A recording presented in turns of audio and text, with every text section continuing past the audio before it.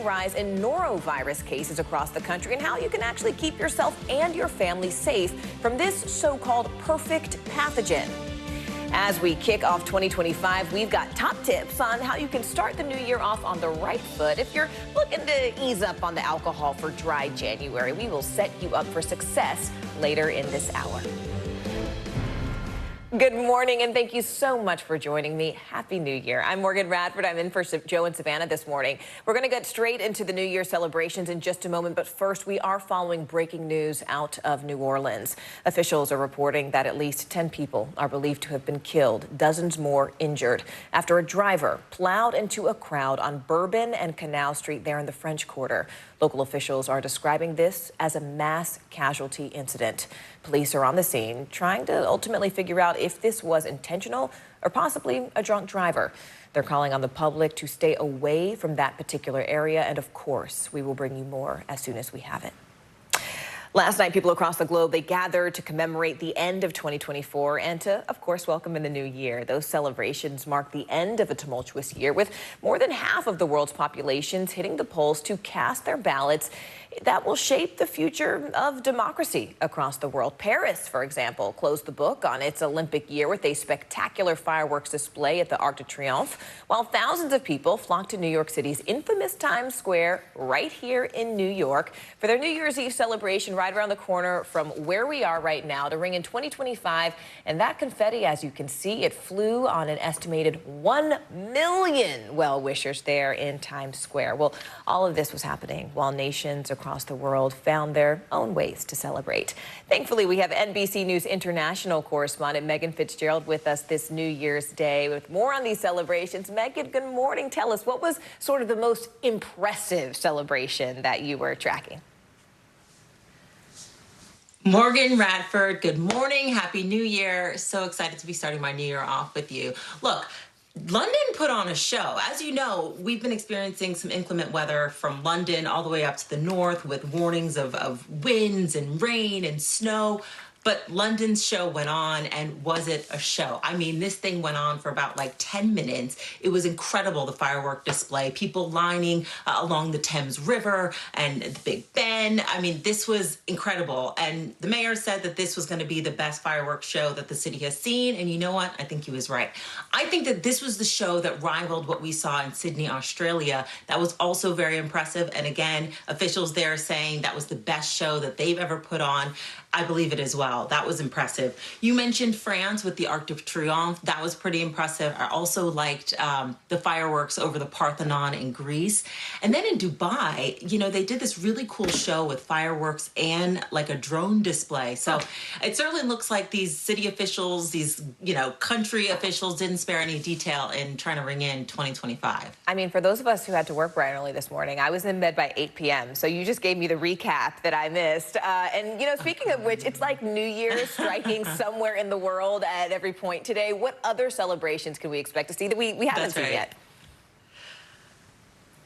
Okay, so in Edinburgh, they do this thing every year where they dress up and they sort of parade through town before taking a plunge into freezing cold water. It's a similar thing that they do in Dublin. I know they also do it in the United States as well.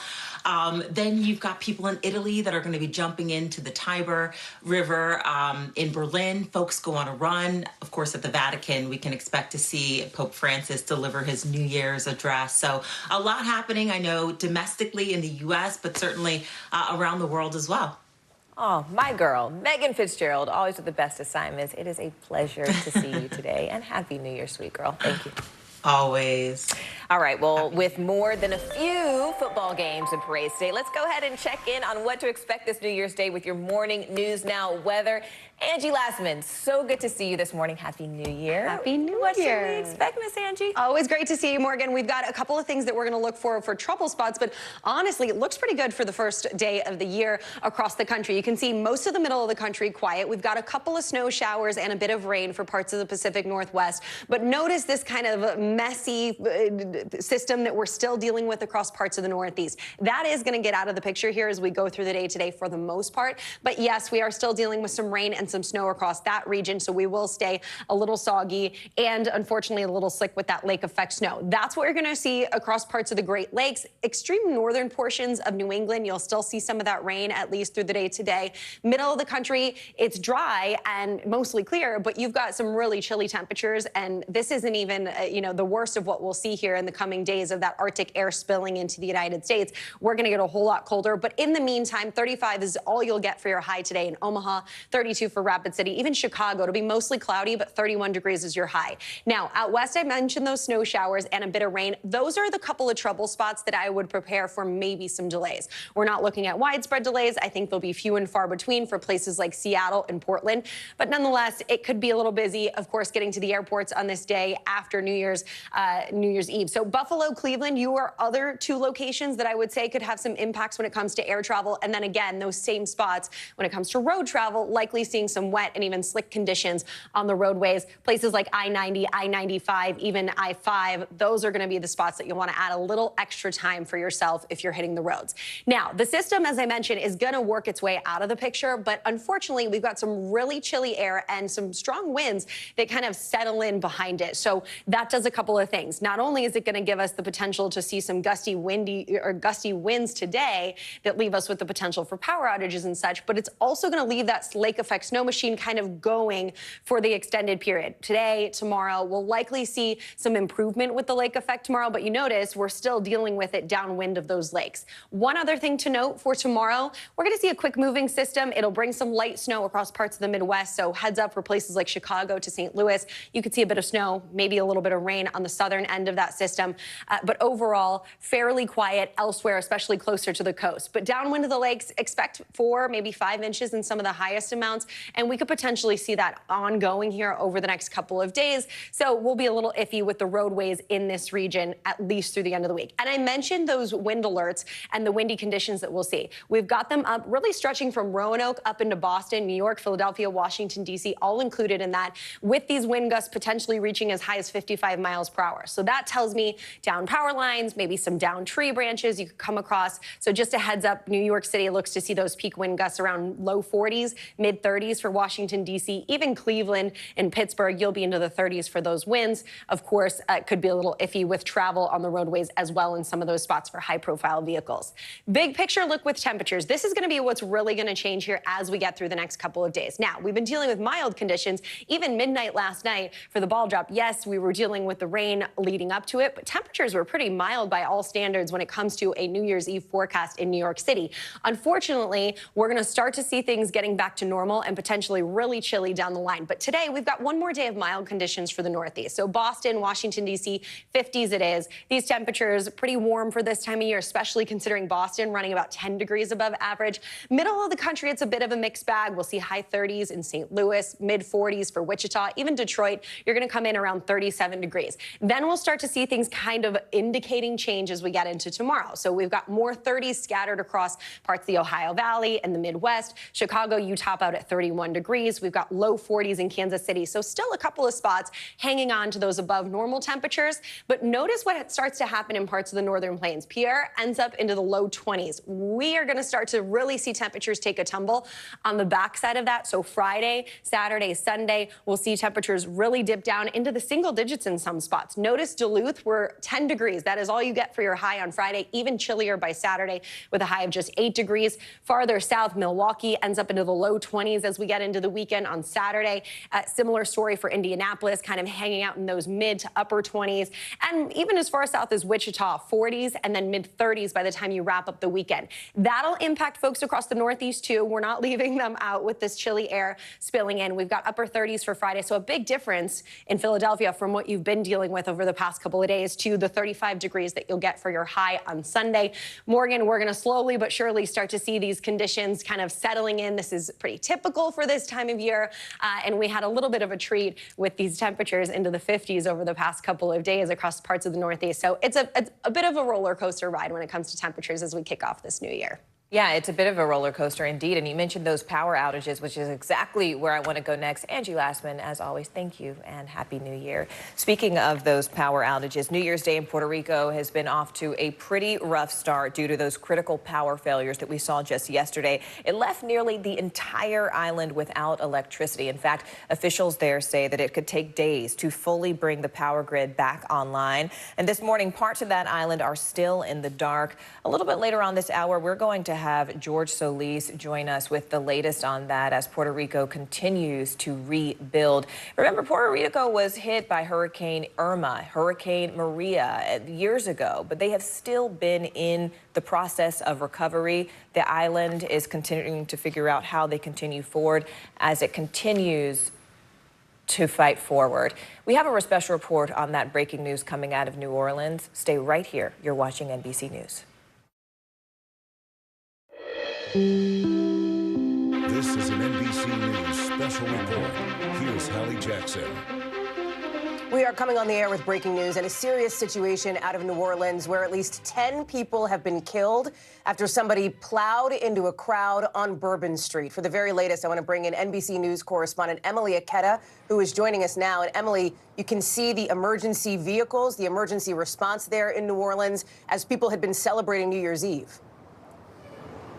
Yeah, that's right, Hallie. A massive police response to a mass casualty incident as the city is reporting just moments ago, posting a statement to its website reporting that 10 people have been killed, 30 others injured and transported by emergency services after they say a vehicle rammed into a large crowd celebrating overnight. It was near Bourbon Street and Canal Street, a hotspot, a tourist hotspot in the city of New Orleans and in the French Quarter. We are still waiting for more details on the suspected driver, the status of that individual, but we are hoping for a news conference in the next few hours to get more information on this. But again, a massive police presence with 30 people injured, 10 people killed. It comes just weeks after we saw a car ramming attack in Germany at a Christmas market that injured more than 200 people and killed several others. Security has been a main focal point across the country, including in New Orleans, where they enlisted several hundred extra officers to patrol the New Year's Eve celebrations.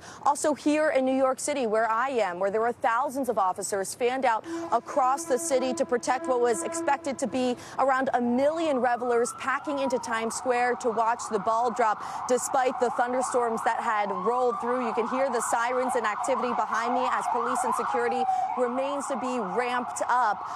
But again, we're still back to New Orleans.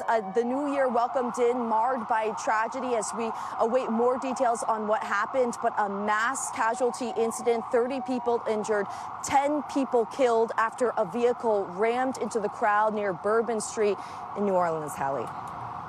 Emily Aketa, thank you very much. I want to bring in our NBC News law enforcement analyst, Jim Kavanaugh, who is joining us now on the phone. Jim, you heard the details there.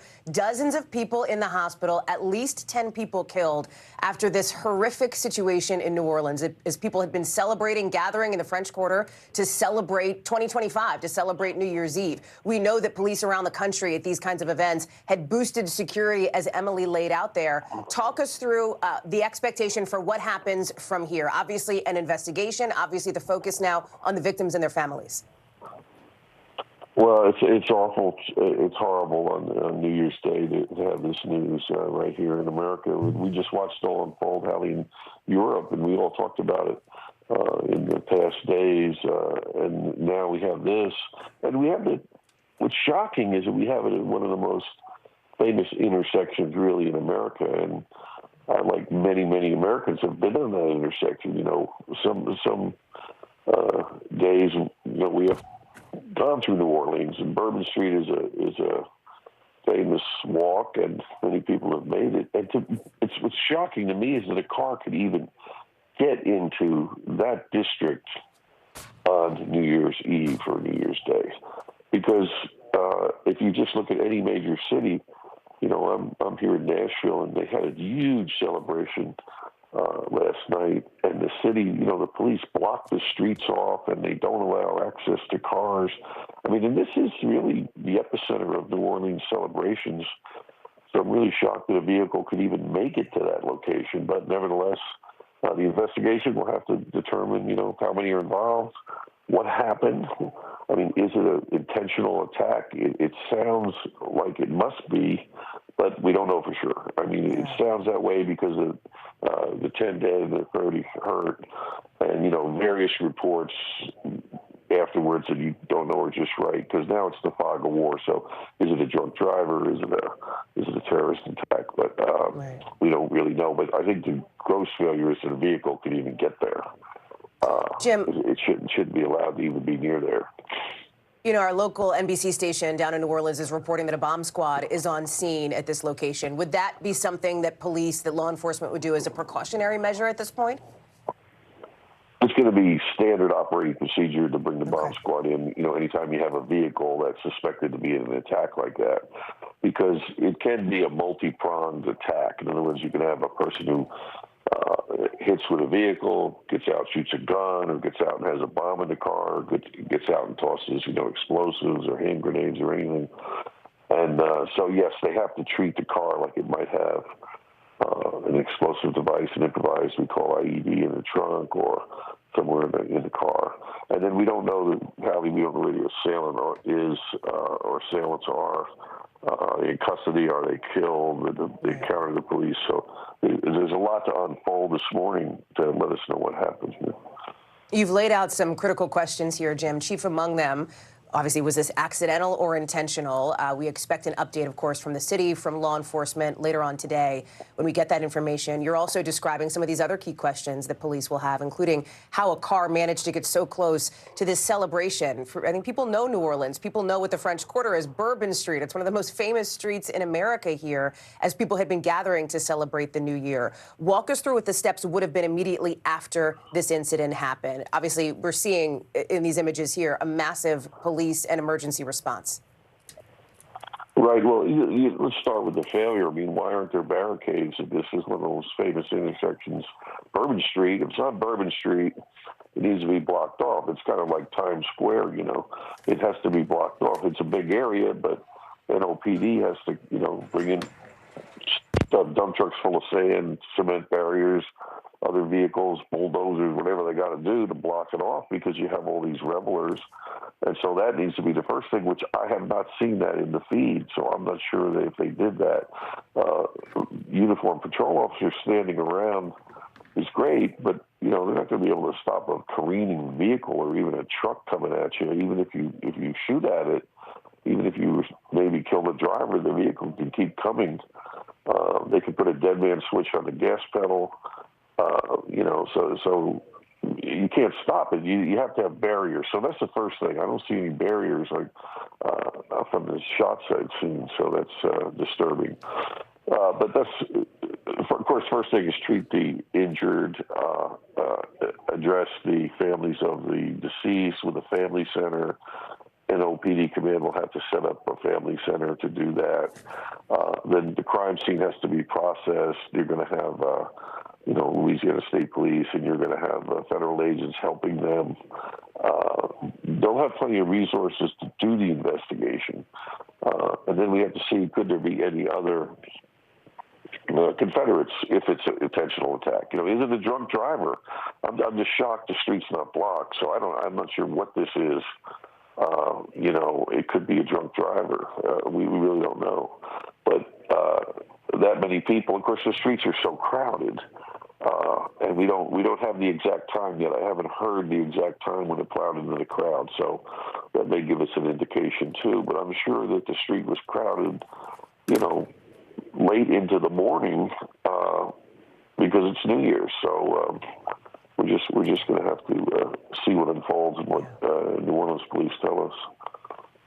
Jim Kavanaugh, our NBC News law enforcement analyst. I'm going to ask you to stay close to your phone here as we are looking for more updates throughout the morning on what has unfolded now in New Orleans. This horrific scene that you're seeing here, at least 10 people dead, dozens in the hospital after a car or truck plowed into a crowd of people celebrating New Year's Eve. We want to take you now to local coverage from our NBC News station, WDSU in New Orleans. We'll take you there now.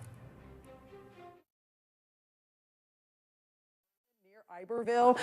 We do have, as we saw, Fletcher Mackle there giving us a live picture. So this is at Bourbon and Orleans. And as you can see, police still blocking off that area. State police, wildlife and fisheries, so many different agencies responding to this mass casualty event. But it's not just Bourbon and the French Quarter. Canal Street, Anum Siddiqui, who's been there since about 4:30 this morning, showed us a sea of law enforcement and first responders there on Canal Street. And Nola Reddy sending out information to folks, letting you know to avoid Canal, avoid the French Quarter, as this is still a very active investigation happening right now. Let me show you some of the images that we've been seeing from Canal Street, where there is that sea of law enforcement. And as you can see behind me, there's still the holiday lights up on Canal Street, followed by that sea of law enforcement on both sides of the street and on the neutral ground. And as you can see, just a huge police and law enforcement first responder presence. This is another picture from Anum. And as you can see, there was just a huge presence there. We've been seeing this all morning. You definitely want to avoid the area. As I said, Nola Reddy sending out that information, letting people know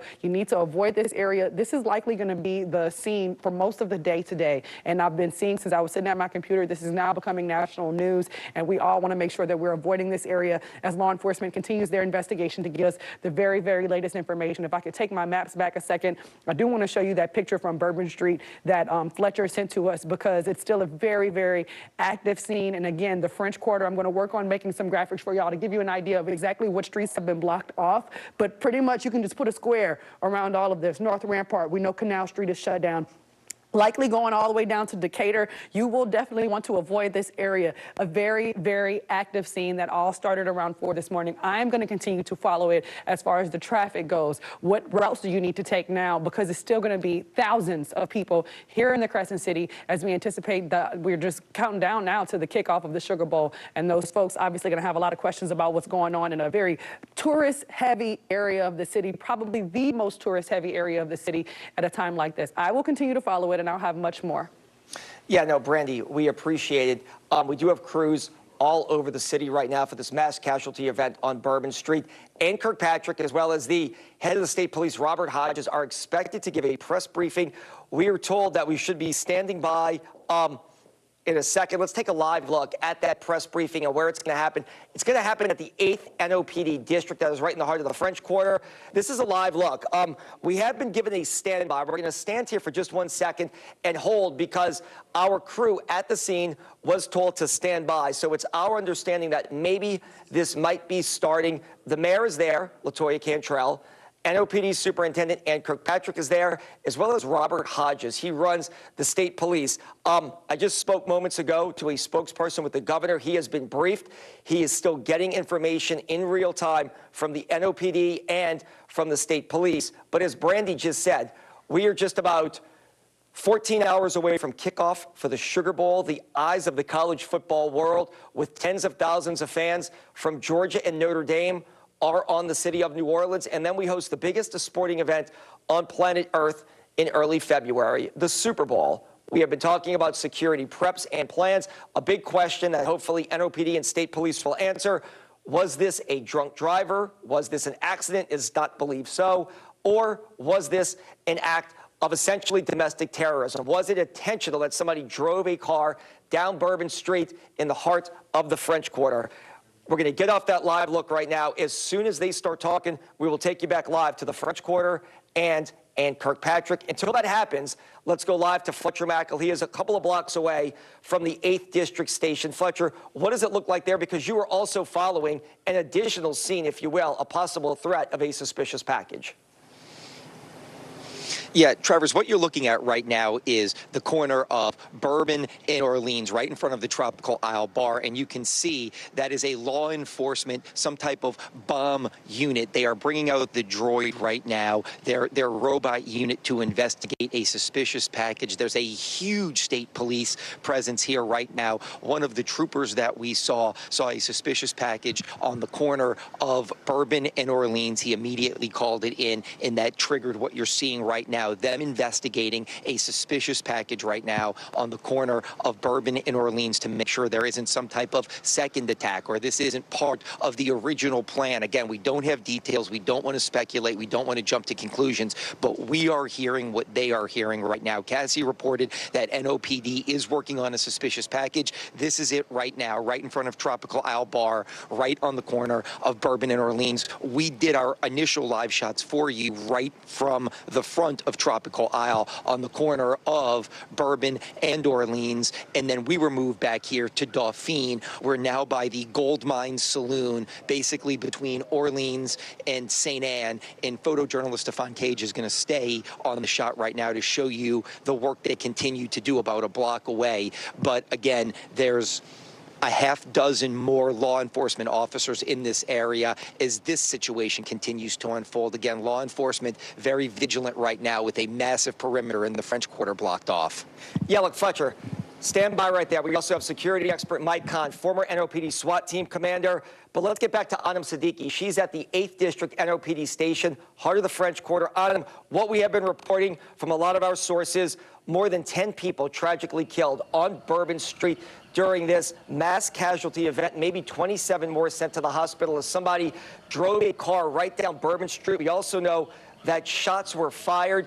When is this press conference expected to start? Because I think people are trying to get clarity and real information from NOPD Superintendent Ann Kirkpatrick and from the state police and Colonel Robert Hodges. Right, Travers. We just heard from NOPD officials to stand by and that any moment right now, NOPD Superintendent Ann Kirkpatrick is supposed to come out and address us here. That is when I will ask her all those questions and run those numbers by her. Like you mentioned, at least 10 people killed, almost 30 people hurt. I will ask exactly those questions to her to get those numbers confirmed. Other things that I plan on asking her all around social media, and witnesses I've spoken to tell me that they witnessed a white F-150 plow onto Bourbon Street, running over so many people. That is also something that I do want to confirm with her. And we've been standing out here for about half an hour now, so I do want to tell you what we've been noticing. I've seen, of course, dozens of NOPD officers here. We've seen the homicide unit here. We've seen also the FBI, Louisiana State Police. So we do expect several agencies to address us. Of course, we will run that media briefing here on air and also online. That way you all at home who may have had family or friends or on Bourbon Street and just concerned about what's happening in our city, that way you all can tune in.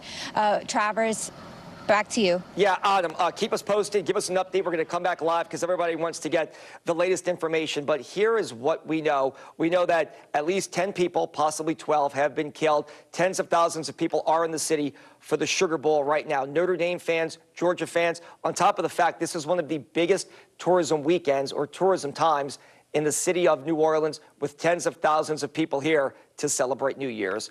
Let's go back to security expert Mike Kahn. Mike, it is appearing more and more likely that this was not a drunk driver. Incidents like we've seen before in 2017 and 2019, when drunk drivers, Tashanti Tony as well as Nielsen Rizzuto, plowed their vehicles into people after Mardi Gras carnival parades in other parts of the city. It is seeming to be like this is going to be an intentional act. Bourbon Street is not drivable. There are bollards on the street that prevent that. NOPD also has cranes in the sky with spotters. How can something like this happen on Bourbon Street with so many law enforcement officers down there? I know we just reported 2 days ago, more than 300 NOPD officers are assigned to that one area of the French Quarter. So you can do your best to prevent an incident like this. In this incident, again, if you had bollards up and you had other things that were set up like we have in the past, then that prevents a vehicle from further egressing through the street and creating more carnage. You can't stop it completely from entering the area without a massive amount of, say, dump trucks filled with sand or things like that. So we don't know what we don't know still. We don't know how far they got down, how many blocks they got down, and what their intent was. And we should find that out by now. NOPD, state police, the FBI should have that, and I'm sure they're putting everything together. So they want to sound, reasonable when they speak to you and give you a press conference. Yeah, and Mike, look, if this is an act of domestic terrorism, and it's hard to wrap your head around something like that because no one wants to believe that something like this can happen in their city, but unfortunately we see it play out all too often across America these days. Are they going to the person's home? Was the person on scene? We do understand that shots were fired. Would the NOPD, if somebody was driving down Bourbon Street intentionally, be allowed to use lethal force to stop somebody like this on Bourbon Street? And in answer to that question, yes, that individual would. So anyone who is trying to take the life of someone else or engaged in taking the life of someone else, you do have the right to use lethal force in order to prevent that person from furtherance of taking someone else's life. In this situation, if you have multiple police officers at different angles shooting in a moving vehicle, it can be where other people end up getting shot. It can be where civilians end up getting shot. But you have to stop that vehicle from continuing to engage in that threat and taking more lives. All right, Mike Kahn, great insight in light of what's a tragic event here. Stand by. We're going to have much more with you coming up. If you are joining us live at 6:30 a.m. on the new year here in New Orleans, we are following tragic news, a mass casualty event right in the heart of the most famous neighborhood in the state of Louisiana, the French Quarter. According to police, just after 3 a.m., a truck plowed down Bourbon Street, killing more than 10 people, maybe as many as 12, and injuring at least 27 others. It is an active scene right now. We do not know if it was a drunk driver or possibly some act of domestic terrorism that was intentionally done. We have crews all over downtown and the French Quarter. We will bring you the very latest information. Also, the NOPD Superintendent, Ann Kirkpatrick, and the Mayor of New Orleans, LaToya Cantrell, are in the French Quarter. They are at the 8th District Precinct right now on Royal Street. We are expecting them to give a press briefing very soon. As soon as that happens, we will bring it to you live here. Before we do, let's start off our coverage with Aubrey Killian. He is live at University Medical Center. That is the only level 1 trauma center in the state of Louisiana and Southeast Louisiana right now. That is where all these people have been taken. Aubrey, a tragic scene, but what is the very latest information that you have from UMC? Hey, Travers. So New Orleans EMS, they have been working very hard all morning long, giving us new details and new information on this tragic and devastating story that we've been staying on top of all morning. Behind me here at UMC, the sun is starting to come up. You can see the cars going up and down the entrance ramp. But here's what I can tell you. According to New Orleans EMS, 10 dead, 30 transported by EMS across 5 local hospitals. They have additional units staged downtown at this time as well. They say those hospitals are University Medical Center, Toro, East Jefferson General Hospital, Ochsner, Maine, and Ochsner Baptist. They all receive patients. UMC with the most, 14 patients transported by EMS to UMC. I asked them too, were any of the victims first responders? They said they could not confirm that at this time. They'll have to defer to NOPD for that. But they did say no EMS personnel were injured. They're also telling me the scene is still actively being worked, and NOPD is asking the public to stay clear of the area. New Orleans EMS is also asking residents and visitors of New Orleans to activate 911 service responsibly for emergencies only. EMS has additional staff on duty right now to continue to respond to 911 calls. So again, this is what it's like here at UMC. We did see NOPD on the entrance ramp. We also saw Jefferson Parish Sheriff's Office units on the entrance ramp at this time. But again, 10 people dead, about 30 injured. Stay with me on this developing story. Back to you. Yeah. What is taking place, and there will be no questions because we are continuing to investigate. We will have an updated briefing at 11. We'll be at police headquarters. If that changes, we will let you know, and for 3 p.m. And with that, we will get our group behind us to assemble. As I said, we will have 3 to 4 of our leaders speaking. We won't be able to take questions because we are still actively investigating this situation. And with that, you guys will assemble, so let's get in position for where you are. We just heard a spokesperson come to you. You have been watching our NBC News special report coverage from our local NBC station in New Orleans, WDSU, as we have been reporting on this horrific scene that has unfolded in New Orleans on Bourbon Street this morning. At least 10 people killed, 30 at least people have been sent to the hospital after a car or a truck plowed into a crowd of people on Bourbon Street. So you're looking again at that local affiliate coverage we just saw. We are waiting now moments away from a news conference that is set to begin. You just heard a bit of a tee up there. We expect to hear, of course, from the head of the New Orleans Police Department. She will deliver an update here. And chief among the questions, was this accidental? Was this intentional? You have been listening to the reporting suggesting that this was a very scary moment for so many people. Obviously, this deadly tragedy. You can see police now waiting to step forward to the microphone as we expect an update potentially from the DA as well, potentially from the mayor, LaToya Cantrell, in New Orleans there, as it looks like this news conference is getting started again, coming to us from our local affiliate, WDSU in New Orleans. We're going to take you there to this news conference. We expect more, of course, throughout the morning. But this critical information, let's listen in. Thank you.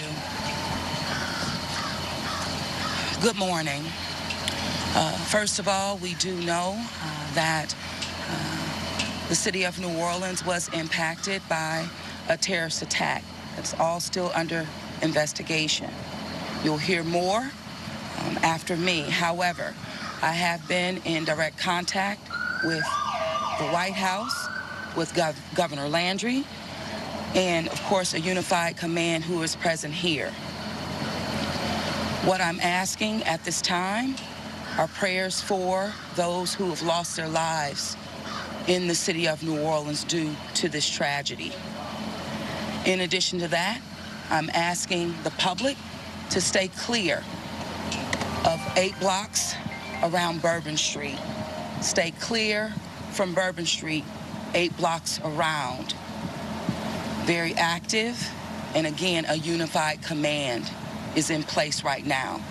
I'm going to ask Chief Kirkpatrick to give you an update. You're then going to hear from our agent in charge relative to the FBI. So at this time, Chief Kirkpatrick. Thank you. All right. Good morning, everyone. So I'm going to give you as much of the information I possibly can. We are going to give you an update a couple of times today. So we will give you just the basics this morning, all right?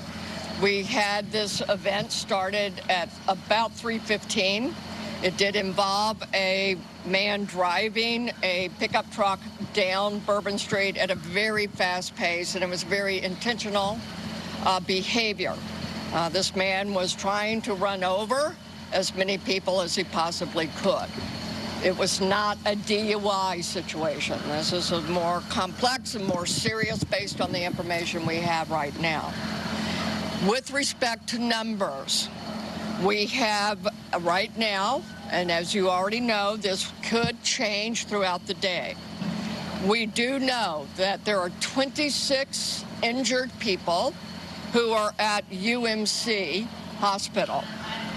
We know we have 4 at Turo, 4 at Oshner Baptist, 1 at Tulane, but even as I was walking out the door, I believe I have an unconfirmed additional people who have been taken to other area hospitals, possibly on the east side. But we will give you as many correct numbers as we can as the day progresses. It is a very tragic situation for me to tell you that we know we have 10 people that this man killed on Bourbon Street. That is why we do not want anyone on Bourbon Street today. Wherever you see yellow tape, please do not violate this tape. This is in order to protect and stabilize the scene. We have information to a certain degree of the demographics of those who are in the hospital right now. We do not know at this point how many could be tourists versus locals, but from the information I have right now, it seems the majority are locals versus tourists. What I also can tell you is that this man, this perpetrator, he fired on our officers from his vehicle when he crashed his vehicle. 2 of our officers have been shot. They are stable. and we will give you an update on them. I have yet been able to go to the hospital. I will be leaving here for us to go visit our officers. We have called in every officer that we have. We have so much appreciated our partnerships who have also offered us staff. Last night, we had over 300 officers out here. And because of the intentional mindset of this perpetrator who went around our barricades in order to conduct this, he was hell-bent on creating the carnage and the damage that he did. Because of the nature and the indices that we have on the scene, and we have enough information that the FBI will be taking over this investigation. And with that, I am going to be asking, this is the assistant agent in charge. This is Agent Duncan, Special Agent Duncan. And she has taken over this case on behalf of us and the FBI. As always, we will be in partnership with all of our partners. But Agent Duncan, if you want to have a few words for me. Thank you, ma'am. Good morning. My name is Alethea Duncan. I'm the Assistant Special Agent in charge for FBI New Orleans.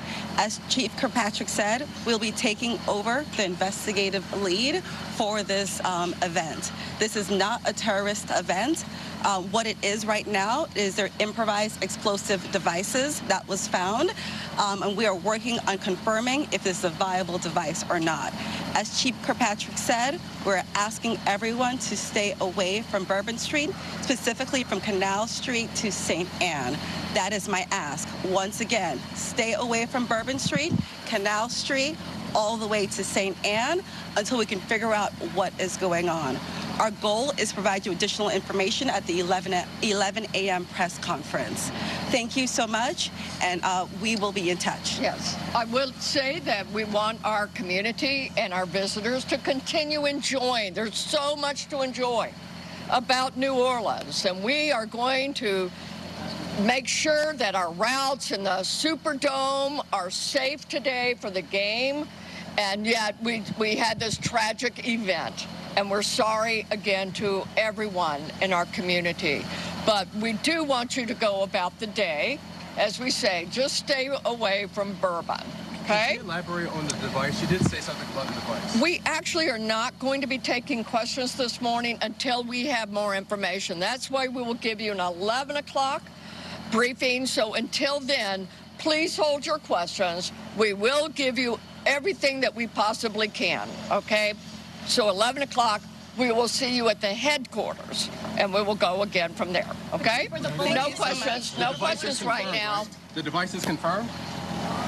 Thank you all. We will see you at 11. All right, so a lot of details coming up. They're not taking any questions. Just to recap, the mayor came out the gate calling this a terrorist attack on Bourbon Street. Just after 3:15 a.m., a man intentionally drove a truck, it's our understanding, down Bourbon Street. He went around the barricades to do that. You have been listening to our local NBC News station there, WDSU, for that news conference, of course, from the superintendent of New Orleans Police, describing, in her words, a man hell-bent on creating carnage, intentionally, she says, driving into a crowd of people during New Year's Eve celebrations on Bourbon Street. This individual then fired on police officers. 2 officers have been shot. We know that as of right now, at least 10 people have been killed in this deadly incident that the mayor described as a terrorist attack. There also, according to the agent in charge there, the FBI agent that we heard from, appears to be an improvised explosive device that they are looking into in the same area in the French Quarter. To be clear, police are saying this was absolutely intentional, that this man was trying to run over as many people as he possibly could. In her words, that he went around barricades in order to be able to create this carnage, essentially. We know that about 30 people have been sent to the hospital now to be treated for their injuries, and we expect another update a little bit later on this morning. The police chief says that the majority of the individuals who were hurt appear to be locals, keeping in mind, remember, that the Sugar Bowl, huge football game, is tonight at the Superdome in New Orleans. You heard a reference to that there at the end. You have a lot of people who are in this city from out of town, fans, obviously, college football fans that have come in to be able to they had hoped celebrate last night and tonight. This has obviously turned into a very different situation, a very different scene there, as you see the aftermath of what happened this morning on the right side of your screen, on the left side, continuing our local coverage now from WDSU. We'll take you back now to that local coverage to listen in for a little bit longer. Yeah, and those are the very latest details. If you are just joining us, just after 6:43 a.m., a mass casualty event on Bourbon Street. A man intentionally drove a vehicle around barricades down a packed Bourbon Street, killing 10 people and injuring 30 more people who were at area hospitals. We have the very latest information. We have crews all over the metro area right now to bring you the very latest. Let's get live. I believe we're going to Fletcher Mackel first, who is in the French Quarter. Fletcher, you just heard those details. The FBI said they did find IEDs, not something you hear about in a major city, especially New Orleans in the French Quarter.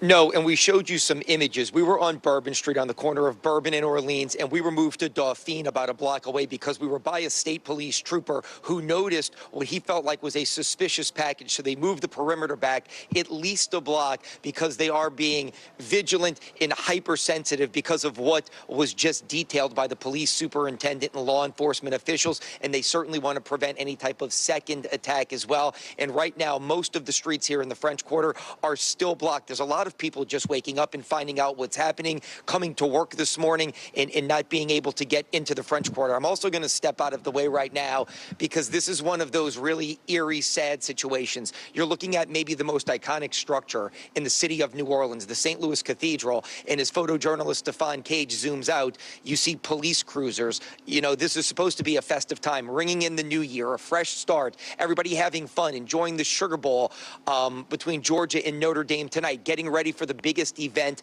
that our city's going to host in a long time, Super Bowl 59. And instead, we're talking about tragedy and chaos. And so, again, our beautiful city dealing with chaos once again as law enforcement has the majority of the French Quarter around Bourbon Street from Canal all the way to St. Anne blocked off right now. And now the perimeter extends not just from Bourbon, but also to Dauphine as they investigate what could be a suspicious package, which is, again, something that you don't hear very often in a city like this. So that's the very latest from here, Travers. And again, just a sad, I keep looking at it, the beautiful St. Louis Cathedral and in law enforcement police cruisers everywhere because of what transpired about 3 hours ago. Yeah, look, Fletcher, the eyes of the world are on New Orleans right now, not just for the Sugar Bowl that kicks off in about 14 hours. Tens of thousands of visitors. The teams are here in the city. The chief says they are going to protect the Superdome and the city tonight.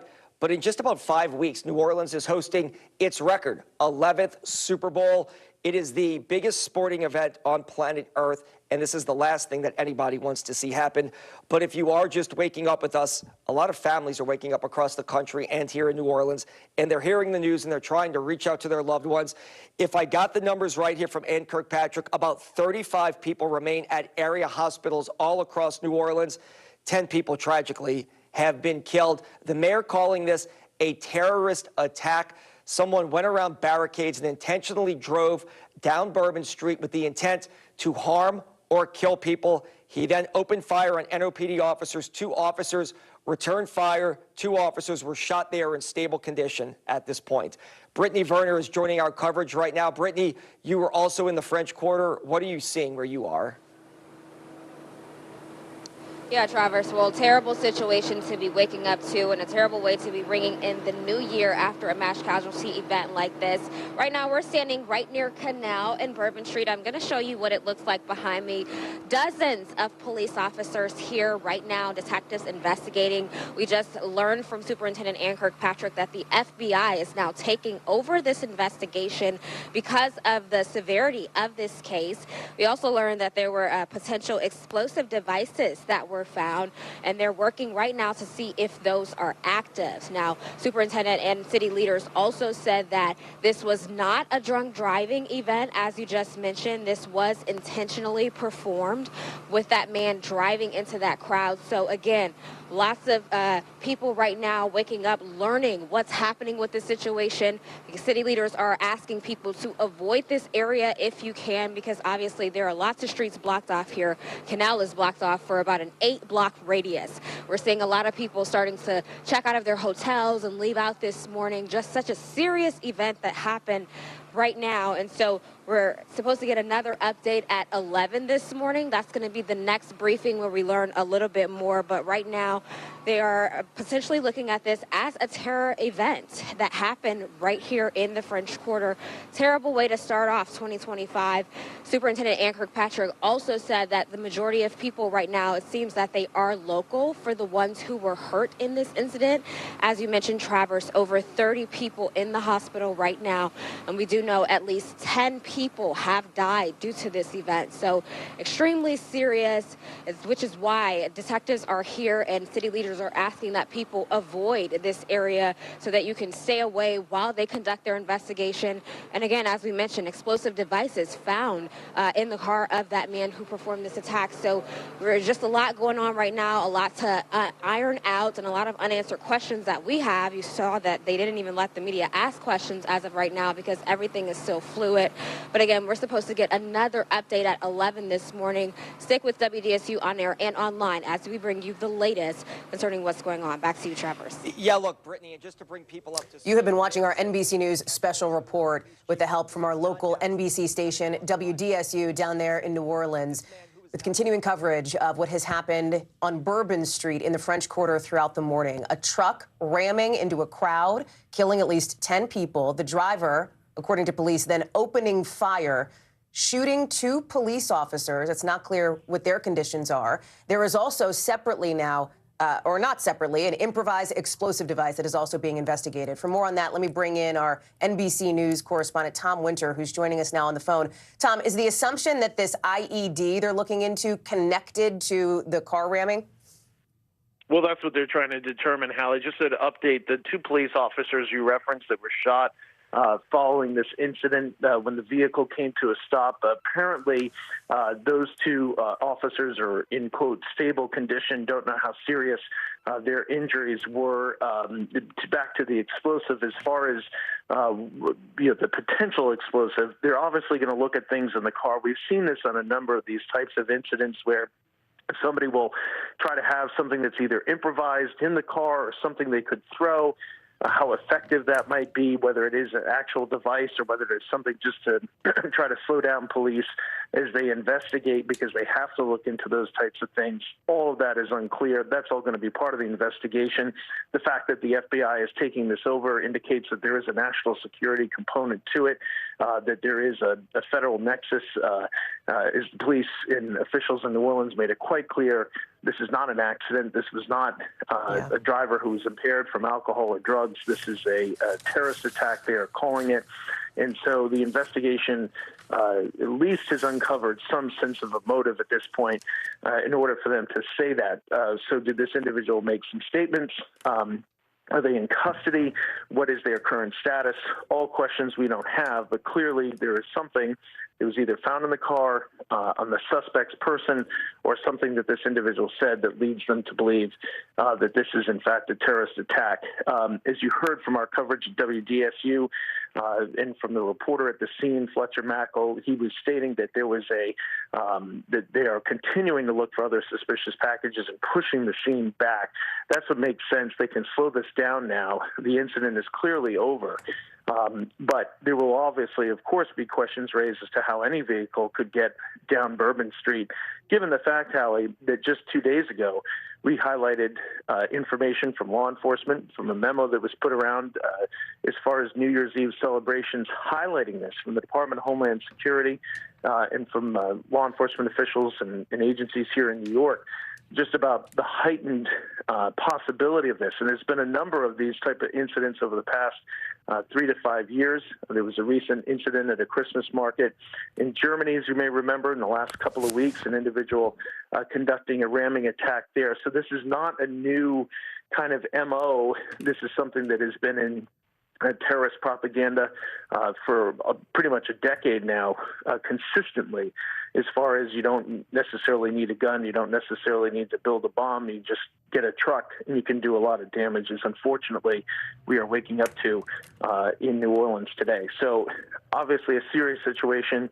You highlighted the fact that there is a major event that is slated to take place there in the form of a college football game that is of national importance. So that's something that is the next challenge for New Orleans. But certainly a lot going on, and this is this is going to become a major investigation here this morning. Let me take a couple of pieces to what you've just laid out here, Tom, and let me start with the barricades that were put up, apparently in place, according to the superintendent of the New Orleans Police Department here. She says that this driver went around those barricades to be able to get into what is a heavily congested area, really the heart of the party, if you will, on New Year's Eve in New Orleans over the course of the last 12 hours or so. Talk about the security here, because you've been reporting over the last several days on a boosted security posture in places like Times Square, in cities coast to coast here in the United States and around the world, because of the fear of an incident exactly like this. Yeah, I mean, that's something that all departments really need to think about, and all agencies need to think about. And here in New York last night, if you were going to try to do that, for instance, you would have been met with police vehicles, but you would have been met with sanitation trucks on top of actual physical barricades. And you're not getting through a fully laden down. They dump sand in them, these massive trucks that are designed to stop or at least slow down something like this, so you don't have that happen. But look, we don't have all the particulars. It happened at 4:15 Eastern time. Was there an area where this individual had some knowledge of? Were they trying to conduct a delivery? And so as a result, they were able to get around what police had been put in place, or at least stated that that's what they were trying to do.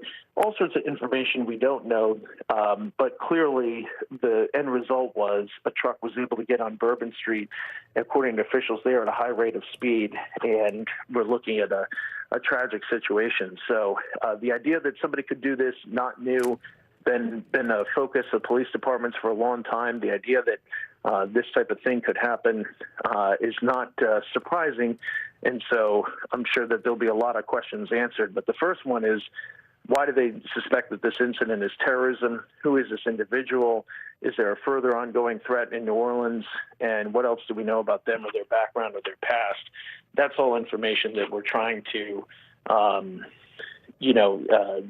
that's all information that we're trying to gather at this point. But for a mayor to come out and call it terrorism off the bat, and for the FBI to have the investigation, it sure seems like we're going down a certain path with this investigation. And then you look ahead to what's happening in New Orleans tonight, the Sugar Bowl, of course, that critical college football game. You have fans from Georgia, from Notre Dame in town. It's about roughly maybe a mile away from the French Quarter here, Tom. There's a massive police presence on Bourbon Street. There will be a massive investigatory presence there, but there will also be security in place at the Superdome for the Sugar Bowl as well. It is a huge undertaking now for this department. Yeah, it's going to be a huge undertaking for them, and so I'm guessing that the entire posture is going to change now. They will really lock down these areas, and my guess is that they will probably see if they can get with their Department of Transportation or their Public Works and be able to put up those physical, we call them in New England or in the Northeast, Jersey barriers. Other parts of the country call them K barriers, but they're those concrete barriers that divide highways. That's really probably their best bet, and to line up sanitation trucks and just keep the vehicle paths to and from the Superdome free of anybody trying to get through. It creates hazards, though. It's not just that simple. I mean, we've dealt with this in New York when there was a terrorist attack that took place on the West Side Highway, but it was on the bike path there. And for years, that bike path, there were barricades but it wasn't the type of barricade that you could you could be prevented from driving a truck around, because it's a bike path, and of course people have medical emergencies or maybe have an accident on that. So the belief was, well, we always need to be able to get EMS and ambulances down that bike path, which makes a lot of sense. Now that's since changed here in New York, but that's the other challenge of this. The more you lock an area down and build it in, the harder it is to get to when you need to get to it. So all of that's going to need to be weighed, and it's going to need to be weighed in the next 12 hours, effectively, Hallie.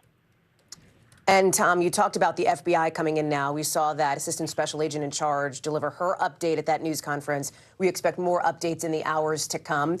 The feds are a critical part of this investigation now as well, for the reasons you've described, the national security potential concerns here too. Right. So once they determine that there's perhaps something that they know about the motive or the background of this individual, or their any sort of postings or any sort of things that's on them, once there is a nexus to federal law, that's a situation where the FBI would take over or work in conjunction with, because at that point it's something that would be charged federally potentially, or others could be charged federally. Again, we don't know the status of this alleged suspect, so that's something we need to get more clarity on. But that's an indication that there's a national security component to it, or that there's something outside of the ordinary, which just in listening to the New Orleans superintendent of police, it's clear, as we said at the beginning, this was no accident. Tom Winter, our NBC News law enforcement and national security correspondent. Tom, thank you very much. I'm going to ask you to stand by, as it is now 8 o'clock on the East Coast here, 8 in the morning, and we are coming on the air with breaking news for this NBC News special report. We have learned that just after 3 o'clock this morning, police in New Orleans say a man driving a pickup truck plowed into a crowd of people on Bourbon Street in the French Quarter who had been celebrating New Year's, killing at least 10 people. More than 30 people are in the hospital as we speak with injuries. This driver then apparently opened fire on 2 police officers. Both of those officers were shot. We understand they are in stable condition at this hour. They are also now investigating an improvised explosive device that is in the French Quarter as well, a kind of suspicious package here. All of it happening just hours before the Sugar Bowl is set to begin in New Orleans, drawing crowds of college football fans. The superintendent of the New Orleans Police Department says this driver was, in her words, hell-bent on creating carnage, on creating damage. The New Orleans mayor has called this a terrorist attack, clearly intentional. This driver was at a very fast clip, driving very quickly, apparently past barricades that had been put in place at what was supposed to be the heart of the party in New Orleans for New Year's Eve. We want to take you back now to our local coverage from our NBC station in New Orleans, WDSU, for more. Had this whole incident of a man driving down Bourbon, hitting multiple people, then crashing his car. We actually see the video that was sent to us from a viewer, crashing his car into a construction vehicle, then firing at police. We are being told by our sources within NOPD that that person who was driving is not alive anymore. That's what we're being told by police, or at least by our sources within police. And we are being told at least 2 officers were shot during that shootout. But I'm going to take a step aside so you guys can see. More officers are kind of moving in the area. It's a little bit more movement than what we saw this morning. I mean, earlier everyone kind of was just waiting around. I'm pretty sure it was kind of waiting to see what they should do with the situation with that possible IED that was found further down the way.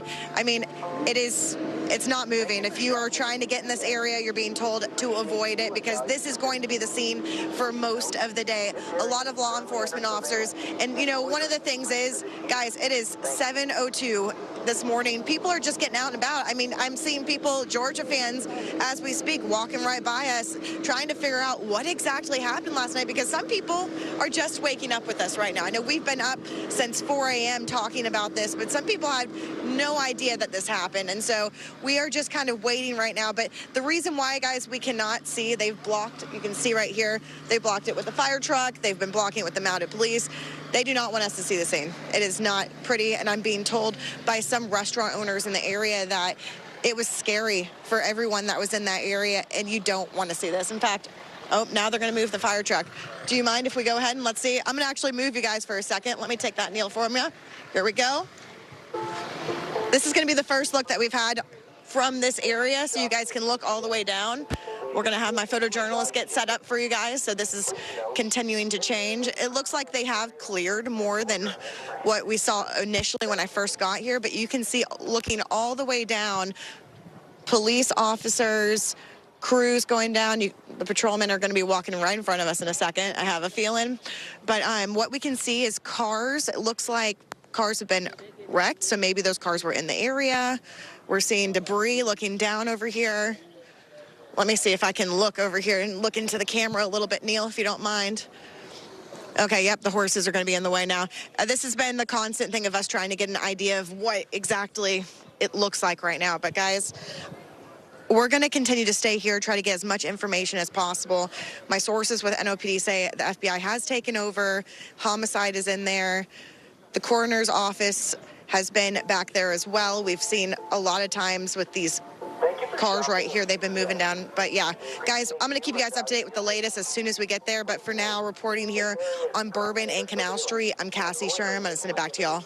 All right, yeah, Cassie, and just to reiterate. We were looking there, of course, at the area in New Orleans where this incident happened, as we have been taking our local coverage from our NBC station WDSU in New Orleans there. We're joined now by Rob D'Amico, former FBI agent who worked in counterterrorism for more. Rob, you have been watching this. You have been hearing the updates coming in. We know at least 10 people killed, dozens in the hospital, 2 officers shot, and now this investigation into a potential improvised explosive device. Talk us through some of the biggest questions that you have moving forward, as in your line of work, this kind of scene that we are looking at here is exactly what agents, what law enforcement had hoped to avoid. Absolutely. I think the big one, looking at, and when I first heard this morning, I was actually doing a news clip on the guy with all the homemade explosive devices, and I saw this, and the first thing I thought of is the Christmas parades in Germany, that there was intel that an intelligence agency pushed to the Germans about this. Was there anything else in that intel bulletin that may point to this looking at the U.S.?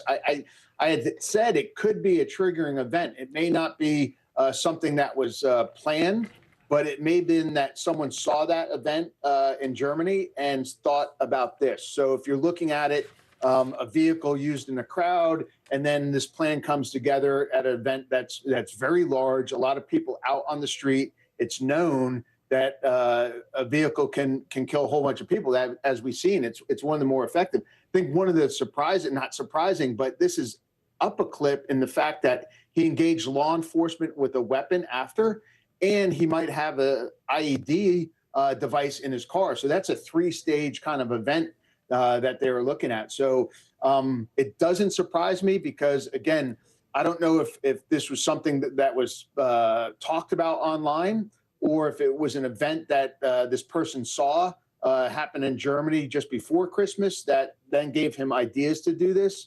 But I definitely think it's a terrorist event. Even if he's not connected to a group, this kind of event inflicts terror on people. And now you're looking at the Sugar Bowl, you know, how people are going to be afraid to even walk to the venue there and stand around in crowds. So it's pushing terror.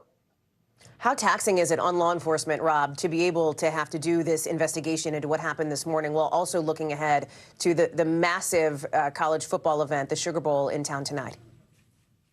Well, New Orleans is a big police department, and the FBI is now involved. So I think what you have to do is just, call everybody in. I guarantee FBI, New Orleans PD, everyone, phones went off, getting them into the office. You're going to have to look at this as a criminal event as far as evidence, gather that, seal it off, and then have probably a working committee, which they already had for the Sugar Bowl. The Joint Terrorism Task Force, I'm sure, is manning up for that, and then start looking at precautions for the Sugar Bowl. So if you break it down into priorities of getting this done as far as evidence, and then looking forward to the safety and security of the Sugar Bowl, and both agencies big enough to do it. FBI is probably flying other people in or getting them from field offices close to provide additional support. The governor calling it this morning a horrific act of violence that happened on Bourbon Street. As you look ahead even further out here, Rob, you've got Mardi Gras coming up next month, I think it is, and in just weeks from now. You've got other huge events that are set to happen in New Orleans soon. The security posture is always such a focus for big celebrations like New Year's Eve, like for some of these other events. If you were advising, if you were working on something like this, what changes would you make? Well, I would have already made them with what happened in the Christmas event. They said he got around several barricades or barriers. Well, obviously they weren't very good barriers. I mean, you look at an event in like New York City where they use garbage trucks and big dump trucks so that no vehicle can get in. You know, why should a vehicle have access, unless it's a police vehicle, into an area like Bourbon Street where everyone's just walking around going from bar to bar drinking? Like, there should be no vehicle access at all. There's even smaller barricades that you can use, that police can use by hand, move back and forth. But I really think you have to look at it in layers. There's a part that no vehicles get in, and how do you prevent that? And then having defense in depth where there's multiple layers that no one can even get up to speed to even get past barriers. So I think events like this, they thought they had the proper barriers and security set up. I think events like this show if someone's really motivated, they can get through a bunch of that unless you really make it hard. Now, it also makes it hard to get to event, and then it ties up traffic and it does all those other things that they're hesitant to do. But you really have to look at the safety of the people. And, you know, if you were going to the Sugar Bowl, would you care if it was tough to get in as long as you felt safe when you got there? Probably not. You talk about the three pieces to what happened this morning: the truck driving into the crowd, the gunshots that were fired, police say, by the driver, hitting at least 2 officers, and then this improvised explosive device that they're looking into as well. How long might it typically take for law enforcement to assess this apparently homemade explosive, potentially detonated, or assess that it's not a threat as well? Should we be hearing more about that, I would imagine, in the next couple of hours? Oh, absolutely.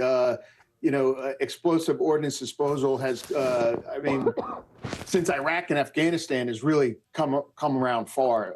So I guarantee the bomb squad's already on it. They're looking at it. If they're going to get it into a safe container, either render it safe there if they can't, but they're going to get it into a safe container and get it out of that area. That's one of the quickest things they're going to do. Just they have to, and then get the, you know, obviously the evidence around the scene. But like that device itself is going to have evidence. They want to save it. In Iraq and Afghanistan, we're getting fingerprints off of the tape on the devices because the bomb makers weren't really careful when they put it together. So it could lend. It points back to the one-person thing, or if there's other people's fingerprints on there besides the person who's driving the truck, it may lead to multiple people in a planning of this event.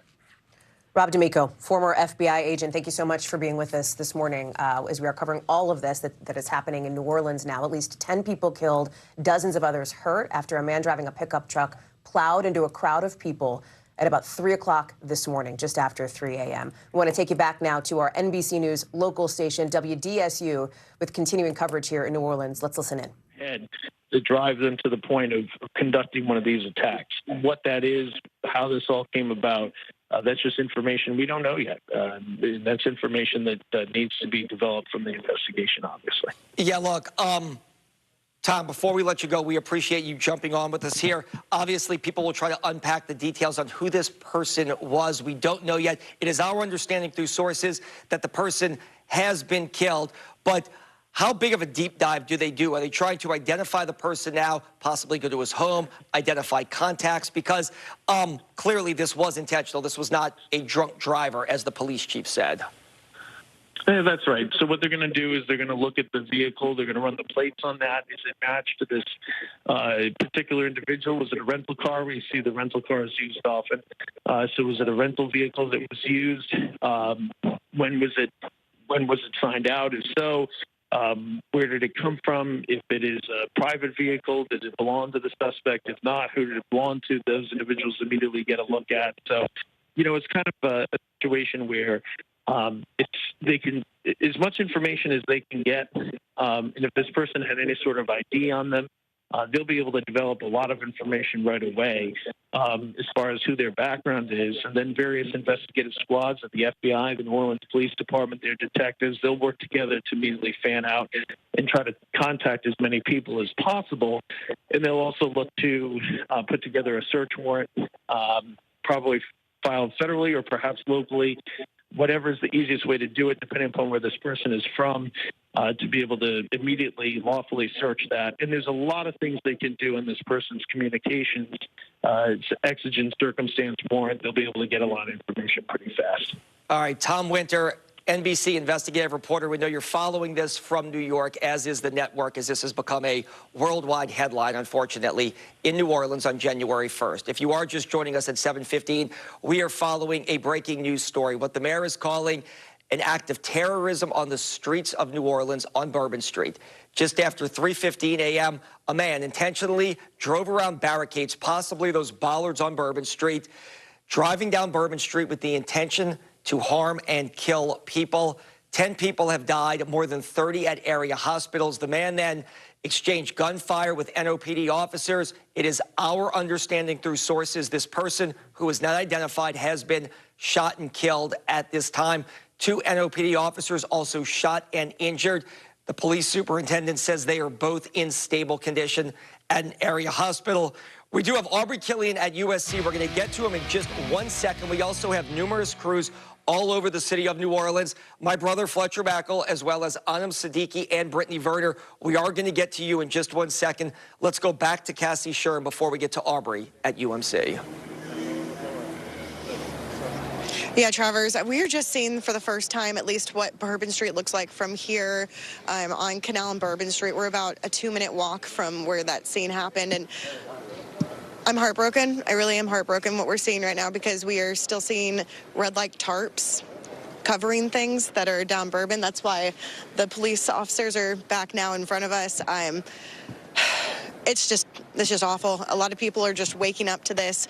Well, some people have been out of their hotels this entire time because they could not even get back to their hotels because everything's been roped off. So we have a lot of people that are just standing by, just trying to figure out what's going on. Some people are like asking, do you know any of the victims? Do you know anything like that? What we do know is at least 30 people have been injured. 10 people are now dead after this deadly incident, after a man drove through the barricades over in this area here, made it around the barricades to go through. And I mean, it is a very heavy scene over here. Just a lot of sadness from people in this area, a tragedy. A complete tragedy, very tense too, because officers never want to see anything like this happen. No one wants to see anything like this happen in the city of New Orleans. And I'll tell you, just watching the videos that viewers are sending me right now, we cannot even show you some of these videos because they are horrific. To see anyone lying on the ground like that, it's just, this is not something that the city of New Orleans wants, and they have been preparing for months to make sure something like this doesn't happen, especially having more than 300 officers here last night covering this area. And so I know there's a lot of heavy hearts right now, and, my prayers are going out to everyone who was impacted by this, because watching some of those videos, I'm sure this was probably one of the worst nights for some people. And so we're going to continue to keep on asking questions and try to get more information. 2 officers are in the hospital right now. They do not have any life-threatening injuries right now. So that's what we know so far. But reporting here from Bourbon and Canal Street, I'm Cassie Sherm. Back to you. All right, Cassie, this is a very... Our local coverage there from our NBC station, WDSU. Let me bring back in our NBC News national security correspondent, Tom Winter, who's joining us now on the phone. And Tom, as this search for answers continues in New Orleans after this horrific scene, we now know from a federal law enforcement official that the suspect here, the driver, is believed to be dead. Any other details on that so far? That's right, Hallie. That's the latest from our colleague, Ken Delanian, hearing that from a senior federal law enforcement official, and starting to get some images that we're in the process of verifying from the scene, but it appears to be a white pickup truck. There's a number of bullet holes on it, and trying to corroborate some additional information that we see, from that vehicle and what that can tell us law enforcement official who's not actively involved in this, but just obviously this has gotten the attention of law enforcement officials across the East Coast here this morning, pointed out that there was a bollard replacement. So those are the kind of the stainless steel drums, if you will, that are typically line these streets and typically line these areas as a security measure to make sure vehicles aren't able to go down these streets. Now, whether or not that was just to protect the sidewalk or whether or not that was to protect the street, that was something that was in the process of being done. Also, where was this on the street? Was it at the very beginning? And did this individual carry out this apparent attack because they were able to just get close enough to the security area to be able to create damage as people would be close to the entrance of the street, or were they actually able to get a distance down the street? Those are all questions that we have here this morning, Hallie, and don't frankly yet, because it's still very much early in this investigation, have the answers to. But there are a number of different components that they're looking at. If this individual is deceased, if they had any ID on them, of course they'll be able to immediately go to work, and since they have a license plate on a vehicle, they'll be able to determine whether or not this vehicle was rented, was it a vehicle that this person owned, and all sorts of information off of that. Do we know yet, Tom, if they have an identification on this driver? I have not been, no identification has been shared with me. That doesn't mean that they don't have one. It's just that I haven't heard that they have one at this stage. Presumably on the ground, this individual is deceased. They would be able to, the FBI has if not, the FBI has the ability to run those fingerprints. So now that doesn't necessarily mean that this individual is in their system, but if they have any sort of a record or any sort of background where they would have been fingerprinted in the past, that can be very helpful. They can do that very quickly. The FBI has that ability. And then obviously the fact that they have a vehicle, you have a piece of evidence, and if the vehicle was rented to John Doe, and that John Doe photo that matches the person that they have deceased at the scene, then they'll be able to have that type of information. So there's all sorts of different means and methods that they can use to be able to try to determine that identification. That's probably already happened. And presumably, Tom, the gun that this driver used to shoot at police officers is also a critical piece of evidence here that could potentially be used to track his identity, to figure out where he got this gun from, et cetera. Huge. Where did he get the gun? Who sold it to him? Was it purchased lawfully? Was it not? If so, is there more information there? And the potential other individuals that they could be looking at in the course of this investigation.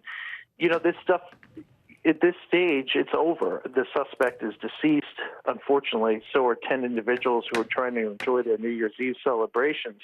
And 2 cops are lying in a hospital. But there is a bit of a different component to this, Hallie, because as you and I alluded to earlier, there is a major, the Sugar Bowl is in New Orleans tonight, a major national event at the Superdome. So you want to be very, very clear and very certain right away whether or not you have a potential problem here that could expand beyond this. And so I'm guessing that there is a pace and a tempo to this that'll be even faster than usual, just to try to get to the bottom of who this person is and what their background is. Tom Winter, I'm going to let you hop on the phone. I know you have calls to make to your sources as well as they continue to investigate what has happened in New Orleans just after 3 o'clock this morning, as crowds of people had been celebrating New Year's Eve on Bourbon Street in the famous French Quarter of that city. At least 10 people killed after a driver plowed his pickup truck intentionally, according to police, into that celebration. We want to take you back now to our local coverage of WDSU, our local NBC News station, continuing to follow this. And I should let you know we are expecting another update from law enforcement that we will bring you in just a couple of hours. Let's take you back now to New Orleans Live. A state trooper with Louisiana State Police saw a suspicious package. He called it in, and they are now investigating what they believe could be an IED. And the RV that you see with the flashing lights just arrived. That is a command center type setup that they have set up here right in front of Tropical Isle Bar on the corner of Bourbon and Orleans here in the heart of the French Quarter, as they investigate, like you said, an IED that the suspect could have brought with him when he came in here to the French Quarter on New Year's Eve around thousands of people to harm people in our city. So again, this is a situation I don't think any of us have ever seen. What's unfolding in real time, what the mayor and the police chief and our reporters and you have been laying out here. But again, a massive police presence in the French Quarter, not only NOPD and state police, wildlife and fisheries agents are here, and everywhere is blocked off. So if you had any intention of driving into the French Quarter today for any reason whatsoever, you are going to be diverted because there is nowhere to go.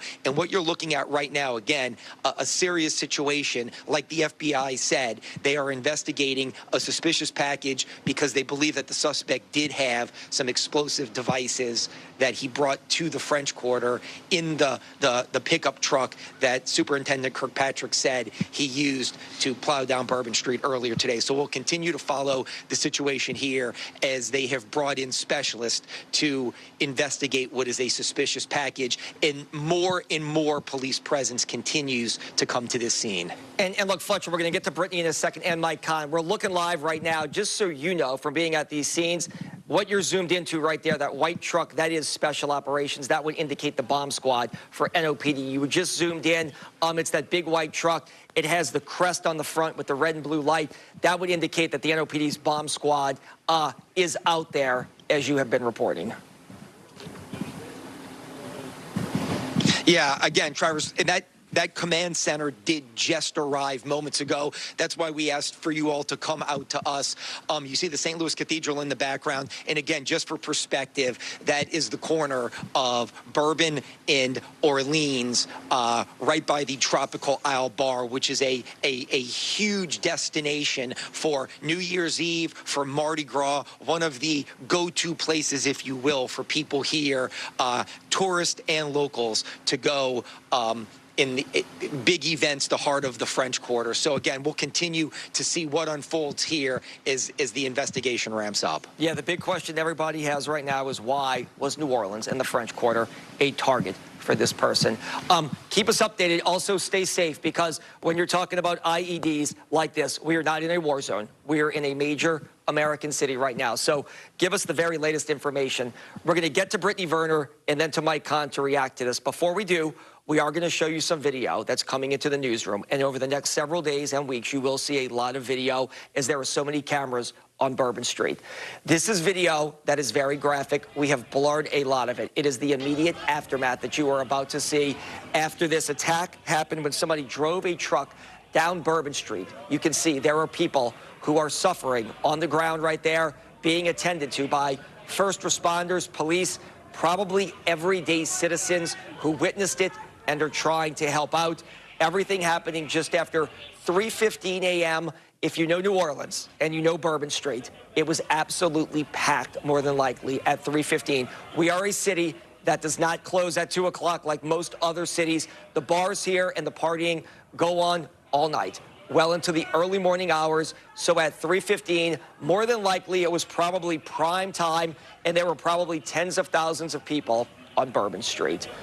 Let's go live to Brittany Werner. She is also on the scene right now. Brittany, the mayor called this, we go back to this, an act of You've been listening to WDSU, our NBC News station in New Orleans, after that truck ramming in that city on New Year's Eve, just after 3 o'clock this morning. I want to come back here to Washington to Gabe Gutierrez, because, Gabe, we understand now just moments ago that President Biden has been briefed on what happened.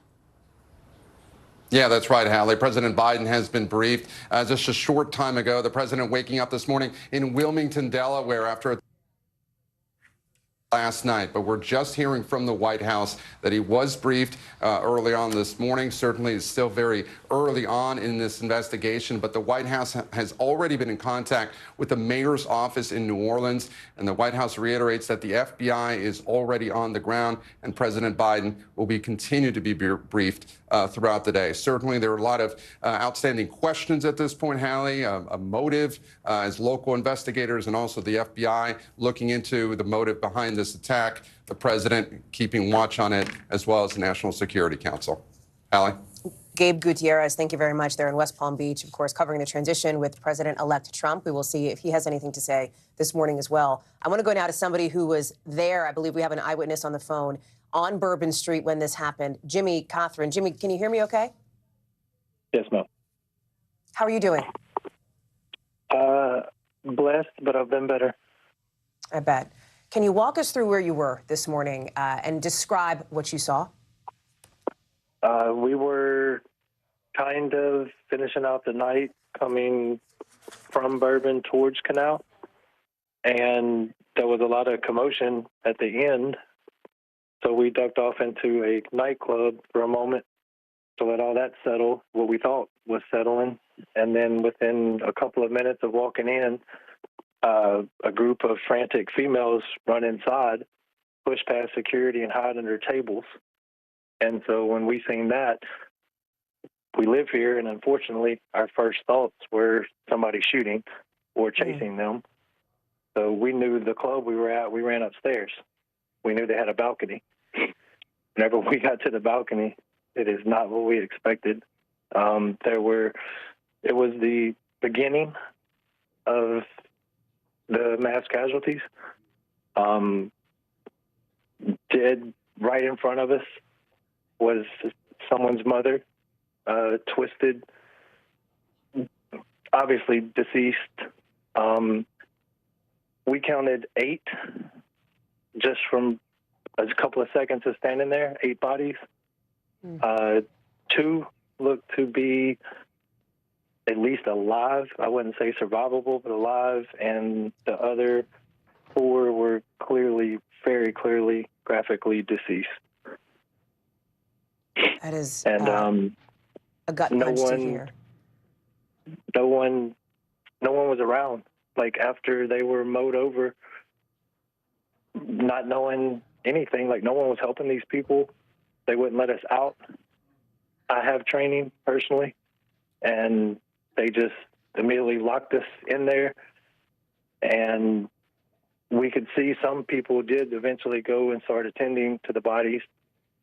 One man, deceased, had tire tracks across his back. And then when someone turned him over, he had tire tracks across his stomach, and he was clearly crushed. The mother that was in front of us, she was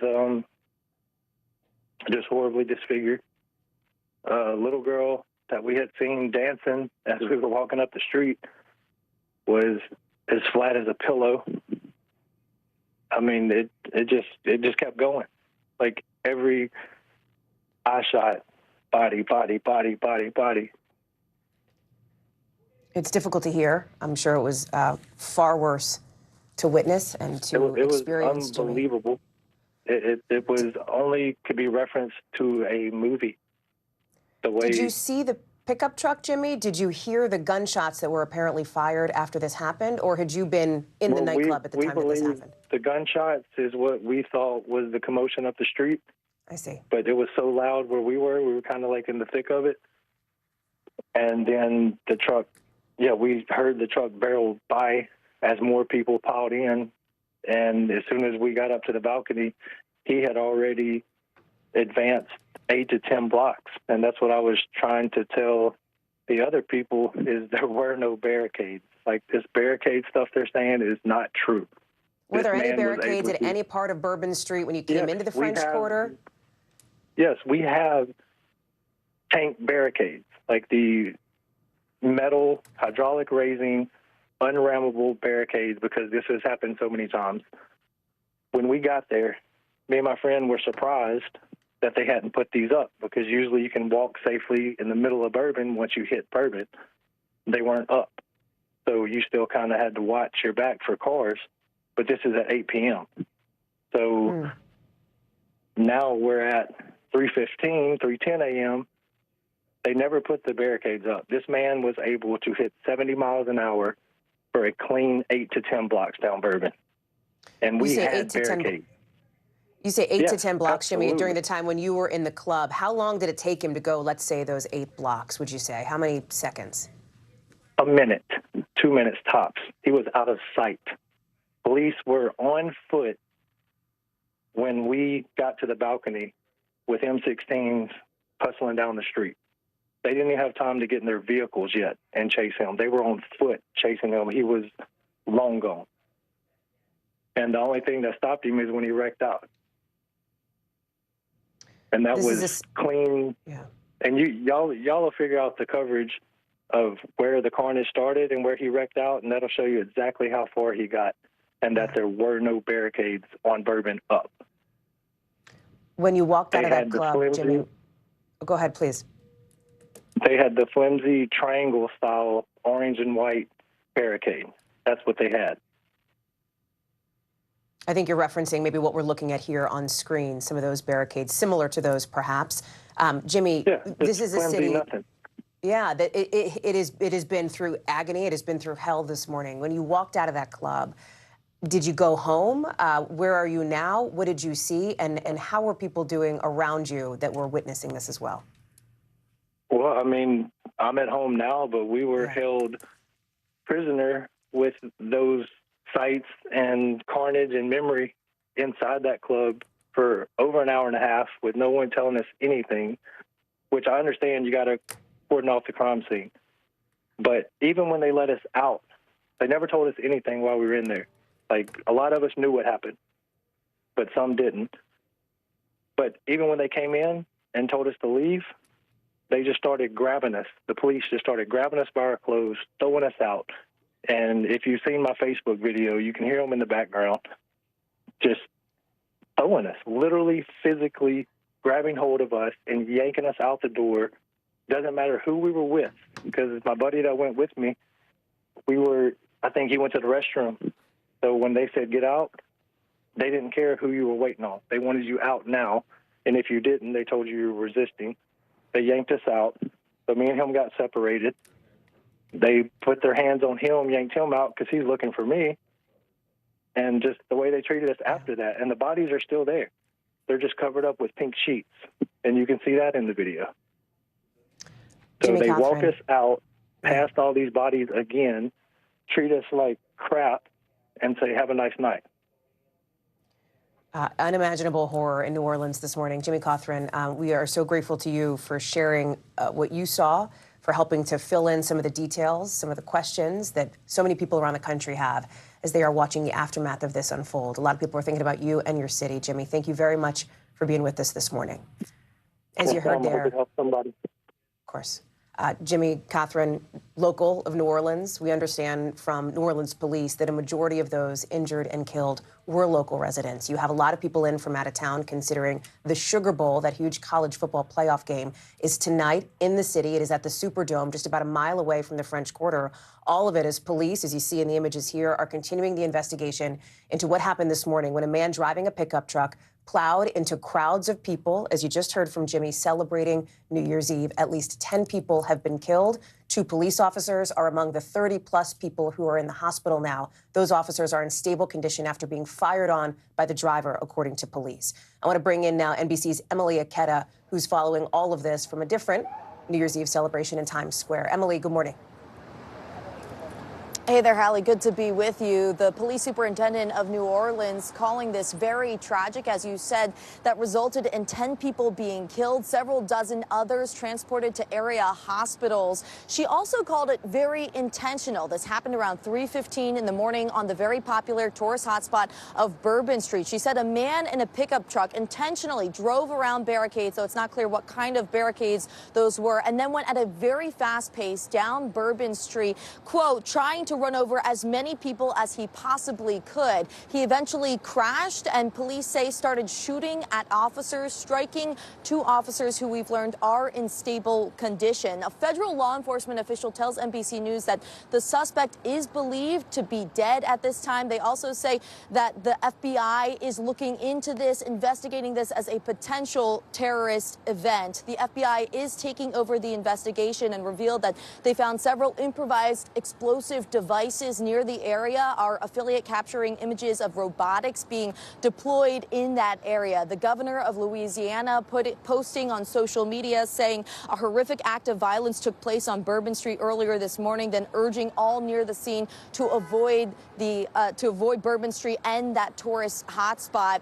And also in town, tens of thousands of people for the Sugar Bowl expected to play out later today, though the police noting they believe most of the people impacted by this horrific event event are actually locals. We've learned the White House has been briefed on this tragedy. Still at this point, though, a number of unanswered questions. It's unclear what any possible motive was involved here. Also, we don't have the suspect's identity. We expect to get more information at a news conference in a few hours, Hallie. Emily Aketa live for us on that. That news conference set to begin just around 11 a.m. Eastern time. We will, of course, bring you those updates as we get them. I want to go now to our NBC News Justice correspondent, Ken Delanian, who's been working his sources. Ken, what else are we learning this morning? Hallie, I've now confirmed with two federal law enforcement officials that the suspect is dead. Unclear the circumstances of that, whether he was shot by police or committed suicide, but the suspect is dead at the scene. That was left unclear in the morning news briefing by the police and the FBI, although the police chief did say that this person set out to kill as many people as he could and called this an act of carnage and said it was a terrorist act. The FBI official who spoke appeared to contradict her and say it wasn't a terrorist incident. I am told by a federal law enforcement official that the FBI is investigating this as potential terrorism. Obviously, they need to run down a motive here, but in the common definition, this was clearly an act meant to kill a lot of people and to terrorize people. But again, the FBI taking the lead on this investigation, trying to run down the motive, but the suspect is believed to be dead. And obviously, identifying the suspect, once law enforcement does that, Ken, is going to be critical to assessing and determining the motive here. That's exactly right. And undoubtedly, they know a lot more than they're saying to us at this moment about the identity. They're running that down. And you know how this works. Unfortunately, this has become all too familiar to us. They will scour the digital atmosphere for any kind of social media profile of this person. They will begin profiling this person and try to figure out what their ideology was, where they are coming from. But clearly, this was a chilling and intentional act, and they're investigating it as potential terrorism. Ken Delanian, thank you. I'll let you get back to your phone calls that I know you'll be making. Let me bring in Rob D'Amico now, former FBI agent who worked in counterterrorism. Rob, we know that the FBI is on scene. We heard from the assistant special agent in charge. In addition to the investigation into the truck ramming, into the shots fired by the suspect, who, as Ken just reported, is believed to be dead, there is also now this investigation into what's being called an improvised explosive device, some sort of potentially homemade bomb that could be connected to this as well, right? Absolutely. We've seen some of these before, even in school shootings. They've left IEDs in their house, knowing the police were going to go search the house. So they're going to find out who this person was. And they're also, for the search warrant of the house, wherever he lived, they're also going to have bomb squads there because he's shown that he's capable of making something at least looks like an IED. So they're going to render that safe. They'll look for evidence on that IED. Lots of times bomb makers make it with bare hands and they leave fingerprints on the tape and other things they use for that. I think they're going to try to run that against the victim, the subject, to make sure only his fingerprints are on that device so that they can start ruling out if there's other people involved. But I think that's a priority right now. Since this event is over and the person is deceased, making sure that this is not some type of event that he had helpers or someone else was involved with, especially with the Sugar Bowl being down there. I think the priority now is to beef up security for this Sugar Bowl. They won't be able to definitively say that he wasn't helped by the time the Sugar Bowl and the people start going there. So they're going to have to assume that either it could be something else or that it could be a copycat thing. But the Sugar Bowl is hopefully going to be a lot harder for vehicles to get in. And your eyewitness talking about the barricades was very enlightening in the fact that we see those slanted barricades when the police chief said that the subject got around the barricades. You know, we all thinking about big barricades, cement or trucks, something that can actually block a vehicle. Those barricades there are really not barricades. They just prevent someone from turning accidentally and going down the street, but not someone with a pickup truck who has intention to kill people. So I think it's a bit deceiving when they say he got around barricades. Those aren't barricades. Those are just traffic blockers. course, some questions, too, about what barricades might have been in place. We expect to hear more from police on that. Rob, when you listen to that eyewitness, he talked about the truck traveling. He said 70 miles an hour. It's hard to tell, of course, speeds when you're stationary on the ground, but moving very, very quickly, very fast, something like 8 to 10 blocks. What does that tell you about this driver and about this incident? Well, when you look at it, again, a vehicle is a deadly weapon, and it is so, I don't want to say effective, but it is. I mean, when you take a pickup truck and you get it up to speed, it's very hard to stop. And that's why most protection for big events like this, where there's crowds, you make them like a serpentine, like over in Iraq and Afghanistan, to prevent cars from getting into bases. They had to go around in a serpentine so that those vehicles couldn't get up to speed. Because once they get up to speed, even like say if you had two police cruisers blocking a street, a truck that gets up to 50, 60 miles an hour most likely will make it through those if they're just blocking the street the wrong way. So again, everything is to keep the speed of a vehicle like that down in order not to be able to do this damage and to be stopped quicker. So even if he got through certain barricades and then got up to speed where the people were, it is so dangerous to have a vehicle like that, especially a pickup truck. It's heavy, it has lots of power, and it's a lot harder to stop. And the carnage he was talking about, we've seen overseas in incidents like this, and it's just horrifying to see. And I don't think the police, when they let him out, he talked about having to walk by the carnage and the scene. That's going to be horrifying on a whole lot of people that survived this even. Traumatic for so many people in New Orleans. Rob D'Amico, thank you very much for being with us. As you are taking a look now on your screen of some of the images we are just getting in of the aftermath of this truck ramming in New Orleans, you can see a heavy law enforcement response. We were showing you just a moment ago some of the live pictures that we're getting from our local NBC News station, WDSU in New Orleans. We're going to take you back now to their live coverage and listen in for just a moment. Right now, a mass carnage event, what the mayor is calling a terror attack in the city of New Orleans. Just after 3:15 a.m., a truck went around the barricades or bollards. We don't know how that happened, as Bourbon Street is not drivable. It is not known if the bollards were up or if barricades were up, but 10 people have been killed on Bourbon Street, more than 30 taken to area hospitals. The suspect, who was not identified, has been killed, believed to have been shot and killed after wrecking the vehicle in question on Bourbon Street right in the 100 block, and then getting into what is believed to be a gunfight with NOPD officers. 2 officers shot and injured. They are said to be in stable condition. You can see our crews all across New Orleans. Before we get to them, let's go back to Mike Kahn. Mike, we have been reporting for the last hour that the suspect is dead. FBI working to identify that person right now, and any possible motive as to why this, why New Orleans, why on New Year's Day. All right, we're going to come right back to Mike Kahn. Before we get to Mike Kahn, let's get to Aubrey Killian. He is live at UMC, the only level 1 trauma center. That is where a lot of these people, including the 2 NOPD officers, have been brought. Aubrey? Hey, Travis, we're live from UMC. I'm going to go straight on to the ER ramp. It does appear that our vantage point, we did see Mayor Cantrell at one point. She obviously came here to comment.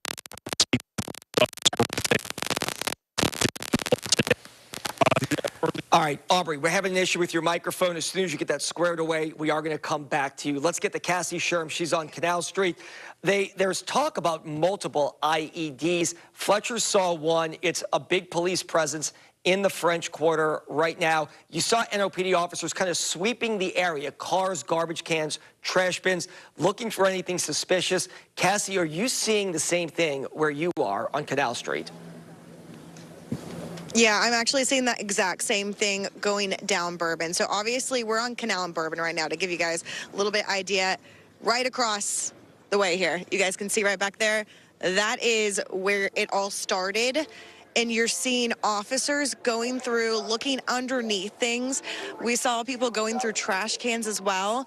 We are seeing more looking in that area. I think that means that they're kind of just making their way through to see if it's safe to go through, because the fact that there are still bodies there on Canal Street as we speak, I think that they're just trying to do their due diligence before everyone starts making their way to start cleaning the scene as they're still investigating. Now, I do want to say it was very interesting. I actually just talked to a man who was staying right across the street here at one of the hotels. He was actually on Bourbon Street around 2 o'clock this morning, right before all this went down, and he was just, one, shocked that something like this happened, because he said there were so many police around in this area. Now, one thing that he did say, though, that was very interesting is he said, so we have this like cement bollard type thing that's basically stops people from driving on Bourbon from Canal Street. He said that that was not up. He said what was up was barricades, and I'm going to show you what the barricades, he said, looked like. It's those little, basically orange and white striped barricades. He said there was barricades, there was mounted horses as well, and patrol, and he said a lot of police officers, but he said he did not see that metal bollard up during that time frame. And so that's something that we definitely are going to have to ask some questions about, of whether that was up or not. Now, sometimes they do take it down later on when it starts getting quieter, especially when it's going to be time to clean the streets and stuff like that. But very, very interesting to learn that. Now, he said he was really fortunate because they left to go get pizza, and then that's when that incident happened, and so kind of got to be able to stay away from that situation. But yeah, we're going to continue to look into this. Reporting here from Canal and Bourbon Street, I'm Cassie Sherm. Back to you. When the FBI eventually starts to sort things out, the big question will be who this person is and why they did something like this in the city of New Orleans. Let's go back live to Fletcher Mackel. Obviously, the mayor called this a terrorist attack, Fletcher. I think we know what she means when she means an act of domestic terrorism, where somebody intentionally tries to cause harm in a mass casualty type event. You just heard an explosion in the French Quarter, and we saw that video live. It's not video, it was actually live television, of police officers walking down the street looking for what appeared to be suspicious packages or devices, and it looks like they're continuing. Let me put my glasses on. It looks like they're continuing to do that. Yeah, Trevor, so we just had a second explosion here in the French Quarter. They screamed fire in the hole a second time, and they detonated what sounded like another type of explosive device. You see some people from Special Operations and the bomb squad working right down the street. I think photojournalist Stefan Cage has zoomed in on them right now. So, again, just to kind of set the scene here, the FBI alluded to the fact that there was an IED type device that they were investigating because they feel like the suspect may have had that when he came into the French Quarter to do the harm that he did. A state police trooper called in a suspicious device. We were cleared off of Bourbon Street. We're on Dauphine right now in Orleans. About 5 minutes ago, we heard the bomb squad scream, fire in the hole, and we heard it sounded like a firecracker going off. And just about 30 seconds ago, or about 30 seconds before you came to me, we heard it again. Another fire in the hole and another detonation, which sounded like a firecracker going off. These aren't huge detonations. Some of the residents that live here are actually out watching right now, following what's going on. There were people on the balconies earlier, but again, because of this investigation leading to potential IEDs in the French Quarter, we have seen police doing massive sweeps here with the gloves, searching trash cans, searching under cars, everywhere here in the French Quarter. Teams of police officers, we showed you that live on TV, coming through looking for suspicious packages or anything out of the ordinary. They seem to have found one right on the corner of Bourbon in Orleans, right by the Tropical Isle Bar, which is a huge landmark for people wanting to party during Mardi Gras, New Year's Eve, other events in the French Quarter. But again, we have heard 2 small detonations from the Special Operations RV that came onto the scene down the street that you're looking at right now, and we'll continue to follow and monitor the situation here. Yeah, Fletcher, keep us posted, because obviously there are multiple scenes here. The one on Bourbon Street where 10 people have been tragically killed, at the hospitals, several local hospitals, UMC, Baptist, Touro, more than 30 people taken to area hospitals. And we should point out, this is one of the biggest celebrations and the biggest days in New Orleans. We are a tourism city. The French Quarter is a tourism mecca. Bourbon Street at 3:15 a.m. was more than likely packed wall to wall with people, not just people coming to celebrate New Year's Eve in New Orleans, but also with the Sugar Bowl, which kicks off in just about 13 hours. Georgia and Notre Dame had large fan bases in the city. When it comes to those killed and injured, the police superintendent, Ann Kirkpatrick, about 90 minutes ago telling us they do know the demographic. They believe a lot of the people were local, but they can't confirm that with everybody. Let's go to Brittany Werner. She is at a different location near Royal Street. Brittany, what are you seeing? As we should point out, the French Quarter basically completely shut down right now.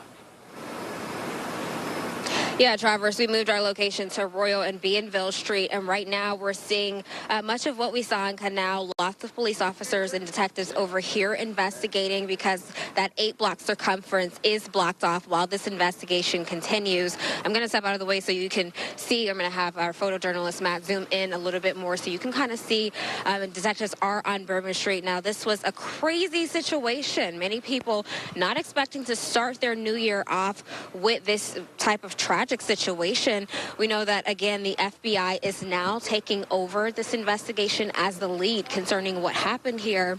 Fletcher just mentioned that they heard 2 potential devices be detonated from where he's standing from that vantage point. Obviously, scary situation. We were told that one of the hotels over here was actually being evacuated. The tenants were being taken out. We haven't been able to confirm that, but we do see a lot of people starting to move around this morning. I actually spoke with a couple who witnessed that attack happen right before their eyes. They said if they had crossed the street a few moments sooner, they too would have been injured in this attack. But they watched that car plow into a crowd of people.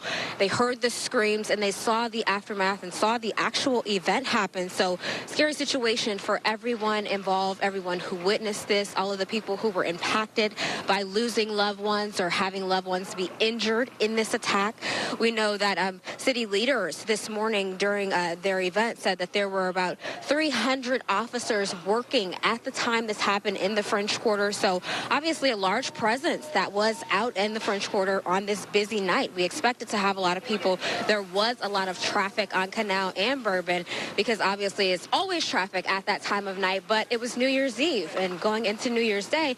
So obviously lots of people who were out bumper to bumper. So the couple that I spoke with who witnessed this says they don't even know how the man had that much speed to make it through those other cars because cars were bumper to bumper last night as, you know, all of the festivities were happening. People said that, you know, they were having fun and it quickly turned somber after this event happened. So right now, you know, we've confirmed 10 people dead following this incident, around 30 people or more hospitalized at area hospitals all around.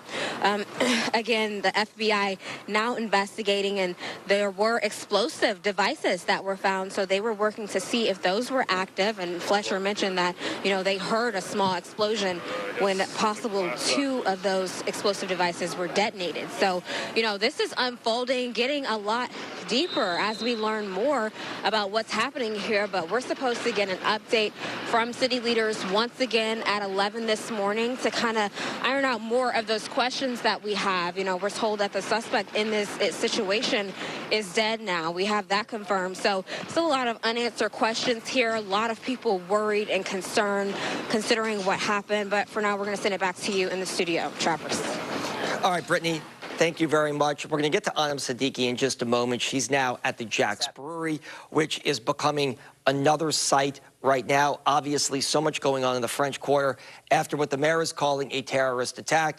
Somebody driving a vehicle down Bourbon Street, going around the bollards some kind of way, or at least a barricade if the bollards weren't up, killing 10 people, injuring 30+. The mayor spoke about 90 minutes ago, giving an update to everybody as the world is watching this right now. This is probably the biggest story across America, if not the world right now. This attack on the United States in the city of New Orleans, just about 3:15 a.m. Let's take a listen to what Mayor LaToya Cantrell had to say about this when she spoke to the media. We do know that the city of New Orleans was impacted by a terrorist attack. It's all still under investigation. You'll hear more after me. However, I have been in direct contact with the White House, with Governor Landry, and, of course, a unified command who is present here. What I'm asking at this time are prayers for those who have lost their lives in the city of New Orleans due to this tragedy. In addition to that, I'm asking the public to stay clear of 8 blocks around Bourbon Street. Stay clear from Bourbon Street, 8 blocks around.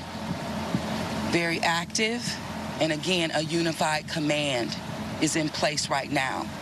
I'm going to ask Chief Kirkpatrick to give you an update. You're then going to hear from our agent in charge. And as you heard the mayor just say, the White House has been briefed. President Joe Biden is in Wilmington, Delaware. He is heading to Camp David. He is in constant contact, it's our understanding, with the FBI and with the mayor, and will be briefed later today. Let's go back to Mike Kahn. Mike, when you see situations like this, because everybody wants to know who the person is, why did this happen, why did he target New Orleans, those are answers that we may not get for several days, I take it. Well, I think you'll find out who the person is today. I think you'll find that part out today. I think you'll find out, are there potentially other people involved in this? Or is it just one person who's involved in this entire scenario? And then what we have to look at is, what are these other IEDs that are going off? What are the other ones being disrupted? Are these situations where you're taking these devices, you're running them through an X-ray, you see wires, they go ahead and use a disruptor, which is like a shotgun shell.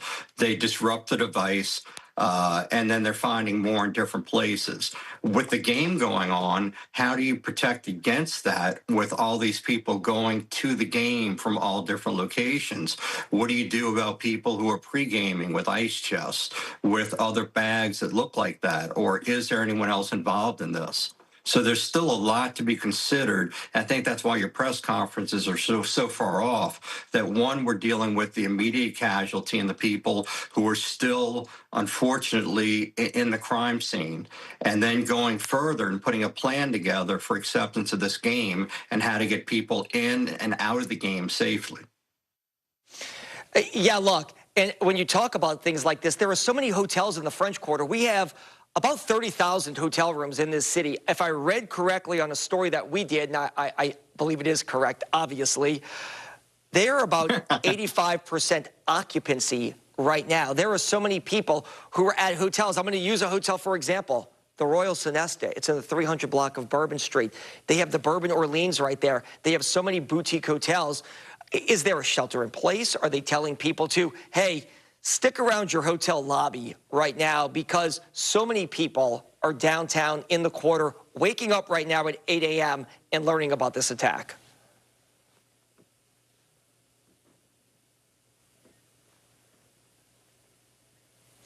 All right, we're going to get back to Mike Kahn in a second, but if you are waking up at 8 a.m. with us, we are covering major breaking news, a mass carnage event in the city of New Orleans.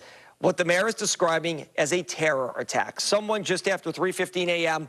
drove a white pickup truck down Bourbon Street, somehow getting around either the bollards in place or the barricade. The mayor tells us they were intentionally trying to cause carnage, either hurt or kill people, and they did just that. 10 people have been killed, more than 30 sent to area hospitals. The driver, who is not being identified, then wrecked that vehicle on Bourbon Street right near Iberville and Bourbon Street in the 100 block. To give you landmarks, not far from Redfish Grill or the Crystal Burger, that is right there off Canal. They exchanged gunfire with the NOPD. It is believed that the suspect was shot and killed. 2 NOPD officers shot and injured. They are at UMC, that is University Medical Center, where they are said to be in stable condition. We are going to get back to Mike Kahn. We are on the air with an NBC News special report as you have been watching our local station, WDSU in New Orleans. It is 9 o'clock now on the East Coast, 8 a.m. in New Orleans, where at least 10 people have been killed after a man driving a truck intentionally plowed into a crowd celebrating New Year's on Bourbon Street in the French Quarter. Police say he then opened fire, shooting 2 officers who are now in stable condition. In all, more than 30 people are being treated at local hospitals. 2 federal law enforcement sources tell NBC News the driver, the suspect, is dead, as police also investigate an improvised explosive device that was found in the area as well. This horrific attack as the city's police chief said this person was hell-bent on carnage, is happening just hours before the Sugar Bowl is set to kick off in New Orleans, drawing college football fans from Georgia, from Notre Dame to the Superdome, just about a mile away from Bourbon Street, where this attack happened. I want to bring in now our NBC News law enforcement and intelligence correspondent, Tom Winter, who's been working his sources. He joins us now on the phone. Tom, what else are we learning? Hallie, at this time, they're obviously investigating the motive. It is possible that something was found either in or on the vehicle that has helped them get to the point where they're starting to circle this. The fact the FBI has taken over the investigation is clearest indication that they have developed some motive information, because otherwise this would be investigated as a local homicide, and obviously at least 10 homicides at this point. When the FBI gets involved, traditionally and typically, that's an indication that there's a violation, obviously, of federal law. And so the federal law violation here would have to do with potentially motive. And so that's the reason why I think you heard the mayor reference the idea of terrorism. The assistant special agent in charge who spoke at the press conference wouldn't go that far. But clearly the FBI standard as far as calling it that and what the direction of the investigation are two different things. So they're going to want to make sure from a federal perspective that they have the motive locked in and concrete, that just because somebody had something on their person doesn't necessarily mean that that ultimately was what the motive was. But I do think that they're coming towards a path where they're at least suspecting the idea of terrorism. And that's apparently a little bit as far as where the investigation is going. What will ultimately be determined, well, we'll find that out over time as they obviously uncover more evidence and do more work. As our colleague Ken Delanian has been reporting, to senior U.S. law enforcement officials to NBC News, saying that the suspect, the person who drove what is now being described to us as a pickup truck, that individual is deceased. And we have some unconfirmed photos from the scene, which, if are in fact accurate, indicate a vehicle with significant damage. A pickup truck appears to be late model, and we're still waiting on getting some more information on that. So obviously a lot of details that are out there. The truck, if those photos are confirmed, Hallie, has a license plate. That could be helpful. If it was a rental, they might know who rented it. If it was a car that belonged to a person, they would know that. If it's stolen, that's even helpful information. So clearly they're going to be able to develop a lot. Clearly they've probably already developed a lot, and a lot of that is ahead of where we are in our reporting, as you would understand, and that would make sense. But either way, there's a tragedy that has occurred here. As you know, Hallie, we've spoken about these incidents far too often. Typically I say, okay, this is the part where it'll slow down. They'll take their time. They'll uncover things. But I think here, Hallie, given the fact we have a Sugar Bowl that is going to be happening in New Orleans tonight, there will certainly be an effort here to push this investigation at a much faster pace to make sure that they're not looking at any other potential incidents for later today or later this evening. Tom Winter, thank you very much. I'd like you to stay close if you can, as we expect to get more updates throughout the morning and throughout the day from New Orleans. I want to show you now, as we are getting more video in from the immediate aftermath of this scene, what we are just now learning, what we're just now seeing. And I want you to listen, because in this short clip we're about to play you, you can hear what sounds like gunshots fired. Watch.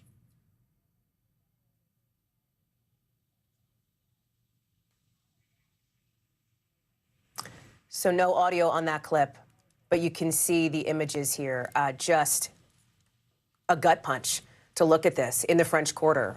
Bourbon Street, perhaps one of the most famous streets in America, a huge New Year's Eve celebration. And just about 3:15 this morning, an eyewitness tells NBC News he saw this pickup truck going perhaps 8 to 10 blocks at a very fast clip down the street, describing the horrible aftermath in what is now turned into a tragedy to begin 2025 in Louisiana. For more, I want to bring in former Secret Service agent Evie Pompouras, former special agent. Evie, thank you for being here with us. You have heard now the updates from law enforcement. Talk about where this investigation goes from here. Clearly a focus on the driver, the suspect, and the motivation here. First, they're going to make sure that for safety, when you do these investigations, the first thing is always safety. Yeah. The key thing is, did this person act alone? Were there other potential people that might have been tied to them, right? Is he a lone actor? Are there others? The other thing is improvised explosive devices. We're hearing that there are devices, or there's been a device. So that's another thing that they're going to check. Are there devices? Did this person leave devices elsewhere? Going to that person's home, seeing what's going on in that home, getting their devices, meaning getting their electronic devices, their computer, their phone, getting everything that they can to start looking through search history, any type of reconnaissance done. What did this person do? Who did they talk to? That's the biggest thing, because you do have a major event coming up here in a couple hours in New Orleans. So they want to make sure that this person didn't plan anything else that's tied into something going on later. That's going to be the primary element first. Safety, safety, safety. Upon that, you're going to be also now looking for motive. Why did this person do it? Is this an individual who is going through something personally and has chosen to do this in this specific way? Or is this a person who's trying to portray some type of ideology, something that they feel passionate about and that they want to send a message? You want to look at that. Did they communicate this? Often, as we see with these incidents, you have someone who wants the public to know. They want to be seen. They want their message out there. So did they communicate this with anybody? Did they post this on social media? The wonderful thing about technology today is that it's able to give so much more information to law enforcement than even doing interviews with other people. But they will do interviews, family members, friends, acquaintances, people at work. That's what they're going to be covering. I suspect they'll be releasing information in pieces. But, you know, again, you've got local police, you've got the locals doing their part, you've got FBI doing their part. There was a little bit of a conflict in where the mayor said that there was a terrorist attack. The FBI said it is not a terrorist attack. So there is kind of, we're waiting on clarity there to see if, in fact, it is or it isn't. So a lot of the stuff is unraveling as we speak. The other thing that they did mention during the press briefing is that they're ramping up police presence. They're getting help from the outside, which is a great idea, which is smart, because they're looking at, we've got other things going on, and we want everybody to feel safe in our city right now. We are just, Evie, in the last 30 seconds or so, getting a statement in. You referenced the Sugar Bowl, that huge college football game that is set to kick off later on tonight in New Orleans. The chief executive officer of the Sugar Bowl says that the committee is devastated by the terrible events from early this morning. This is a new statement. You see it here on screen just into us, adding, "Our thoughts and prayers are with the victims and their families. We are in ongoing discussions with authorities on the local, state, and federal levels, and will communicate further details as they become available." Again, the new statement from the Sugar Bowl Executive Committee.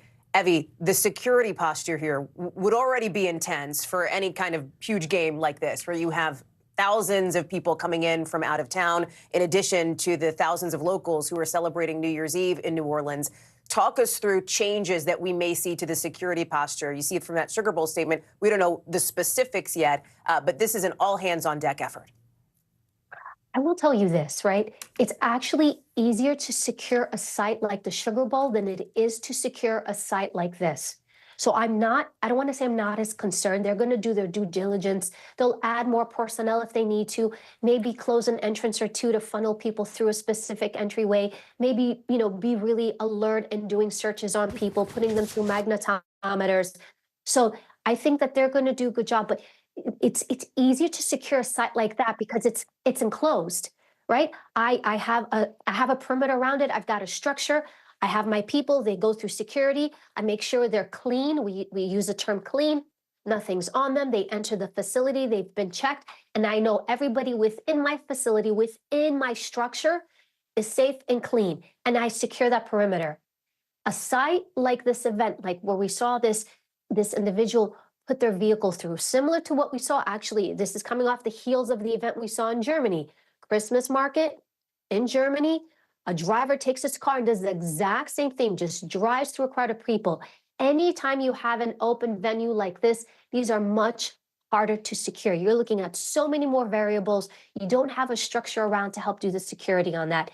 Often when we did presidential events and we really needed to harden up a site, we wouldn't use barricades. We would actually use trucks, sanitation trucks, buses, vehicles to create real barricades that people couldn't get through. Because what's interesting with this specific event, and similar to what happened in Germany, in both scenarios, the driver was able to get around the barricades that were set up by police.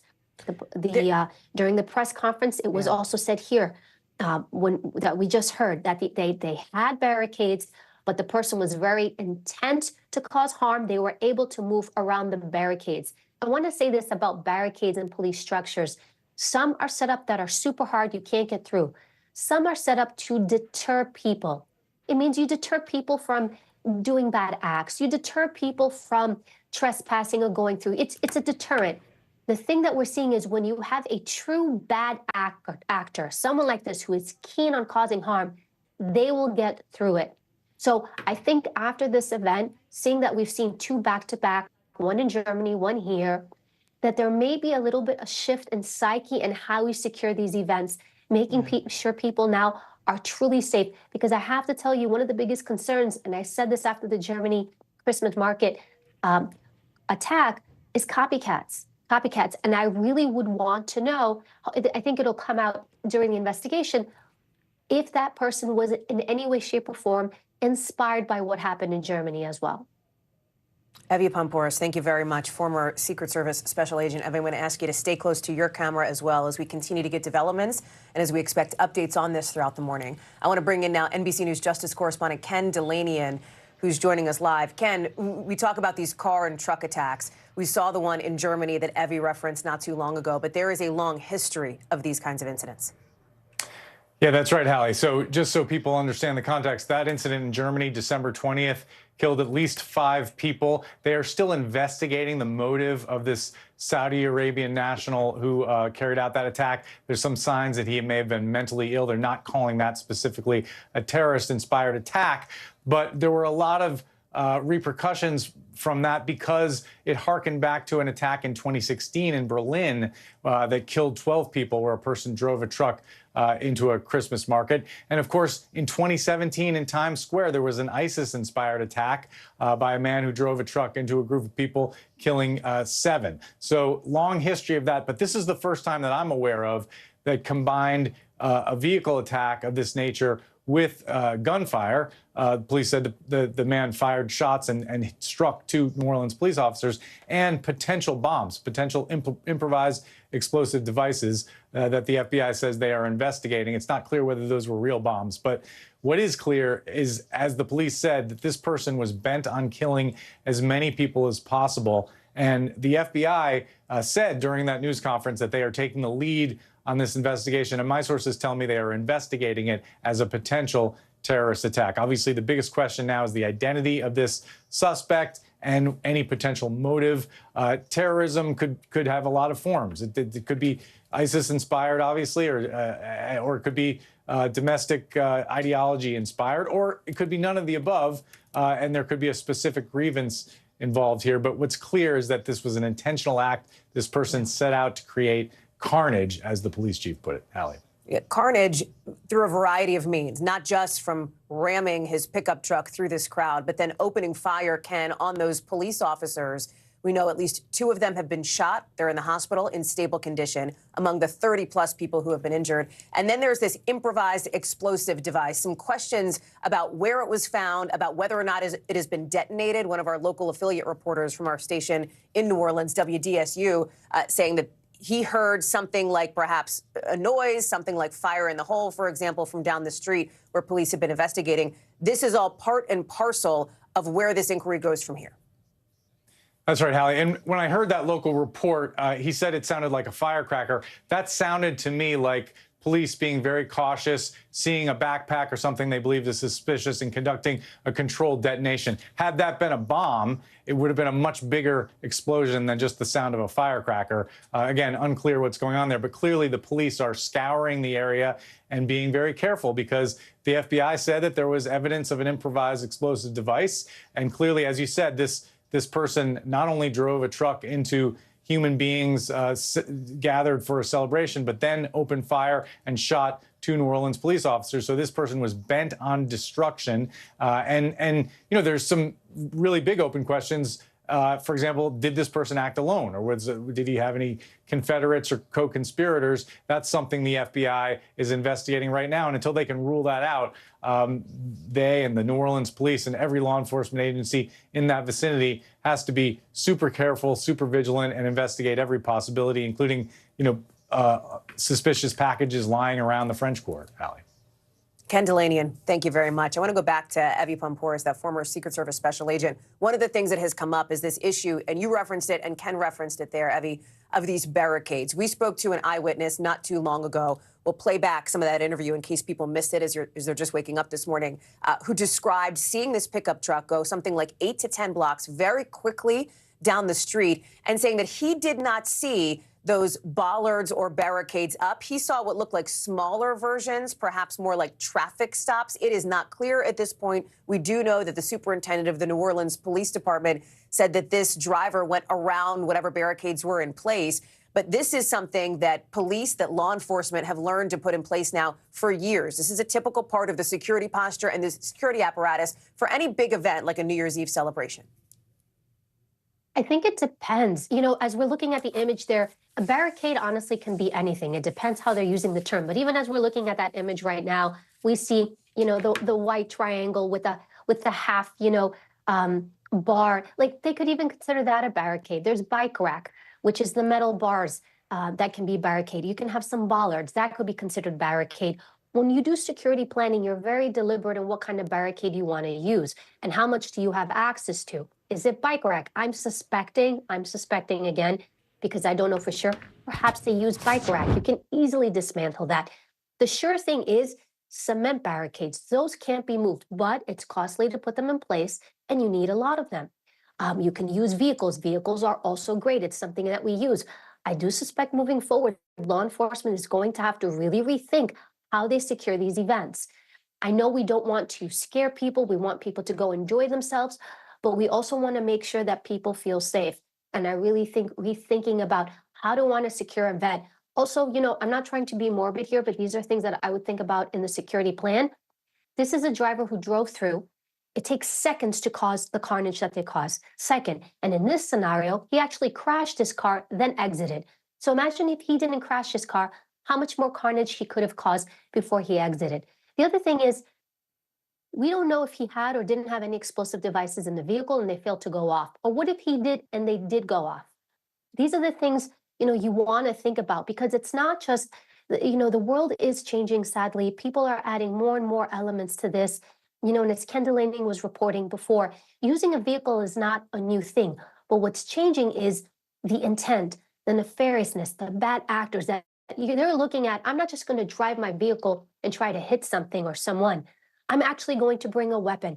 I'm actually going to really do massive carnage. And we have to adapt. We have to change with the mentality of the bad actors that we are dealing with.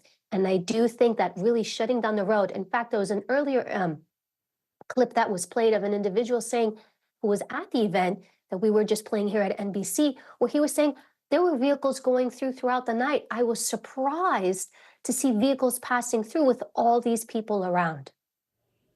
Evie Poumpouras, former Secret Service special agent. Evie, thank you. That interview, of course, coming from Jimmy Cothran, who lives in New Orleans, who was on Bourbon Street when this happened. I want to bring in now NBC's Morgan Radford. And Morgan, you and our team have been looking through a number of videos that are starting to come in of the scene, of the aftermath of what happened there in New Orleans just about 3:15 this morning. That's exactly right, Hallie. We have been combing through the videos that are now circulating online. We've been reaching out to the sources and the witnesses who have filmed those videos. And to be clear, I want to show you the first shorter video. It's about 4 seconds where you hear these loud bangs in the street. Let's go ahead and play that video for you here on your screen. This is user-generated content, as we call it. You can hear what appears to be loud bangs. It appears to sound like gunshots, which is consistent with the information that we have been reporting. You see a blurred body there on the ground. You see some bystanders rushing to help, and then as soon as those loud bangs appear in the air, they run. And that's what you're seeing at the end of the video. And Hallie, I think it's important to take a moment for our viewers. When news breaks like this, things happen so quickly. And what we do, you know, to just sort of peel back the curtains, we have entire teams who comb through these videos, who reach out to sources that are directly on the ground, and then we verify them. We make sure that we are bringing you, our viewers, the best, most accurate videos in real time. But part of that process is making sure that we're gathering videos that are unaltered, making sure that we are gathering videos that have been verified, that making sure they are happening at that scene as they portray. And so as we're in the process of verifying more videos, Hallie, I have personally seen more of what we call this user-generated content that comes from witnesses, bystanders who are filming typically on their cell phones. And of what I have seen personally, Hallie, at this point, we have seen bodies on the ground, and it looks like a war zone. Bodies that have been crumpled, that are inert, that are misshapen, and we see people running. We see exactly the chaos that the superintendent described. When that superintendent got on this morning, when you and I were both here behind the desk, and she said this was a person who was hell-bent on creating carnage. That is what I have seen in these videos. You see the panic, you see the chaos, and you see the destruction. And what we're also seeing from these videos, Hallie, is consistent with what we've heard now from the FBI. The FBI just released another statement confirming that the suspect is deceased, that they are now leading the investigation down there in New Orleans, and that they are confirming that this is, in fact, an act of terrorism, something that we heard the mayor say earlier on this morning about 7 o'clock Eastern time. And again, in consistency with those details we have been reporting thus far, as you mentioned, this happened at 3:15 a.m. local time there in New Orleans, when bystanders said that they saw this car, this truck, plow by at a high rate of speed. And that, after that point, is when he fired on officers. We know that 2 of those officers were shot, currently in stable condition at this point. And that could be possibly, again, Hallie, we are still waiting to verify that those were the gunshots we heard there in that video we just played for you. And of course, we know at this time they are also trying to figure out the activity of those homemade bombs, for lack of a better word, those explosive devices.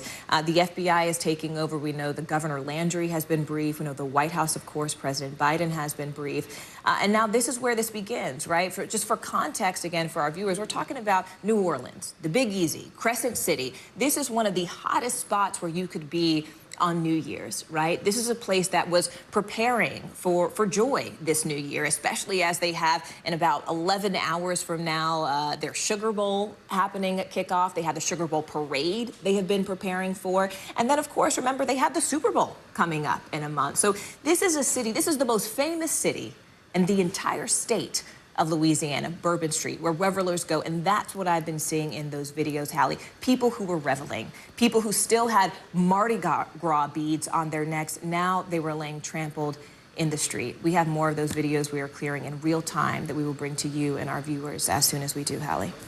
It is difficult to watch, Morgan. It is difficult to see and to hear about. Morgan Radford, thank you. We will check back in with you later on in the morning. Let me bring in now our NBC News law enforcement analyst, Jim Kavanaugh, who is joining us again. Jim, you have heard the updates now from investigators. At this point, they are looking into that improvised explosive device. There was that bang that was heard by one of the local reporters for NBC News on the scene there in the French Quarter. We know that federal law enforcement sources have told us that the suspect, the driver, is dead. The investigation continues into the motive. The obviously recovery now continues for those 30-plus people who are injured at the hospital, and for at least 10 families. It is a nightmare as this new year begins with their loved ones killed in this truck ramming. Yeah, it's just heartbreaking, Hallie, to see this death on New Year's Day. It's horrible. And what the bomb squad's doing now, it's a complicated thing for them at this point, because the FBI ASAC, Assistant Special Agent in Charge, said at the press conference that they found an IED. So when we have that information, now we have the bomb squad has got to go into that area. Of course, normally they're going to check the killer's car for a homemade bomb. That would be a routine process anyway. Now, what you also have, those people fleeing a chaotic scene like that are dropping bags, knapsacks, purses, all kinds of carry things that they'll drop along the way. And as they run and get out of the chaos, maybe trying to get out of the way of the attack, so there'd be a lot of things dropped on the street, and sometimes those things come into suspicion as well. Then we add on, this is New Year's Eve. And so people come to celebrations with noisemakers, and sometimes people come with small, firecracker type things that they want to, make loud noises with, that they pitch around. And so that's even layered on top of it. So what the bomb squad has to do now is go in there and they find something that doesn't look right, and they put what we call a disruptor on it, a water disruptor. And that is fired with a shotgun shell. And that's the sound you hear. You hear it's a shotgun shell. It doesn't mean there's a bomb there. It means something suspicious found. We don't want to open it with a human hand. We will set up our disruptor and we'll back off, 100 yards here or however far they can behind a building, and we'll fire the disruptor remotely, and it'll bust open the package, and then we'll be able to look at it. If it is actually a bomb, that disruptor often will, break the detonating chain. It will knock the blasting cap out from the explosives or knock the fuse mechanism out. And they can send a robot up with a camera and then look and see if, hey, is this just somebody's personal items? It's not a bomb at all, or was this something that was a bomb and we disrupted, or do we need to do further disruption on it if it is? So all that's happening, but it doesn't mean there's multiple bombs. Now, it could be, because the FBI ASAC said there was one IED. So we don't know exactly what that's made of. We don't know what that means. Was it in the truck? Did he have something in the truck he was going to light and throw? Is it more sophisticated than that? Is it large? Is it small? We don't have any data on that right now. But I think we'll probably get more of that at the news conference. And that, again, scheduled for 11 o'clock in New Orleans. That's noon Eastern time. Jim, talk to us about the investigation on the ground now, because you have a massive law enforcement presence there and preparations in place already for the Sugar Bowl, that huge college football game that's happening tonight at the Superdome, which really isn't that far from the French Quarter. Exactly, Hallie. Well, you have Louisiana State troopers from all over Louisiana heading south. I guarantee you that. They're moving their troopers down there. You got the Jefferson Parish deputies moving more people in, and surrounding counties probably coming to the aid of New Orleans, because they're going to need a lot more people to help secure that Sugar Bowl if it goes on, and it may still go on, but with even a heightened level of security. You got federal agents, FBI and ATF, laid on doing the investigation with, shoulder to shoulder with NOPD. So you've got all those white-collar detectives, and they're trying to piece this guy together. And behind that, you have the intelligence apparatus of not only the New Orleans PD intelligence, Louisiana State Police intelligence, ATF intelligence, FBI intelligence, and if it turns out to be some internationally connected or inspired activity, then even our intel agencies who, worldwide have their feelers and intelligence out. So when we get the person's identity, motives, and maybe connection later today, we can see how widespread these dragnets for this guy are. And it's all to see, is he a lone mad dog, or is he, and maybe inspired by somebody, is he somebody that's has a personal revenge motive, not related to what we would call classic terrorism? But certainly it's not a drunk with a truck, because when he jumps out and shoots two uniformed New Orleans officers, and then they say he has a homemade bomb, which is just an IED, is just a fancy inside baseball police name for a homemade bomb, then that's a different kind of attack.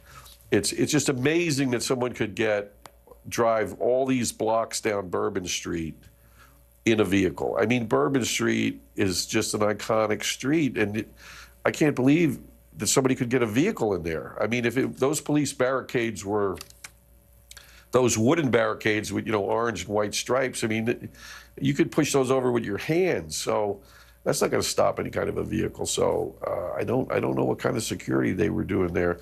I think, just to close, Hallie, I would say this. We all look at NYPD and we see how good they can do things like Times Square. But what we have to understand as well is, the NYPD has 40,000 officers. I mean, their special events team is somewhere near 3,000 officers.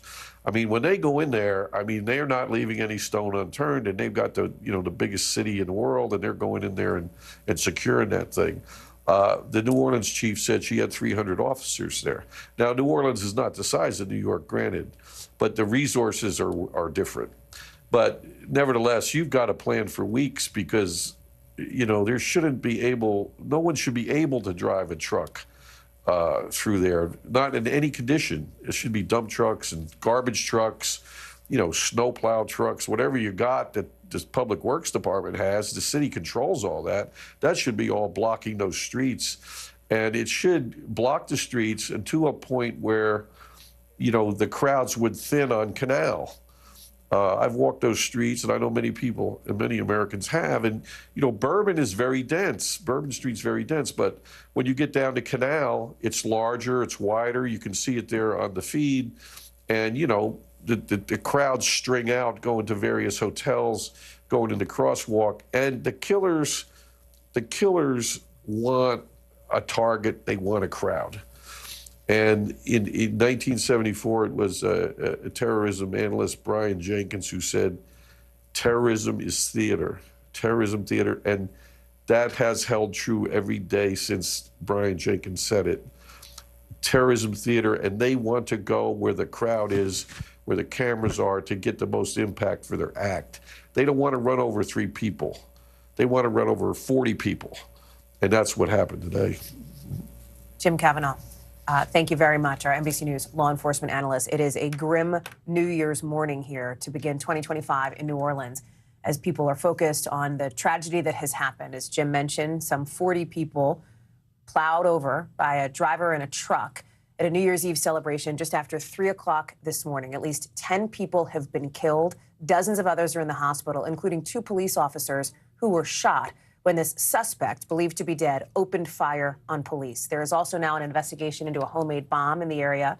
We expect another update from police in just a few hours. And then later tonight, the Sugar Bowl is set to begin, that huge college football game. So the security precautions continue to be the biggest focus here in New Orleans. I want to play for you now what we heard from the superintendent of the New Orleans Police Department describing the nightmare that her city is going through today. Watch. And because of the intentional mindset of this perpetrator who went around our barricades in order to conduct this, he was hell-bent on creating the carnage and the damage that he did. Hell-bent on creating carnage. Still so many questions now about the motivation of this driver, about the conditions of those victims who survived, as 10 families now are grieving the loss of their loved ones here to this start of 2025. We want to take you back now live to our local NBC station, WDSU, to join them in their continuing coverage. We'll listen in for just a bit. Street right now. Earlier we were on Canal and Bourbon. I'm going to show you behind me. You can see some people are trying to get to their hotels or get to their jobs this morning as people are waking up, learning of the severity of the situation.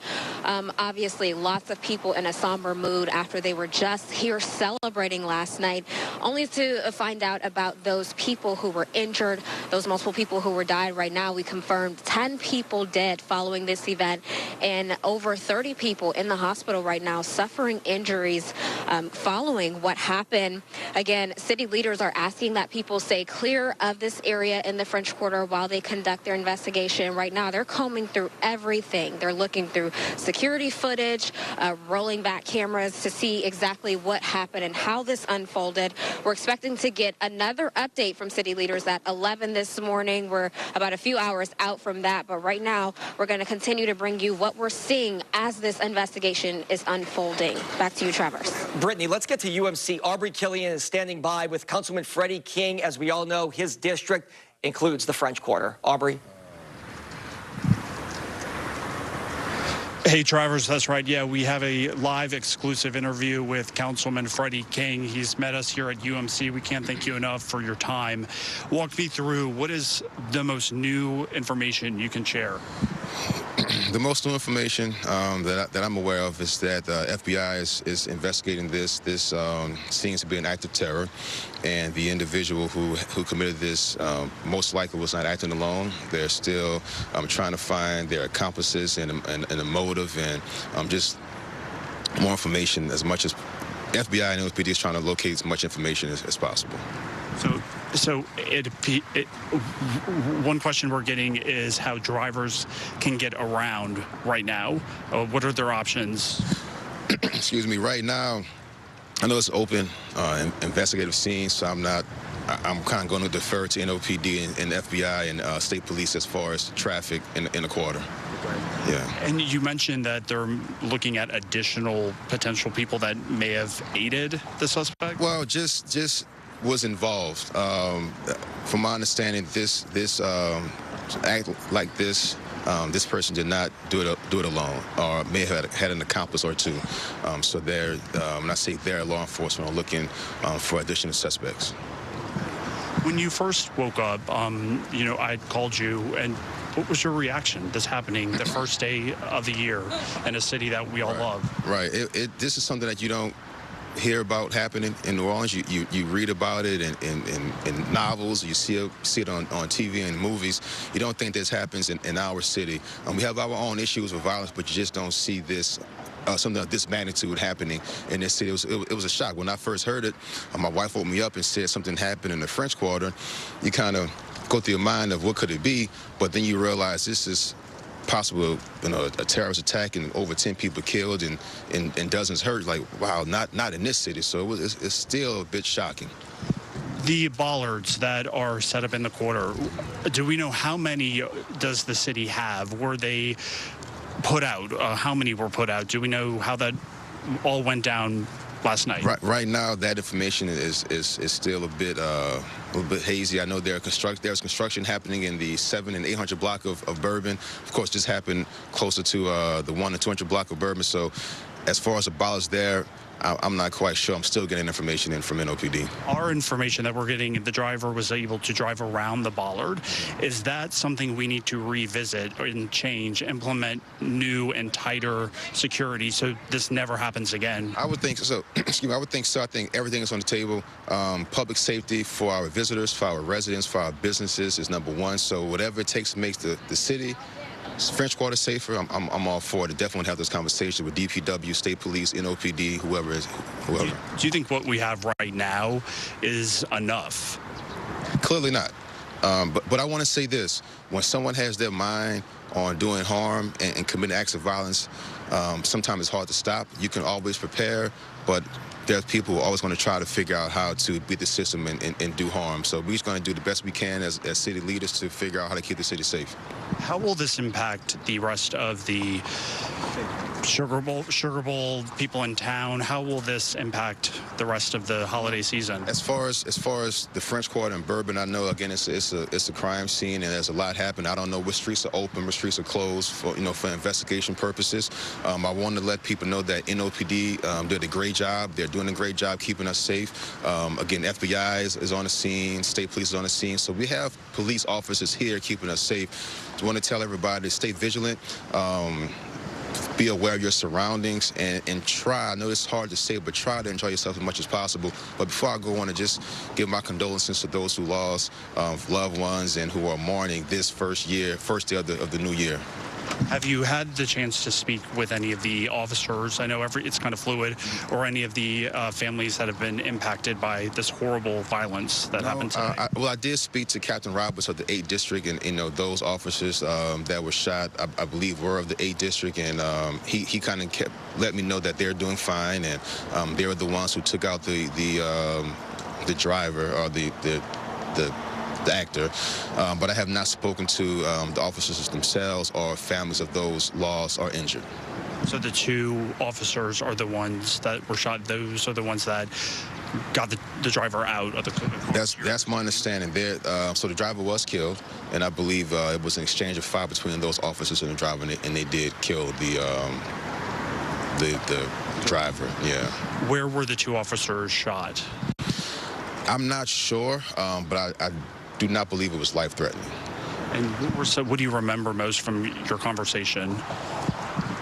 Well, with Captain Roberts, just saying how quickly his officers responded, that they definitely saved lives with their quick response. I want to thank the men and women of NOPD. They often get flack and catch a hard time from just doing their job. But we see today, they were quick on the scene. Their training kicked in, and they definitely saved lives. So thank you to the men and women, the NOPD, state police, all those law enforcement agencies that came together. How will this impact, the Super Bowl is about to happen in our city. How will this impact the Super Bowl, Mardi Gras coming up? Well, I'm sure, shame on us if we don't react to this and make the city safer, make the French Quarter safer. There's going to be conversations, I'm sure, all the way on the state level to how to make places safer in the city, how to make sure that ensure that drivers can't easily drive around bollards or through barricades and keep the jewel of our city, which is the French Quarter, safe. We have hundreds of thousands of visitors coming for New Year's, coming for the Sugar Bowl, just always in this city, in the French Quarter. So we got to figure out how to keep us safe. Again, there's no foolproof plan. When someone wants to do something, they're not going to be stopped, but we got to just figure out how to deter them and keep our residents, visitors, and businesses safe. Are there any other additional changes you would like to see in the quarter? Whether it's, bollards that are larger, is there any other additional changes that you would like to see and can make happen to make people feel safe? Well, I think everything is on the table right now. You don't want to see something like this happen and not react. So we definitely had to see what works, what doesn't work, and how soon can we get something in place that is going to keep everyone safe. That's additional bollards, that's additional whatever, officers. We got to figure out a way to keep everyone safe as much as possible to the best of our ability. And as a legislator, and I'm up for the task and I'm going to do my part. When is the last time the FBI is investigating this? When is the last time anything like this, to your knowledge, has happened? To my knowledge, in this city, I can't remember anything. And I'm a little younger than most, so if it happened before me, maybe with the Howard Johnson shooting or something, I don't know. But in my recollection, it hasn't been. It's been a while. And your message to the city right now is they're trying to wrap their minds around all this. Stay vigilant, and just bear with us as we figure out what happened, why it happened, and how to prevent this from happening in the future. I want to just, again, thank NOPD for their quick response. I can't thank those men and women enough. I know they saved lives today, and my hearts and prayers are with those who were injured and who lost family members today. Do you know if any of the victims were children? I don't have that information. I can't thank you enough for your time. I know it's a very difficult situation to process, but we appreciate you coming out and speaking to us, while officers behind us here at UMC and many victims are recovering. Yes. Well, thank you for the opportunity to speak and inform our community. As I get more information, I'll definitely keep you updated. Okay. Thank you, sir. Thank you so much. All right. So again, that was Councilman Freddie King live on WDSU. He says additional safety improvements are needed. Those details will still be worked out, but stay with us on this developing story. Back to you. We're now joined by Randy Russo in studio. Just to kind of recap what Aubrey said that Freddie King told him, New Orleans has never dealt with an act of terror in a very long time, if ever. But we did host the first Super Bowl after the 9/11 terror attack, which happened on September 11th, 2001. We did host the Super Bowl in February of 2002. We have the Super Bowl now in just about 5 weeks. So as Freddie King said, the city, state, and feds are probably going to reassess the security package for the Super Bowl. And I know that you and I were just talking about this too. The Howard Johnson attack was probably the last major, event like that Right. you could probably consider as somewhat of a terrorist attack. But the fact that someone was just so brazen, we've got so many fans who are in town right now for the Sugar Bowl, so many Georgia fans who were in town last night, Notre Dame fans that were in town last night, and locals, who were out celebrating the new year. It was, when you wake up and you hear this news that this is happening right here in New Orleans as we are getting ready to prepare to host a Super Bowl in a matter of months, it's a tough pill to swallow. And not to mention the sheer response from NOPD officers. They were prepared. They had folks out there, but there was nothing to ever think to yourself that some guy's going to come roll around bollards and run into a crowd of people, IUDs in the middle of the French Quarter, And look, on top of that, you speak of the Super Bowl, the CFP playoff, the eyes of the college football world and sports fans are on New Orleans right now. In just about 11 hours, the Sugar Bowl kicks off tonight. The Sugar Bowl did release a statement. There is no jeopardy to the game at this point right now. But I think we want to get back to Aubrey right now, who is at UMC, where almost all of these patients, I believe more than 20 were taken. Yeah, he joins us now with Royce Duplessis. So many local leaders and you have been listening to our local NBC News station, WDSU, who have been conducting continuing coverage since this happened just after 3 o'clock this morning. A driver believed to be dead ramming his truck into a crowd of people on Bourbon Street in the French Quarter, killing at least 10, hurting more than 30 others, including 2 police officers. We opened fire on. They were shot. They are in stable condition, we understand. And there is also that investigation into a homemade bomb as well. I want to bring in now NBC News Justice correspondent Ken Delanian. And Ken, we're getting one of the first images of what allegedly appears to be the pickup truck involved here. I want to show it to people here. You can see it, that white pickup truck. The police superintendent said this driver was hell-bent on carnage. And you can see it there, Ken. Yeah, I can't see the picture you're showing, Hallie, but I've seen other photos that show a white what looks like a Ford F-150 pickup truck with Texas plates. And that will tell the authorities a lot. They'll be able to run down the provenance of that truck, the ownership history, potentially where it pinged on toll transponders. They will determine exactly where that truck has been in recent hours. And no doubt, it's very likely they know the identity of this suspect and are now running down social media connections, talking to relatives, trying to determine a motive here in a case that, again, to recap, the FBI is saying they are investigating as an act of terrorism. That doesn't mean they've determined it is terrorism, but they are investigating it as a potential act of terrorism. And clearly the authorities are saying that this man intended to kill as many people as possible. This was not only a vehicle attack, he then shot 2 New Orleans police officers, and the FBI is saying there were potential bombs, potential improvised explosive devices. So a complex attack that appeared to have taken a lot of planning. And again, you're seeing this white pickup truck with Texas plates that was instrumental to the attack, Hallie. And Ken, as we know, President Biden has been briefed. The Attorney General Merrick Garland has been briefed on this. You talk about the FBI investigating this as an act of terror here. Explain why that is more than simply a semantic distinction, why that's critical moving forward. Yeah, well, and you knew that it was a huge deal when you saw the FBI in the initial news conference of the day stand up and say, we're taking control of this investigation. And the local police chief and the mayor essentially said, we're handing this off to the FBI. They would only do that if they had evidence that this was more than just a local matter, a personal grievance. Obviously, they knew it was intentional right away, but there's something that they saw that made them think that this was potentially terrorism. That doesn't necessarily mean an overseas connection. It doesn't mean ISIS-inspired, although we have seen ISIS-inspired vehicle attacks in Germany and in New York City over the years. It's potentially related to domestic extremism or potentially, sort of a motive that we can't divine right now. But the FBI taking the lead because they believe that there are indications here of a terrorist motive here, somebody that wanted to inflict mass casualties to make a point, to send a message, some political or ideological point. That's sort of how the FBI thinks about terrorism, and that's what they're looking at right now. It is possible, Ken, and you alluded to this, but to be clear and to say it explicitly here, it is entirely possible that law enforcement knows who this driver is, even if the rest of the public, journalists, for example, do not. At this point, this investigation could potentially encompass not just the city of New Orleans, not just the state of Louisiana, but multiple states across wherever this investigation may lead. Of course, that's absolutely right, Hallie, especially because we're seeing a Texas plate on this truck. So that obviously expands the perimeter of this investigation, at least to Texas.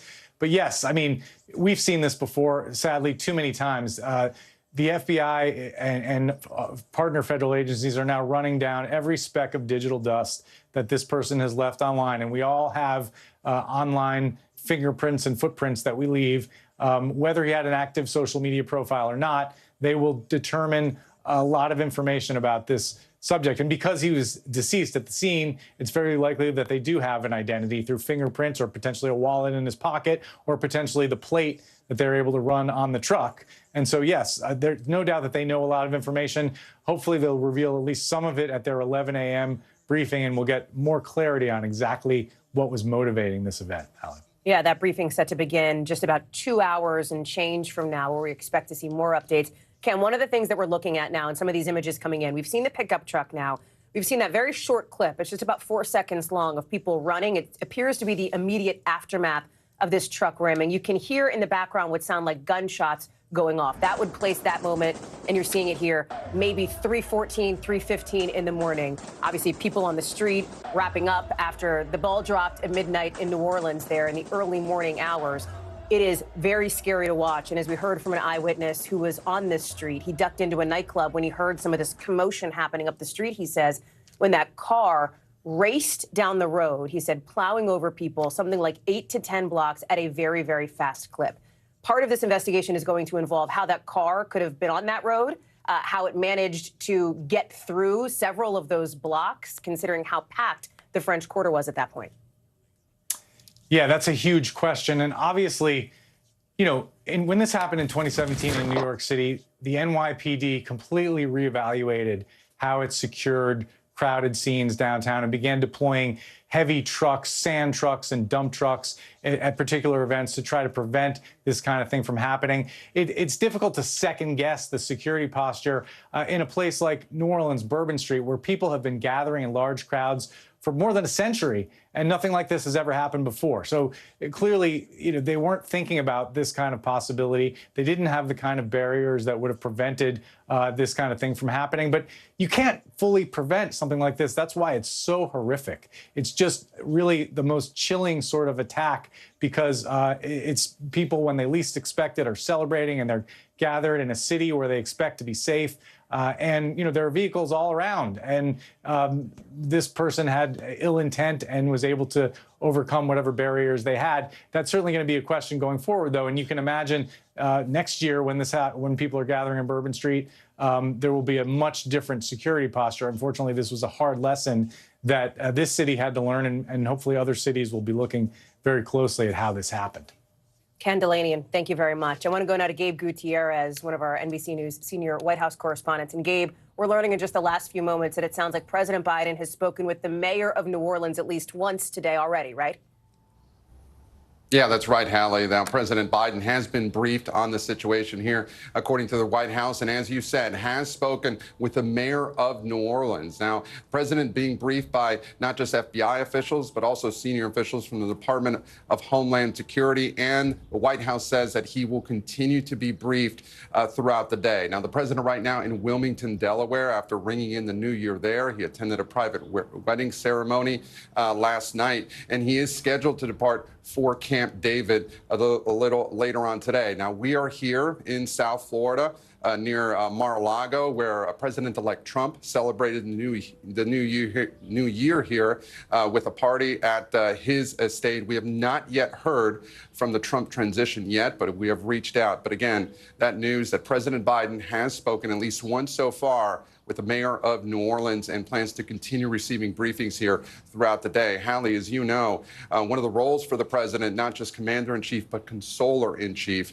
And we have not yet received word on whether or when we might get any official statement from President Biden. So far, the White House has not shared any details on any changes to his schedule at all, or whether he might plan to address the public at all as he departs for Camp David. Hallie. Gabe Gutierrez, live for us down there in South Florida. Gabe, thank you very much. We'll check back in with you if we hear anything else from President Biden or from the White House in the hours to come. Let's go back now to former Secret Service Special Agent Evie Pomporis, who's joining us now live. And Evie, in the lingo of law enforcement, if you will, this is what you call a soft target, right? Explain the difficulty in protecting these kinds of places, like what we're seeing and what we saw overnight in the French Quarter. Anytime you have an open area like this, multiple ways in and out, it's a soft target. You know, and as we're watching the video footage, and I've been paying attention and jotting notes down, you don't really see any hardened security perimeter. You see those white and orange half boards. Those are actually called parade barricades. They do nothing. You can kick that over with your foot and it falls down. I see some bike rack. Again, it's easily movable. I understand that there was police presence. They had about 300 plus officers. Here's the thing, when you're dealing with a vehicle, driving like that, it is a very difficult thing to stop. A car is a weapon. A car is a weapon. We are very fortunate that he actually crashed his vehicle Otherwise, he would have done more damage. And I do want to push slightly back. Again, I respect my brothers and sisters in law enforcement, but you are New Orleans, and this is for everybody out there. We are major cities. You've got thousands and thousands and thousands of people. And I keep hearing, this has never happened here. We just saw this, was it 2 weeks ago, happen in Germany. When these things happened in other places, in Germany, there was a man who deliberately drove his vehicle, bypassed their barricades, deliberately drove through a Christmas market, killing 5 people, injuring almost 200 people. We must pay attention to these. We have to have imagination when it comes to law enforcement. There are 17,000 law enforcement entities in the United States. When I say that, different departments, sheriffs, counties, PDs, everybody should be paying attention. Everybody should be thinking, I need to be proactive. How can I prevent this stuff? So I kindly disagree, and that this is a big event. Thousands of people, you know it's going to gather people, you know it's going to gather attention. This is not that soft of a target per se. Like, you have that awareness, and we need to do a better job securing everybody. All these departments need to be paying attention. Look what is going on outside. Look at what is happening. We have a responsibility to keep people safe and secure. Improvise vehicles, buses. I have used yellow buses, school buses to secure sites. That's right. I went to a town that didn't have the plow trucks. They didn't have sanitation. So I said, school buses. You know those big yellow school buses? Give me those. And I lined them up to create a perimeter to secure my site. It's called being creative and using our imagination. But we have a duty to people when they come to these events to feel safe and secure. And quite honestly, when I hear like, we're surprised, we didn't know, we're missing the mark there. The superintendent of the New Orleans Police Department, when she delivered that update, the only one we've gotten officially so far, just a couple of hours ago, she said that this driver went around the barricades. Evie, to your point here about securing a site. Is it, again, there's a lot of questions here that we don't know. There is a question about some of the bollard replacement or barricade replacement that had been happening in New Orleans ahead of course, their hosting of the Super Bowl just next month now. They've got Mardi Gras coming up in a couple of weeks here. How would somebody be able to get around barricades if it was to be secured the way that you described? Or is it still possible for a motivated individual to be able to conduct an attack like this in that instance? With a vehicle, no. If you're putting trucks, plow trucks, sanitation trucks, you're spreading them out, even RMPs, radio motor patrol vehicles, which are police vehicles, if you're using cement barricades, I'm not talking about the plastic stuff, I'm talking about something that you can't move. If you spread them out strategically, yes, you can. You know, maybe you can't do the whole area, but you can do the inner perimeter where you've got your maximum amount of people. It's doable. Why they didn't do it, I suspect, and again, I don't know. What I'm hearing, and as I heard the council person speak before in the local network, we've never had this before. We didn't expect this. We're surprised. You know, I think the public deserves better than that. They really do. Like, our job is to serve and protect. And to, you know, part of being in law enforcement is using your imagination. Every time I did a security perimeter or did something, I would have to use my imagination. I wouldn't think, how would I secure this as law enforcement? I would think, how would I, if I were the bad guy, if I were the bad actor, how would I get in? And then I would reverse engineer it. Okay, if I can get in through here, I've got a hole. How do I plug that hole? So I think again, just based on what we're seeing, we don't know, it's not been verified. Just what we see through the shots, it's just parade barricades, which is like, it's just cardboard. It's wood that you can knock over, and bike rack. You're seeing it right now. There's the bike rack next to that officer. If that's all they put in place, well then yes, a vehicle is going to be able to get through that.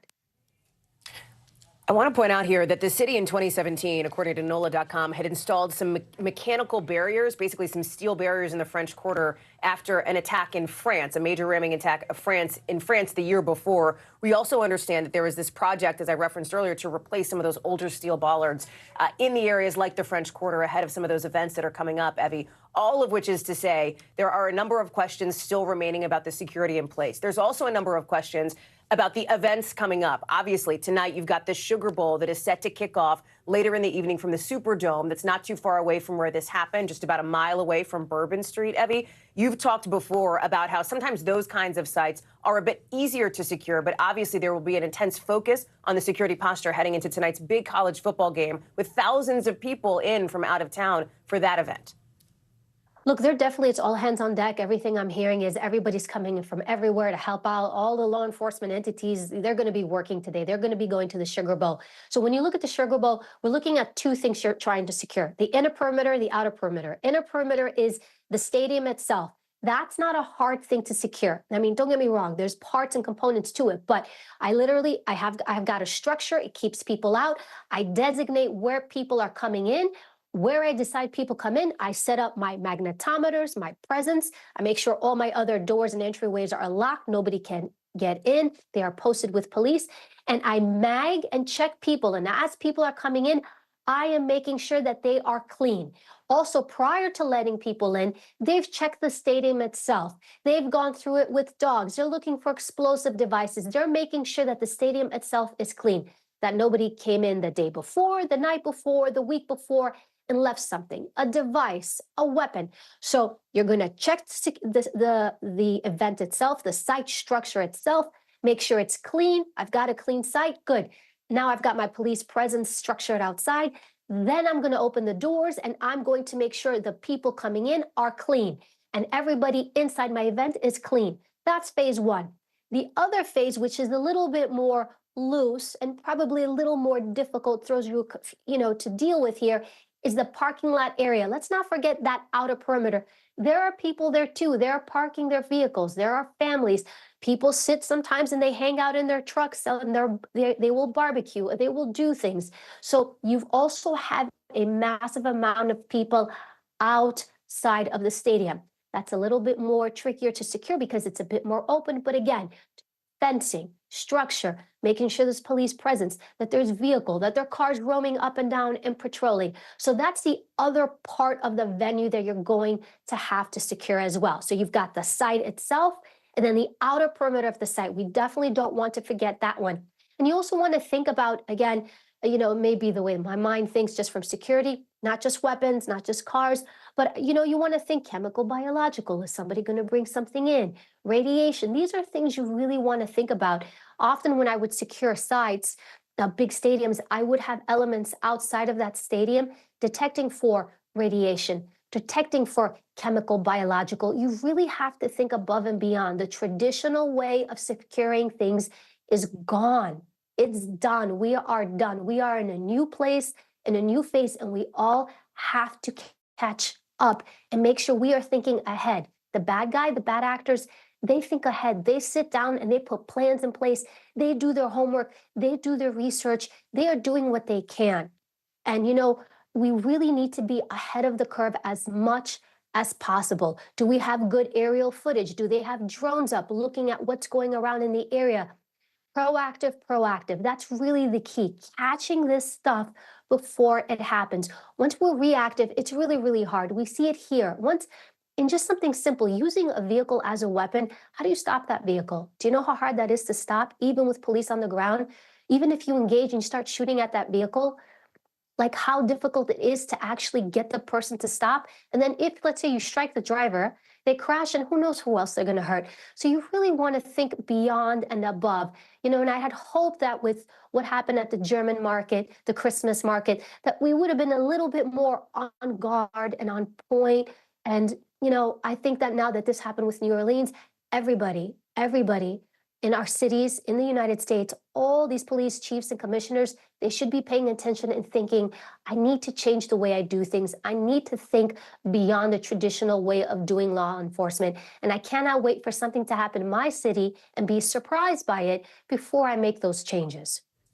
Evie Pompouris, former Secret Service Special Agent. Evie, we're glad to have your perspective and your analysis this morning. Thank you very much. I want to go back now to our NBC News law enforcement and intelligence correspondent, Tom Winter, because, Tom, it sounds like some of your sources are suggesting that perhaps they may be getting closer to an identification of the driver here. I think so, Hallie, and I think, not surprisingly, and it's probably the way it should work initially in an investigation, is that the investigation is ahead of what we know and what we're reporting, and I think that's very much the case here. And so I think that there's a definite consensus as to who they were engaged with last night, and they'll conduct their work from there. Specifically, want to point out that we've now verified an image from the scene showing a late model white pickup truck with Texas license plates. So they're obviously keyed in onto the license plate. I referenced this with you earlier this morning, and really all the things that we've discussed are coming into view. Who this person is, the license plate, the vehicle, all that information, very helpful at this point. The FBI now saying on the record in a statement from our colleague, provided by our colleague Ken Delanian, that they are investigating this as an act of terrorism. They note that it was a vehicle ramming.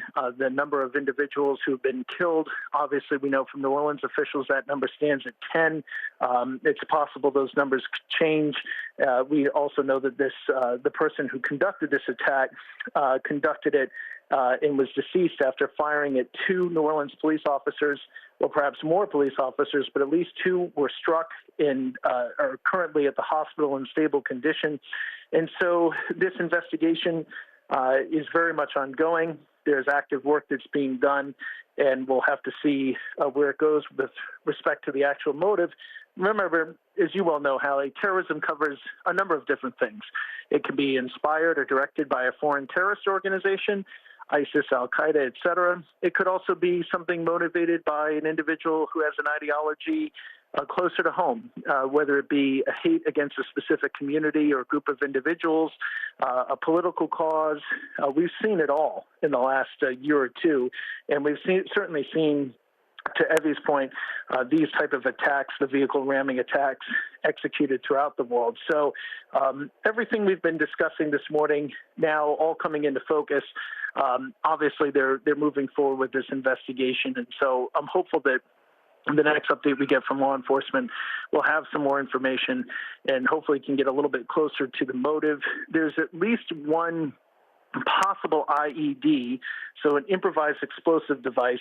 In English, Hallie, that just means something that somebody created at home that could have been an explosive, or it could have been an incendiary device designed to create some sort of large fire if triggered. Whether or not it was a device that actually could have gone off, whether it was designed as a hoax device to slow down law enforcement, whether it was something that the person just didn't have enough capability or know how to go off, or it didn't go off because they were involved in eventually hitting what appears to be kind of one of those mobile lifting platforms. Those are all questions that are obviously going to be known by people at the scene. They may still be investigating those things, so we just don't know yet. There are some indications this vehicle traveled several blocks, or at least one block. So I think then that goes back to the security question. Those questions will be answered in time, but it does appear that this was not something that happened just at the entrance of a security checkpoint. So I think that's important. Another thing that we're looking at is whether or not this individual was armed with a semi-automatic handgun, more of a pistol, to be not as technical, or whether they actually had a long gun on their person. That's information we're looking into as well, and hopefully we'll have some more clarity on that shortly. Tom, you talk about the security posture here. It is reverberating not just in New Orleans ahead of the kickoff for the Sugar Bowl later on tonight, but also around the country. You look at, for example, the Rose Parade that is set to start really in just about 45 minutes from now out in Pasadena, California, ahead of the Rose Bowl later on tonight. And we have a statement now from the organizers saying that they stand in solidarity with the state of Louisiana during this difficult time, going on to talk about some of the security in place for the parade. It is a top-level federal event, they say. They have a hard shutdown of vehicles along the entire parade route, in addition to what they describe as very robust vehicle barriers at intersections, with more than 1,000 law enforcement working the parade and the game.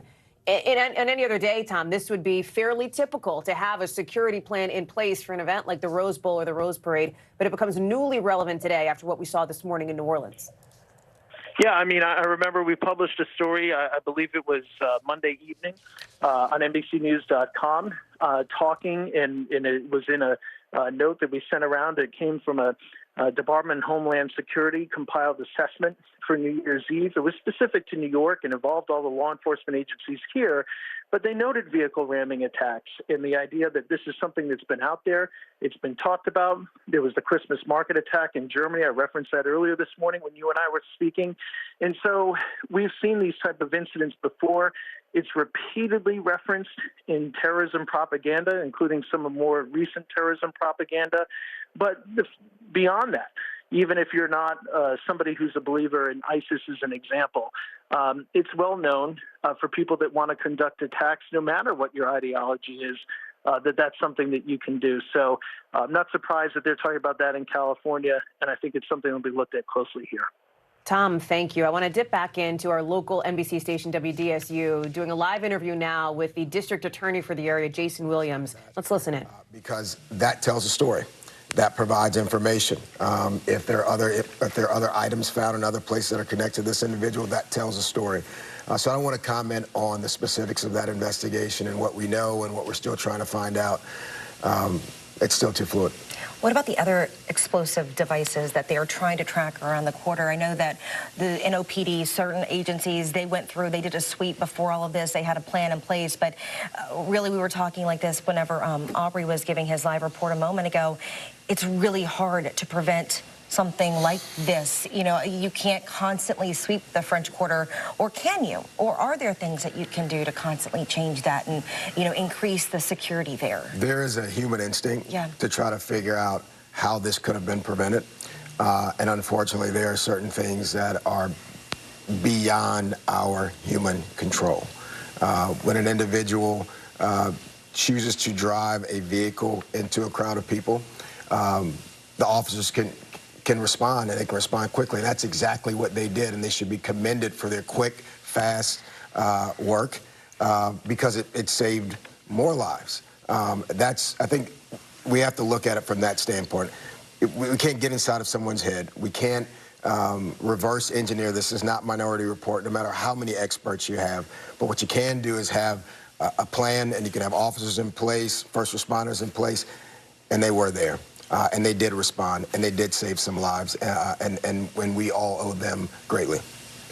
All right, District Attorney Jason Williams, we do appreciate you stopping by live. It's a hard day for everybody because we keep going back to this. I mean, it is rare, if ever, that we have dealt with a quote-unquote terror attack in the city of New Orleans. Well, especially with such a high-profile tourist weekend. You know, I think that that's the hardest thing for us to really contend with right now. We've got this is a big game tonight. There's so many fans, like from Georgia, from Notre Dame, who are in town right now. It's the biggest game of the year for me. I was looking forward to today. It is the first day of our new year. There are no words. All right. Again, we do appreciate your time so much. And again, if you could keep us posted on any new developments that you get, and our hearts and prayers do go to those victims. Yeah. All right, we do have crews. Jason Williams there, the Orleans Parish District Attorney, speaking with our local NBC station, WDSU. You heard him say there are no words.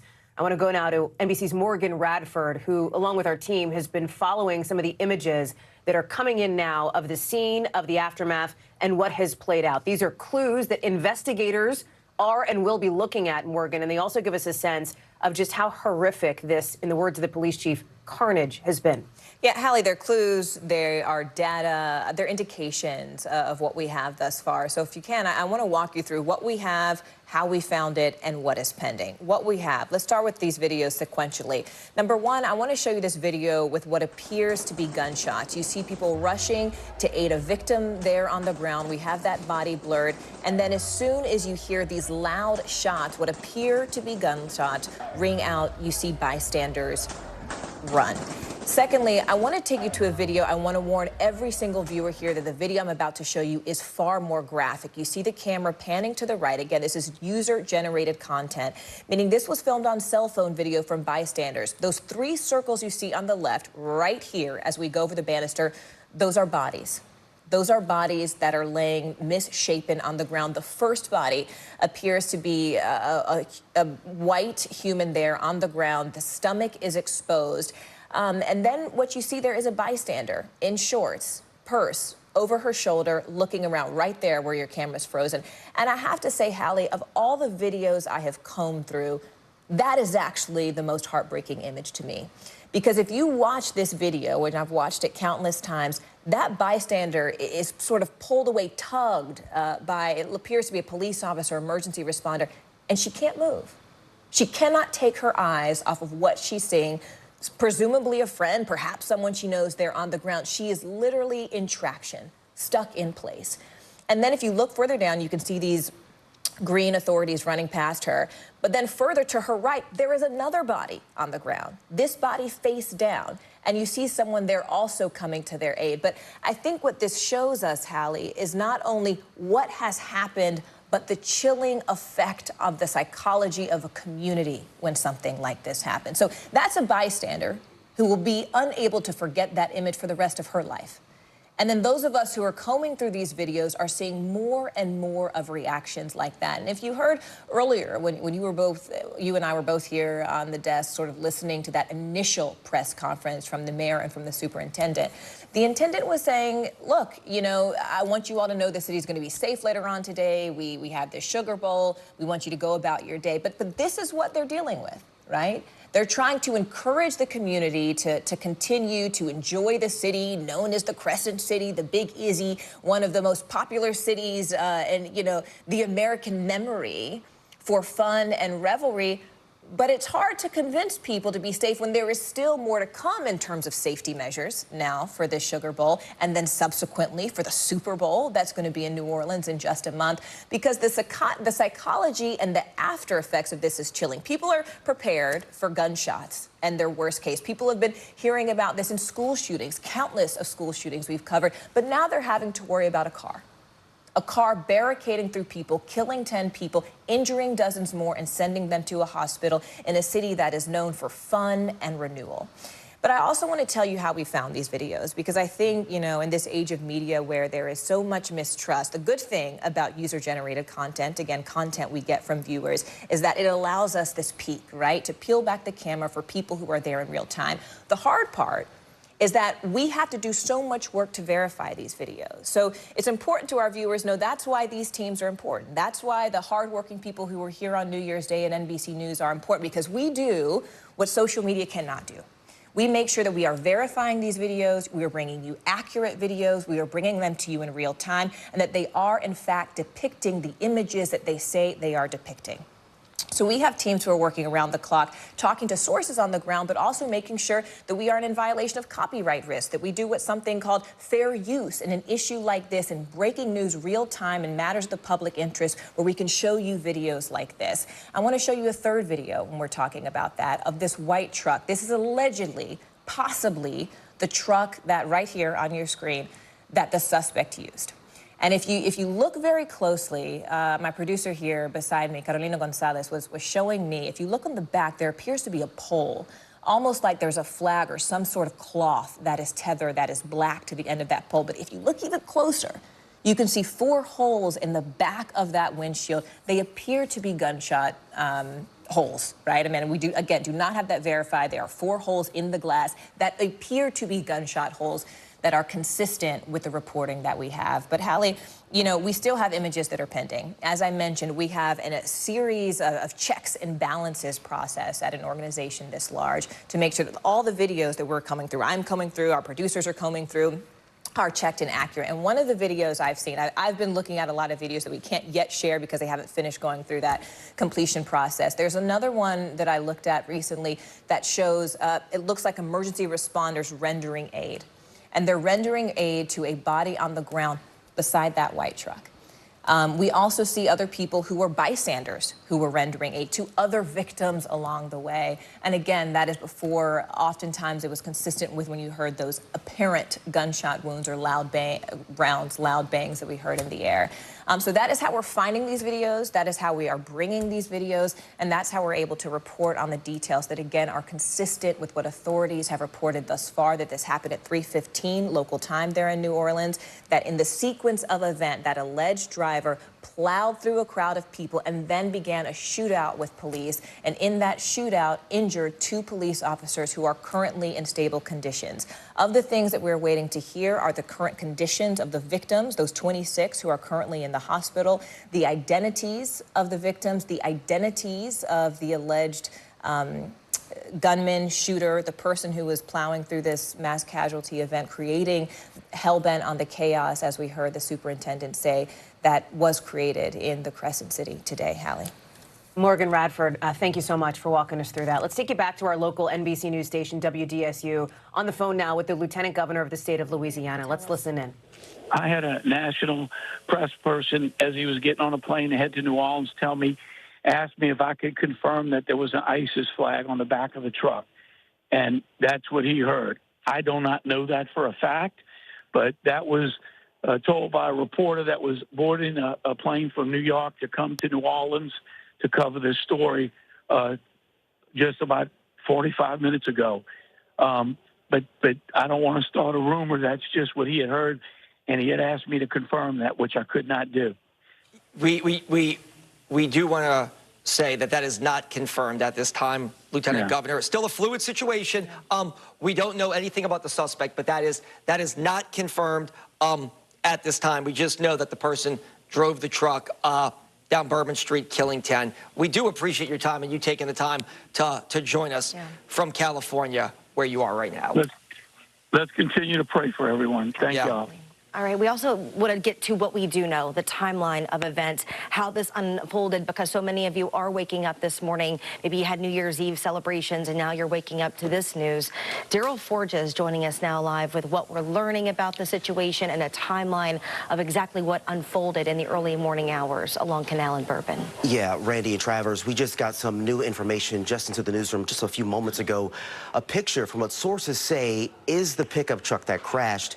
You have been listening to our local NBC station, WDSU, showing that photograph that we have been showing you of what allegedly appears to be that pickup truck involved in this horrific New Year's Day ramming in the city of New Orleans on Bourbon Street in the French Quarter. At least 10 people killed. You see the photograph there, 30 plus in the hospital, including 2 police officers who were shot when the driver, who is now believed to be dead, opened fire on police. There is also an investigation into a homemade bomb that police are looking into as well. I want to go to Ken Delaney now, who's tracking all of it. Obviously, Ken, the president is aware of this. He's been briefed. The attorney general, Merrick Garland, has been briefed as well, as the FBI is calling this a potential act of terror. That's how they're investigating this. That's right, Hallie. And we have a new statement from the Attorney General, which I want to summarize for you. But before I do that, I just want to mention this, just speak to the thing we just heard from the Lieutenant Governor of Louisiana about this idea that there may have been an ISIS flag on the truck, and the reporter made clear that's not confirmed. We can see in photographs that there's a PVC piping and a black cloth emanating from that on the back of the truck. I have been asking, Tom Winter has been asking our federal law enforcement sources what that was, and we have gotten no good answers to that. So just to be clear, we don't know what that was. There's no confirmation that there's any link to ISIS as of right now. Obviously, we're asking those questions. Now, as for the Attorney General, Merrick Garland, who's got 3 weeks left in office, he issued a statement sort of trying to console the nation. He pointed out that the country woke up this morning to news of a terrible tragedy, 10 people killed, many more injured. He said his heart is broken for those who began their year by learning people they love were killed in this horrific attack. And he added that the FBI is investigating this matter as an act of terrorism. He said the FBI, the ATF, the Justice Department's National Security Division, and the U.S. Attorney's Office for the Eastern District of Louisiana will continue to work with law enforcement partners and will deploy every available resource to conduct this investigation. So look, clearly, this is more than a local tragedy. This is a national incident. It's being investigated as a potential act of terror. Merrick Garland fully engaged on this. The president has been briefed. The FBI taking the lead in this investigation, Hallie. Ken Delaney, and Ken, thank you very much for that. Obviously, still so many questions here. I want to just reset for folks for a moment who may just be joining us on the West Coast or elsewhere as you're just waking up, to let you know what's going on. Just after 3 o'clock this morning, as we've been reporting here on this NBC News special report, a man driving a pickup truck, that white pickup truck that we showed you, plowed into a crowd of people right here in the French Quarter at Bourbon Street near Canal Street in New Orleans, driving at least some distance, according to eyewitnesses, down Bourbon Street, killing at least 10 people. 30 plus people are in the hospital as we speak. According to police, the driver then opened fire on New Orleans police officers, 2 of whom were shot. They are in the hospital in stable condition. There is also a homemade bomb, essentially, what police are calling an investigation into an improvised explosive device that was found in this area as well. We have heard just heart-wrenchingly graphic descriptions of what it was like in the aftermath of this Terrible scene on New Year's Day in New Orleans, with new questions now about the security surrounding this area. You are looking now at some of the scenes of the aftermath. That short clip in the background, you can hear what sounds like the audio of gunshots going off, the sound of gunshots. The police say that this driver managed to get around barricades, although some eyewitnesses have suggested they did not see a number of bollards or barricades in place. Remember, all of this is happening just hours before the Sugar Bowl is set to kick off at the Superdome in New Orleans, drawing in crowds of thousands of college football fans looking to see Georgia and Notre Dame play tonight. The security posture in place, intense in New Orleans as this investigation continues. I want to take you back now to some local coverage from our NBC station there, WDSU, for more. Police were sweeping the area, and some of those were possibly detonated. Yeah, and again, let me just tell you right now, it looks like the quarter may actually be opening up a little bit for the first time in hours. Taxi cab driving right now, resident in a car driving right now. So it does appear that the state police and the NOPD are potentially, just based on some of the traffic patterns that I'm seeing, are opening up the quarter just a little bit right now. We do have some more police cruisers coming through. We're on Dauphine in Orleans. If photojournalist Stefan Cage goes to his left, you'll see St. Louis Cathedral. Right on the other side, of course, Jackson Square. And this is really a sad sight. You see the St. Louis Cathedral. You see the beautiful shot of the French Quarter looking down Orleans, right here at Dauphine towards Bourbon. And then you see the police tape there. The reason the police tape is up is because of what you alluded to, Travers, that the ongoing investigation here, the FBI said they were searching for IEDs, which is hard to wrap your head around. We're talking about IEDs. We normally hear about that, about conflicts in other countries, and we're talking about an IED search in the French Quarter because there were reports that the suspect may have planted those devices in the quarter. The Special Operations Unit came to Bourbon and Orleans, where you're looking right now. There was a suspicious package here. 2 different times we heard fire in the hole and we heard a detonation. 2 different times. It sounded like a loud firecracker going off. Mike Kahn can give you more perspective on this, but what some of the people here told us is that is a precaution. They're detonating the suspicious package to make sure that it isn't anything more grave or dire. There was never a sense of panic in law enforcement.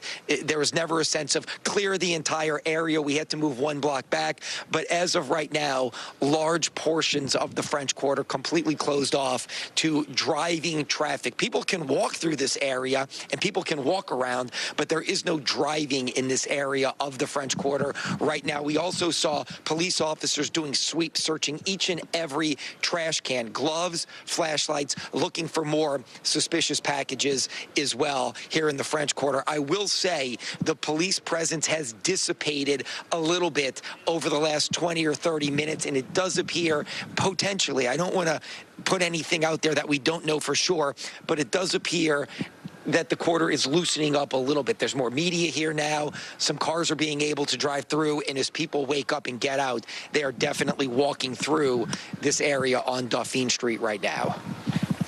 All right, Fletcher, hang tight. We are going to come back to you. We also have numerous crews, Aubrey Killian, Cassie Sherm, Brittany Ferner, Anam Siddiqui. They're all over this in the French Quarter right now. And Mike Kahn, who was at his house for a couple of hours here, is now joining us live in studio. And for those of you who are just joining us, we want to recap just for a moment. 10 people dead, 35 hurt in hospitals at this hour. Portions of the French Quarter still blocked off after someone committed an act of terror early this morning, plowing into the French Quarter near Bourbon and Canal with a truck and just creating havoc and really a worse nightmare for New Orleans, especially as we are preparing to host one of the biggest bowl games in the country tonight. Yeah, 10 people killed, 35 injured. The suspect shot and killed by 2 police officers. Those police officers who got into that gun battle also shot and injured. They are in stable condition. Let's just jump right into this. You've been on TV at your home in Zoom. We do appreciate you joining us now live in studio. The feds have taken the lead on this, but before we get to that, Randy mentioned this. You have some breaking news about possible trafficking going to the Sugar Bowl tonight. Yeah, I can tell you that for all the hotels and everyone else going to the Sugar Bowl tonight, you will not be able to drive inside that inner perimeter or where you would normally go if it were a game day for the Saints or for a basketball team or anything else. So you will not be able to drive anywhere in Poydras Street or anywhere where that perimeter leads from those hotels to the Superdome tonight at all. What does that mean for the parking garages, too? Because I know a lot of people tend to park in those parking garages. Do we know anything about security there or amped up security just around the Superdome in general? Because, I mean, a lot of people are now concerned about that. Right. I would think that the parking garages, and this is a plan that's still in motion, I would think the parking garages that extend right off of Poydras would be shut down as well, as to the best of the ability of the police department with manpower allocations and other things like that. But I would think that your side streets and your main thoroughfares will all be shut down to only allow pedestrian traffic to go see the game tonight. You were a police officer for a very long time. You ran the SWAT team. We were just talking about this. We can't recall any incident like this, maybe the Howard Johnson shooting, maybe the upstairs lounge fire. But when you hear active terrorism and somebody driving down a city street with the intent to kill people, this may be essentially historic. It may be a first time for the city of New Orleans. It's been the first time. I've been a policeman for over 33 years with the police department, and it's the first time that we've ever had a situation where, per an investigation, the feds came over and took it over. Now, obviously, we have other events. We have had Super Bowl. We've had many different events after 9/11 when all the presidents came, and it was run by the Secret Service and different entities. We've never had an investigation that required this, which the federal investigation does when you're dealing with acts of terrorism. And because of who the actor or actors are, that it requires them to take the investigation over and utilize their resources going forward. If this wasn't a lone wolf, and we don't know if it was or wasn't, if this wasn't somebody who acted alone, what are police and FBI doing? Are they trying to chase down other people, work surveillance? How does that work if, in fact, this person may have had assistance or help, whoever he turns out to be? Well, it becomes a massive effort. So if you can imagine one room right now in an area in the city where you have everyone, NOPD, ATF, FBI, every single entity, Secret Service, everyone getting involved, wanting to help. Everyone wants to run down a part of the lead.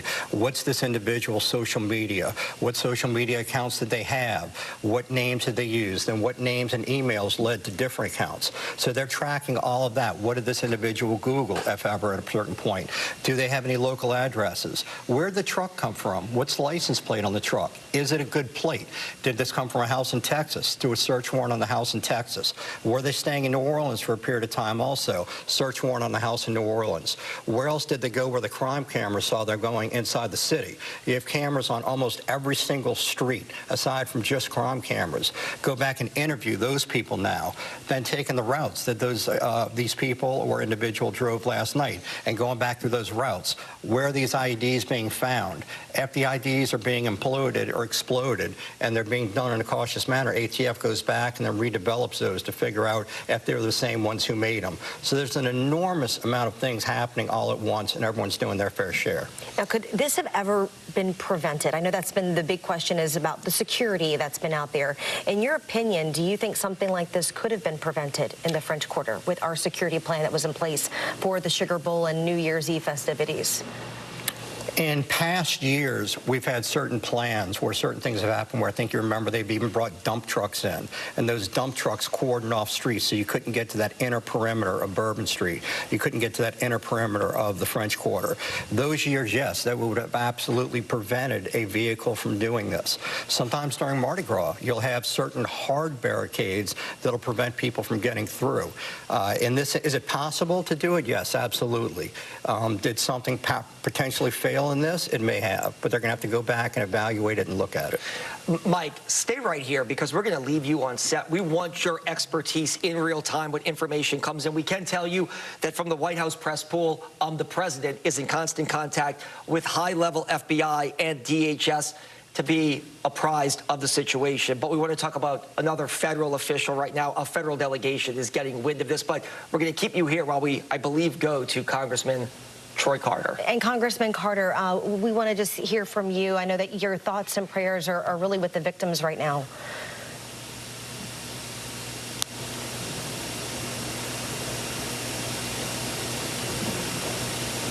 I think we're just having a little bit of an audio issue with his Zoom link. We're going to get back to him in just a few moments. As soon as we work that out, we do want to hear what Congressman Carter has to say. Oh, wait, I think he's back. And look, Congressman, for those that don't remember this, some of us do of a certain age. You were a former city councilman who has deep ties to the French Quarter and represented that district when you were on the city council back in the 90s and early 2000s. That is correct. I served on the city council for multiple terms, so I understand intimately the ins and outs of downtown and the French Quarter. I would caution everyone to please, this is not a time to come out to see and to look what's going on. Please cooperate with our local, state, and federal officials. I have been in communication with the FBI, the White House, and Secretary Mayorkas of Homeland Security. Every possible resource has been dispatched to the city of New Orleans and to downtown to make sure that we secure the area, identify any other possible threats, be they bombs or any other devices. The ones that we're aware of, we have detonated, and that area is now safe.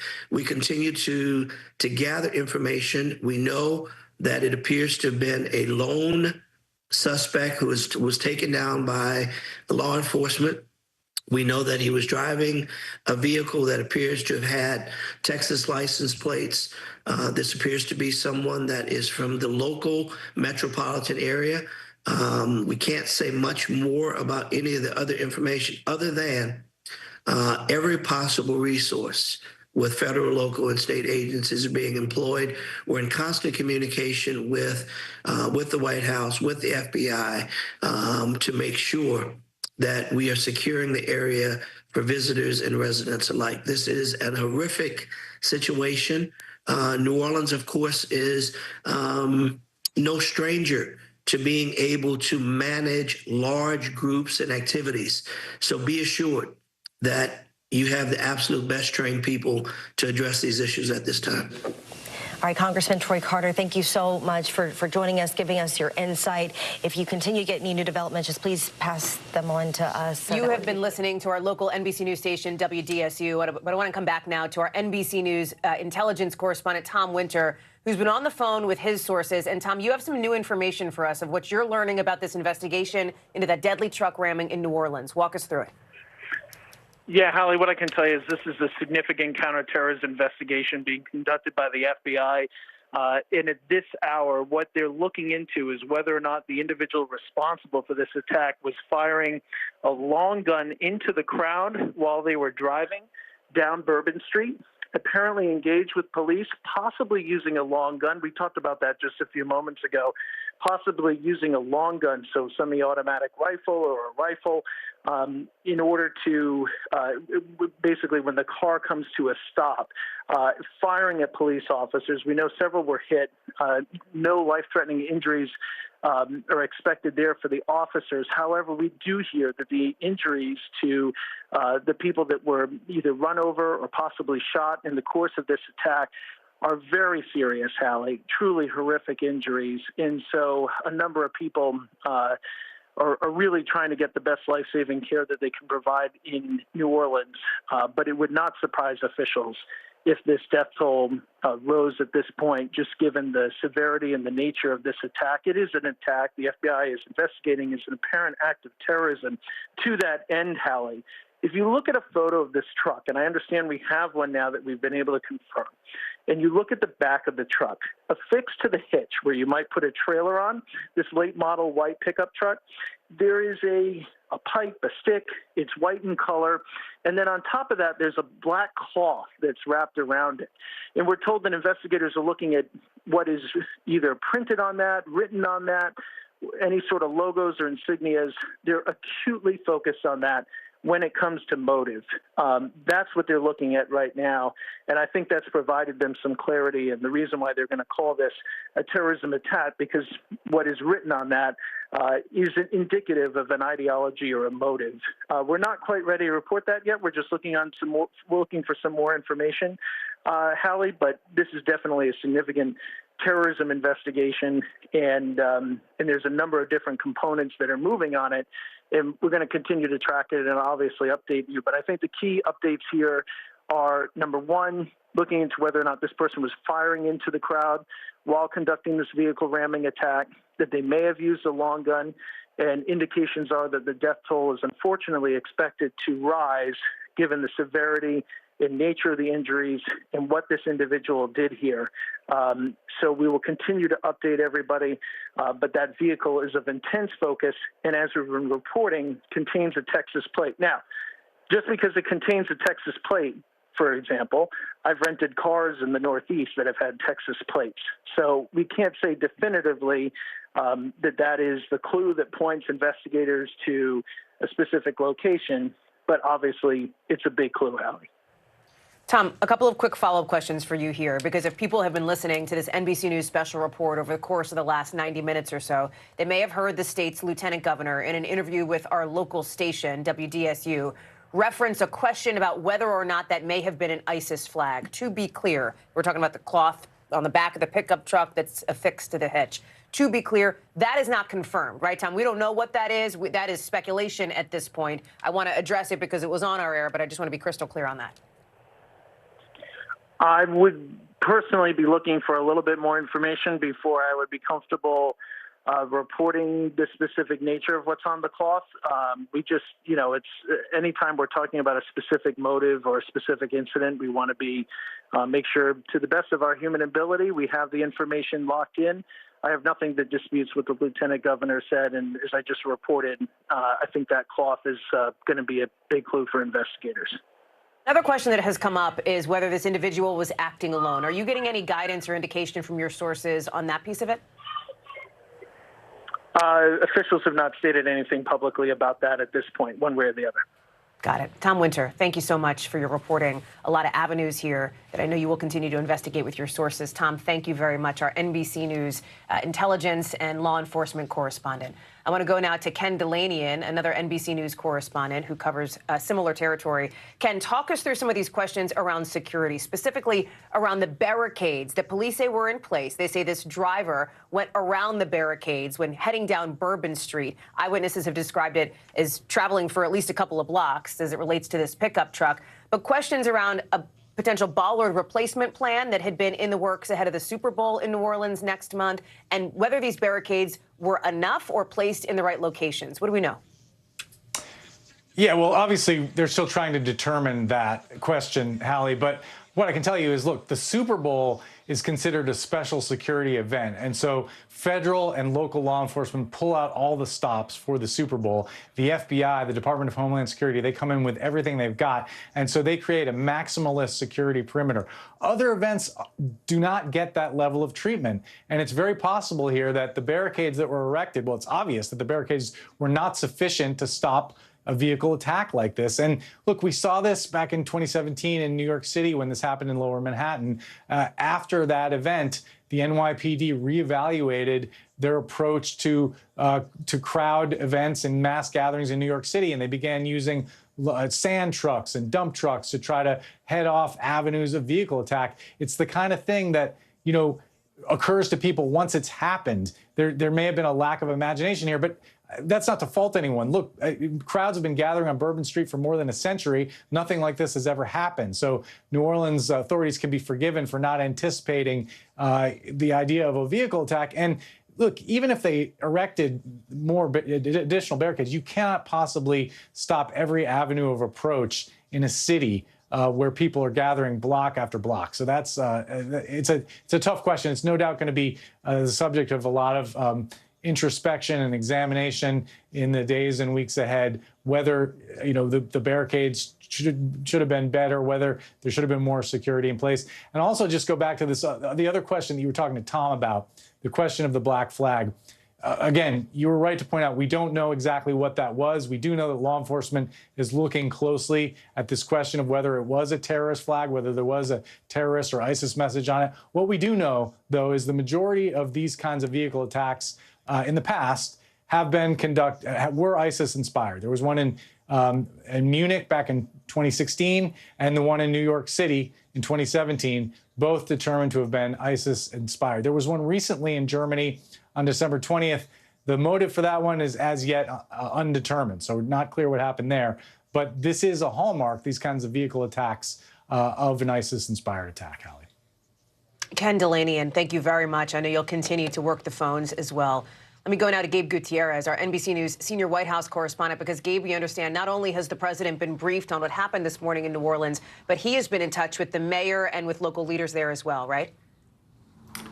Yeah, that's right, Hallie. Look, President Biden has been briefed throughout the morning and is expected to continue to be briefed throughout the day. Right now, he's in Wilmington, Delaware, after ringing in the new year, attending the wedding of his niece. And we understand, according to the White House, that this morning he has been briefed by senior FBI and Homeland Security officials. And in speaking with the mayor, he offered full federal support. Now, Hallie, as you know, the role for President Biden is not just commander-in-chief, will be consoler-in-chief, but we do not yet know whether he plans to make any official public comments on his way from Wilmington, Delaware to Camp David, where he's expected to go a little later on today. Now, we are right here in South Florida. This is where President-elect Trump spent the new year. He attended a black tie reception at his Mar-a-Lago estate last night. We have reached out to the Trump transition to see whether they have any comment on the unfolding situation in New Orleans. So far, we have not heard back. But again, Hallie, President Biden has been briefed by top officials at the FBI and the Department of Homeland Security, and he will continue to monitor this throughout the day. It's a very fluid situation, though, so federal officials are being very cautious on what they say as the situation unfolds. Gabe Gutierrez live for us in South Florida near the Mar-a-Lago home of President-elect Trump, who will be monitoring, of course, for any other national leaders and their response to what has happened this morning in New Orleans. All of it, of course, is in place as the city is getting ready for the Sugar Bowl later on tonight, the city of New Orleans, where tens of thousands of people are expected at the Superdome for that big college football game between Georgia and Notre Dame. You have a lot of fans who have come into town, and you've heard already discussion of the security posture in place. For more on that, I want to bring in Evie Pompouris, former Secret Service special agent, who is joining us now. Evie, talk us through any changes you may be anticipating ahead of tonight's game. I think we'll be seeing a larger amount of police presence. Help has gone out. You're going to look at more state police, local police departments coming in, giving that support, securing the area. We were just hearing earlier on from the local reporting that they're actually going to stop vehicular traffic in certain areas so that people cannot actually drive through, that they're looking to have more pedestrian traffic. So it's likely you'll see people parking a little further out. There is even speculation that they would be shutting down some of the parking garage areas. That's anything that's a little bit closer. So you could see that they're putting in all these measures because they truly just want to make sure they have this locked and tight to prevent anything from happening. A couple of extra things you can do, which I'm not sure that they are going to do. Sometimes you'll see on the outer perimeter areas a removal of trash cans or mailboxes. Why is this important? Well, in case somebody has an IED or a homemade device, you want to prevent areas where packages or items can be concealed. It's something they actually do here in New York City, New Year's Eve. They actually remove the mailboxes and trash cans from the New York Times Square area because you can just dump anything in there and it's concealed. So those are things you can do. You're going to see less vehicular traffic. You're also going to see probably the funneling of people, extra police presence, magnetometers, also canine. Canines also used in areas like this. You want to have, people going through the magnetometers. You're obviously looking for weapons, guns, knives, anything like that. But in addition to that, having the canine picking up any type of powder or residue on a person. Fire trucks, police presence, in addition to, you're going to have fire trucks there. You have to think, any type of arson, fire, you're really going to be checking off all those boxes. What do I need to look at? Again, you want to be creative, think like an attacker. If I want to do harm, how could I do it? So having those fire people there, having paramedics, ambulances on the ready should something happen. And even when you do outer perimeters, it's not an extreme thing to think of radiological or biological attacks. Radiological, any type of devices coming in, you can put sensors there, have people actually at that outer perimeter, seeing if they pick up on people. We would have those all the time. And then actually inside stadiums, we would have individuals walking around in the stadium, just going through the people in the crowd in the stadium, seeing if anybody hits or we pick up on any type of radiological residue on that person. chemical, biological, another concern. So having what they call a decontamination site. So what does that mean? It means if somebody were to release in the area a chemical, some type of biological attack, you want to have the ability to treat the people there. All right, so they will have a designated area, and this is where the fire department comes in. This is where you bring in, usually for something like that, you would use water to decontaminate people. You would set up a decontamination site where you would herd people in and clean them off. So these are kind of all the things they should be thinking about and checking off those boxes. Again, it's a site that's got a structure to it. It's got walls, anything with walls. And when you can funnel in it, people in and out within certain points, it's so much easier to secure rather than an open venue like we saw here with the crowd and vehicles moving. So when you can minimize and mitigate all these different variables, your chances of success in securing a site is definitely heightened up. Evie Pompouras, thank you very much. Obviously, this is having reverberations well beyond the city of New Orleans and the state of Louisiana, given how many events, how many parades, how many games typically happen on New Year's Day. We are learning now from the city of Atlanta that they are boosting security ahead of the Peach Bowl there later on today. We also understand that in Philadelphia, where there is the Mummers Parade on New Year's Day, they are closely monitoring areas involved. Of course, in just a couple of minutes, the Rose Parade will begin out west in Pasadena, California. And there, too, they are reiterating that they have a number of security measures in place to keep people safe for both the parade and the Rose Bowl later on today. Emily Aketa has more on that angle of this story. Emily, good morning. Hey there, Hallie. Well, you can trust that officials of major events playing out across the country are paying close attention and taking it into consideration to how they are securing their own major events. As you said, from Atlanta with the Peach Bowl to the Mummers Parade in Philadelphia, and the city of Pasadena underscoring and reinforcing that they have been preparing for months for this parade to get underway, which traditionally attracts 800,000 people, about to play out any minute now in its 136th year. They also say that they had a hard shutdown of vehicles along the entire parade route and that they have added very robust barriers at intersections along the Rose Parade route as well, with 1,000 or so law enforcement officers working the parade and then later on the game as well. We have witnessed cities across the country amp up security ahead of New Year's Eve and New Year's Day celebrations. We saw it here in New York City. One of the things, in addition to the canines and the drones that New York City rolled out and the thousands of police officers, were sand trucks, dump trucks, barricades, concrete blockades to prevent things like these vehicle ramming attacks. We saw one happen just a few weeks ago in Germany at the Christmas market. Now, we know that there were some kind of barriers in place, according to police, because they say that the driver drove around the barriers to drive down Bourbon Street in New Orleans. We just don't know to what degree, but it's certainly something that's going to be evaluated very closely in the aftermath of this terrible tragedy, Hallie. Emily Aketa live for us with more on the preparations coast to coast for other New Year's Day events today, as New Orleans is beginning its 2025 with this nightmare of a scenario in the French Quarter. You're seeing some of the video on the left side of your screen, some of the aftermath now in the daytime, people leaving after a truck plowed into a crowd of people celebrating New Year's Eve just after 3 o'clock this morning, killing at least 10 people. 30 plus others are in the hospital with injuries, including 2 police officers who were shot when the driver of that truck opened fire. Police are also looking into a homemade bomb, an improvised explosive device on scene as well. The city's superintendent of the police department saying that this suspect was hell-bent on carnage. And you can see some of the aftermath of the carnage there. I want to bring in now Rob D'Amico. I believe we have a former FBI agent who's worked as a nexus to counterterrorism. And Rob, we understand that the driver, the suspect here, is dead. At this point, however, the identification process is well underway. Police are looking to suss out any kind of motive here to try to understand why he did this.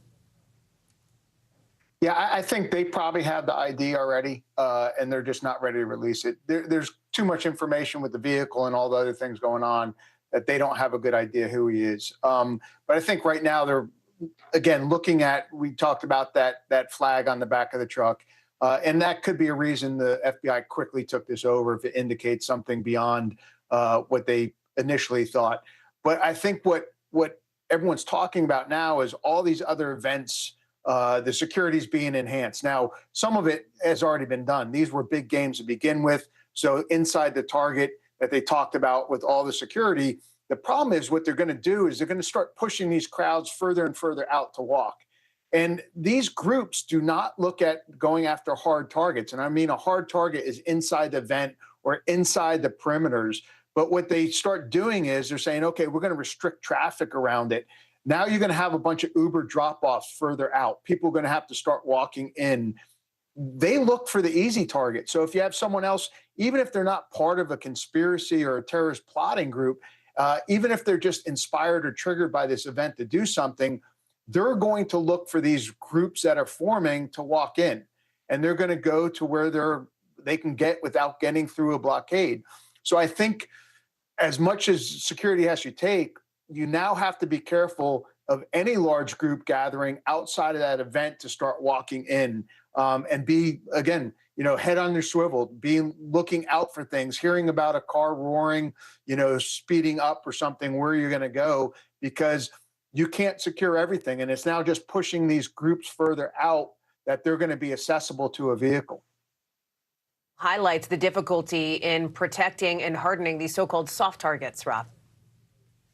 Yeah, I think like New Orleans probably should look at some better barricades. You see the ones that the big thing is they have to clean the streets up after all these events, and they have the crews drive in. So you don't want to put really hard targets. But I've seen some cities that put rising steel barricades from underground that they can put up for events to block it off, and then put down for when vehicles do have to get in for other reasons. I think they're going to have to start looking at that for places like this that have these big events all the time. I think it's worth the investment to be able to do that, to slow the vehicles down, not get them access in, because it is too hard. As you see, like I've worked the Thanksgiving Day parade in New York City for counter drones, but you look how they lock it down with the garbage trucks and sand trucks.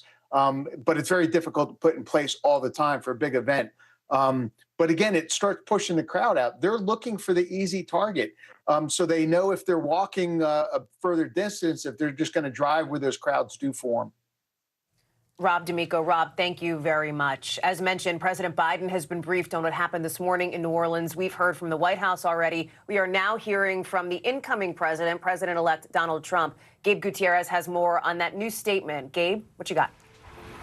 Hi there, Hallie. Well, that statement was posted to his social media platform just moments ago, and it says in part that our hearts are with all of the innocent victims and their loved ones, including the brave officers of the New Orleans Police Department. The Trump administration will fully support the city of New Orleans as they investigate and recover from this act of pure evil, the president-elect says. Again, we're here in South Florida, where the president-elect spent his New Year's Eve at his Mar-a-Lago estate, attending a black tie reception there. We are still monitoring President Biden. He's expected to leave from Wilmington, Delaware to Camp David later on today. And as you said, Hallie, we did hear from the White House earlier today that the president has been briefed. He has spoken with the mayor of New Orleans, and he was briefed by senior FBI and Homeland Security officials. He is pledging the full federal support to the city of New Orleans and plans to be briefed on this throughout the day. We do not yet know, though, if he plans to make any official public statement to cameras as he makes his way to Camp David. Hallie. That would not be without the realm, outside the realm of possibility there. Gabe Gutierrez, thank you very much, live for us down there in West Palm Beach in South Florida. Again, this morning, 2025, New Year's Day, off to a horrific start for the city of New Orleans after that deadly truck ramming that killed at least 10 people. It is possible that we may learn that death toll could go up. Some 30-plus people are at local hospitals in New Orleans, including 2 police officers who were shot when that driver, that suspect, who's believed to be dead, opened fire. We are expecting an update from law enforcement, looking at the clock, in just about an hour from now. But for now, that concludes our NBC News special report. We will have continuing coverage on our streaming channel, NBC News Now, and online at NBCnews.com. We will monitor the latest and come back on the air with developments as news warrants. I'm Hallie Jackson. Thanks for watching.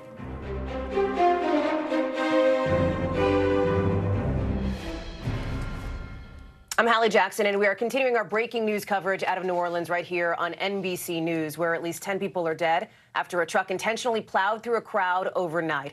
Dozens more people were hurt. and are being treated at local hospitals. The FBI says the person who was driving the truck also shot at police officers. He is now dead. Those officers are in the hospital in stable condition. All of this happening after the ball dropped, after midnight, during New Year's Eve celebrations on Bourbon Street. It's one of the busiest and most well-known streets in the country. Police say the driver of the car was, I'm quoting here, hell-bent on creating carnage. The Louisiana governor calling this attack a horrific act of violence. We are now learning that federal investigators and local law enforcement are trying to determine if this individual, this driver, might have used some kind of rifle, firing it into the crowd as he was driving. That is one of the investigative pieces that we're looking at. I want to take you in now to our local NBC News station, WDSU, who's been following continuing coverage of this for a bit more. Let's listen in for a moment. Over at University Medical Center for us, a lot of local leaders weighing in on that. Aubrey, what can you tell us at this hour? Hey, so we're live here at UMC. I want to show you what's behind me. You can see right up on the ER ramp, there are a ton of vehicles. We've seen Louisiana State Police vehicles as well as Jefferson Parish Sheriff's Office vehicles. And what we know at this hour, obviously, it's moment by moment, second by second in this heartbreaking day here in New Orleans. Obviously, the man plowed through Bourbon Street, 10 people dead, dozens of victims injured. Most of them are right here at University Medical Center. 2 police officers were shot, are here. I spoke with Councilman Oliver Thomas. He has actually been speaking with the 2 officers that he say are men, and he said they are doing well. They are conscious. They're going to make it. They're going to be okay. He got very emotional when we spoke to him, but he did stress that they are expected to be okay. Again, dozens of victims have been injured. They are at multiple hospitals all across the city. The bulk of them are right here at University Medical Center. I spoke with Councilman Freddie King about potential changes and improvements that need to happen within the French Quarter to make sure that situations like this never happen again. I do believe we have his sound and a portion of his interview. Take a listen if we do have that ready.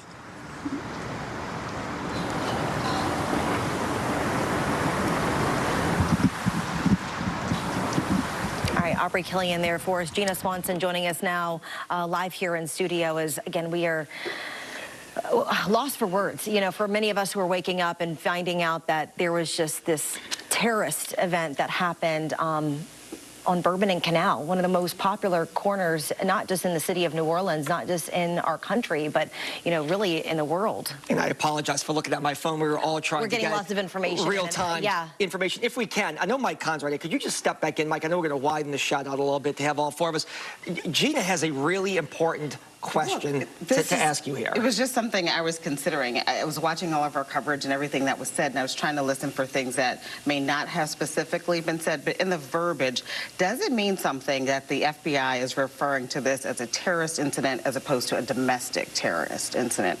Does that mean that they understand something more about the suspect or his motivation or connection to any type of wider? I would say it's a great call on the verbiage that's being used, and they're very careful on the verbiage being used. And as of right now, I believe with the information they have, this looks a lot more like an actual terrorist event than, quote unquote, just a domestic terrorist event. And I think that, again, they have the ability now of having hands that are outstretched, and they're looking at things from 30,000 feet, as opposed to some people who are looking at things from maybe 5,000 feet. So they have people in all sorts of areas doing all sorts of backgrounds and are already putting together a projection of path from where this individual came from to what states he came through, he or whoever was with him, and then where they landed.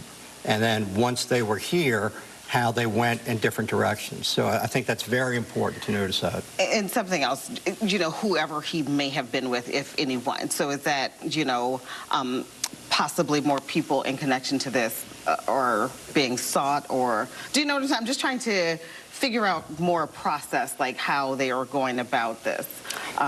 Sure, some of it has to be kept a little bit to themselves until they can fully investigate it.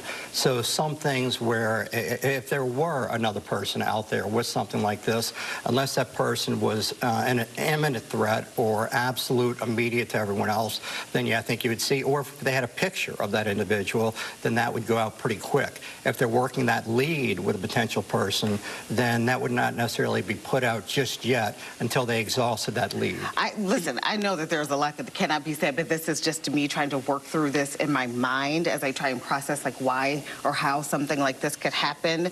Are other big college football bowl events, are they on any kind of alert height? You know, could this be connected to a big game? You know what I'm saying? I'm just trying to figure out what all could be happening right now as a result of this. Doesn't necessarily have to be connected, but when we saw where the United Health Care individual was shot and killed that day, you know, before 12 o'clock that day, all of a sudden health insurance companies were putting protective security details on all their VIPs. And everyone was going back and thinking, well, maybe if we didn't do it for a monetary reason, we should.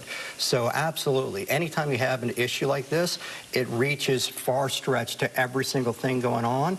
And then unfortunately, 2 weeks later, people start to forget about it because nothing happened. Real quickly, we want to get to Cassie Sherm, who stand is by, live Mike, for us in the French Quarter with some new details. And I went for some reason. Yeah, guys, we're right downtown on Bourbon and Canal Street. I'm actually here with multiple people who actually saw the whole thing unfold. And guys, I'm so sorry to interrupt, but can you tell me a little bit what you saw last night? Yeah, we were coming through the intersection, and it all just happened so quickly. But the guy in the pickup truck just punched the gas and mowed over the barricade and hit a pedicab passengers. There were multiple cops on the corner. And there were just bodies and the screams. I mean, you can't think about, unhear that. It was chaos and very, very scary. When you saw the car, did you think anything of it at first, or did you? No, no, it was the most bizarre thing, like something that you, like the least expected thing, I don't even know how he managed to maneuver that with the amount of traffic and people that were still out. Bumper to bumper. There were people everywhere. You said there was a lot of people? Tons of people. Tons of people. And cops everywhere. The cops there were on were the cops corner when it ran through the barricade. They were standing right there when it happened.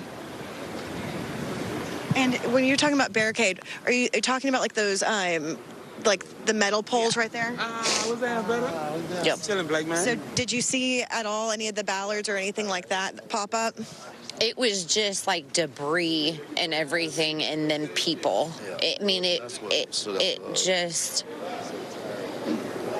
It was unreal. Just total chaos. Total chaos. What was it, the sounds?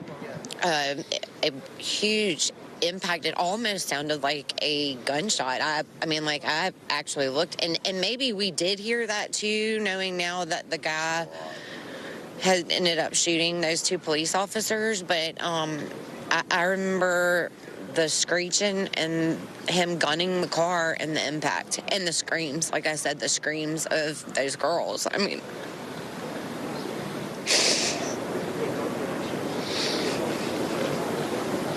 Yeah, I don't know that I'll be able to forget that. I'm so sorry you guys had to go through that. You had mentioned inside that when he barricaded through, it was super loud. Yeah, it was. It was very, very loud. It just was this huge boom. Crunching and crunch. Yeah. And then just the people yelling. And you guys had just walked right across the street. Where were you guys at? We had come from about 2 blocks down from a parking garage, the Roosevelt parking garage, and we're coming through this intersection right here on Bourbon when it happened. From what I recall, he was in this lane and just took a hard right and punched it, is what it seemed to be like. So I don't know how he did it because there were all the cars. It was literally 3 or 4. I mean, it's 3-lane, but there was also people parked over on the side. So, I mean, it was just hectic and chaotic. I don't know how he was able to get through the barricade or whatever, get enough speed. And there is multiple pedicab drivers and carts there. And fortunately, one of the girls that he hit her cart, she didn't have passengers, but it was the other gentleman who had passengers. That's what he hit, and they were just all on the ground. I mean, I was just going to say, so you guys saw this happen. What did you guys do next? it was kind of like a surreal moment, and my husband, he just grabbed me and he was like, let's go, let's go, get out, let's get out of here. It was so surreal, I think we did kind of go into that fight or flight mode and chose flight in that instance, to get ourselves out of here and safe. I mean, your hotel is right here. Yeah. Right there. Yeah. Yeah. Mm-hmm. And then our room, we looked directly out onto the street, so we kind of watched the aftermath and everything unfold. And blood in the street. Yeah, the blood, and to see the coroners, because we didn't know how bad, how bad it actually was. Didn't know how many people. Or to know that this guy had such ill intent, malicious, just awful intent to hurt innocent people is just, unfathomable. And so, it was sad to see the coroners and the ambulances coming in knowing to go, that they have to go get bodies out of the French Quarter. I mean, at that time of night, too, it's dark. It's kind of hard to see. I mean, I'm sure there were people lying at least close up to here, but all the way down. All the way down. There's people everywhere. The streets were flooded with people with cars. It was a lot. I was telling him earlier, I don't know what justice was had by this guy being shot and killed by police when, I feel like he needs to pay the piper and have to deal with his consequences and at least see the grief and the hurt and the impact that it has on so many people, not just the victims themselves, but their families and other people here that are trying to enjoy the city. I mean, you guys are from out of town. What were you guys coming in town for? Billy Strings at UNO. Yeah, we come every year to see Billy play. So he's a lot of fun all the time. Yeah. Put on a hell of a show last night. I'm sure he did. And to have something like this happen, I'm sure no one ever fathoms that something like this would happen. No. You don't ever think something like that's going to happen. But you always have to be prepared down here because anything can change at the blink of an eye. It's such a lovely city that we love, but at the same time, it's so dangerous and can be so crazy. There's a dark, seedy underside to New Orleans for sure, and you just have to be careful and wary of your surroundings. And unfortunately, when you go through something like this is something that's going to impact you probably for a long time as well. Oh yeah. It was a delayed response for me, I think, and I told him. I just broke down in the hotel room a little while ago, just to be able to process, what I saw, what happened. When you guys saw the bodies, were they young people? Could you guys tell? They were. I could tell. They were young, middle, and then I think middle-aged too. It was kind of hard to maybe tell, but late 20s, early 30s. But there was also a group of 18, 19-year-old kids, college-looking girls that were standing right there, and they missed them by a foot, Now, seeing all of this still after, I don't even know how many hours we are because we've been here for quite some time. About 3? 6, a little after 3 o'clock. Yeah, I don't even know what time it is at this point, but to see this, to see this now kind of how it is, how are you feeling? I'm really, really sad. It makes me sad. I mean, there's just not, not another word for it. It's incredibly, incredibly sad.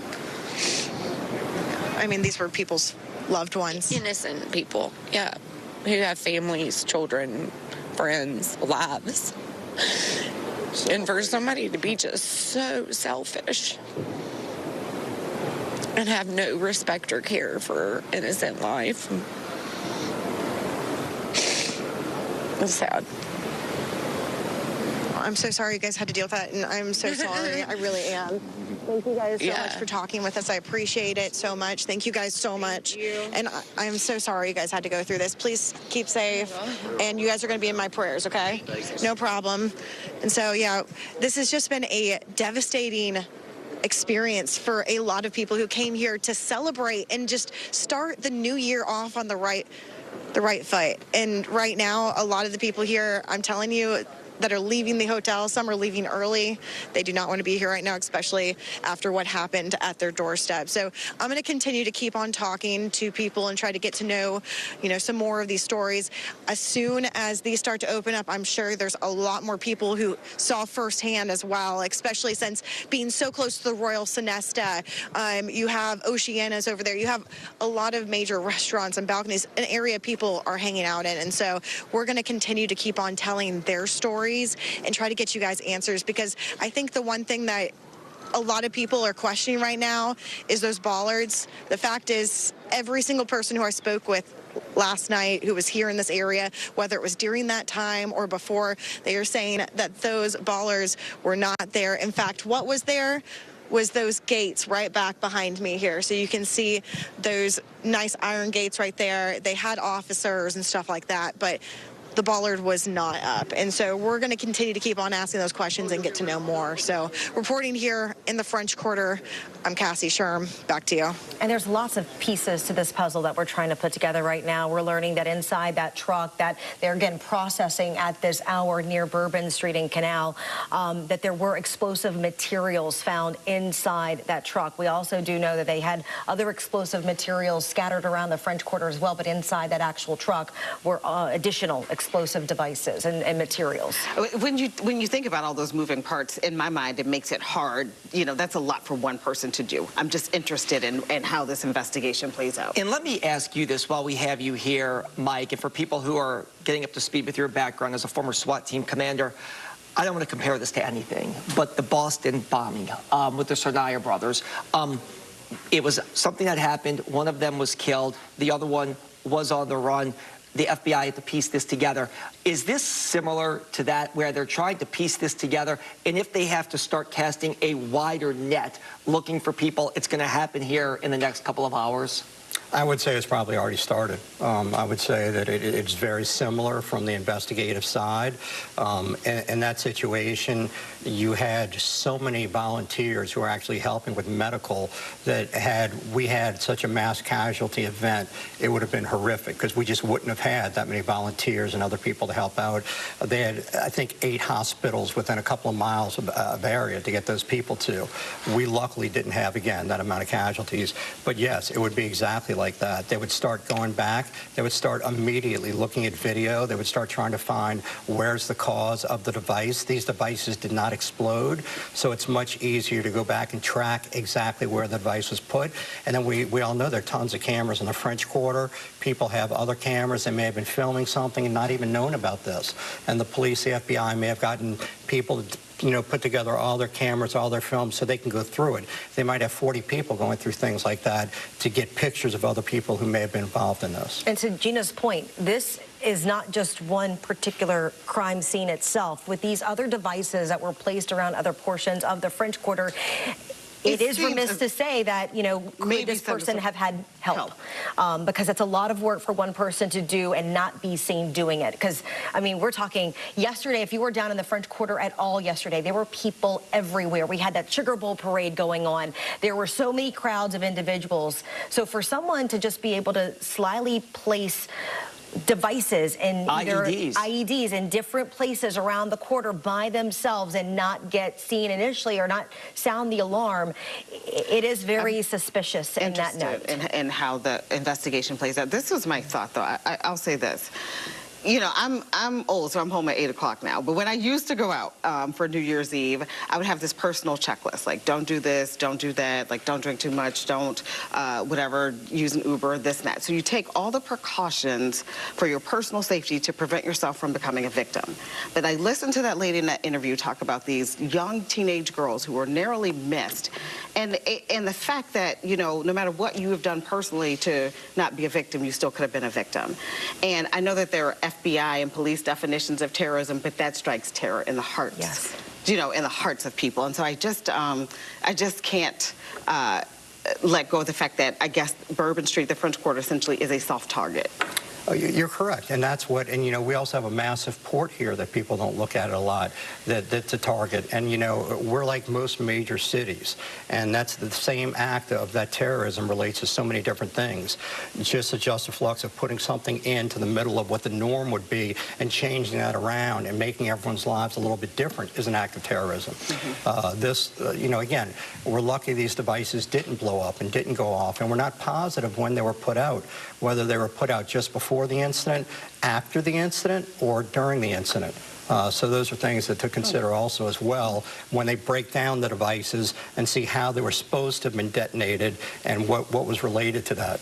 And in addition to that, too, we have the Sugar Bowl game itself tonight. 10 hours and I know away. that you mentioned earlier they're going to have some traffic restrictions and some driving restrictions into the Superdome. We don't know what other precautions they're going to be taking. We've been trying to reach out to Superdome security and whatnot to see what is going to happen to make sure people feel safe going into that building.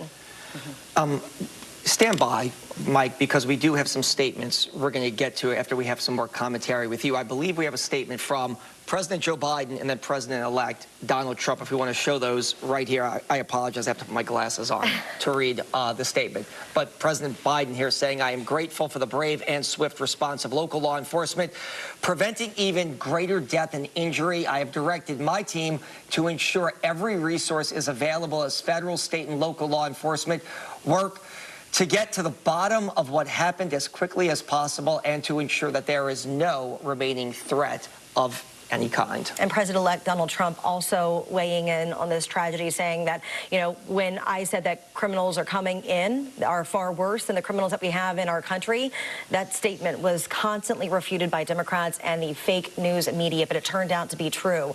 The crime rate in our country is at a level that no one has ever seen before. Our hearts are with all the innocent victims and their loved ones, including the brave officers of the New Orleans Police Department. The Trump administration will fully support the city of New Orleans as they continue to investigate and recover from this act of pure evil. And we have another statement here. I began last night feeling very optimistic about the opportunities and progress we can achieve together as a community in 2025. While today's events have certainly been disheartening, our commitment to this incredible city remains unwavering. That is from Sheriff Susan Hudson. I honestly, reading the statements, I just want to go back to President-elect Trump's statement. Does he know something we don't know? He says something about criminals coming in. Like, I think that's interesting that he made that connection in his statement. I think that there have been indications that these individuals, you know, may not be from the United States. And well, that's what the president-elect indicated. And that hasn't been confirmed yet. Well, we are going to get a press briefing at 11 a.m. in just about 37 minutes here. We're going to get more information from the FBI, the mayor, the police chief, and we are obviously trying to stick with what we know right now. There is a lot on social media, and there is a lot to get to, but what we know right now is that the man obviously killed 10 and injured 35 by driving his truck down the street. Everybody's calling it an act of terrorism. Just to get back into this with you, Billy Nungesser talked about this right before Gina came out, and I think Mike came on set here. The lieutenant governor talked about, do we have to shut down major streets in the French Quarter and make it essentially a pedestrian walking area? Bourbon Street, Royal Street, where you limit cars now. This happened in Nice, France. They did something very similar where they said, look, you can't drive on certain areas anymore. So it's interesting. It's always easy to say, all right, shut it down and that's it. But then there do become massive inconveniences to people. What about people that live in the quarter in those areas? What about handicapped people? What about elderly people that need to get to their houses? What about people going to hotels that need to get luggage, young, small, elderly, anything like that? Do you trap all of them outside, or do you make it specifically where, okay, some people can, if you have a registration to a hotel, then how hard is it to get a registration for a hotel and you still get past those barricades? No, it's an point, interesting discussion. People do live in the French Quarter, to your point. I mean, it is easy for us to say blanketly, like, let's just shut it all down, let's just make it a pedestrian area. But to your point, people do live there. I mean, Chief Ann Kirkpatrick lives in the French Quarter. I mean, like, not too far from really where this all unfolded. And to your point, what you're saying is true. I mean, we do that during a lot of events. So during a lot of events, we start at all your outer streets. And each street in the French Quarter, one goes in a riverbound, one goes in lakebound. We put police recruits and other people at all those ingresses and egresses and essentially do shut it down and only allow people who live in there or who are going to hotels to go in there. So I think it's a culmination of both that you have to find a happy median for. We want to go back to the President-elect Trump's. Yeah. He did go on to say this. It's a statement from the President-elect. Our hearts are with all the innocent victims and their loved ones, including the brave officers of the New Orleans Police Department. The Trump administration will fully support the city of New Orleans as they investigate and recover from this act of pure evil. Again, that statement from President-elect Trump. Who, again, is taking office in just a matter of days at this point. A lot of things that we're going to have to reconsider moving forward. And, again, we've got the Super Bowl coming to our city in roughly 5 weeks. You know, you've got a lot of NFL officials who, are in town right now just looking at the Sugar Bowl, too, as another big trial run for a big event that we're about to host in just about 5 weeks, including Mardi Gras after that. So we're going to hit our live reporters in just a second here, but if you can just talk about the history of this. 9/11/2001, the worst terror attack in the history of the United States. Thousands of people died. We hosted the first Super Bowl in the city of New Orleans. You were an NOPD officer working security back then. Now, just what will be 5 weeks after this, we are hosting the biggest sporting event on planet Earth. Will there be kind of a redo or a revisit of the security package? You know, it's really interesting. When we had that Super Bowl, I was running the SWAT team then, and we actually had Secret Service take the lead on that because we had 4 ex-presidents coming to that event. And with that being said, Secret Service took the lead from the FBI in that, and it ran very well, and there were a lot of precautions taken. You don't have that much time right now. You can throw additional resources down here, and then who's to say who comes to this Super Bowl? Will the newly seated president come to the Super Bowl? Will that be even more information coming in and more security needed? All right, well, we want to get to some of our live reporters, as Travers just mentioned. Aubrey Killian joining us from outside of University Medical Center, where many of those victims were taken. He's been speaking with several local leaders, even weighing in, talking about what can be done differently. And again, our hearts going out to those families right now who are frantically trying to find their loved ones, whether they're here or whether they're unfortunately still in the French Quarter. Aubrey.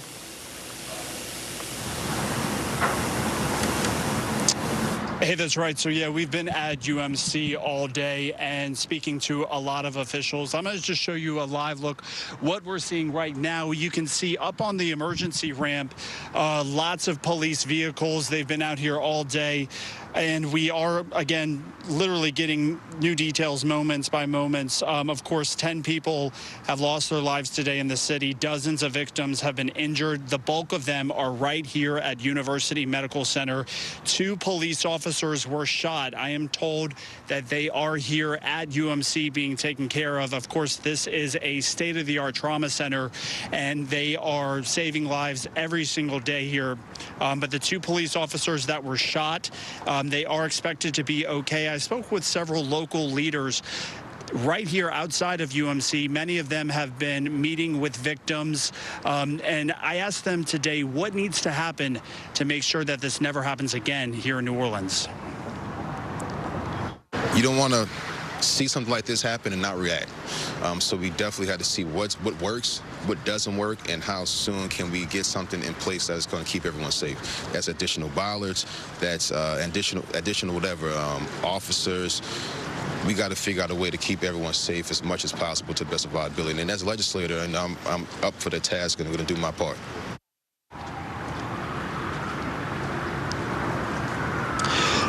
So again, there's been some major questions about the bollards that were set to be up. It appears the bollards may not have been up, and whether or not barricades were up, and how this man who drove and plowed through Bourbon Street was able to go through the crowds, killing 10 people. Essentially, we do know that he was killed as well, but here at UMC, we've seen the mayor here. We haven't seen many ambulances going up and down the ER ramp, but at this hour, there are dozens of people injured. Many of them are here at UMC. The 2 police officers that were wounded are expected to be okay. They are meeting with public officials. We can see an ambulance actually rolling up now as we speak.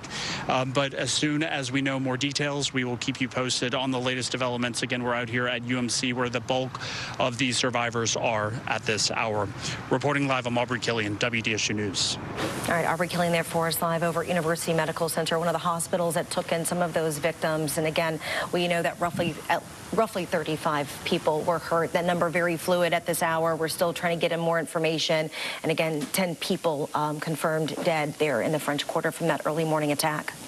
All right, let's check in with reporter Fletcher Mackel, who is still in the French Quarter with the very latest on what's going on there. Fletcher. Yeah, Gina, I'll tell you that some of the streets in the French Quarter, we were on Dauphine. Dauphine is now open. Again, it's not the best traffic situation because Bourbon Street is still locked down, but Dauphine was locked down. Dauphine is now open. There's more foot traffic in here. The residents are starting to come out to talk about what's going on and what's happening. I'm going to step out of the way. Photojournalist Stefan Cage and I have been here since 4:30, 4:45 this morning. Stefan even told me that this feels like something out of a TV show or a movie. The most iconic building in a beautiful view of the St. Louis Cathedral here on Orleans, just off of Bourbon Street, with all of the crime tape and all of the law enforcement investigating heinous crimes right now. Unfortunately, this isn't a terrible nightmare. This isn't a movie or a TV show. This is the sad reality that everyone woke up to here today on 2025 to start the new year. About 5 blocks away, we're here in the 600 block of Bourbon Street, so about 5 blocks away from where the truck went into the people and the tragedy unfolded. And then at about 6 a.m., a Louisiana State trooper said that he saw a suspicious device. He phoned it in. We were cleared out of the area back to Dauphine. They locked Dauphine and Royal Street down. They made a huge perimeter. They called in special operations and the bomb squad.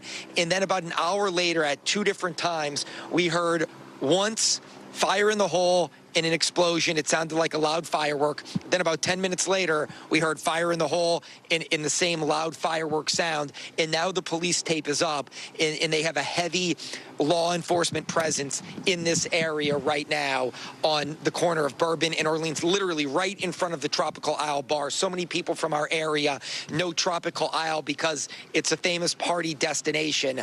And right in front of there, a lot of the workers from Tropical Isle, even the owner, have been trying to get in, and they can't get in right now. A lot of the workers here in the quarter, knowing today was going to be a busy all-day affair because it's New Year's Day with the Sugar Bowl tonight, cannot get to Bourbon Street. I saw Antoine's is closed. A lot of the restaurants and businesses here are saying they're closed today because if they're on Bourbon Street, no one is getting on Bourbon Street right now. But that is the very latest from here, from Royal almost to Dauphine. Police tape, especially at Bourbon Street in front of Tropical Isle, where they found 2 IED-type devices. Again, we're going to get a briefing at 11 o'clock, so I don't want to jump to conclusions and say that these devices were tied to the suspect that was killed, but the investigation led them to suspicious devices that may have been tied to that, and then the NOPD handled them. We also saw NOPD officers, men and women from the force, with rubber gloves on, flashlights, going through every single trash can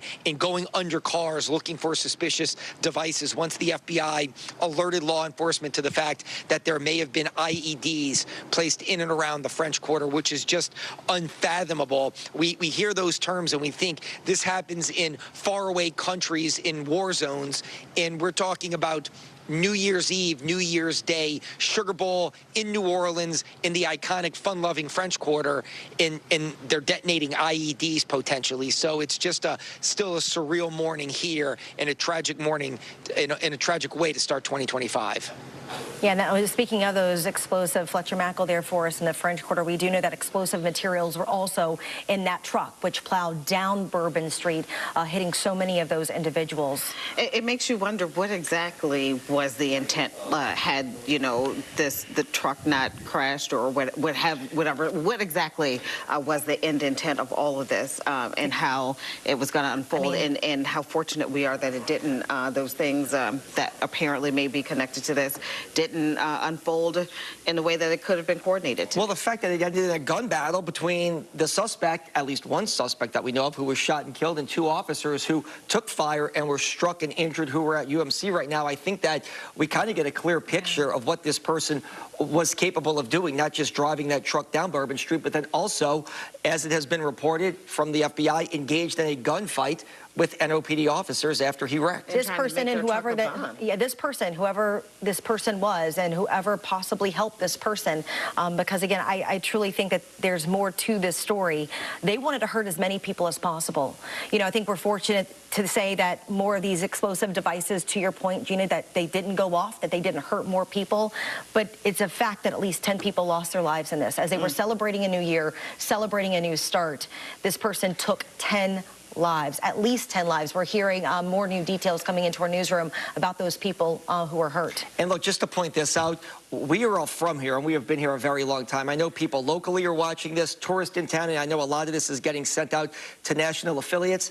Bourbon Street at 3:15 a.m. is packed. We are not a city that shuts down at 2 o'clock. It was probably a sea of humanity and wall-to-wall people at 3 a.m. in the 100 block of Bourbon. And I know recently, within the last year or 2 years, there was a move afoot to make it Bourbon Street a pedestrian mall where no traffic would be able to travel Bourbon Street at all. I don't know if that push met some resistance, I guess, making those type of changes, but maybe that is something, sadly, in the wake of this, that may be revisited. All right, let's get some new details now from Daryl Forges, who's joining us from the newsroom as we're getting an update on some of those victims and some of the efforts to find out why this happened. Yeah, Randy, a lot of questions still need to be answered this morning.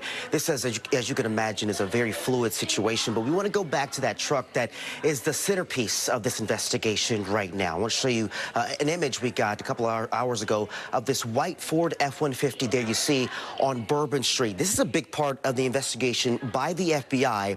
They're using the license plate, the Texas license plate, to try and determine more information about this situation. So on the rear of the vehicle was a hitch with a white sticker pipe with a black cloth wrapped around it. The cloth may actually be a flag or contain something marking, which investigators are really trying to figure out exactly, could this be a part of the overall motive for this situation. Also, federal investigators and local law enforcement in New Orleans are trying to determine if the suspect in the vehicle ramming used a long gun rifle and was firing into the crowd while also running over people in Bourbon Street. So that's a big thing right now. They're trying to figure out when it comes to this entire situation. But we do know that state and city and local officials are currently speaking with the FBI as we speak, getting a briefing. We're told there's supposed to be a press conference at around 11 o'clock that could be pushed back possibly to noon as we're continuing to get some more information. Also, there's a lot of questions about where exactly was this person that was killed by police? Was this person staying in New Orleans?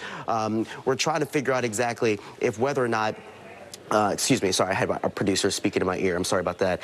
Still trying to figure out exactly if this person was staying in New Orleans, possibly at an Airbnb or another location, and investigators are trying to figure out exactly if they need to go to any other places, whether or not this might be connected to the situation as well. So as you can imagine, Randy, Travers, and Gina, a lot of questions need to be answered this morning as police are trying to figure out, and the FBI is trying to figure out the overall motive moving forward to what exactly caused this person to do this in the first place. Guys, back to you. And I think that's the big question that many of us want answered, especially the families who are frantically trying to figure out, is my loved one in a hospital right now fighting for their lives, or is my loved one. One of the ones who didn't make it. One of the ones who didn't make it. Or is your loved one just asleep, like Mike just said? We have so many people that come here and party and have a good time, and they're out to the wee hours of the morning. Look, we have information on our website at WDSU.com. If you were trying to track down anybody that you think may have been here and may be missing or harmed, or just, like Mike said, he's got college-age kids.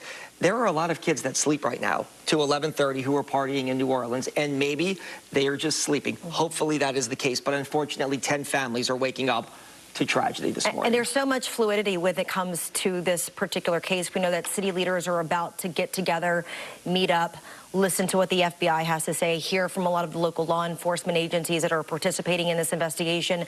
They're going to be meeting in the next few minutes to try and figure out next steps before they can release that information to us. But we do have crews really all over the city right now working to, dissect some of these issues. And think about the amount of work, actually, for all the law enforcement agencies. You have all the people who are investigating what happened overnight on Bourbon Street early this morning, but then you have the tremendous law enforcement presence that has to happen as we have the Sugar Bowl playing out. Well, and they were out there. Yeah. I mean, they were well staffed. I mean, like they had officers and state troopers. I mean, they were out there, and it wasn't the lack of response. I think everybody even said right after this happened, police responded quickly, 2 of whom were hurt in that gun battle.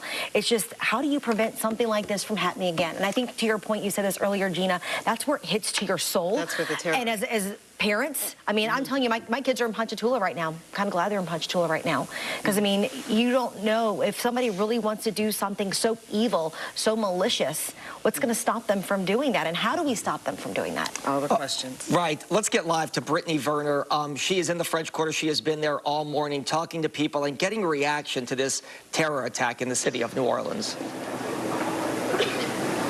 Yeah, guys, well, things are starting to loose up a little bit here. We're seeing dozens of people walking up and down Royal Street this morning as they're coming out, seeing the aftermath of what's happening here in the French Quarter. But it's largely still a crime scene right now. As DA Jason Williams mentioned earlier, things still have to be processed, so it's going to take hours before all of these streets can obviously open back up. I'm going to show you what it's looking like behind me. We're at Royal and Bienville Street right now. Again, detectives still all around here. This all started around 3:15 this morning when city leaders say that man intentionally drove up Bourbon Street fast, trying to injure people. Now, we already mentioned this wasn't a DUI situation. They're now considering this a terror attack.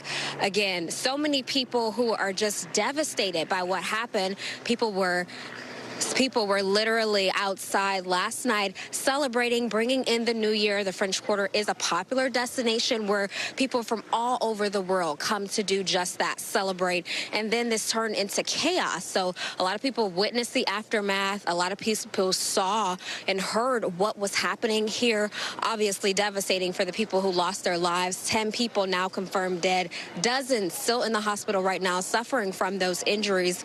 A lot of people trying to find their loved ones. But we're going to toss it to Cassie Sherm right now, who is actually also in the French Quarter and has been covering this all morning with all of us. Cassie.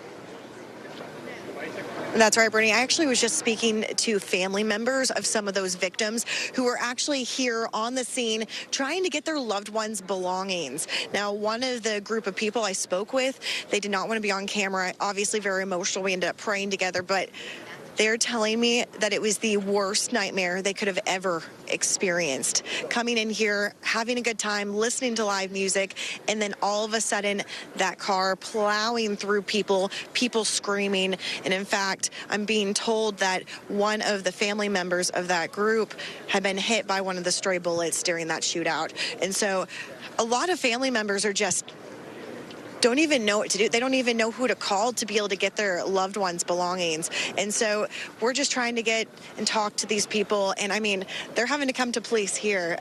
You just never know what you're going to do in these kind of situations. And I mean, guys, take a look.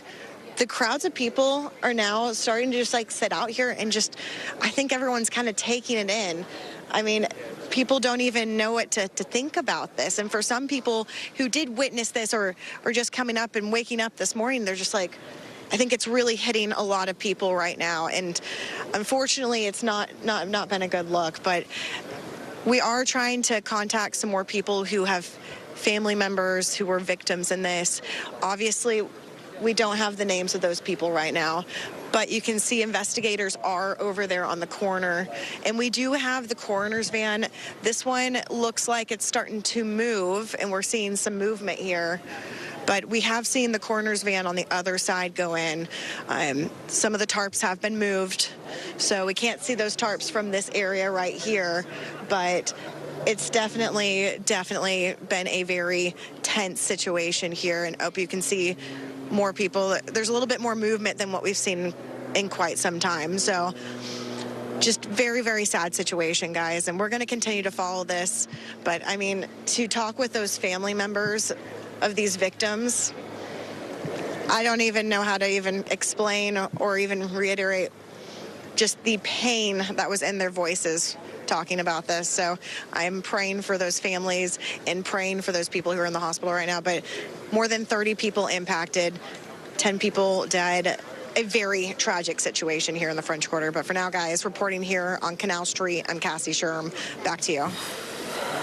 Hard. I mean, I watched as the coverage was unfolding this morning, and I'm getting dressed, and I'm like, I can't believe I'm going in to help cover something like this that's unfolding on New Year's Day. It's the first thing. Yeah. That's how you're greeted to 2025. Councilmember Moreno, what's your thought? No, it's absolutely, it's horrible. It's tragic, you know, and as the day is like going forward, now I'm to the point, now I'm so angry that this has happened in our city, that something so horrific, that this person came in and inflicted such torturous pain on the people of New Orleans. It's devastating. And, you know, through my morning, I've been talking to different families who are looking for their loved ones, who can't seem to, you know, find them in hospitals. So where could they be?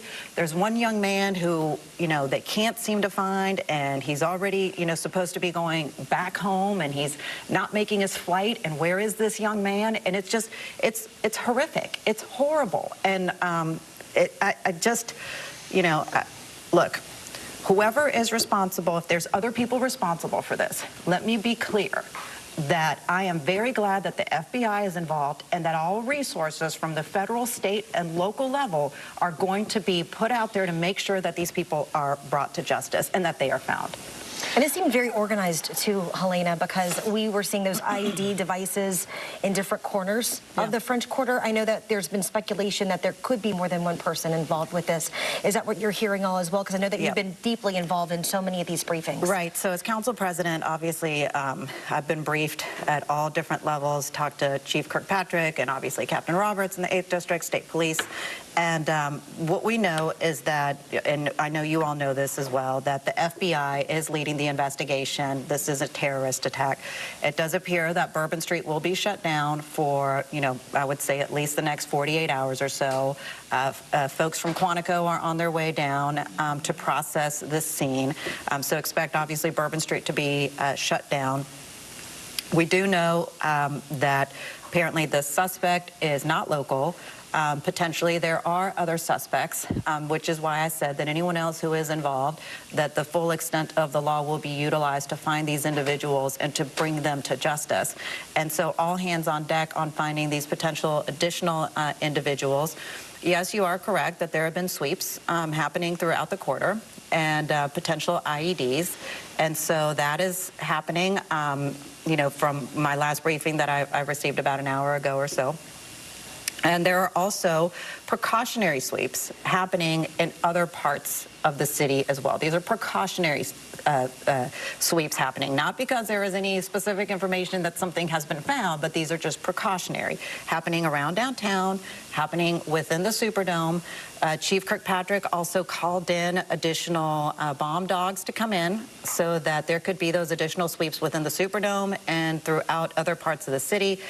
What you'll see today for the Sugar Bowl, which will go on, is that the perimeter for security around the Superdome has been extended to be a larger zone.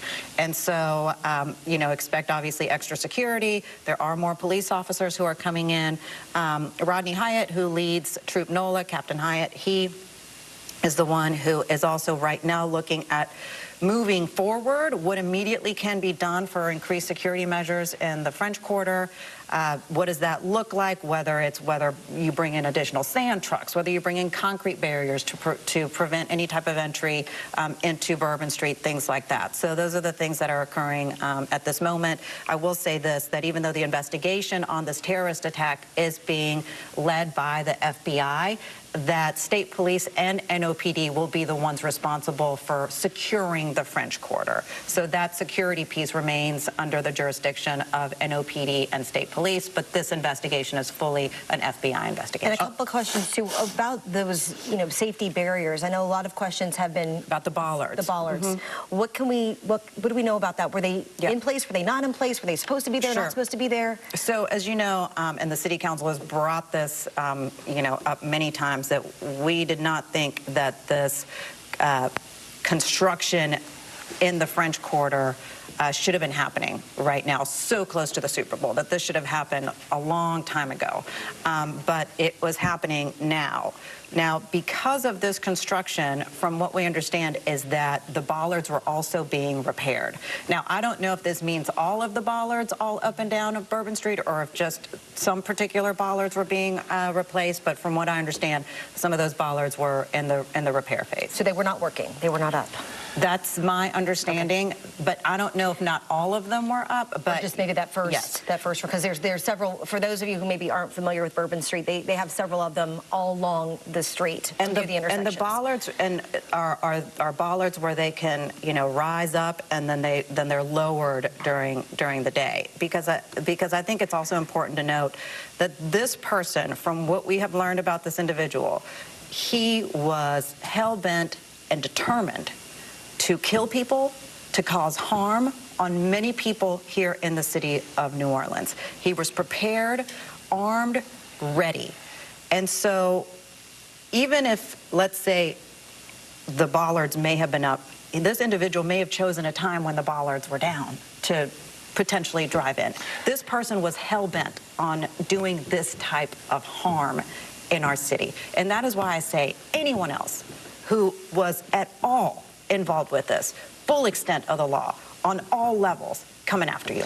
Is the big question at this point, and I know we have a press briefing that's going to happen at 1 o'clock, but is the big question at this point why? I mean, look, just to fact check what you know with what we've been reporting, the guy appeared to be in body armor. He got into a gunfight with law enforcement. As Randy told us about an hour ago, there were explosive devices in the truck in question and all over the French Quarter.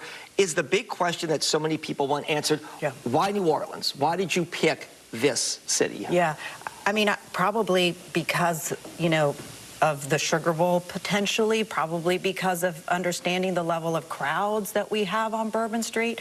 Who knows? And that's something for the FBI to really look into and figure out, and figure out who this person is linked to, connected to. Are there others? Are there other potential attacks that this group could potentially, or person who is affiliated with whatever group, is looking to do it in other parts of the country? All of those things is going to be for the FBI to determine. And you mentioned that they were not from here. Are you saying that they're not from Louisiana? They're not from this country? Are they from outside of this country? Do you know?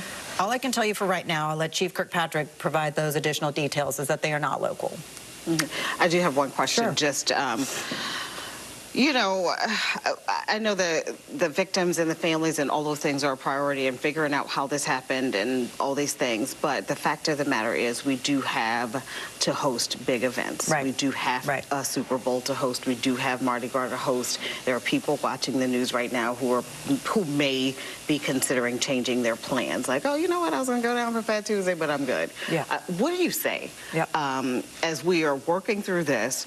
What do you say to people? How do we make the argument that we are built to host, and we can, pull things off without a hitch or what have you? What do you say? Well, what I will say is this: is that we have the absolute attention of our federal partners, and that whatever may have seemed as sufficient before, Gina, is now going to be triply enhanced, much more than ever before, based on what has happened today. It is now time to look, review, and ensure the safety of people as they come in for Super Bowl, as they come in for Mardi Gras. New Orleans will be a safe place. Obviously, it's time to work immediately, tenaciously, urgently to come up with a new safety plan. Whatever resources are necessary to potentially, block all entrances coming into Bourbon Street in the evenings for these major events, whether it's we bring in the concrete barricades, whether we bring in the sand trucks, whatever it needs to be. National Guard, possibly, not to cut you off. Is that an option? Look, I think everything, Travers, needs to be put on the table. No doubt about it. Everything needs to be put on the table to ensure that people coming to our city are locals who are also enjoying the French Quarter and these events, and also our locals who work in the French Quarter and work in the downtown areas, that everybody is kept safe. That has to be our commitment moving forward, and that is certainly something that I will be working on. But are you able to, I mean, I hate to say that we've heard from so many people, you even said this to yourself, this person had an intent to kill. Yeah. They were going to do it in any way, shape, or form possible. How do you combat that? Yeah, well, the good thing is I know that you've got Mike Kahn over here, and I think he'll back me up on this. With this, it's making sure that our intelligence is up here. Our intelligence has to be key. So that means working even closer, more diligently with the FBI. FBI needs to enhance their efforts in New Orleans now that we are clearly have been shown to be a target. So the intelligence piece has to be key. And so I think that's one piece of it. And then again, what can we do? What can we learn from this particular event to make sure that something like this doesn't happen again? What could we have done potentially to have prevented this person from, running into Bourbon Street the way he did with his vehicle? What could have happened? Any additional flags that maybe we could have looked at or seen through the many cameras that we have across our city? Is there something that was missed? All of that needs to be examined so that moving forward we can be better prepared. Helena Miranda, we appreciate your time. Who would have thought that we would wake up first day of 2025 dealing with a terror attack in the city of New Orleans? Unbelievable. Well, again, thank you so much. Thank you all for your coverage. Welcome to NBC News Daily. I'm Morgan Radford. And I'm Kate Snow in for Vicki Wen today. We continue our breaking news coverage of the deadly ramming in New Orleans, where we just heard that officials will give an update at a news conference in the next hour. At least 10 people are now confirmed dead after police say that a man in a pickup truck intentionally sped down Bourbon Street early this morning, trying to run over as many victims and create as much carnage as he could as people were celebrating New Year's Day. We're told the suspect opened fire on police after crashing his truck and then shot 2 officers. Take a look at eyewitness video that we have that appears to show the moment the police approached that truck.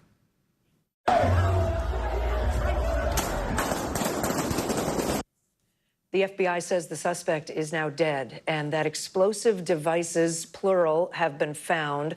Senior law enforcement officials tell NBC News they're trying to determine if this man was also firing a long gun into the crowd while he was driving and running people over. We're told the FBI is investigating this as a potential terrorist attack. In fact, listen to this witness describe the aftermath. One man, deceased, had tire tracks across his back. And then when someone turned him over, he had tire tracks across his stomach, and he was clearly crushed. The mother that was in front of us, she was just horribly disfigured. A little girl that we had seen dancing as we were walking up the street was as flat as a pillow. I mean, it just kept going. Like every eye shot, body, body, body, body, body. We're going to NBC News correspondent Emily Aketa now, and she's here in New York City. Emily, it's so devastating to hear those eyewitnesses describing what they saw. And I know, just to give our audience some perspective, we were expecting there might be a news conference happening soon, but we've been told it's about an hour from now. Emily, what do we know at this point about the investigation? Well, I think as things stand now, Kate and Morgan, as you mentioned, 10 people tragically killed. Another 35 people transported to area hospitals with injuries from this terrifying event that authorities are calling very tragic and very intentional. It happened around 3:15 a.m. in New Orleans on the very popular Bourbon Street. They say a man in a white pickup truck had started driving down that street at a high speed, in the police superintendent's words, trying to run over as many people as possible. When the driver eventually crashed into a crane, it appears, sustaining pretty significant damage, he began firing at officers in the area. Hundreds of officers, according to police, had been in that area. They exchanged gunfire. 2 officers, according to police, were shot and are in stable condition. The suspect was also shot and was killed at the scene. The FBI now taking the lead on this investigation. And as you mentioned, they are looking into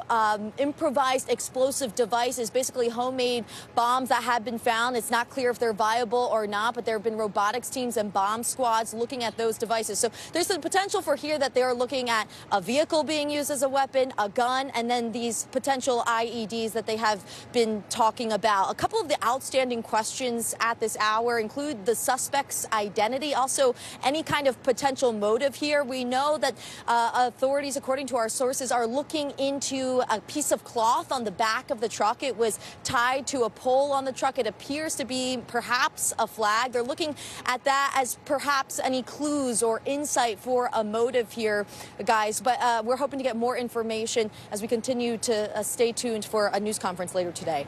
You know, Emily, you mentioned those outstanding questions. This is New Year's Day, right? I mean, there's just a number of major events happening across the country. People were looking forward to ringing in 2025. We're talking the Sugar Bowl down there in New Orleans, also preparing there for the Super Bowl in a month, the Rose Bowl out on the West Coast. How are officials in all of those cities now responding to this event? Are there any added security measures happening throughout the day?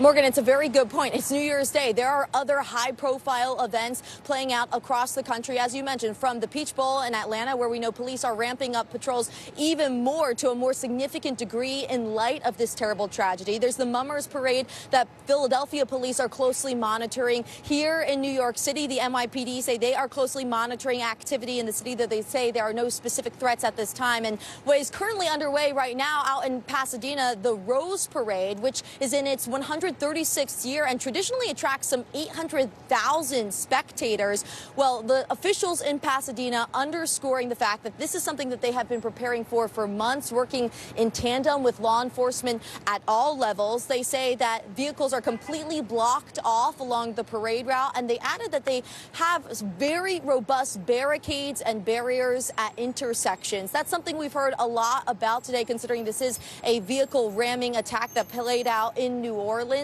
Police said that the driver drove around the barriers to drive down Bourbon Street, but we don't really know what those barriers are, what that consisted of.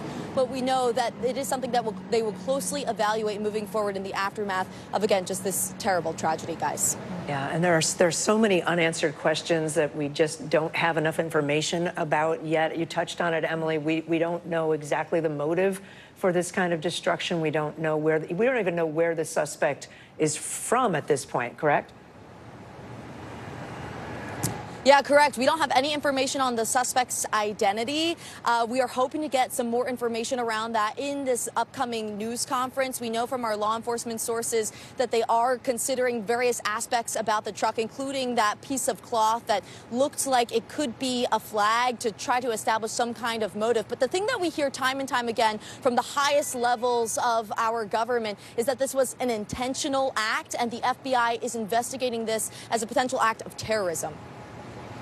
Emily, you know, you're there in the heart of Times Square. You've been reporting since yesterday. You know, I've seen your reports. This is sort of the epicenter of a lot of these New Year celebrations. Have you seen a reaction there? Have you seen increased police presence or any even reaction from bystanders who are watching this news trickle in? Well, I think here and across the country leading up to the New Year's Eve celebrations, we have been reporting on how cities and officials are ramping up security. You look at a place like New York City, last night's New Year's Eve celebration considered the biggest in the U.S. and one of the biggest across the entire world, with some million spectators all gathering into Times Square not far from where I'm standing. And as an effort to protect people, they had officers, thousands of officers, fanned out across this entire city. We're talking about drones, canines, a whole host of different measures. But one of the things interesting leading up to the celebration that I talked to the counterterrorism department with the NYPD about was the preventing of car ramming attacks, because just a few weeks ago in Germany, we saw a car ram into a Christmas market in December. It injured more than 200 people and killed several others. So one of the things I took note of as just walking around covering and reporting yesterday was the number of sand trucks and concrete barricades to prevent from that sort of thing. And so now we are hearing from police agencies in light and in the wake of this terrible tragedy in New Orleans that they are keeping close tabs on activity as the holiday week continues to pan out, and as we continue to see these massive high-profile events that often are targeted by bad actors. They're trying to keep tabs and prevent further damage, violence, and harm from happening elsewhere, guys. Emily Aketa for us. Emily, thank you so much. We also just heard from President Biden moments ago before boarding a plane in Delaware. Take a listen to what he said. You've all got my statement. I'll have more to say in the next hour or so following what's going on in New Orleans. I'll be happy to do that. Do you understand if the person crossed the border? I'm not going to comment on any specific at all. I've contacted every agency in the federal government as well as the state. They're all coordinating to get to the bare facts. We know what the facts are. Can you say if he was a foreigner or if he was a domestic? I'm not going to say anything until I get all the facts in front of me. Has the suspect been identified? Has the suspect been identified? Again, I'm not going to comment until I speak to the group later. I've spoken to every member of the agency, from the CIA to our national security team, to our FBI, NSC. And we're gathering all the, and I spent a lot of time with the government, with the mayor. What was your reaction when you heard what happened? Well, the reaction was one of anger and frustration. Thank you. Let's bring in NBC News senior White House correspondent Gabe Gutierrez, who's been in with us all morning. Gabe, we heard the president there. He's on his way, we thought, to Camp David, right? Is that still the plan? Yeah, that is still the plan, Kate. Look, there has been no change to the president's schedule, according to the White House. Those were his first public comments this morning following this incident. And as you just heard, he didn't really share much information. He says that he's been hearing from top officials at the FBI and the Department of Homeland Security, but he's being very cautious about what information he can share, although he did say that his reaction is one of anger and frustration to the tragic events. Now, the president is heading to Camp David later on today. He had been in Wilmington, Delaware, where last night he rung in the new year as he attended the wedding of his niece. It was a private event. Now, he also released a statement in which you heard him reference, and he says, "My heart goes out to the victims and their families who were simply trying to celebrate the holiday." Now, we are also hearing from President-elect Trump for the first time. That's where we are here in South Florida. The president-elect celebrating the new year at his Mar-a-Lago estate last night. He put out a statement on social media that said, in part, "Our hearts are with all of the innocent victims and their loved ones, including the brave officers of the New Orleans Police Department. The Trump administration will fully support the city of New Orleans as they investigate and recover from this act of pure evil." So again, we're getting our first on-camera comments from President Biden. Unclear if he might speak again later on today, but from the sources that I've been speaking with, they are urging us to await this upcoming news conference from federal authorities, because right now a lot of the information is very fluid at this point. As Emily was discussing, still lots of questions about the motive and the potential for where the suspect, for any information about the suspect at this point. And again, you heard that in the words from President Biden, refusing to comment about any of those specifics.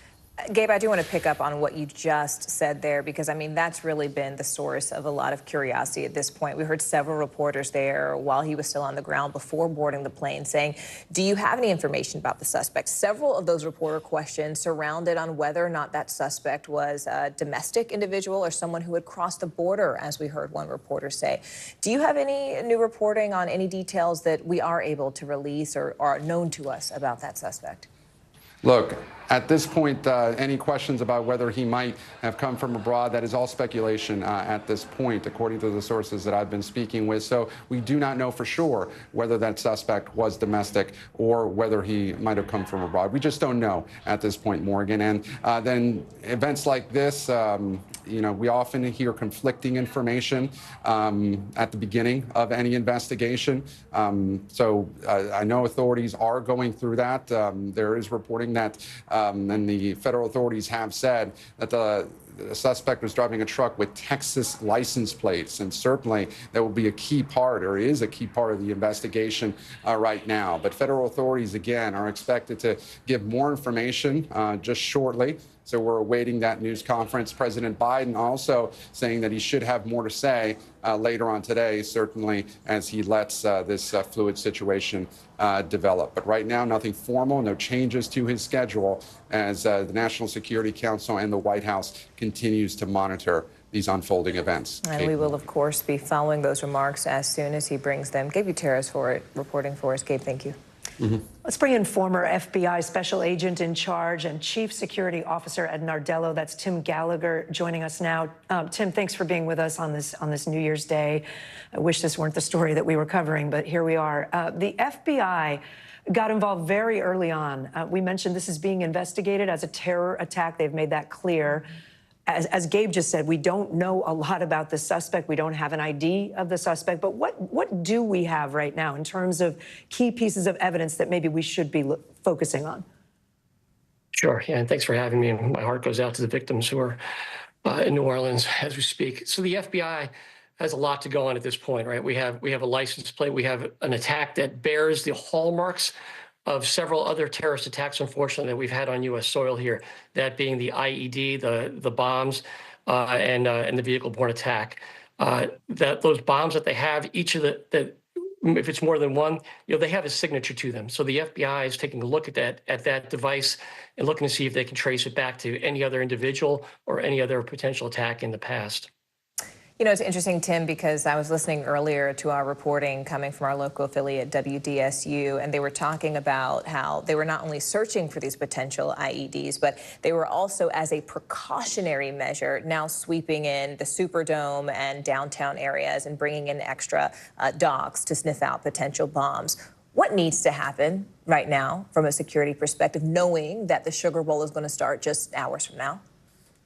Sure. Yeah, your federal and local authorities, whole of government response here. The FBI working side by side with their colleagues and local law enforcement going down parallel paths. They're seeking to get to the bottom of what happened right here last night or in the middle of the night, looking to see are there potential other suspects, any potential other venues of attack, right? They're drilling down on that at the same time, looking to lock down the Superdome and other venues of mass gatherings around the country as we speak. Any intelligence that comes out of this, feeding that intelligence to those on the site, expanding and hardening perimeters, and taking a look at areas just outside of those perimeters, which may become targets as well. And Tim, in terms of trying to track the suspect and trying to figure out where he did come from before, you know, ramming into the French Quarter, what would they be looking at? I imagine there's security cameras everywhere, all over the metro New Orleans area. Sure, the FBI is going to be pulling in security cameras, pulling in license plate readers. What the approach was potentially was just a rental vehicle. You know, where did it originate from? And drilling down to get to the bottom of where this person was, and then obviously the digital footprint. You know, there's usually leakage before an attack like this, where the individual, the suspect, has said something to someone or posted something online, and the FBI is on that as we speak. All right, our thanks to Tim Gallagher there. Tim, thank you so much for your expertise and, more importantly, your analysis. Thank you for having me. Let's go to NBC News correspondent Jesse Kirsch now, who is in New Orleans. It looks like you're by the Superdome there. Jesse, I know you just got there. Talk to us about just your initial thoughts landing there, getting to where you are now. I'm sure you've been talking to people. What have you got? Yeah, so like I'm sure many of our colleagues, I was woken up with a phone call about this news. I got to the airport, rushed to the airport in Atlanta, which is, of course, in Georgia, home to the Bulldogs, one of the teams that's supposed to play here tonight in the Sugar Bowl, part of the college football playoff. And I asked people in the security line if they knew what had happened, and some of the people did not. So it's interesting to know that there are people who were coming here, right, New Year's Day, starting the new year off, quick trip over to New Orleans to enjoy a football game, and they're walking into a city that is in mourning today. I want to point out the security situation over here right now, Kate, and to be clear, I don't know what it was like before all this was unfolding, but this is what the scene is outside of the Superdome right now. And I'm going to have our producer, Charlie, come with me down the block here, and we're going to show you this is just down the block, and there are multiple police vehicles with lights flashing over there and tents, which, you know, potentially indicate that there will be a security checkpoint there later. But look at this. This is a street with a short curb and just minimal metal barricading over there right now. So it'll be interesting to see if the security perimeter around the Superdome where we are right now changes over the next hours. We're still quite a ways from the game. I believe it's supposed to kick off around 8:45 Eastern time. So that's more than 8 hours from now still, right? So we're still quite a ways from when the game is expected to kick off. But it was interesting to see officials at the press conference this morning very clearly saying they're planning to move forward with all of that. And it was interesting to hear that from police because their methods and precautions are under intense scrutiny right now. It's very shocking to hear something like this happens, of course, but we're talking about an area that is no stranger to having foot traffic, people walking in the streets. Bourbon Street is one of the most high-profile nightlife areas in this country, possibly even in the world, if you wanted to make the case for that. And I've been over there, you know, on a off-season, more quiet weekend. This was New Year's Eve into New Year's Day. And on top of that, they have all these football fans streaming in today. So the fact that something like this could happen, and of course, we never say anything is absolute. Anything is always potentially possible, right? But I think that's a question that's probably going to be the first question asked 10 different ways at this press conference when we do have it. It's been pushed back by about 2 hours. Police tell us that is because the FBI is in charge now, and they wanted to push that back. So a lot of questions without answers at this point, and we're just waiting for more information. But again, Kate, just thinking about what this scene is supposed to be in less than 12 hours, we're supposed to have tens of thousands of people here for a very high-profile, nationally televised football game, and you've got all these people.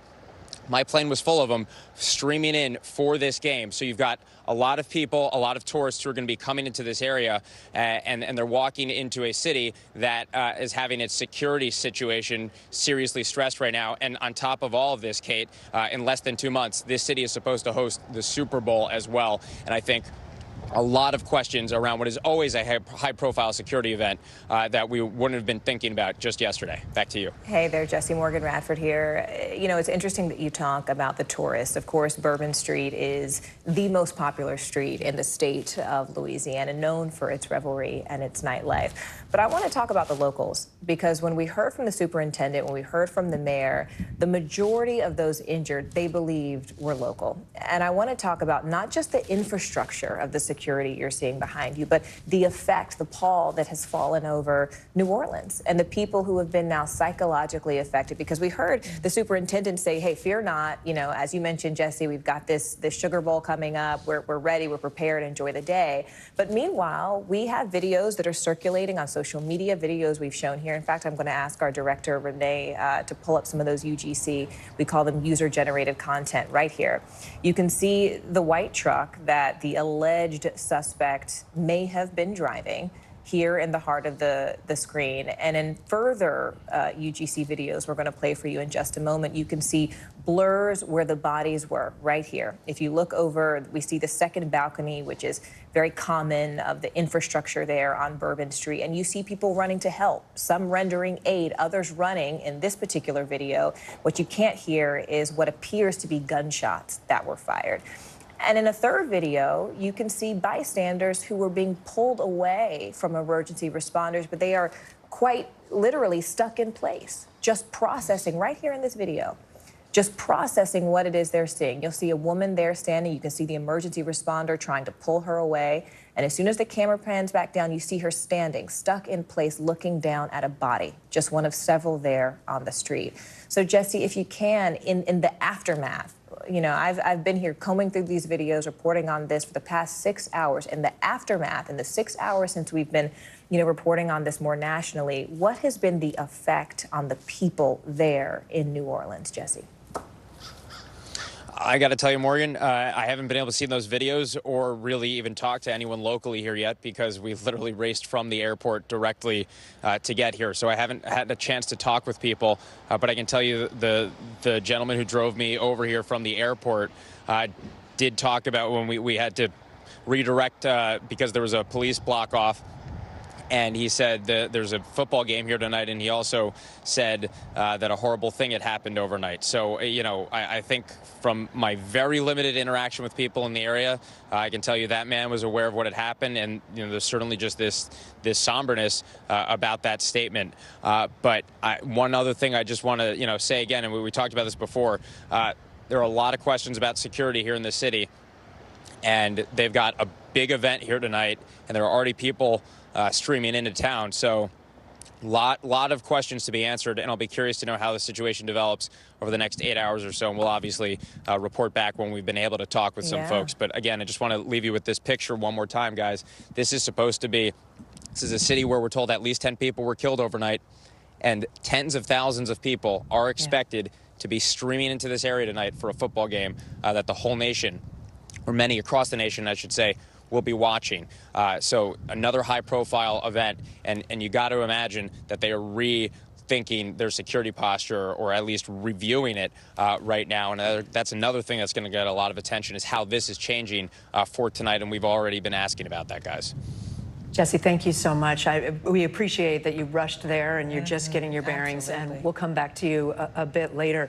Morgan, about an hour ago, we were in our local affiliate coverage for a bit, and I don't know if you saw it, but there was a couple interviewed who were there, and she talked about exactly what you were asking, Jesse, the feelings that she has. She witnessed what happened. She was there, they were in a car, saw the white truck go by, watched what happened live. And she said she will never forget the screams.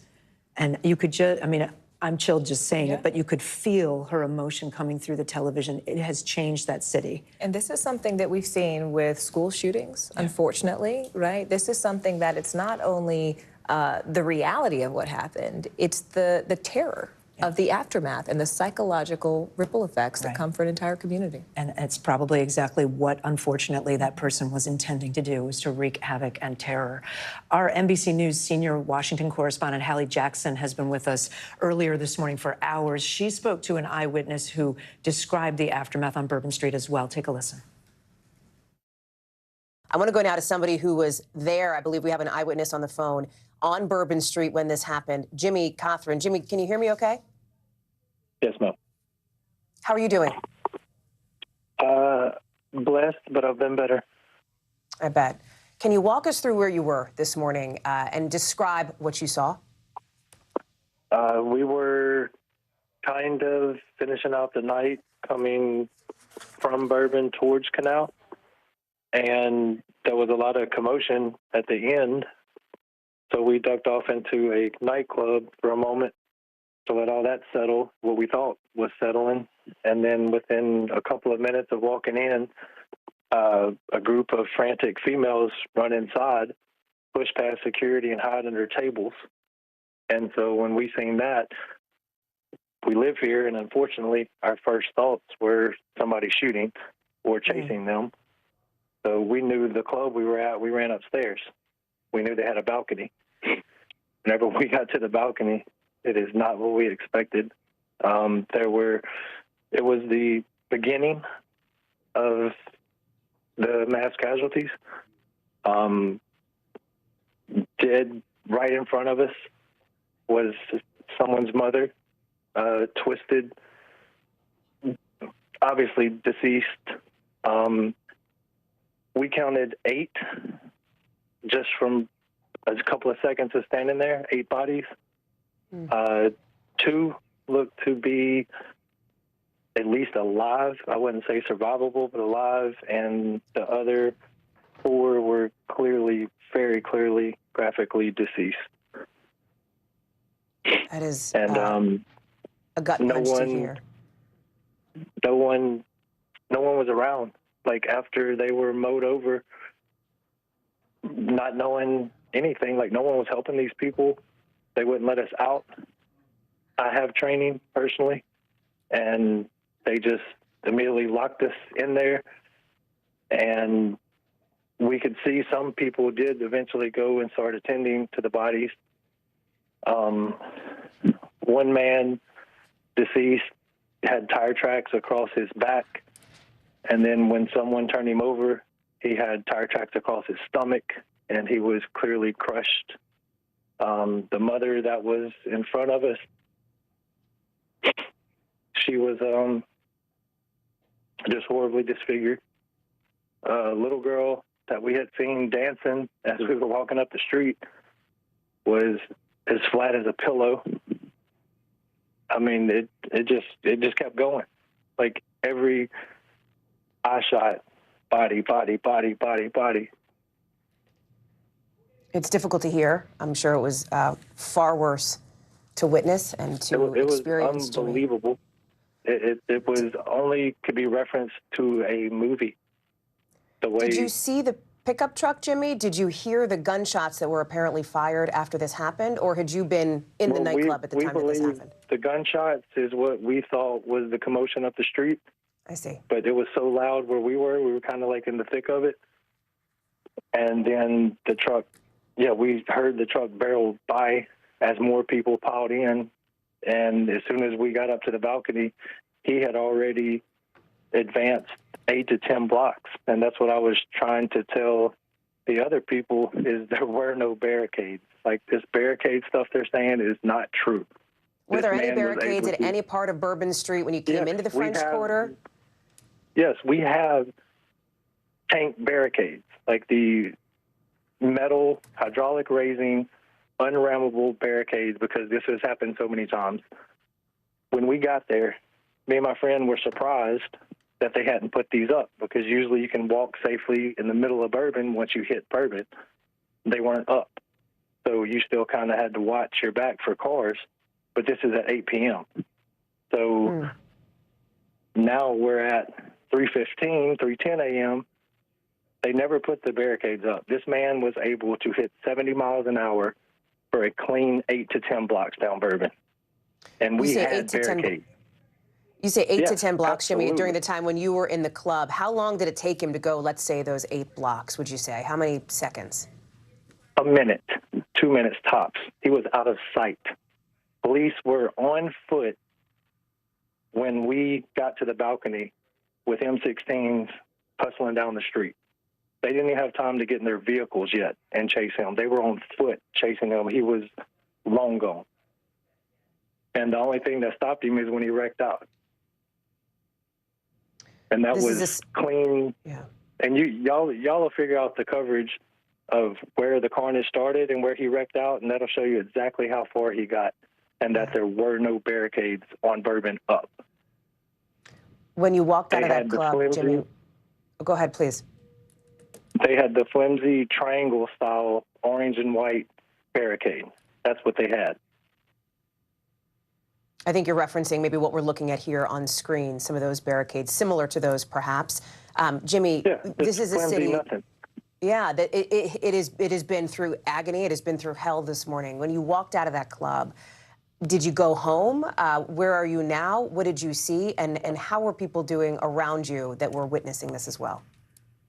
Well, I mean, I'm at home now, but we were held prisoner with those sights and carnage and memory inside that club for over an hour and a half with no one telling us anything, which I understand you got to cordon off the crime scene.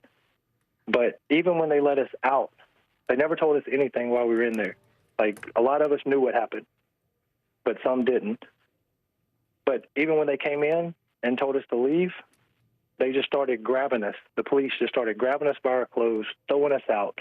And if you've seen my Facebook video, you can hear them in the background, just towing us, literally physically grabbing hold of us and yanking us out the door. Doesn't matter who we were with, because my buddy that went with me, I think he went to the restroom. So when they said get out, they didn't care who you were waiting on. They wanted you out now. And if you didn't, they told you were resisting. They yanked us out. So me and him got separated. They put their hands on him, yanked him out because he's looking for me. And just the way they treated us after that. And the bodies are still there. They're just covered up with pink sheets. And you can see that in the video. So Jimmy they Cochran. walk us out past all these bodies again, treat us like crap, and say, have a nice night. Unimaginable horror in New Orleans this morning. Jimmy Cochran, we are so grateful to you for sharing what you saw, for helping to fill in some of the details, some of the questions that so many people around the country have as they are watching the aftermath of this unfold. A lot of people are thinking about you and your city. Jimmy, thank you very much for being with us this morning. Again, that was recorded earlier. Just a devastating account from that eyewitness. Let's go in and bring in NBC News Justice and Intelligence correspondent Ken Delaney. And Ken, we just learned the name of the suspect. That has been the question on everyone's mind since this news broke this morning. What do we know? That's right, Morgan and Kate. 4 senior law enforcement officials briefed on this matter say they have preliminarily identified this suspect as Shamsuddin Jabbar, with a birth date of October 26th, 1982. Again, Shamsuddin Jabbar. Now, they are still trying to determine information about his movements, his travel, his background, all that sort of thing. We obviously are scouring public records to learn as much as we can about this individual with a rather uncommon name. But that is the name, and clearly they are investigating whether this attack was inspired by ISIS, as we've been reporting. They're investigating whether a pole with a black flag affixed to the back of the truck was in fact an ISIS flag. These are all questions that are up in the air right now, but that is the identity of the suspect as we have learned it. This is reporting with Tom Winter, Julia Ainsley, and myself, guys. And just a short time ago, we were playing back, Ken, the video of President Biden speaking, and he was asked a number of questions by reporters A number of times about the suspect and whether the suspect was from the U.S. or perhaps from somewhere else. Do we have any clarity on that yet? We do not have clarity on whether this is a U.S. citizen or where he was from.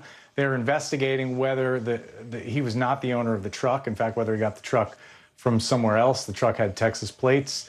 So all that is up in the air. We're trying to learn that. In fact, I've been standing here waiting to go on the air, so our colleagues may know more than I do at this point. We'll wait to see if they put notes in the system. But that is an open and active question right now. You can expect that President Biden may not have been briefed on this is changing by the minute, and we're getting information from our law enforcement sources. It takes time sometimes to work its way up the chain to the most senior people, but that's what we know at this moment.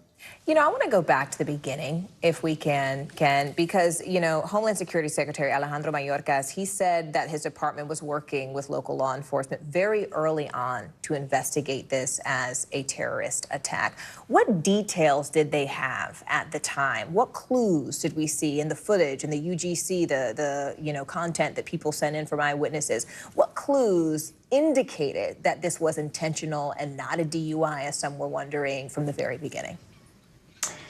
Well, the fact that he shot police officers and may have shot at the crowd with a rifle was their first clue, guys. And also just the nature of the attack, that horrific interview that you just heard about how he was able to get up to speed of 60 or 70 miles an hour. So they knew right away, and it was clear from the initial briefing this morning that the FBI was taking over this investigation, was taking the lead, and was investigating it as a potential act of terrorism. And then they had to fill in the blanks from there. And, in addition to the facts on the ground, there's also a long history of these kind of vehicle attacks, many of which were inspired by ISIS, both in Europe, and then there was one in 2017 in New York City, inspired by ISIS. That doesn't mean ISIS terrorists were directing this from some bunker in the Middle East. Well, what we've seen time and again is people radicalized inside the United States, mainly online, carrying out attacks inspired by this ideology. They may never communicate with anyone about it, which is what makes it really difficult for authorities to ferret out. When people conspire, they communicate, and that can be learned, that can be picked up through eavesdropping, through informants, or other methods. But if it's a lone wolf who just decides to do this one day, on his own, that's a really, really difficult thing to stop. It's kind of the worst nightmare of counterterrorism authorities, guys. And Ken, we've talked about this, but if people are just joining us, they may not know. We've talked about the pickup truck itself. There's an image that we've got, if we can put it on the screen, of that white pickup truck that the authorities say the suspect was driving.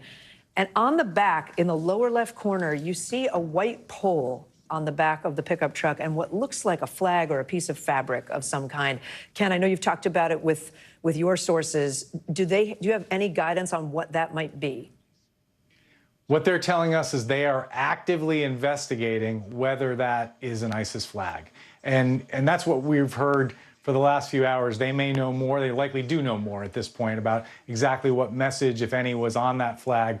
But that was the working hypothesis. That was the investigative intent, was to learn whether that was an ISIS flag. And I haven't heard any other possible explanation for that. It's kind of a thing you don't see very often on a pickup truck.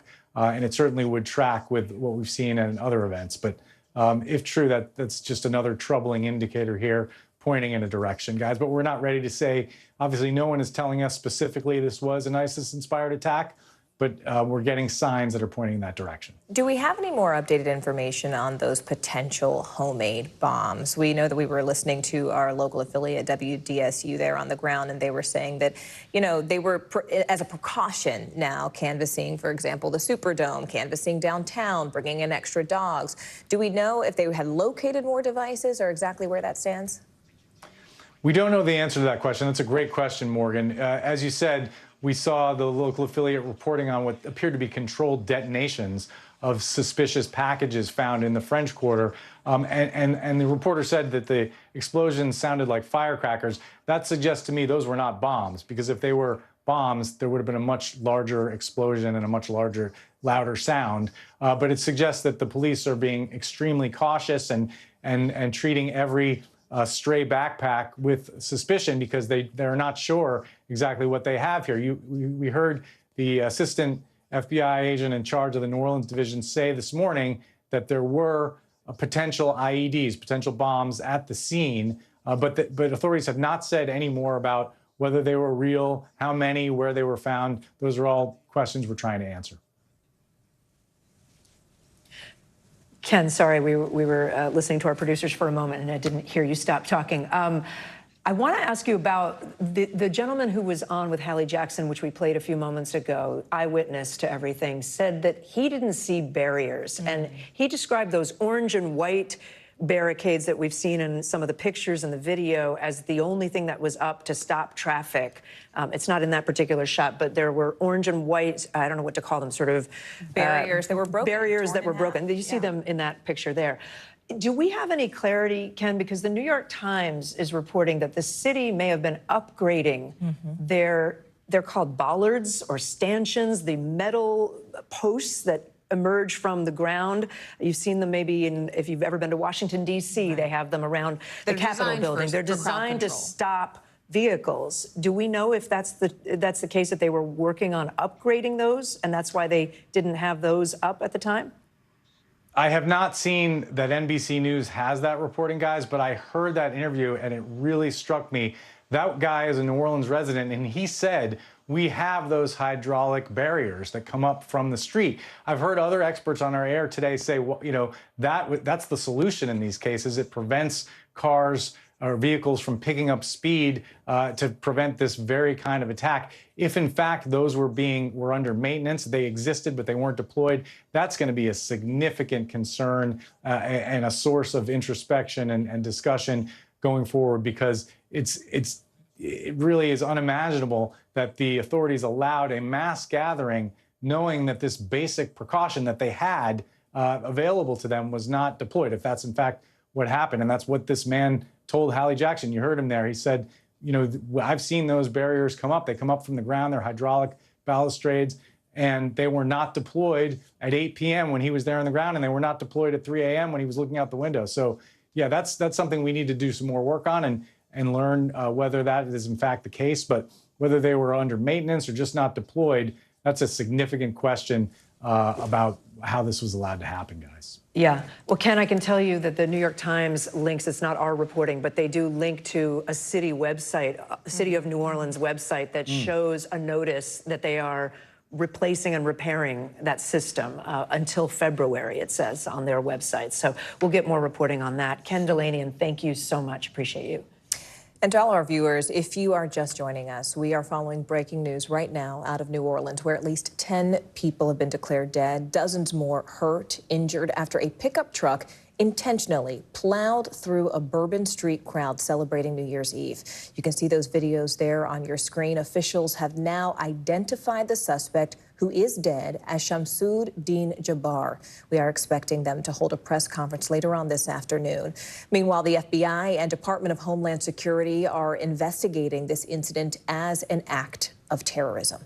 We also know from law enforcement that authorities are trying to figure out if the suspect was firing a long gun rifle into the crowd as he was driving and plowing through the crowd in order to potentially maximize the damage. We learned earlier that this man shot at police officers, hitting two officers who are now in stable condition. And officials say they're also looking into, we talked about this a few moments ago with Ken Delanian, that white stick or pipe that you see on the very back gate of the pickup truck with a black cloth wrapped around it. It was affixed to the hitch, they say. They say it's possible the cloth could be a flag or contain certain markings. Ken Delanian was reporting that his sources are saying they are investigating whether it could be a connection to ISIS. And looking at that photo, you can actually see 4 holes punctured in the black of that windshield. They appear to be gunshot holes. You can see there right on the suspect's vehicle. NBC News law enforcement analyst and former Secret Service Special Agent Evie Pomporis joins us now. Evie, I don't know if you could hear the last of our conversation with Ken Delanian, but we were really talking about these stanchions, or this was a word that I have only learned in the past hour, sort of those barricades, right, that are typically meant for crowd control, or, you see them in Times Square, or you might see them, outside the Capitol building, that are meant to keep vehicles out. What do you think the purpose, the lesson here, if we can already draw a lesson this early on, is in terms of keeping those types of security measures up and running? There's been some reporting that there may have been possible upgrades being done to those, which is why we only saw those more flimsy, for lack of a better word, orange and white barricades to potentially stop there. What do we take from this? What could have been done? What one still could do in a situation like this, Evie? So what you're referring to, the hydraulics, those barricades, we have them at the White House, at the Capitol. They exist at hard targets where you're concerned about vehicles ramming a building, ramming a facility. They do work on hydraulics. They go up, they go down.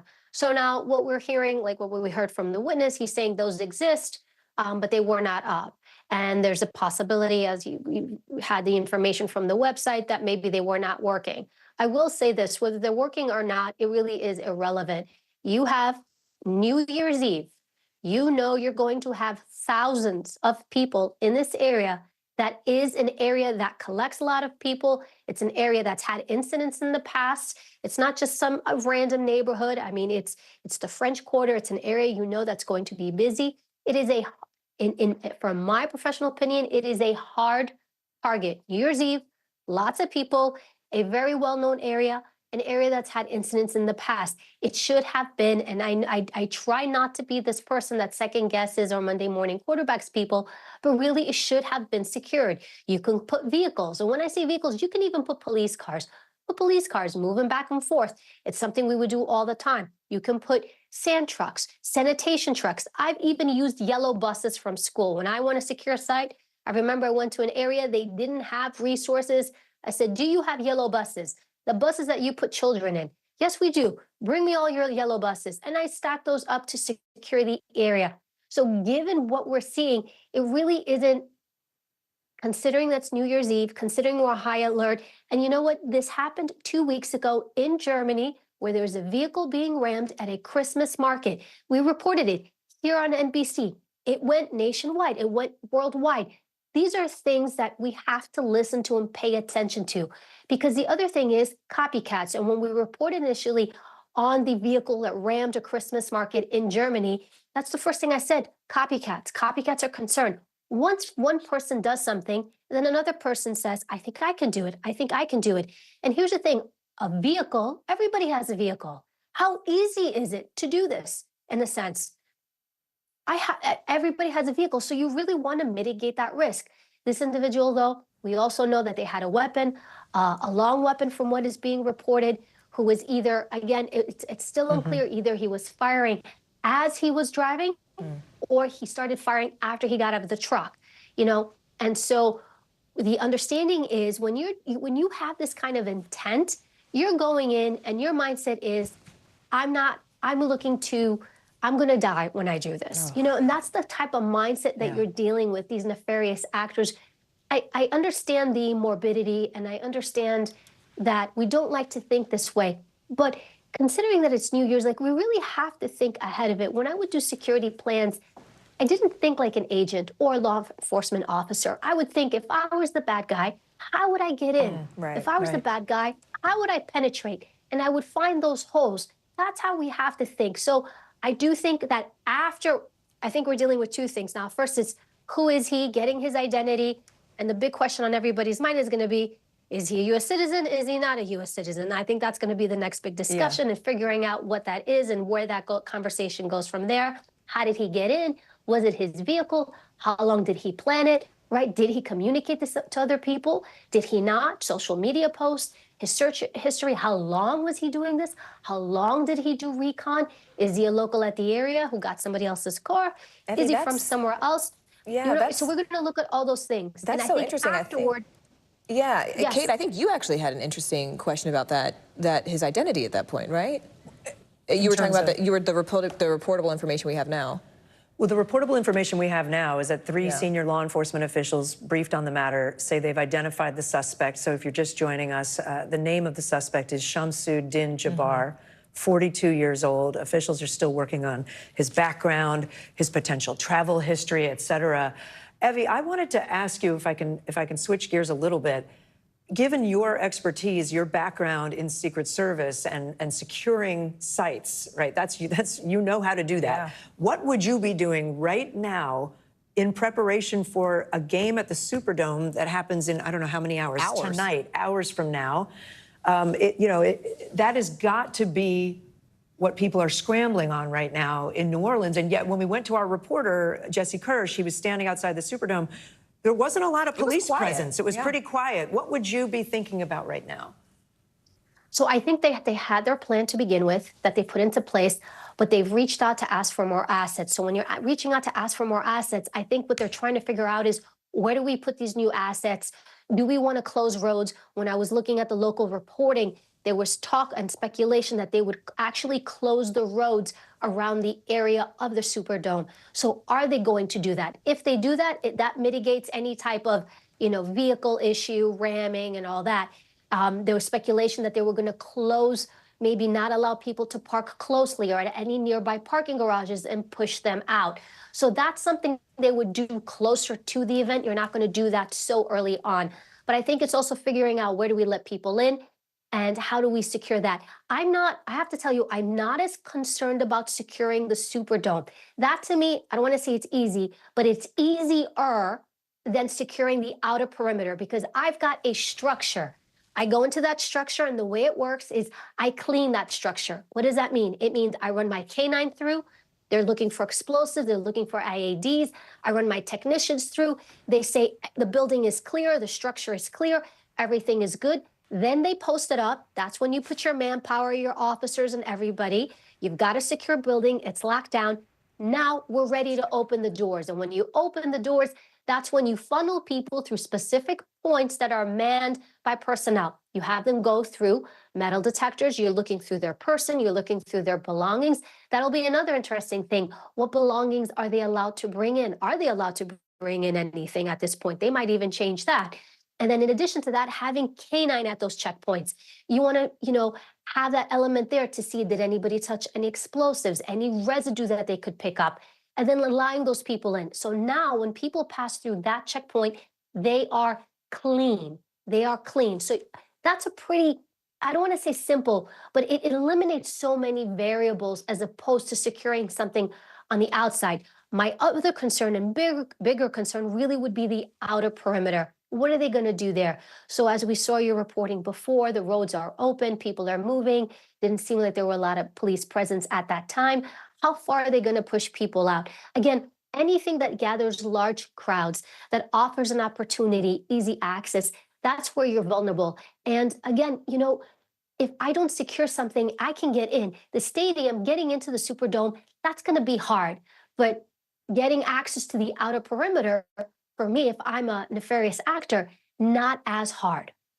It's so interesting, yeah, thinking about the outside versus inside of an event like that. Yeah, thank you so much for your insight, Evie Pampouras. We really appreciate it. Yeah, really interesting. Let's go ahead and bring in NBC News correspondent David Noriega, who is outside there live at the Rose Parade in Pasadena, California. I mean, David, talk about just a split screen of events on the same day, right? I mean, we saw the aftermath of this massacre down in New Orleans, and then you're seeing, you know, sort of what was expected to be a jubilant day there on the West Coast, which now I imagine people are pretty shaken by. This is a major event where you are. It takes place every single year. Have people there sort of heard about? Are they aware of what happened in New Orleans overnight? Are there any extra security measures or reactions there in reaction to what happened in New Orleans?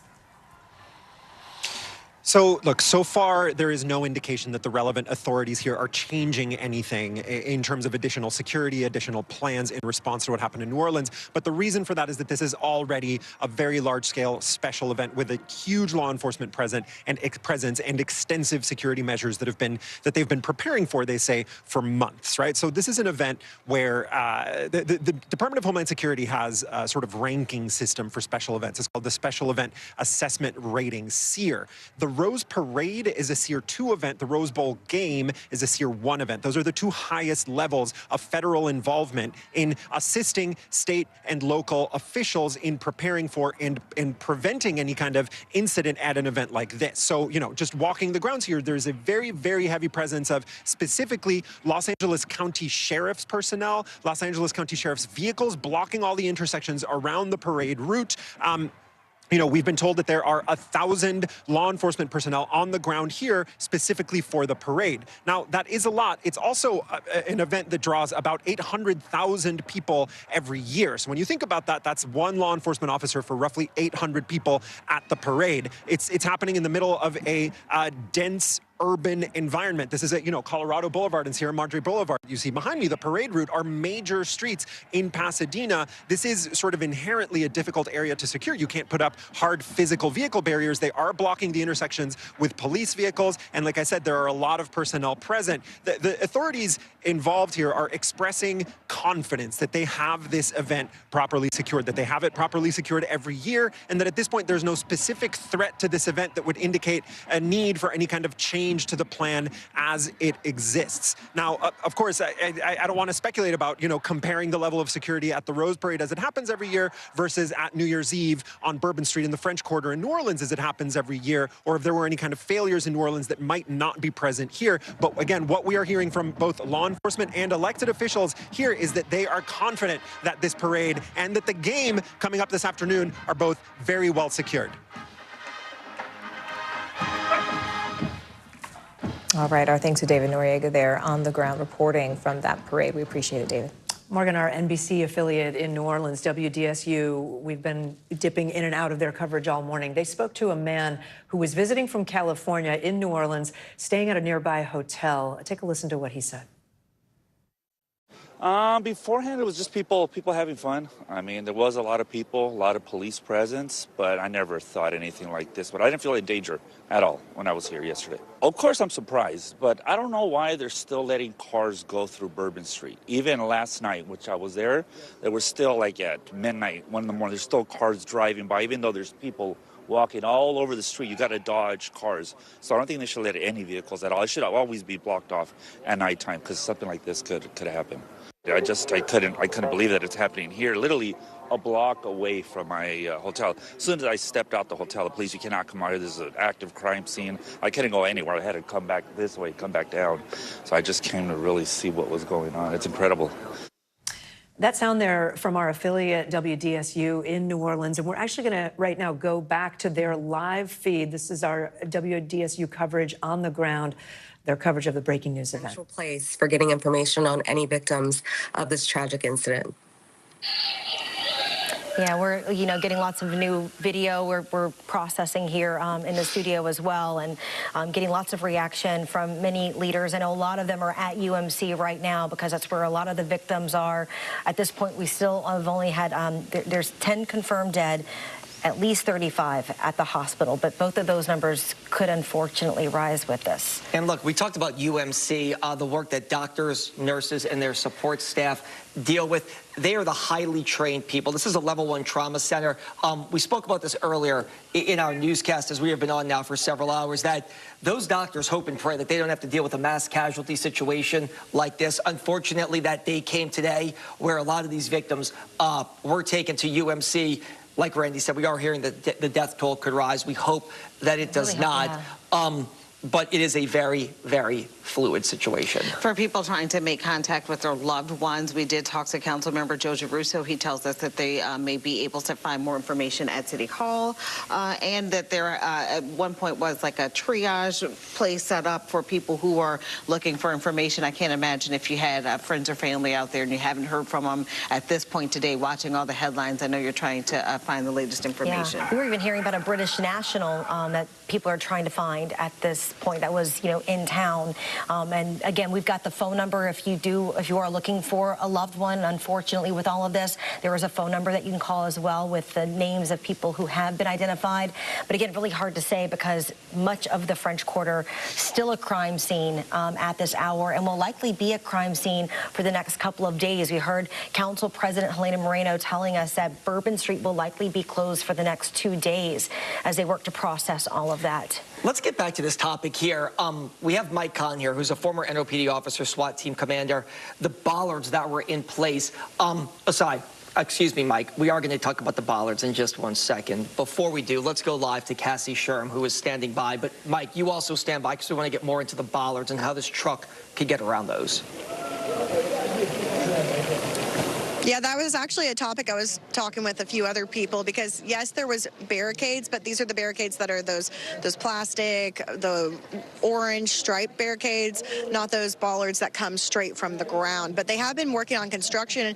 In fact, some of the business owners have told me they've watched some construction in that area, so I'm guessing that that one was being worked on. But on another note, we're just talking to some business owners in the area, and Kilwins, you guys just opened up 2 months ago. To have something like this outside your doors, it must be something that you've never thought would happen. Yeah, it's really sad to see what happened and people losing their life like that. And I don't know what to say, but really I'm not worried about the business, more about the people that lost their life. And I guess we just have to work on security and doing some more effort to get things, better here in New Orleans, because this incident is just this weekend, but every weekend we see shootings, we see other things. So really, we need the help from the authorities to increase security and work on this, especially with the Super Bowl coming and Mardi Gras, and this could happen again for sure. But it's really sad for sure for the business because it's a good day today, Sugar Bowl, a lot of thousands of tourists in the city. For the game and also for celebrating the New Year's Eve, and really sad to see all these businesses closed around Bourbon Street and outside of Bourbon for that reason. But again, it's a very sad incident, and I feel bad for everybody and the families that lost their family. For sure. And you guys were closing right when all this happened. Yeah, at this time we were just locking up, and I just walked out of the store to Royal Street, and my business partner was locking up the door, and this car just went in the street and hit. I looked at the cameras right now. I can see just a little bit because we have the cameras inside the store, but I can see from the glass exactly at 3:17 and 11 seconds. That's when the car hit Bourbon Street and just took off. It was a white truck, and I can't see much details, but I see just the car going fast in Bourbon Street. And if you were saying fast, like Pretty fast, right? Yeah, I cannot tell really from the video because I see just partial view from the glass, but I see exactly the time was 3:17 and 11 seconds, you know. And so what happens next? I mean, obviously, we have all this tape around your business. What have authorities told you? I spoke to the FBI. I offered my help, you know, if anything with my cameras, you know, can help in the investigation. And they said, you know, they will call me later. They saw what I have. And I think in the corner here, we have the crime group camera. That's another group.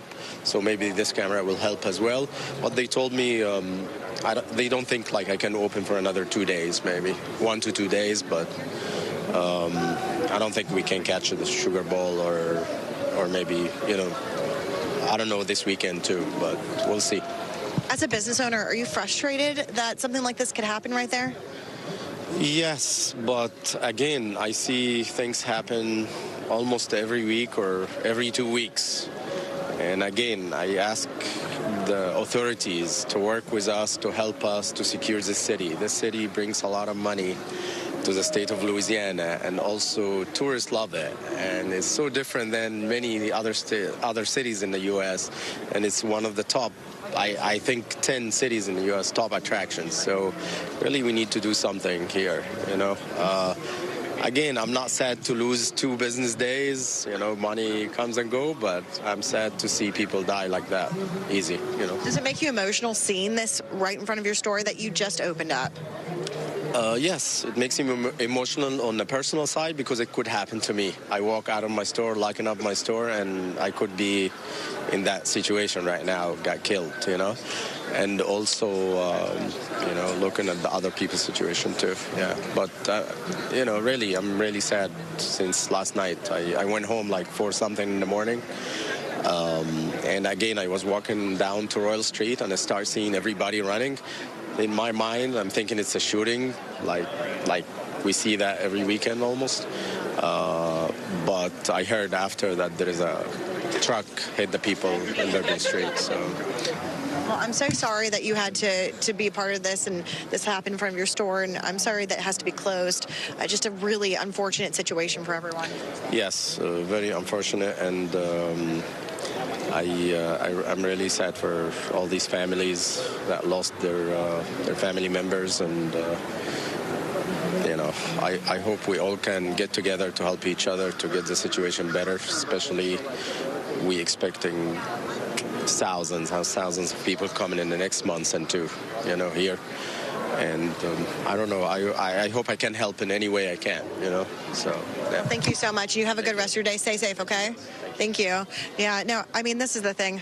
Sad situation. We keep on telling these stories of how people are being impacted this, whether it's family members that were involved or just being put into the mix of having to see this and witness some of this. It's been very traumatizing to people, and I think that there's going to be a lot of people that are going to be needing. This is an NBC News special report.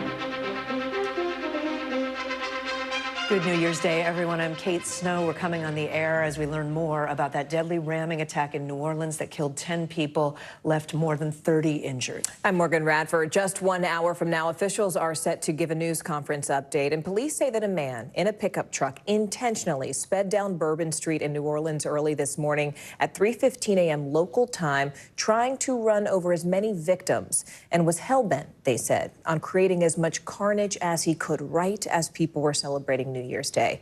We are told that suspect opened fire on police after crashing and shot 2 officers.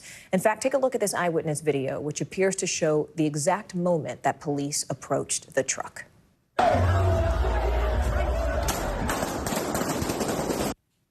You hear what sounds like gunshots there. The FBI says the suspect is dead and that explosive devices were found in the area. Senior law enforcement officials tell NBC News they have now identified the suspect as 42-year-old Shamsuddin Jabbar. They are trying to determine if he was also firing a long gun into the crowd while he was driving through the crowd. We're told the FBI is investigating all of this as an act of terrorism. Take a listen to this woman who witnessed the attack. The guy in the pickup truck just punched the gas, and mowed over the barricade and hit a pedicab passengers. And there were just bodies and the screams. I mean, you cannot think about, on here that it was chaos and very, very scary. Chaos. We are hearing more chilling accounts from eyewitnesses just like that. Let's go ahead and bring in NBC's Justice and Intelligence correspondent Ken Delaney, who joins us now from our D.C. bureau. Ken, we now have the suspect's name. What do we know about him, and do we know whether or not he acted alone? Morgan, law enforcement officials are investigating that very question. They're not prepared to rule anything in or out. He's believed to be a U.S. citizen. Local officials have said he was wearing full military gear when he carried out this attack. As you mentioned, the FBI is investigating whether he fired a rifle at the crowd while he was driving and mowing people down in that pickup. We do know that the FBI and the police said he shot 2 New Orleans police officers who are in stable condition, and then he was shot by police after the truck crashed and he got out, having killed those 10 people and injured more than 30 others. Obviously, the FBI actively now investigating the motive here. One of the working hypotheses is that this was an ISIS-inspired attack. That has not been definitively established, but they are investigating whether a pole on the back of that truck with a black cloth affixed, whether that was in fact an ISIS flag. Again, no definitive answer on that, but they are looking into that, and they're looking into everything they can about this subject's background, his travel movements, his associations, his social media profile, all that to be determined, guys. And Ken, I just want to highlight one of the things you said because it is new information. You said that he is believed to be a U.S. citizen. That's what you said, correct?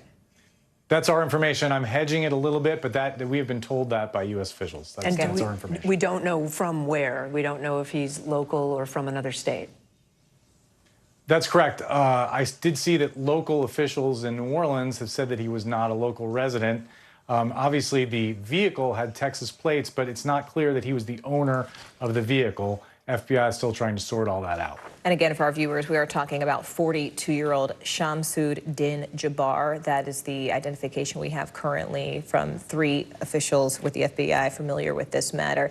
Ken, I want to go back to something else that was concerning to a lot of people. One of the data points that led officials to understand this to be a terrorist attack, and that was the potential for these homemade bombs, basically these IED devices. Do we know where that stands right now? We understand, again, from WDSU, our local affiliate there in New Orleans, that as a precautionary measure, they have had authorities now sort of scoping the area downtown around the Superdome. Do we know if they found any additional devices or what was found initially?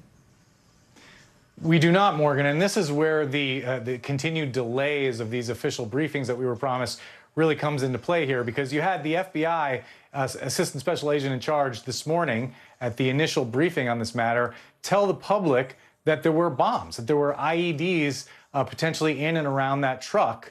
But then we've heard nothing since then. And as you said, there's been reporting from local reporters that New Orleans police has been around checking suspicious packages, even conducting controlled detonations. But we don't know right now, that the authorities have not said whether there is an active threat, whether they believe there are other bombs in the city, whether there were any, in fact, in the truck, whether these were working bombs. These are all these are all big questions. But it does suggest if there was anything resembling an IED, it suggests this was an extremely complex attack, unlike anything we've seen before. We've seen, as we've been talking about all day, we've seen, sadly, a number of these vehicle attacks, many ISIS-inspired, both in Europe and in New York City in 2017, that have killed a number of people. But we haven't seen a combination of a vehicle attack with someone using a gun and also deploying IEDs, if in fact that's what happened, guys. I want to note that we're talking a lot about the suspect here because we don't yet have information on the 10 people who very unfortunately lost their lives this morning. I want to just mention that we're thinking about those families, obviously. And the dozens more injured and taken to local area hospitals. Right. More than 30 people in a hospital. Ken, while we have you, though, what do we know about the white truck that authorities say was used in this attack? You mentioned that the white pipe with a black cloth on it. We can show that picture again. It kind of looks like a flagpole on the back of the bed of the truck. Do we know anything more about what they know about this vehicle? I have to be a little careful here, Kate, but the working theory is that this was a rental truck. It's a white Ford F-150 with Texas plates, and they are investigating how that got in the hands of the suspect, who owned the truck, and whether the owner was the suspect or was someone else. And if it was someone else, did that person have any links to this incident, or was that person an unwitting person involved tangentially? So those are all questions the FBI is investigating, may have more information than they're willing to tell us right now. We're not reporting anything definitively about that other than that the truck had Texas plates, potentially this flag, and they're investigating its provenance. All right, our thanks to Ken Delaney. And Ken, you know, it's interesting. We also have a lot of reactions coming in now from Louisiana members of Congress, from Representative Steve Scalise, Representative Carter, of course, Speaker Mike Johnson from the 4th District of Louisiana, most offering their thoughts and their prayers to the victims, the people who were affected by this. Ken Delaney, and thanks so much for joining us now from D.C. We do want to stay in D.C. And go to our senior White House reporter, Gabe Gutierrez, who has been following this. He's actually currently in West Palm Beach. Gabe, this is interesting. Do we have any additional reporting on the president's plans? We know that we heard from President Biden as he was boarding a plane set to go, I believe, to Camp David. Well, while President Biden was on that tarmac, Morgan, he did say that he would have more to say on this in just a short while, presumably waiting for federal authorities to give the public that updated briefing. But yes, as you said, President Biden spent the night, rung in the new year in Wilmington, Delaware, after attending a private wedding last night. Throughout the morning, he has been continuously briefed by senior FBI and Homeland Security officials. He did speak by phone with the mayor of New Orleans, offering full federal support. And he briefly spoke with reporters as he boarded Air Force One en route to Camp David. Let's listen. You've all got my statement. I'll have more to say in the next hour or so following what's going on in New Orleans. I'll be happy to do that. Do you understand if the person crossed the border?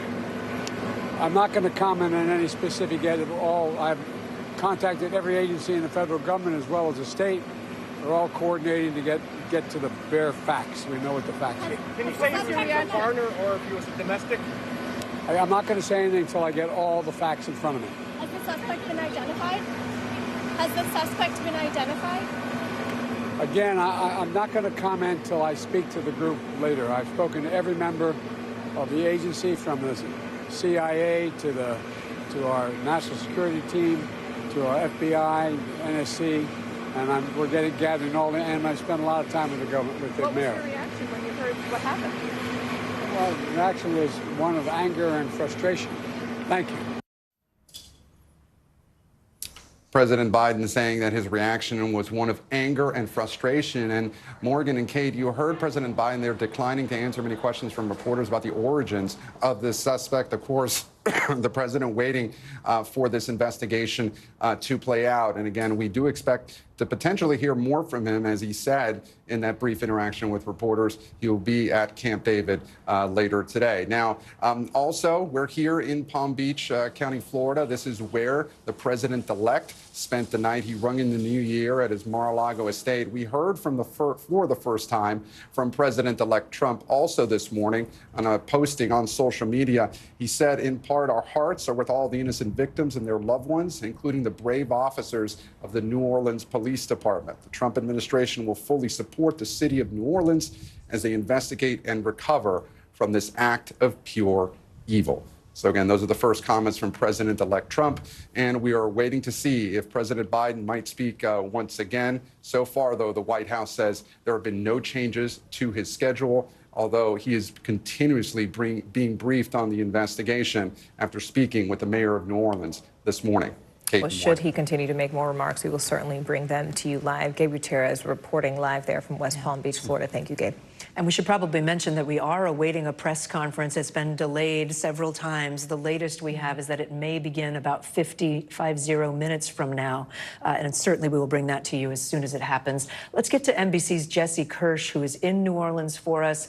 Jesse, I know you just arrived this morning from Atlanta, so you're outside the Superdome, where the Sugar Bowl will take place in a matter of hours tonight. That's Notre Dame versus Georgia.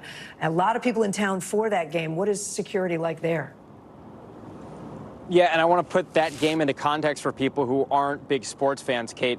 This is part of the college football playoffs. So these are the top teams in the country. They're competing for a chance to play in the national title game. So if you compare this to pro football, this is the playoffs, right? It's in the name. So this is going to have a lot of eyeballs watching this at home as well as in person here tonight. And so far, this game is still proceeding, and we are trying to get some clarity from officials at this press conference. One of the things to ask them is what gives them the confidence to know that their plans are solid around something like this in light of what has happened. So that's something we'll be looking at. I want to show you what the security is like out here right now. And again, we are still hours away from kickoff. So what we're seeing right now may change. But right now you can see we've got some barricades like this, which are, I don't know what exact material this is, but this is the kind of thing that you would imagine is quite solid and would hopefully hold up well against vehicles. But you also have behind that some metal fencing. But I'm going to have our producer Charlie's backpedaling with me here.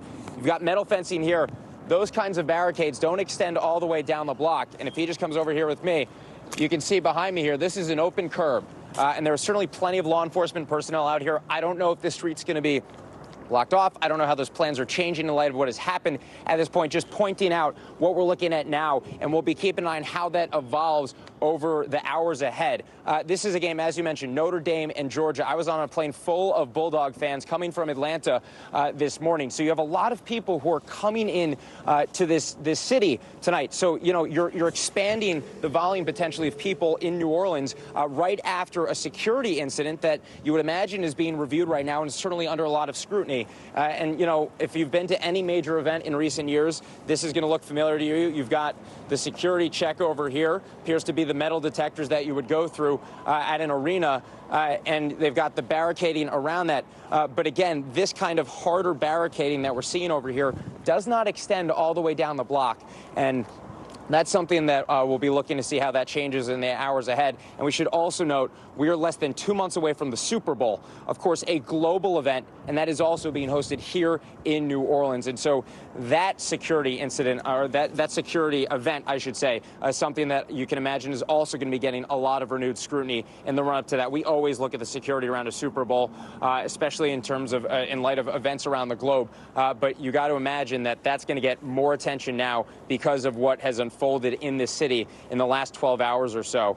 And we have heard from the NFL. They say that the planning process around that goes on for 2 years. They've been planning that for about 2 years to ensure the safety of people who are attending that. But, you know, that's another thing that we'll be asking officials about today is if they are prepared or they feel prepared or feel they need to make changes here in light of what has happened overnight. And again, we're not talking about an area that is a stranger to crowds. Bourbon Street is known as a place for nightlife, a place people are moving about in the street as well late at night. And so the idea that this could happen, especially on a higher profile night, is something that I think has a lot of us scratching our heads right now, myself included. Send it back to you. Yeah, Jesse, it's interesting, you know, hearing you talk about the infrastructure, because there's also just the question of the people, right? And the psychological effect that this has really taken on that community. Because earlier, just before about 8 a.m. Eastern time, we heard Superintendent Ann Kirkpatrick basically say, look, we understand this event happened, but we also know that people are coming to the city because they're excited. They want to see the Sugar Bowl, and we are prepared to welcome them. So they were really trying to sort of calm the community's fears. But as they were saying that, we're getting more and more images coming in from eyewitnesses. I want to roll a few of those for our viewers right now, if we can, in our control room. Pull up some of the user-generated content, videos and images like this that were taken from people who were there in the moment that this unfolded, people who saw that white truck. Here you can see where we have blurred bodies that were laid on the ground. You can see where people were rushing to render aid. Other times you can see bystanders standing by who are literally stuck in place. Emergency response responders trying to pull them away from staring at bodies in what appear to be a state of shock there on the ground. And so these are the types of images we're seeing now come out, Jesse.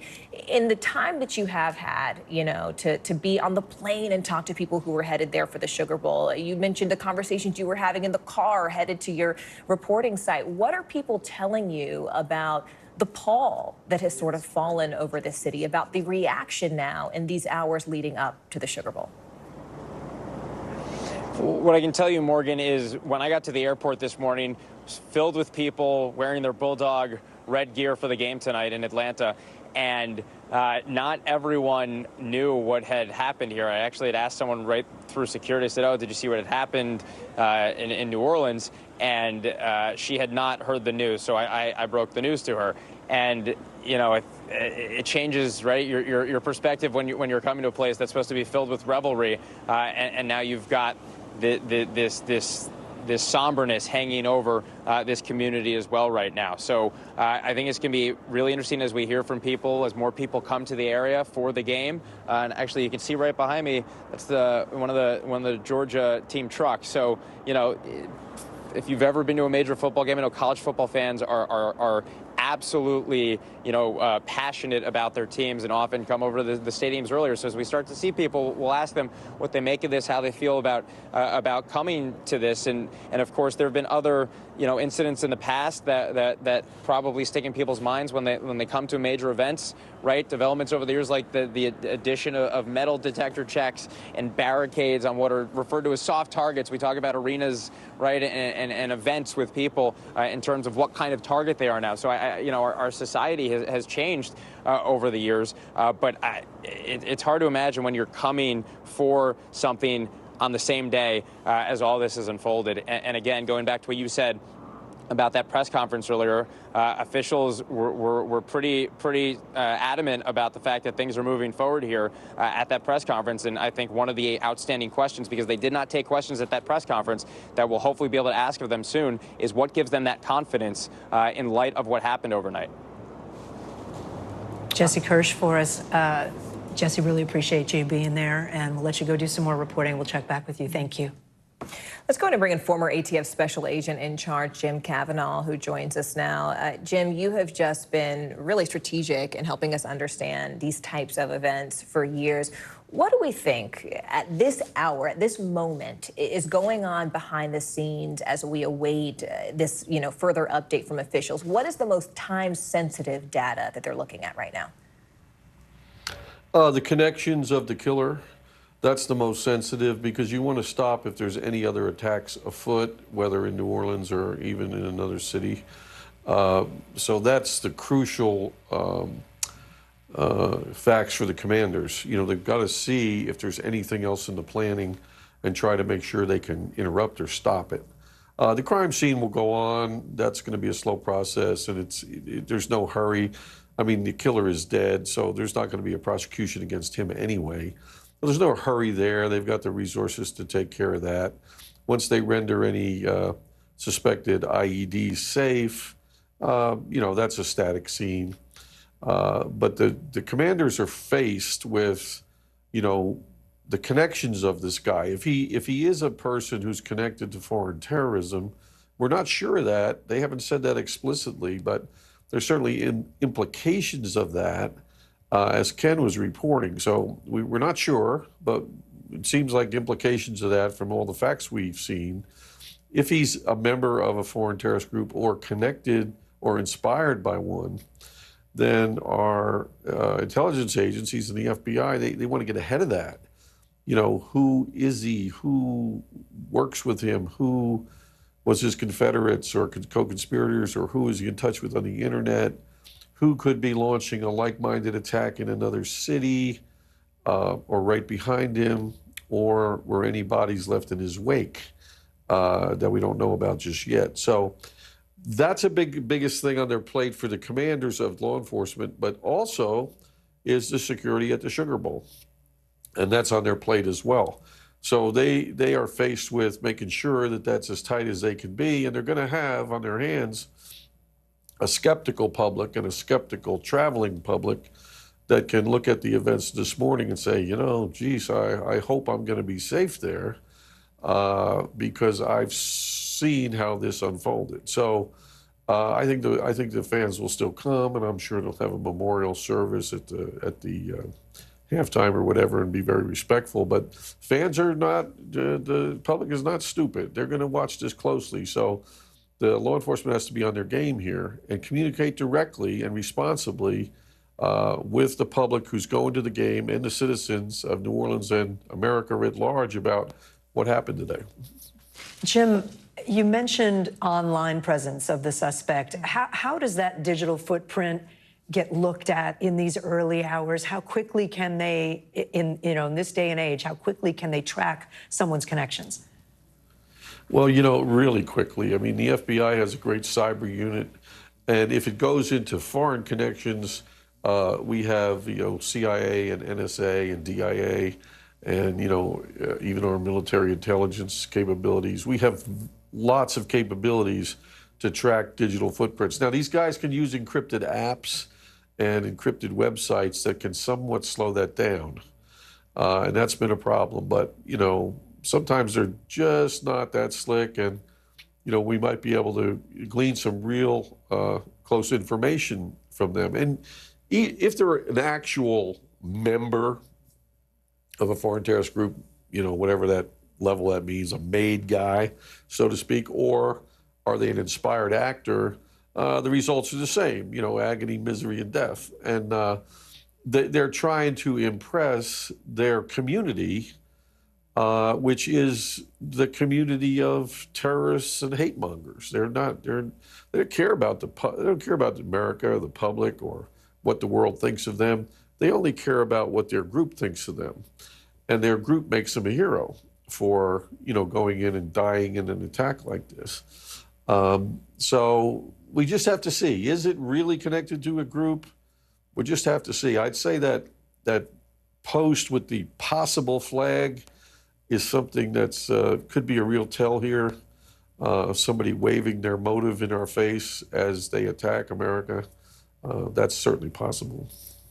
Well, on that note, we thank you, Jim Kavanaugh. We do have some new reporting coming in on that exact thing. So let's bring in NBC News law enforcement and intelligence correspondent Tom Winter.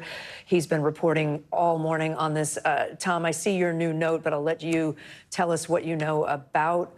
You're learning much more about the suspect.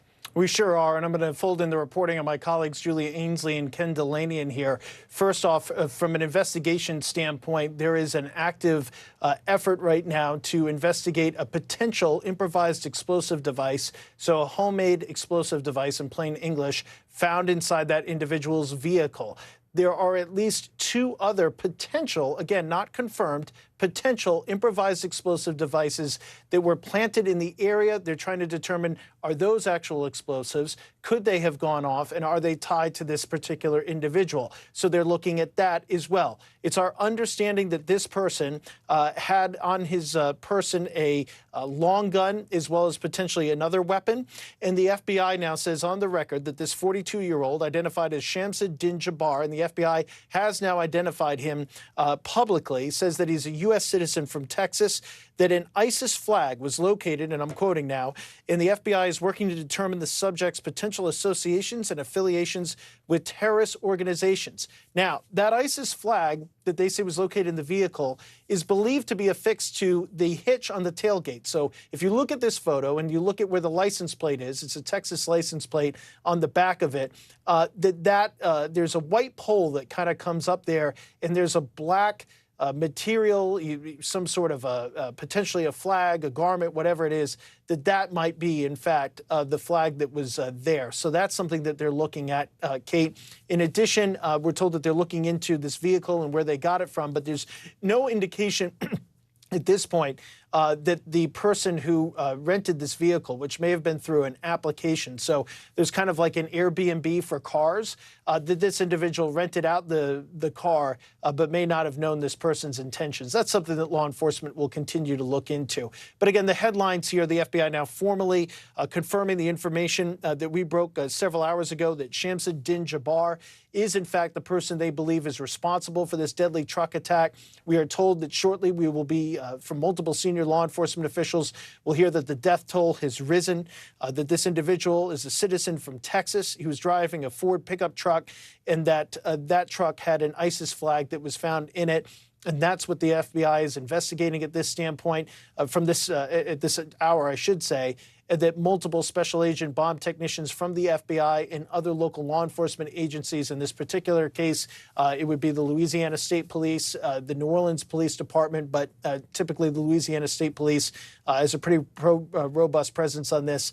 They'll take a look at some other devices, which we are reporting, according to 3 law enforcement officials briefed on the matter, at least 2 other devices that were planted in the vicinity that is obviously of high interest. This really changes a bit the security picture here, because if other devices were planted where they planted elsewhere in New Orleans, and obviously we're all acutely aware of the event that is happening tonight in that city, the Sugar Bowl, and what does it mean for that event? So a lot of questions here, Kate and Morgan, but I'll kind of send it back to you for any questions you might have as we continue to do our reporting and pour through this. Tom, first off, excellent reporting, because for our viewers who are just turning in, you gave us 4 really big new nuggets that really changed the landscape of what we've been seeing. You talked about the flag, ISIS flag. 2 potential IEDs. 3, more details from the suspect. We now know he's 42-year-old U.S.-born citizen born in Texas. And 4, you mentioned that the death toll was expected to rise. On that note, Tom, and I want to go back to that flag that we're looking at here, you know, attached to the hitch of the bed of that truck there. That was really striking to me, because I also saw when looked at that photo, those 4 holes in the windshield, the back windshield there, that appear to be, you know, gunshot bullet holes that may have entered the vehicle. When you see that flag, does that give us any indication about whether or not he was working alone, or if he had known associates? And 2, Tom, do we have any, now that we have this name, do we have any indication of whether or not he'd had previous arrests, misdemeanors, felonies, anything in his record? That's something that we're still pouring through with respect to what is referred to in law enforcement circles as suspect pedigree. Where do they come from? What's their date of birth? Do they have any active lawsuits for or against them? Do they have any sort of criminal history? That's information that we're still in the process of going through, and we'd like to do a lot of verification to get to that point. You're seeing a video of the immediate aftermath.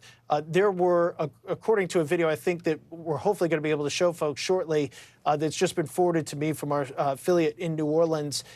Basically, this stops, and then there's a quick pause or 2, and then a tremendous exchange of gunfire. So the bullet holes that you're seeing on the back of that car could have come from police. They could have come from police firing from the front to the back. They could have been, it's just the picture's not clear enough, could have been shots fired from the back to the front. We are told that investigators are looking into whether or not he was firing as he was driving this vehicle, that he may have been firing a gun while driving the vehicle. That's something they're looking into. We don't have that confirmed. That's going to require, obviously, a lot of work from an evidence standpoint. Clearly, some of that probably based off of eyewitnesses. We'll see if that turns out to be true, but they're at least looking into it. This idea, by the way, of flying an ISIS flag on the back of a pickup truck is something that we've seen before. Sayfullo Saipov, back in October of 2017 on Halloween, drove down the Upper West Side Highway here in New York City and conducted a terrorist attack in the name of ISIS, killing 8, injuring over a dozen. He had talked about, according to court records, the idea of actually flying an ISIS flag from the back of his truck, coincidentally also a rented pickup truck, that from a major retailer. But he talked about doing that, but thought it would attract too much attention and that the NYPD would see that and immediately try to stop him. Obviously, that's something that would certainly grab the attention of law enforcement, frankly, anybody. That flag is kind of ubiquitous in our society. So that is something that we've seen, talked about before, and that is something, obviously, that is of interest. The idea of driving through a crowd in vehicle ramming attacks is something that we've seen over the last decade. It's talked about in almost every single major propaganda that comes out from various terrorist organizations. And as we recently reported on NBC News Now, And a story I believe we talked about was the idea of how terrorist organizations are now using AI to produce terrorist propaganda because it allows them to be anonymous. You have the face and the voice of it being a computer somewhere instead of being an actual person, makes it more difficult for investigators to try to determine who is behind that propaganda. So this is an evolving landscape, a reminder that as we've been reporting here at NBC News for the past 9 months, the FBI has been especially concerned about the volume of terrorism investigations and attacks and thwarted attacks. There's been a number of them. The Taylor Swift concert in Austria, the FBI and the U.S. is warning to Russian security agencies about what turned out to be a deadly attack at the Crocus concert hall there. There were several other investigations, including an Election Day plot here in the United States that was disrupted, and a plot involving a relative of that suspect in France that was disrupted, as well as a number of potential incidents, not all necessarily tied to terrorism, that were thwarted before the Olympics. It's been an incredibly busy year in this landscape. It is at a tempo that we have not seen before, at least not since 2014, based on the officials that work in this space that I talked to. And so this is very real and has been a real, genuine threat here, I would say, for the past year of this exact type of incident. The big question going forward is, how was it possible, knowing that all the information I just shared with you is information that was public prior to this event, how was it possible that a truck was able to drive down Bourbon Street in the early morning hours on New Year's Eve, when obviously there would be a lot of people out? There are a lot of people out in that street on a Tuesday in August, let alone at this time of the year. And as we saw here in New York City last night, it would not have been possible for this attack to take place. They fill up sanitation trucks with sand, and good luck to anybody trying to get through that. So obviously serious questions will need to be asked of New Orleans authorities. Was it an issue with overtime, and did politicians not allow those type of protections go in? Was it a failure on the police department? Was it a combination of things, like it usually is? Time will tell. Yeah. Tom, before we let you go, can I just ask one question about the victims in all this, the people who've died, the people who are still hurt and in hospitals? Because you said when we came to you that the death toll has risen, which is the worst news we could imagine. Is this because many of the injuries are very severe and we're finding out that they're passing away at the hospital? That's exactly right. The injuries here were horrific in nature, we're told. I don't think I need, out of respect to the victims, to get into specific details that we're being told and hearing, but we do expect the next time that we get a briefing from city officials for that death toll to rise. It's not because of any lack of extreme effort by the medical community. It's just injuries are injuries, and when you're hit with a truck at that high rate of speed, and if this idea that he was, in fact, firing out of the truck at that time, obviously that would have added additional problems for the people that were in that crowd. Is something that law enforcement's tracking down.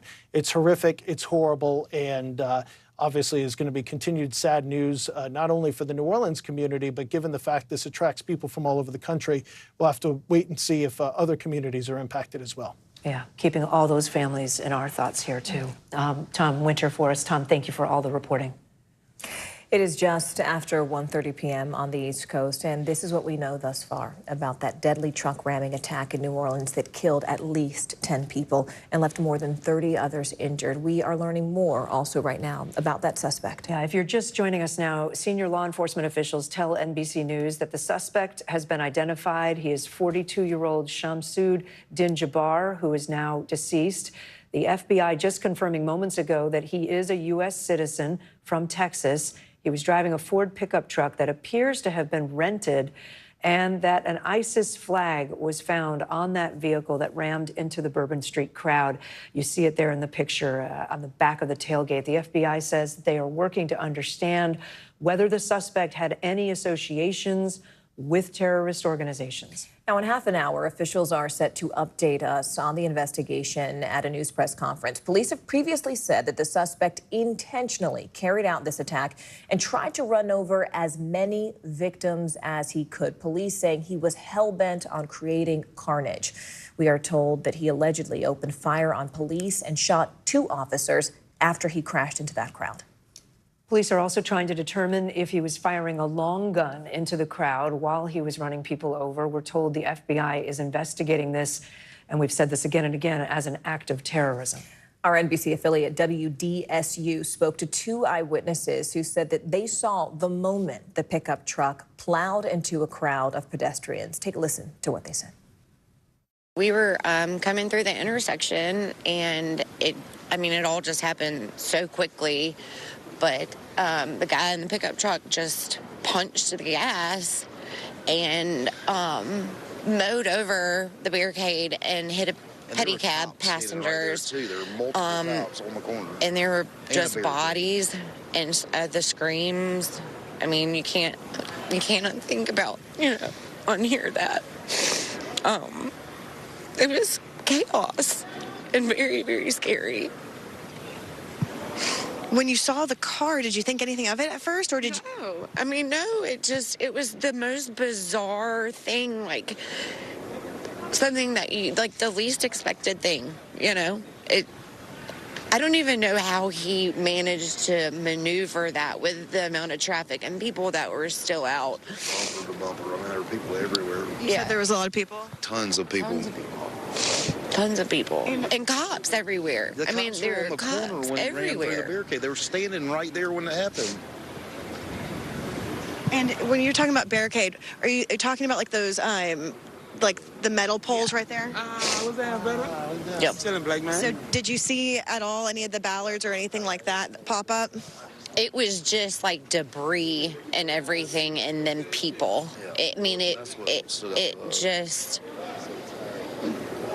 It was unreal. Just total chaos. Total chaos. What was it, the sounds?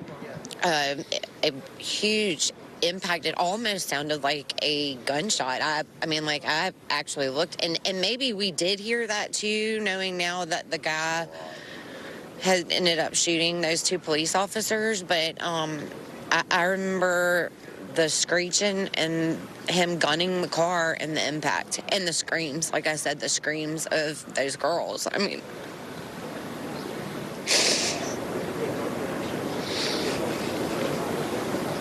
Yeah. I don't know that I'll be able to forget that.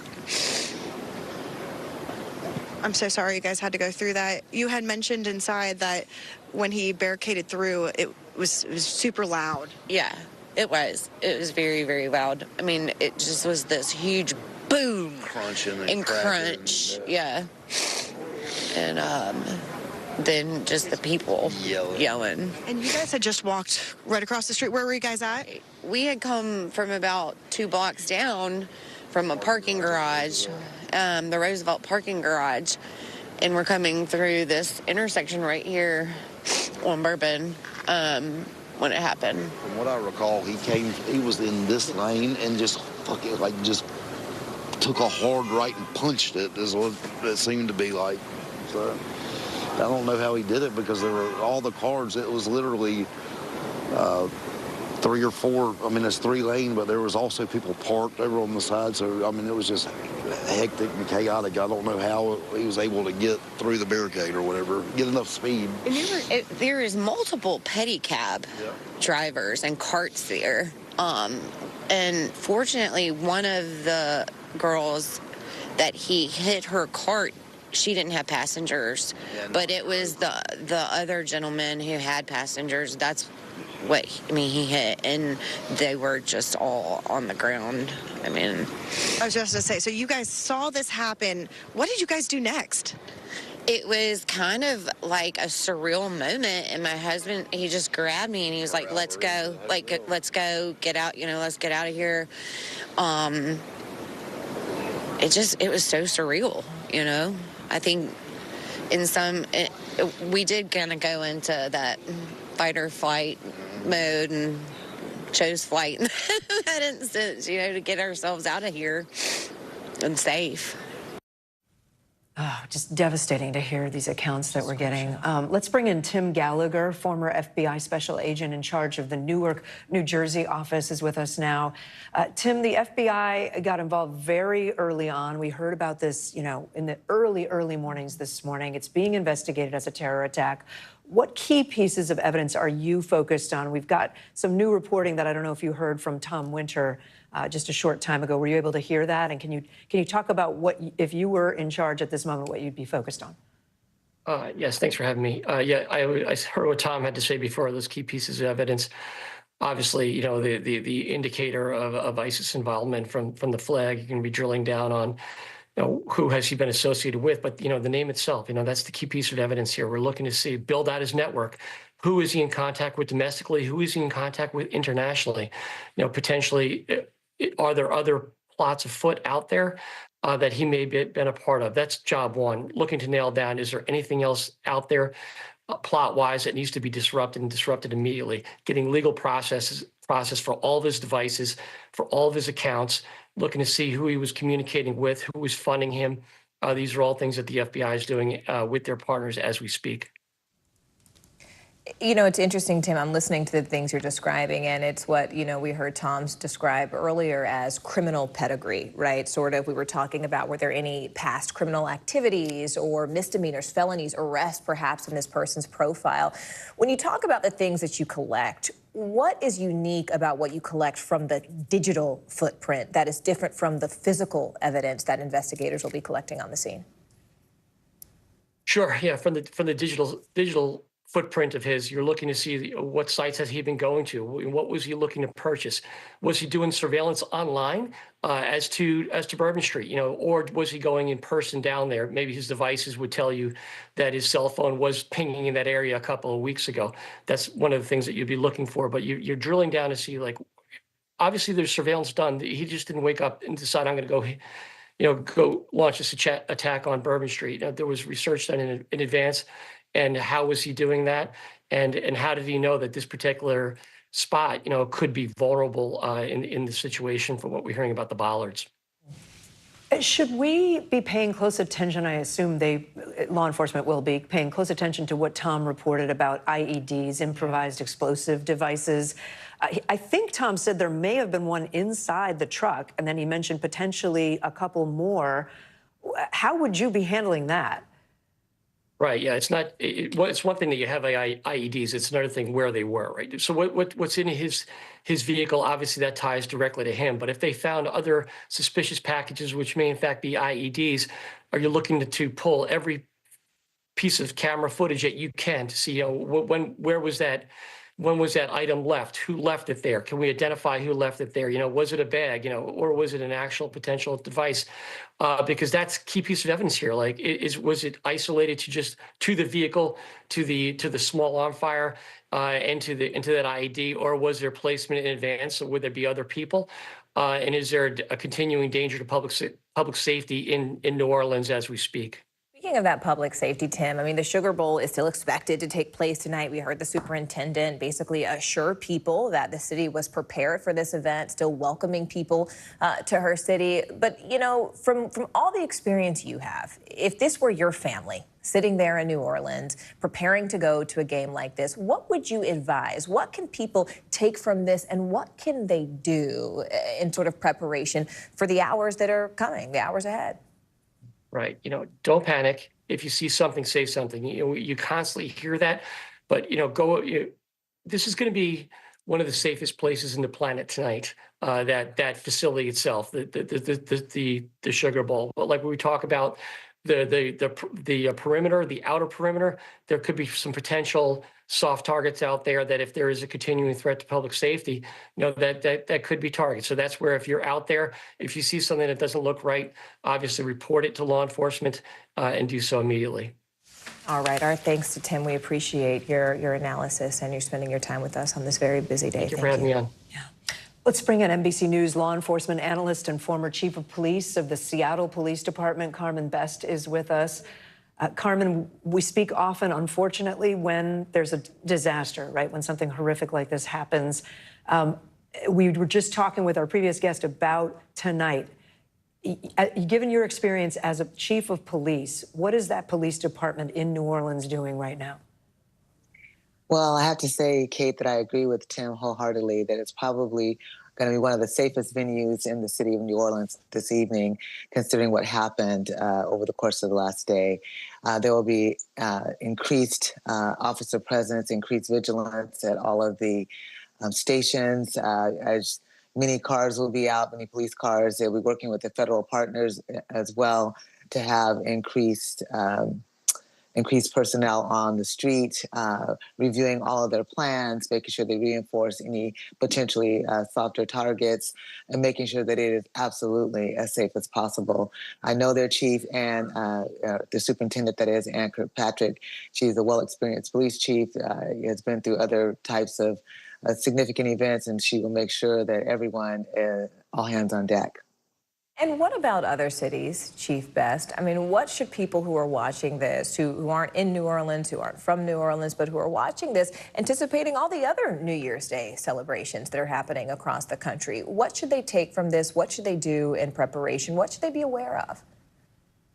Well, I can assure you, every time something like this happens, even though all the precautions are being taken in advance, when something like this happens, everyone goes over their plans again. They start maybe upping some of their resources at certain sites.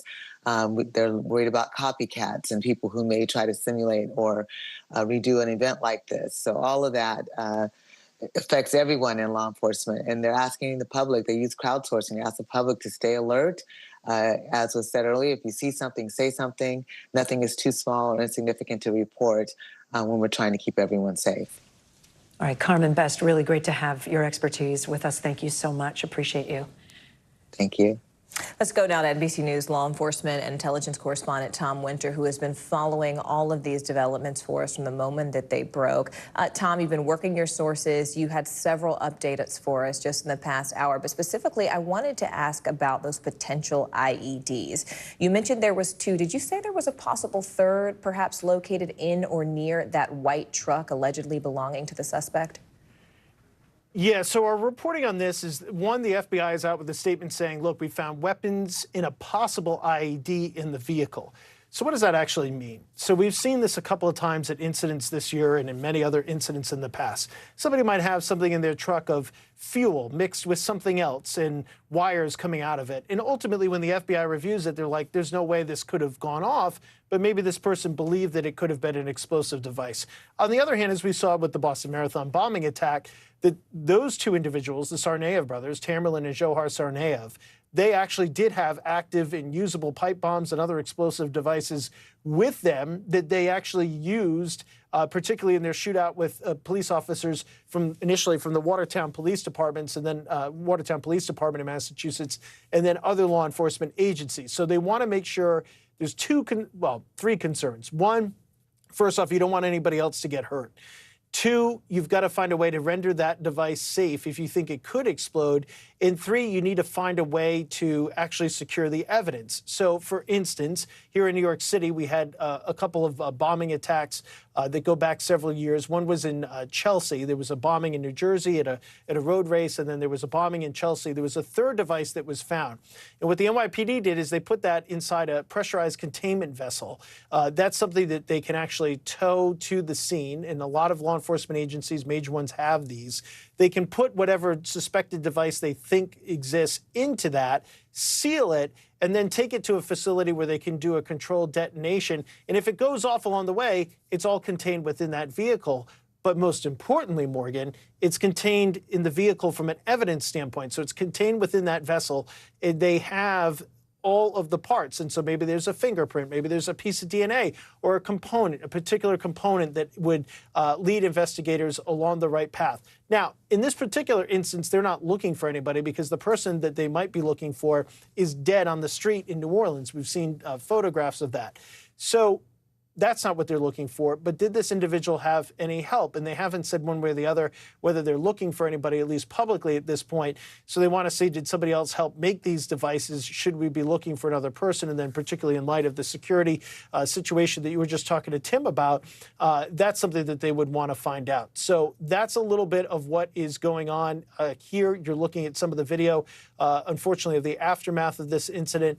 But that's one of the things that they're looking for. Then to further answer your question, there are at least two other potential IEDs that they're looking for. I put an asterisk on this because, as you can imagine, you're looking at the chaos that occurred after this happened. What would you do if you were there? You would drop your bag, you would just run. You want to get out of there as fast as possible. So did somebody leave behind a cooler? Did they leave behind a backpack? And they're going to have to look at those. Sometimes they go through that very quickly at great personal risk to the bomb squad of whatever city it might be in. Once you've stopped this incident, you might want to take your time. And again, it goes back to also collecting evidence. So that's what's going on there.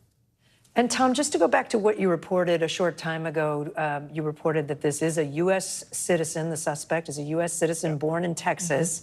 Do we have any more information about what part of Texas, where he might be from, whether he has any criminal record, anything like that? Still going through the background of this individual, Shamsuddin Jabbar from Texas. He's 42 years old, born in late October 1982. This individual, their background, we're going through that right now. Any recent travel, that's something that federal law enforcement agencies are actively working on. We can report that, and we'll take a look into that. I want to be clear on something. It has been reported that this individual passed through a border location several days ago. We are being told that that information is not accurate, but we're continuing to do reporting on it. I just want folks to, you might be seeing something on Twitter, and then what is this guy talking about? And so I just wanted to kind of see if we could square those two things. At the moment, we're not being told that this individual had any recent southern border crossings in the last several days, but that I want to remind people that this vehicle is not a vehicle that he owns. It's owned by another person that was apparently put on an online car service where you can rent out your car, kind of like an Airbnb for cars. And so if that's the case, it's possible this vehicle did recently transit the southern border with Mexico, but it may not have been that this person, the person responsible for this attack, was inside of it. So I hope that provides a little bit of clarity. But I'll tell you that this is all very fluid and has been moving throughout the day. No, for sure. And Tom, it might be worth mentioning that all of us at NBC News take great pride in the way that we report facts and the way that we try to verify things and explain exactly. We're transparent about what we know and what we don't know. And that's what Tom has just presented. Tom, thank you so much.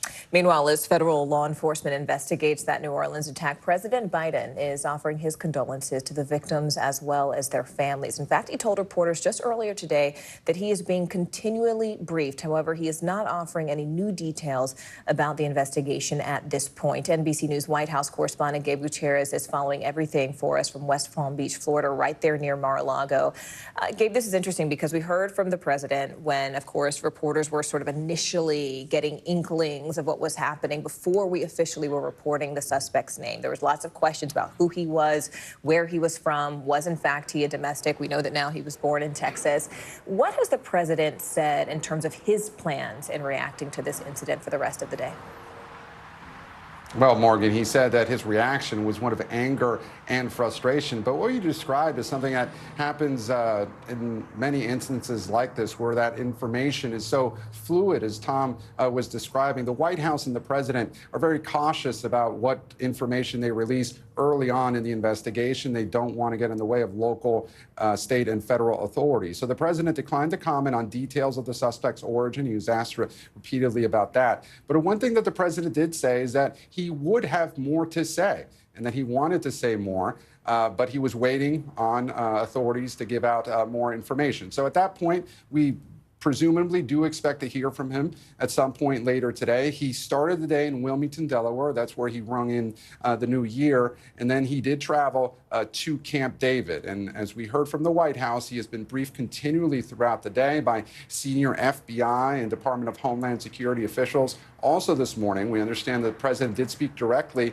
with the mayor of New Orleans and pledged full federal support. So again, the White House deferring at this point to federal, state, and local authorities. But we do expect to hear from the president at some point based on his comments to reporters at the tarmac as he boarded Air Force One. Kate Morgan.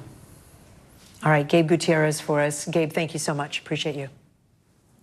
Trump, as Gabe mentioned, has also been weighing in, and what he's saying and what type of communication is there between the two presidents that we're learning now as that's unfolding as we speak. Yeah, it's an interesting time, you know, that we find ourselves on New Year's Day of 19 days from today, exactly. right, is the transition. inauguration of a new president. And joining us now, NBC News national correspondent Yasmin Vasugian is with us. Yasmin, there's a lot of video circulating on social media from this morning. Can you help us understand? We've shown some of it, but help us understand what we're seeing. Yeah. Our social media team here at NBC News has been going through all this video vigorously over the last couple of hours or so, guys. And as you can imagine, right, 3 o'clock in the morning, Bourbon Street, New Orleans, the first couple of hours of 2025, a lot of folks celebrating that moment in life, looking forward to the new year, but instead catching what took place at 3 o'clock in the morning, killing 10 people, likely more, 30-plus victims here on Bourbon Street. And the video is just horrifying to see. But before we kind of go through some of this video that you're seeing on your screen now, guys, I want to take a listen to a witness account, someone who heard what was going on Bourbon Street in their hotel room. Let's take a listen to April McGee and what she had to say about the TikTok of that evening, and then we'll go through some of the video that we've been watching. I saw lots of fireworks, and then I laid down and I was watching them from my bed, and I heard maybe they were going off for quite some time. They didn't stop it at midnight, so I thought maybe it was like the final, whatever you call it, the grand finale. It was just loud, something really loud, and then I heard more fireworks. I don't know what it was, but apparently it wasn't fireworks. Back, guys, I want to go back to the video you were just... So as we're hearing April there, I want to bring up the video, guys, that we were just showing before we went to April. And that was video of this individual you see approaching a dead body on the ground there. And one of the reasons why they take their camera away or their phone away from the scene to run, and you see the individual in the blue shirt running, is because you actually hear what appears to be gunshots. Now, we have heard from Tom Winter throughout the morning that they are investigating the possibility that the suspect, who is now dead, and we have now identified as a 42-year-old male U.S. citizen from Texas, had exchanged gunfire with police officers after ramming his car into individuals on Bourbon Street. I wonder if that is what we are hearing in that video there, if in fact that is gunshots. You see people kind of taking cover there. Now, when you're looking at this image here, it's of the white truck. This appears to be the truck of the suspect. You see the suspect then lying on the ground as well to the left of the truck. There is a photo, if we can bring this up, guys, from our control room, of the actual truck, the white pickup truck, with a flag in the back of the truck. You see it there. Now, we have talked about and identified, now our sources have identified the fact that this was an ISIS-inspired attack. Now, let's remind folks, this is a male U.S. citizen born here in the United States from Texas, inspired by ISIS. And Tom Winter has talked about this many times, but I think it's important to reiterate. This type of attack is certainly something that has happened before from ISIS, and is certainly par the course for actions taken by ISIS. If you remember, the leader of ISIS, Abu Bakr al-Baghdadi, was killed back in 2019 under the first Trump administration. But just because a leader of a terrorist organization like ISIS is killed doesn't necessarily mean you don't have people still following in the footsteps of the things they want to necessarily carry out. You're seeing here major police presence. I mean, imagine this, right? New Year's Eve, New Orleans, before the Sugar Bowl, just a couple of hours before the Sugar Bowl to take place tonight, the incredible amount of police presence already on the ground. And then now here, the aftermath of what appeared to be just a horrific attack on Bourbon Street overnight, guys, in New Orleans. And the video is continuing to pour in, really giving us a picture into the TikTok of this event. These people just celebrating. I mean, look at this video here, guys, right?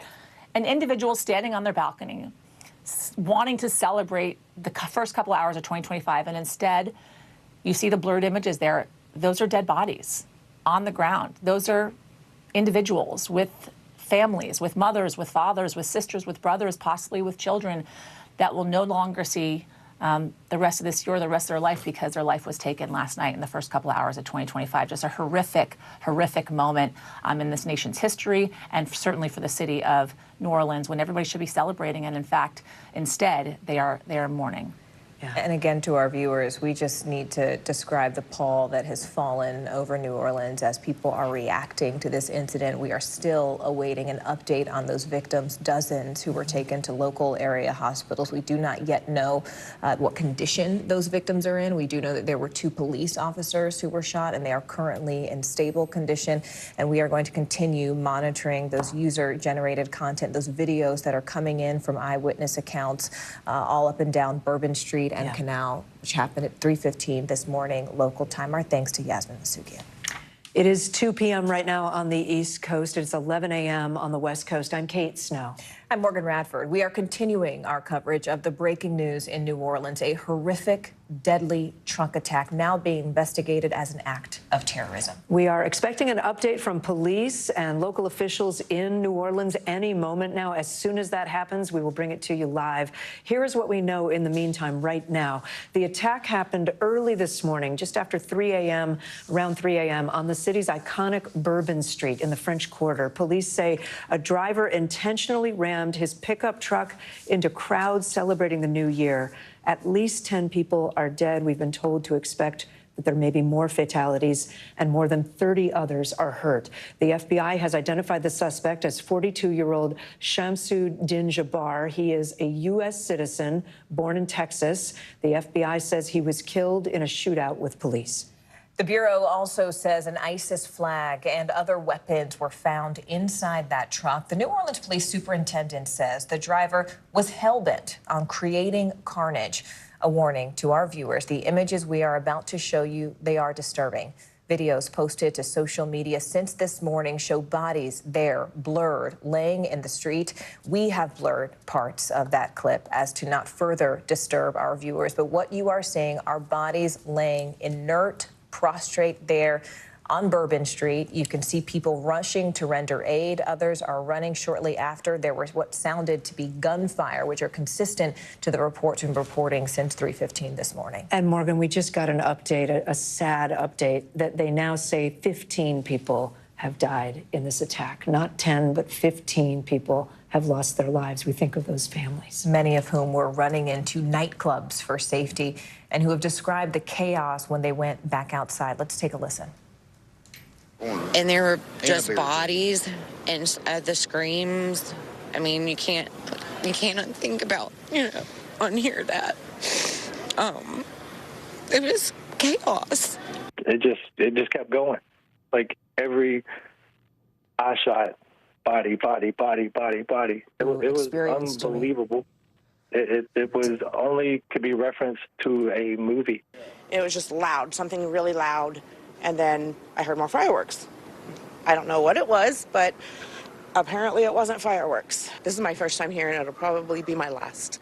Not fireworks. Let's go ahead and bring in NBC News law enforcement and intelligence correspondent Tom Winter, who has been following this, really every development since the beginning. Tom, you had several recent developments for us in the past few minutes, really. I want to specifically talk about that black ISIS flag that we now know was hitched to the bed of that truck. Does that give us any indication about whether or not this was an actor who was acting alone or whether there were known associates? Yeah, and I think we're about to get to this press conference shortly with New Orleans officials. Actually, maybe I'll pause here as we wait to get them started. But they should be starting shortly. We have heard, according to a senior U.S. law enforcement official briefed on the investigation, that unfortunately, as you mentioned, the death toll has risen to 15. We expect an update from the FBI here that they found an apparent ISIS flag in or on this vehicle, and there is an active search for potentially additional devices in that area, and that they believe that there is a possible improvised explosive device contained within that vehicle, as well as other weapons that are found. So we do expect to get more. We do expect preliminarily the numbers can change here. If there's ever a time that I've hoped to be wrong, it's on a death toll, but we do hear that perhaps as many as 15 have died, according to people that have been briefed on this investigation. information as we've been speaking throughout the day here since really early this morning on NBC News. The injuries here have been truly horrific, and that's the information that we've been hearing and the information we've been hearing from the scene. And Tom, this press conference that we're waiting for right now, and we'll go to it as soon as they're organized and ready to go, it's been delayed a couple of hours. I wonder if you have any intelligence on what's been happening behind the scenes. I mean, is it because they've been trying to figure out what, the facts before they can meet with us? Well, there's the facts. There's a very active and ongoing investigation. Haven't seen one this active and hot for a long time. They are deriving a lot of information, and they're continuing to track down some pretty serious leads. I think they also have had to really have a self-reflection and a serious discussion in New Orleans about the ability to host the Sugar Bowl tonight, and whether that's something, given the law enforcement drain focused on Bourbon Street in the French Quarter. You see how close this is. I've personally walked the distance from that exact address to the Superdome, and it is a very short distance. It's a big area to secure, and I think there's been some real discussions and some rumblings we've heard about whether or not this game should be postponed, just from having the amount of first responders available. You imagine, just from an EMS perspective, what they've gone through. Tom, I want to go ahead and pause here. It looks like they are readying to have the assistant FBI agent in charge there, whom we see at the podium about to speak. Let's go ahead and just pause for one moment. Okay, wait, they're not yet organized. I believe they're going to have a few more seconds. In the meantime, Tom, I do want to go back to when you mentioned sort of the rumblings about the question of whether or not this Sugar Bowl can continue. One thing I just kept thinking about was these potential IEDs. If that's something that you have not completely ruled out, if that is something that you have not completely located, if we're talking about 2 and potentially 3, where do they stand on that? I mean, how can they sort of assure that the public is safe if they have not identified and completely flushed out the possibility of neutralizing that threat? I would just repeat your question back to you and say that's a huge question that I would have. The other question I would have is, you have EMS workers that worked all through the night last night. Say something else happens tonight that's completely accidental. It's innocuous. There's, a car accident near the scene or another incident. We'll turn it over to this press conference. Here in FBI New Orleans. Thank you for being here today and for your patience. First, I want to acknowledge the victims of today's horrific attack. The FBI and our partners are working diligently to investigate and find answers on behalf of the victims, the citizens and residents of Louisiana, and everyone visiting the city. I'm going to provide you some facts and information about what we do know. I know that all of you will have questions, and we will try to provide some answers.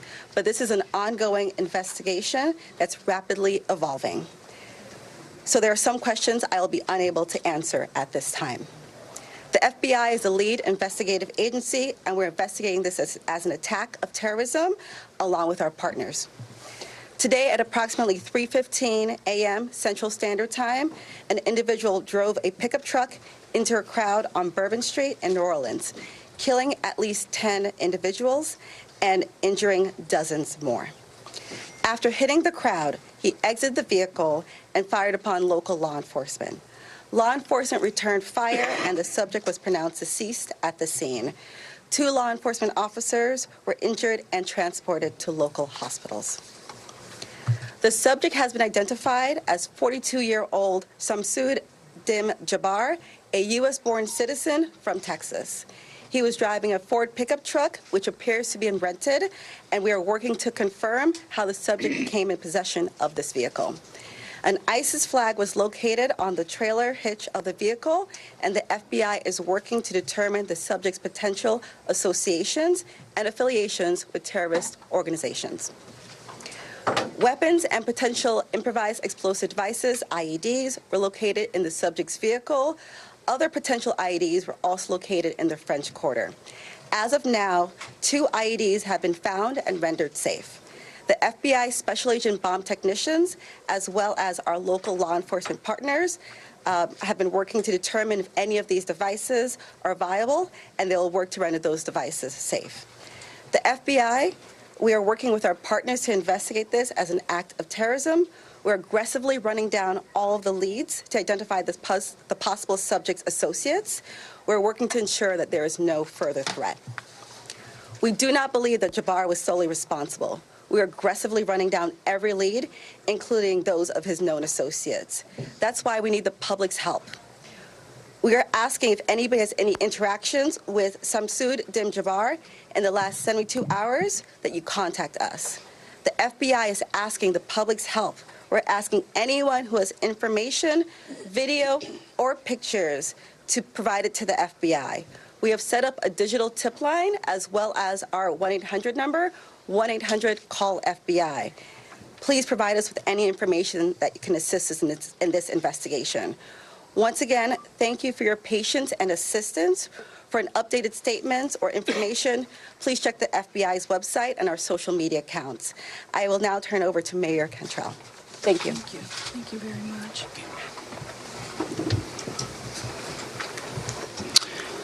Thank you, Agent Duncan, for your leadership and the full support of the FBI.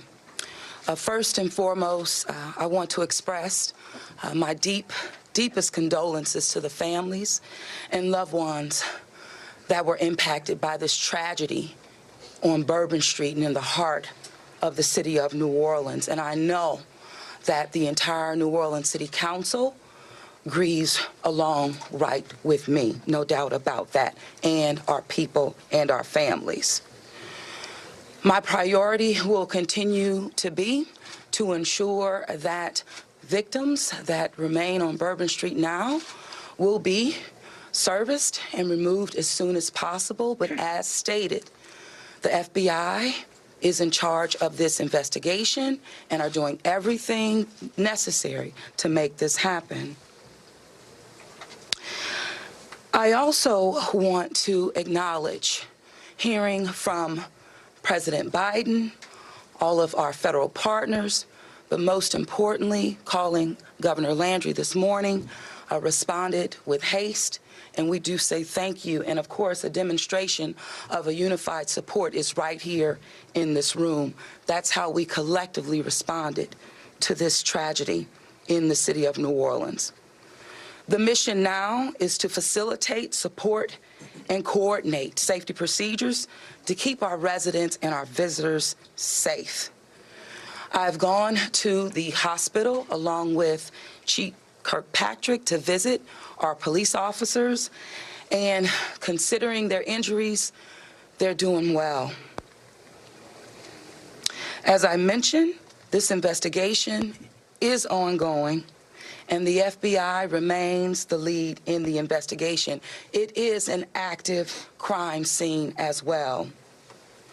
We are committed, no doubt, to uncovering all details surrounding this tragedy. And we're taking every necessary step to put even more safety procedures in place, especially given the nature of the investigation. I'm going to ask people to do not go around our secured area if there is no essential need to do so. It matters, and again, it is an active crime scene. I also want you all to know that the Greater New Orleans Foundation has set up a fund to assist victims, and that information will be provided to you. Thank you, Ganoff. Again, I want to thank this unified team. We're leaning in. We will be relentless, and we will do everything that it takes to render real justice. This team will. I want to also just thank our citizens for your heartfelt prayers. New Orleans is a world-class city, and I can say that I've heard from world leaders all this morning and up until now, in addition to my brother and sister mayors across this country. They're calling, they're responding, and they're standing with the city of New Orleans. And what they always say and want me to reiterate, they understand the resilience of this community. And we're strong in that regard, and I will say second to none. So with that, I'm going to turn it over to our governor, and as I mentioned, who has not wavered any in leaning in, providing the necessary support, and standing right here with me, and I say thank you, Governor. And I know the First Lady is standing with us as well. Thank you, Madam Mayor. Thank you. Again, I want to thank The mayor, since about 3:45 this morning, when she called me, we have all been working just around the clock to both secure the city and to solve this act.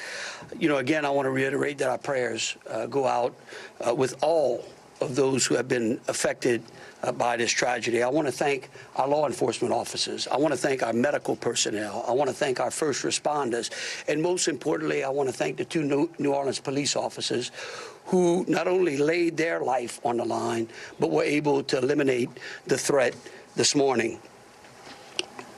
Let me say, we have made public safety a state priority from day one. And I think that if you look around me today, right now, and you look at the people who are standing around, that is their commitment as well. We intend to be transparent in assessing any defects that may have existed in the system so that we can address them. It's the only way to ensure that any mistakes that were made are corrected. Specifically, we have been trying and working very diligently to address security concerns in preparation for the Super Bowl since October. And it's interesting because, ironically, in preparation for the Super Bowl, I had intended to issue an emergency declaration tomorrow so that we could bring all of our federal, state, and local agencies to bear in preparation for the Super Bowl and Mardi Gras. But because of the events today, I have amended that emergency declaration and issued it today. So again, that declaration will allow our federal, state, and local partners to bring all of the resources necessary to get this city safe.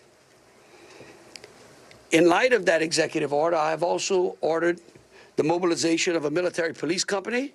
I've asked General Freelou to mobilize a military police company to assist both New Orleans Police and LSP and the FBI. It is important for our citizens and guests of this state to know that we are doing everything we can to secure their safety in this city.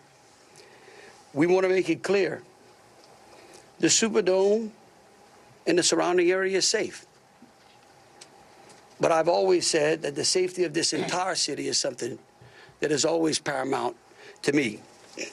With that, I would like to turn it over to Jeff with the Super Bowl Commission. Jeff Dunley. Thank you very much.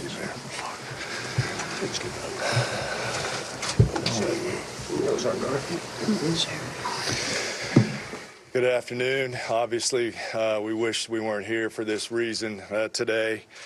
The Sugar Bowl Committee has a 90-year history of being a good corporate citizen for the city of New Orleans, and that's why this tragedy hurts us as much as anybody right now. So our condolences, thoughts, and prayers go out to the victims and their families as we all work through this.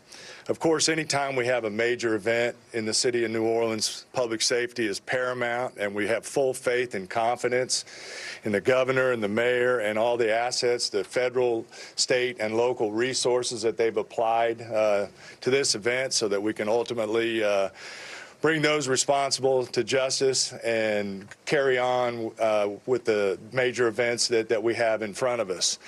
Speaking of which, we were scheduled this evening to have a CFP quarterfinal played in the Superdome at 7:45. We have been in consultation with ESPN, with the College Football Playoff, with the Southeastern Conference, with the University of Georgia, with Notre Dame. All parties and all agree that it's in the best interest of everybody and public safety that we postpone the game for 24 hours. Work is fast about to set up a safe and efficient and fun environment for tomorrow night.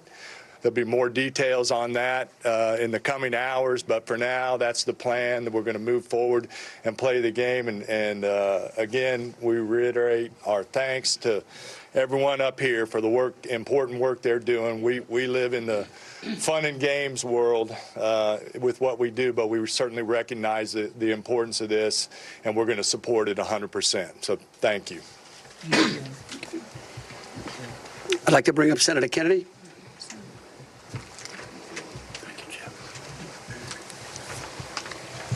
I wish I understood better why bad things happen to good people. If I make it to heaven, I'm going to ask.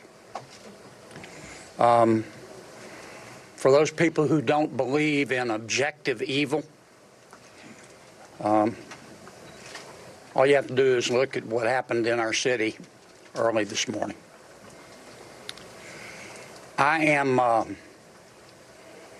If this doesn't trigger the gag reflex of every American, every fair-minded American, I'll be very surprised.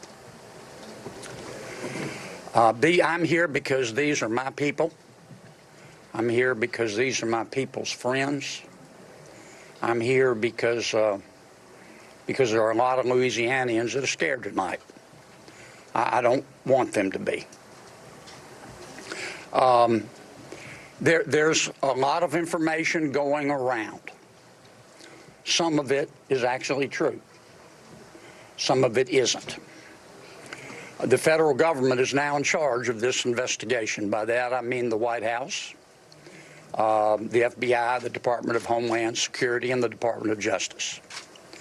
I have not talked to the FBI. Maybe they've talked to my staff. I don't know. I did talk to the Secretary of Homeland Security a little while ago.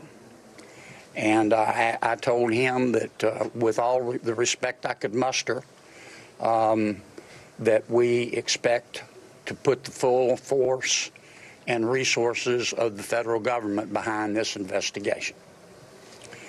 Our state troopers, our local police departments, our sheriffs, we've got many sheriffs here today, have been terrific so far. The federal government is cooperating with them. I hope that will continue. Here's what I want to ask from the federal government. Catch these people. Catch these people. And then tell the American people the truth. Now, I don't want you to tell us yet anything that's going to interfere with your investigation. And there are things that I've been told that I think are true that I'm not sharing with you today because it could interfere with their investigation. But after we get to the bottom of this, they need to tell the American people the truth, and the people of New Orleans the truth, and the people of America the truth. I think the mayor and the governor are very wise to postpone this ball game for 24 hours. There's just too much stuff we don't know, and it's just not worth it. But I guess my final point is, I will promise you this. I will, when it is appropriate and this investigation is complete, you will find out what happened and who was responsible. Or I will raise fresh hell. And I will chase those in the federal government who are responsible for telling us what happened, like they stole Christmas. Thank you, Senator. Thank you, Senator Kennedy. Congressman Carter, I think.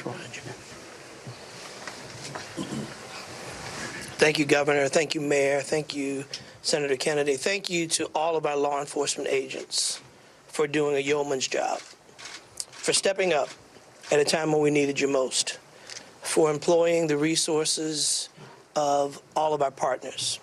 This is all hands on deck, from the White House all the way down. I've been in communication with the White House since early this morning. Secretary Mayorkas, leaders in all of our federal, local, and state agencies. The president has made it very clear that he intends to bring every resource to bear to not only tell the truth, but to provide the resources to bring these cowards to justice. I want to personally thank the men and women in uniform who put their lives on the line to protect our citizens and our visitors. to our mayor and our governor for acting expeditiously and bringing us all together, to our sheriffs from the surrounding areas who have been Johnny on the spot, recognizing that if it happens in New Orleans, it can happen anywhere. We don't have the luxury of being myopic. In this community, we work together. We don't point fingers. We don't blame. We go after the bad guys.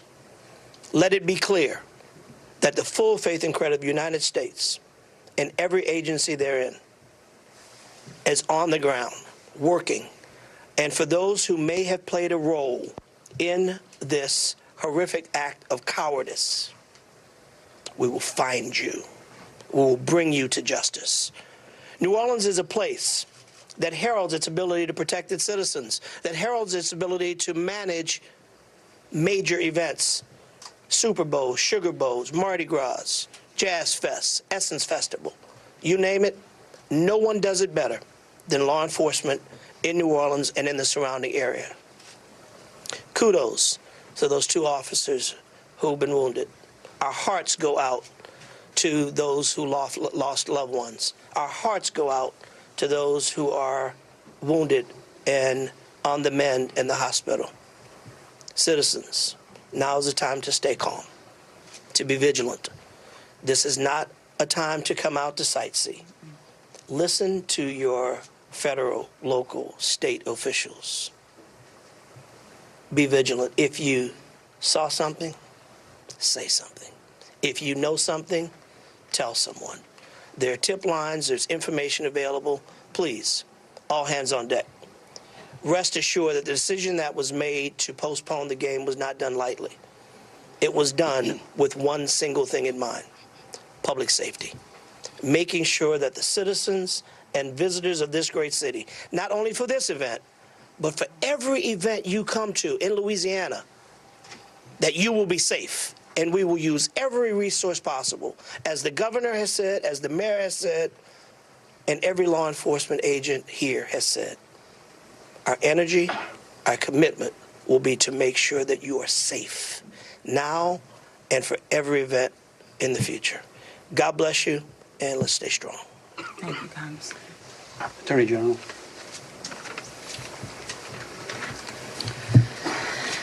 I first want to extend my sincerest condolences to the families of the victims. Parents got a phone call last night, early this morning, that no parent ever wants to receive. And as a parent of children who come to New Orleans and spend time here, I know that that is just something that, you know, we hold our breath sometimes till they're home safe, and some people did not come home safe. And we also have some people who are fighting for their lives right now in the hospital. So I'd ask everyone to pray for them. They need our support and they need our prayers. This was a heinous act, a heinous, cowardly act, and we will find them and we will bring them to justice. My office will be providing both investigative and prosecutorial support to the City of New Orleans, to the District Attorney, Jason Williams in New Orleans, as I have done for months. We will continue to do that. We will provide the governor with whatever support that he needs, and the Governor's Office of Homeland Security, whatever support that they need. I'll be here to help. I will be here to stand with the City of New Orleans. We will bring them to justice. Thank you. Thank you. Thank you, Attorney General. Thank you, Governor. Thank you, Governor and Madam Mayor. For those who do not know me, my name is Ann Kirkpatrick. I'm the Chief of Police of New Orleans. My official title is Superintendent, but my role is as Chief of Police. You know, you've heard some of the details today, and over the last 24 hours, we had approximately 400 officers in the French Quarter.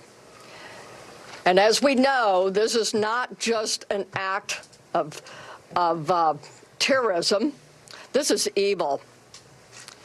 And when we face evil, we have a choice. We can run in fear, or we can indeed stand in strength.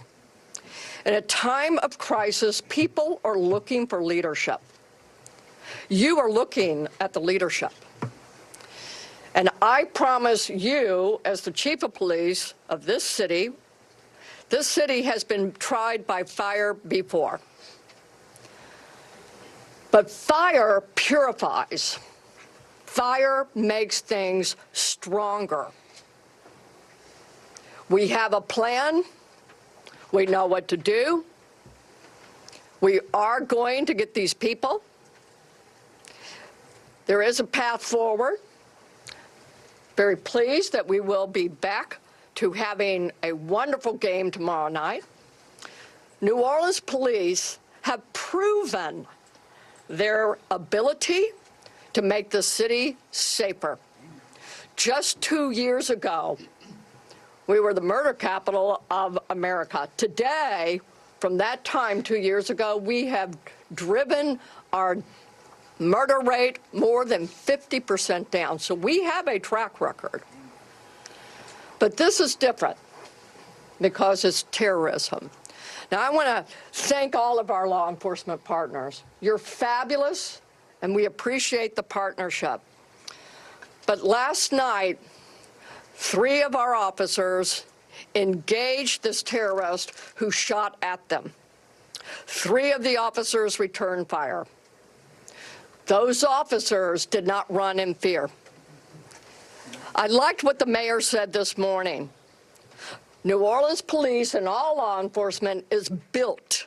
We are built for dealing with evil, with things that would cause others to be in fear, but instead our officers, and last night NOPD particular, stood strong. They did not run. They did kill the terrorist. We have 2 officers indeed who received gunfire. They will be okay, and we have personally gone to see them. But this is leadership for you, and I promise, as the chief of police of this fantastic city, that I will be strong and firm and fearless. Thank you. Thank you, Chief. Thank you. In wrapping it up, I want to just close with a couple of things. I want to thank Senator Kennedy and Congressman Carter. I want to thank again all of our law enforcement officers out there. I want the families of the victims to know that I will be issuing an executive order that tomorrow, when Notre Dame plays Georgia, every flag of every state building in this state is going to be at half-mast. In remembrance of them, but remembering something else, that fear in this state is a liar. And these folks right here are going to make sure that justice is served. And for the citizens out there that were saying, well, man, do I really want to go to the Sugar Bowl tomorrow? I tell you one thing, your governor's going to be there. That is proof, believe you me, that that facility in this city is safer today than it was yesterday. And as we come to additional events in this city, I know in speaking with Senator Kennedy and Congressman Carter and the FBI acting director and the incoming administration, that they are going to ensure that this city has the resources necessary to protect our citizens and our guests. And so with that, we'll take some questions. All right, if you could, we'll start over here with CBS. Katie, we'll work our way across the room. If I miss you, just give me a holler. I may not see you. Go ahead, Katie. Thank you, sir. Katie Boyce with CBS News. I mean, I think this has been a really tough day for a lot of people, but at this point, we're hearing that the death toll, according to some FBI sources, has gone up to 15. Is this true? Who wants to answer that? Yeah. I can speak to it, because unless you have a final number. We do not have a final number. We know that we have confirmed 10, but we did have people who had been transported who were in critical condition. And so I do not know that, but I can confirm 10. And one quick follow-up question, if I may. We know that there have been some local records in Texas about a misdemeanor background on this suspect. any signs or warnings ahead of time about this person or their plans for what happened this morning? Because that is the investigation part, I will give the FBI. At this time, we cannot go into details about the subject's history. What I can tell you, the person was an Army veteran. We believe he was honorary discharged, but we're working through this process, figuring out all this information. The goal with the FBI is providing you with the most accurate and complete information. So once that information is confirmed, we'll make sure we push that out. Thank you. Ariel. At this time, do you know exactly, as far as the victims, how many are from here in Louisiana versus out of state and their ages maybe? At this time, I can't go into details about all the victims. We want to make sure that the family is notified appropriately before we put any information out there. So once the families are all notified, then we'll go ahead and release a statement to everyone. And I would ask the press, in relation to the victims and those that are in hospitals, if we could just refrain from worrying about them so their loved ones can take care of them, and the medical personnel that are trying to get them out of the hospital can do so. And as information becomes available, but we want to respect the privacy of those who are still either fighting for their lives or being cared for. Thank you. A follow-up if I may. Go ahead. You guys mentioned accomplices. You don't think that the suspect acted alone.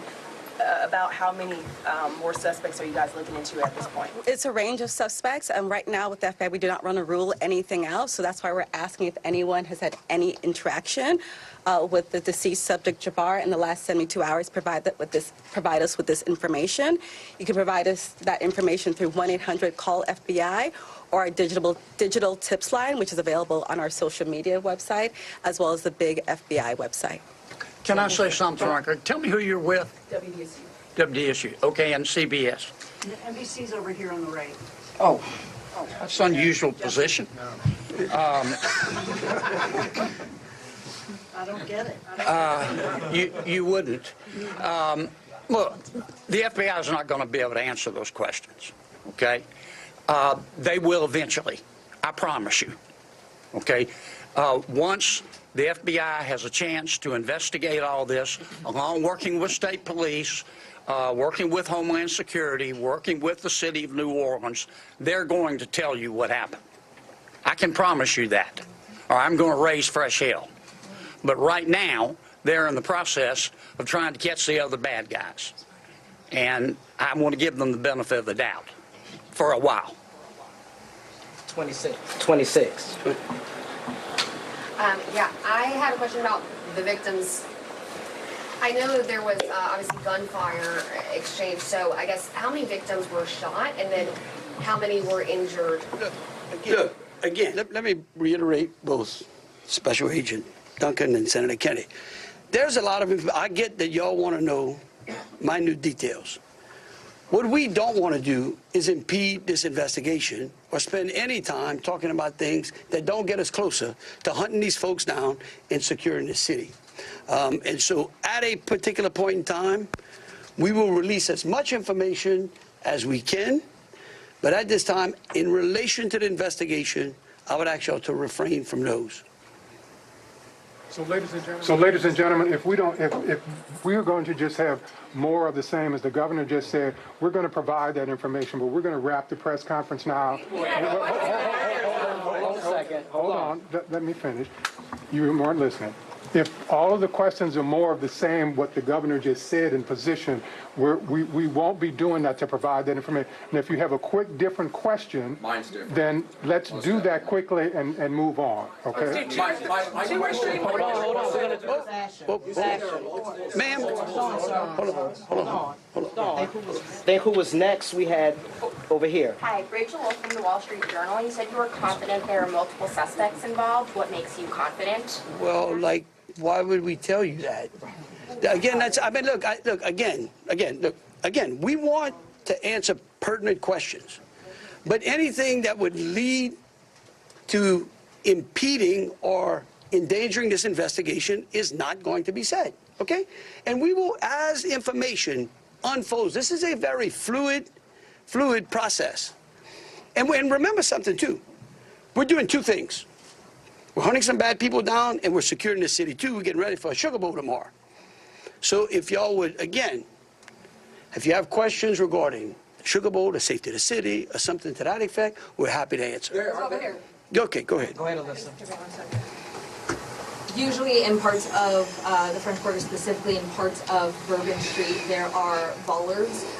We're hearing that some of those may have been down because of repairs. Can you speak to that? And maybe was there any backup option of putting a truck there or an NOPD car there?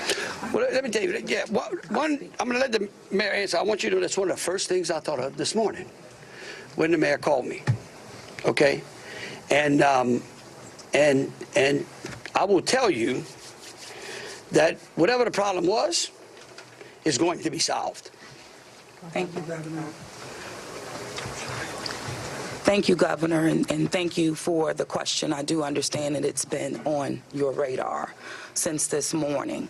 As it relates to the bollards on Bourbon Street, over 10 years ago, excuse me, okay, over 10 years ago, the city of New Orleans implemented an infrastructure project placing bollards on Bourbon Street.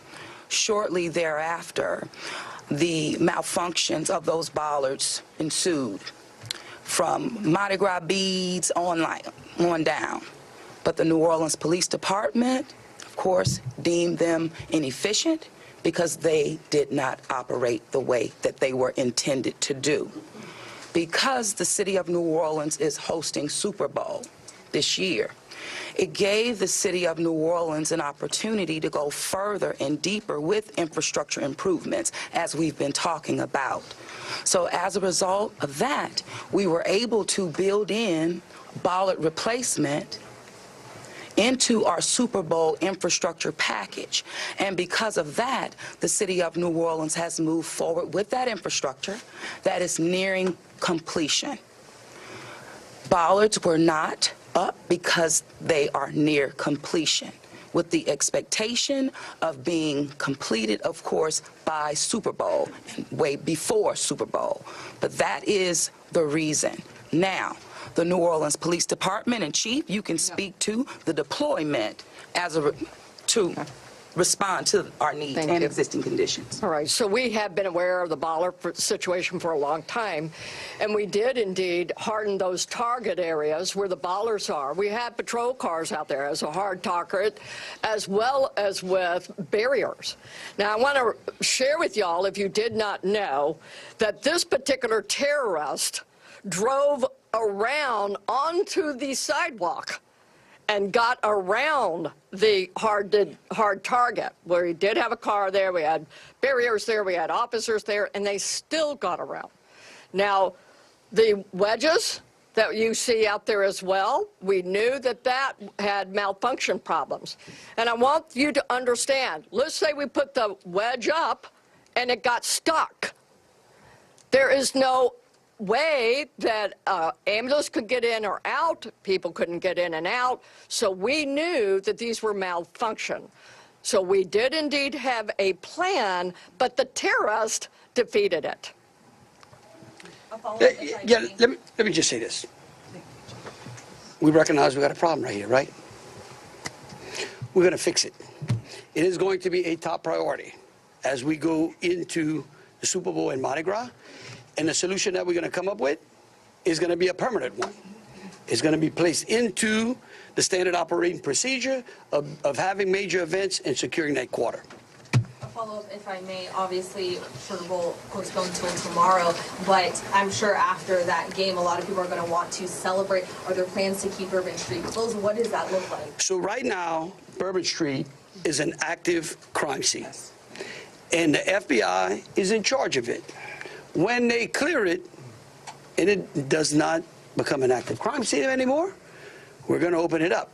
Potentially. Potentially. With Fox 8. Can we ask about this military police presence that you want to call it? Is this a private security like Blackwater? Also, would that be a first that a private security firm is mobilized to supplement local and state law enforcement? No. We're not. This is our National Guard. Yeah. These are our citizens that we bring it in. It's a military police company that we recognize. We need some more resources. We need some more boots on the ground because, again, what we're doing now is twofold. We've got an active investigation, and we've got to enhance security. before this event, we were just enhancing and working on security. So we brought some additional resources. Jesse Kirsch with NBC News. Thank you for holding the press briefing. I just want to clarify something first. You were just talking about bollards that are being repaired, talking about a lift gate that are replaced and then a lift gate that's not been working. Was there a vehicle in place of that lift gate last night? Were there things in place of those bollards which are being repaired? Sure, the chief spoke to the plan in place, and that is yes. That was indeed. So anything that is currently in the midst of being repaired had a backup replacement? It had vehicles and officers were there where all of those ballasts have been. We had that. We knew. So we did have it. And like I said, in this particular case, terrorists just went all the way around up onto the sidewalk. And the lift gate, what about for the lift gate? Was there a vehicle like backing in and out to block that lift gate area, or was that just down and open? Because that's what we've heard from witnesses. Chief, Captain. The reason I'm calling the captain, he's the captain over that district, and that is a question I'm going to let him address for you. Good evening, everybody. I'm Captain LaJean Roberts of the 8th District. Yes, we did have a vehicle strategically placed right in front of the wedge, preventing access onto the roadway.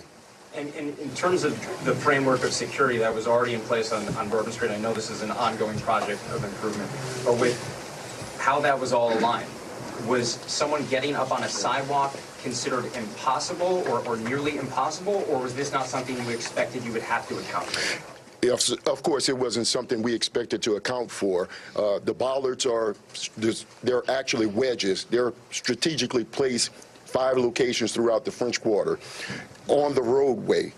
This particular terrorist drove onto the sidewalk behind the police car to gain access to the 100 block of Bourbon Street. So if you're worried about someone ever driving down Bourbon Street, why weren't you worried about someone driving up the sidewalk in the same way, or at least bracing for it the same way? Okay. All right, look. We could go on what ifs forever. This is evil. And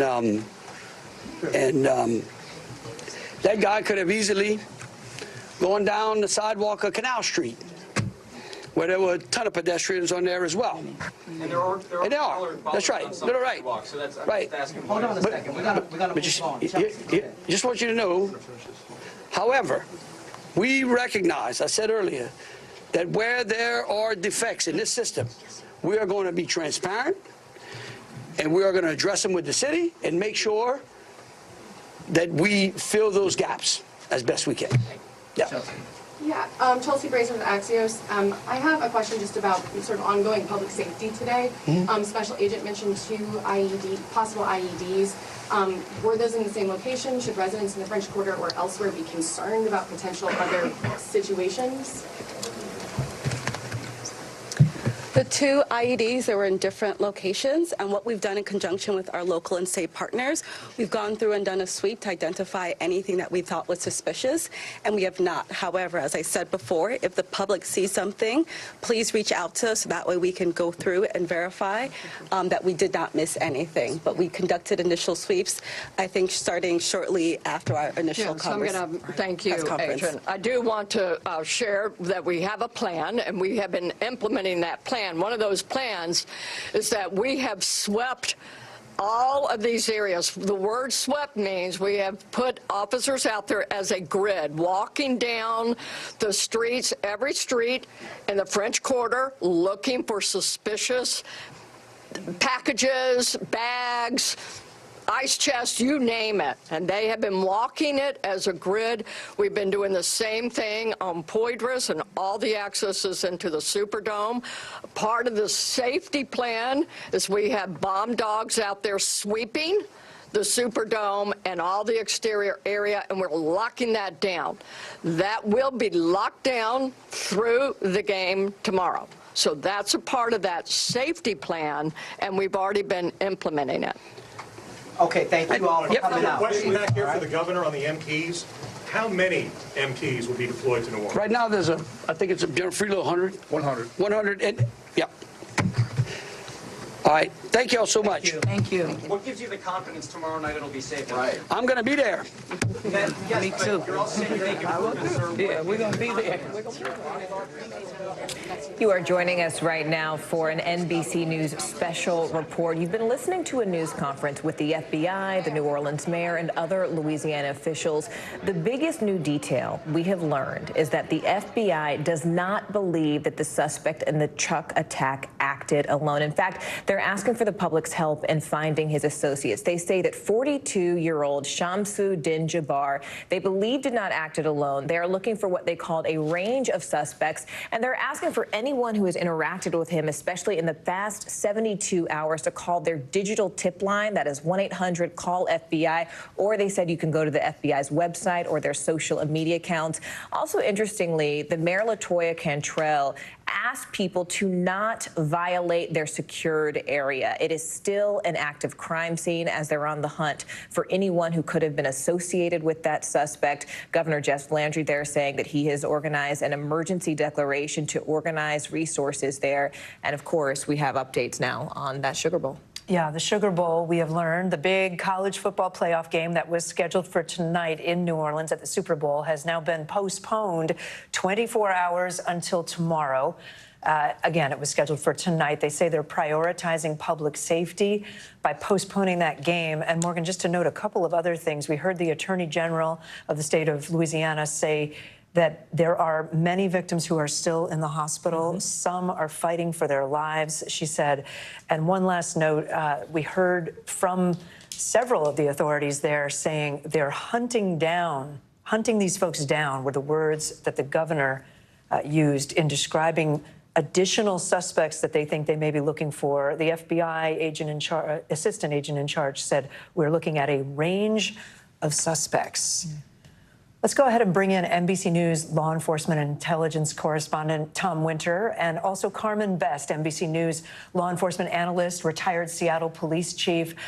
Tom, for the viewers who just joined us and maybe didn't hear everything, there was a lot in that press conference.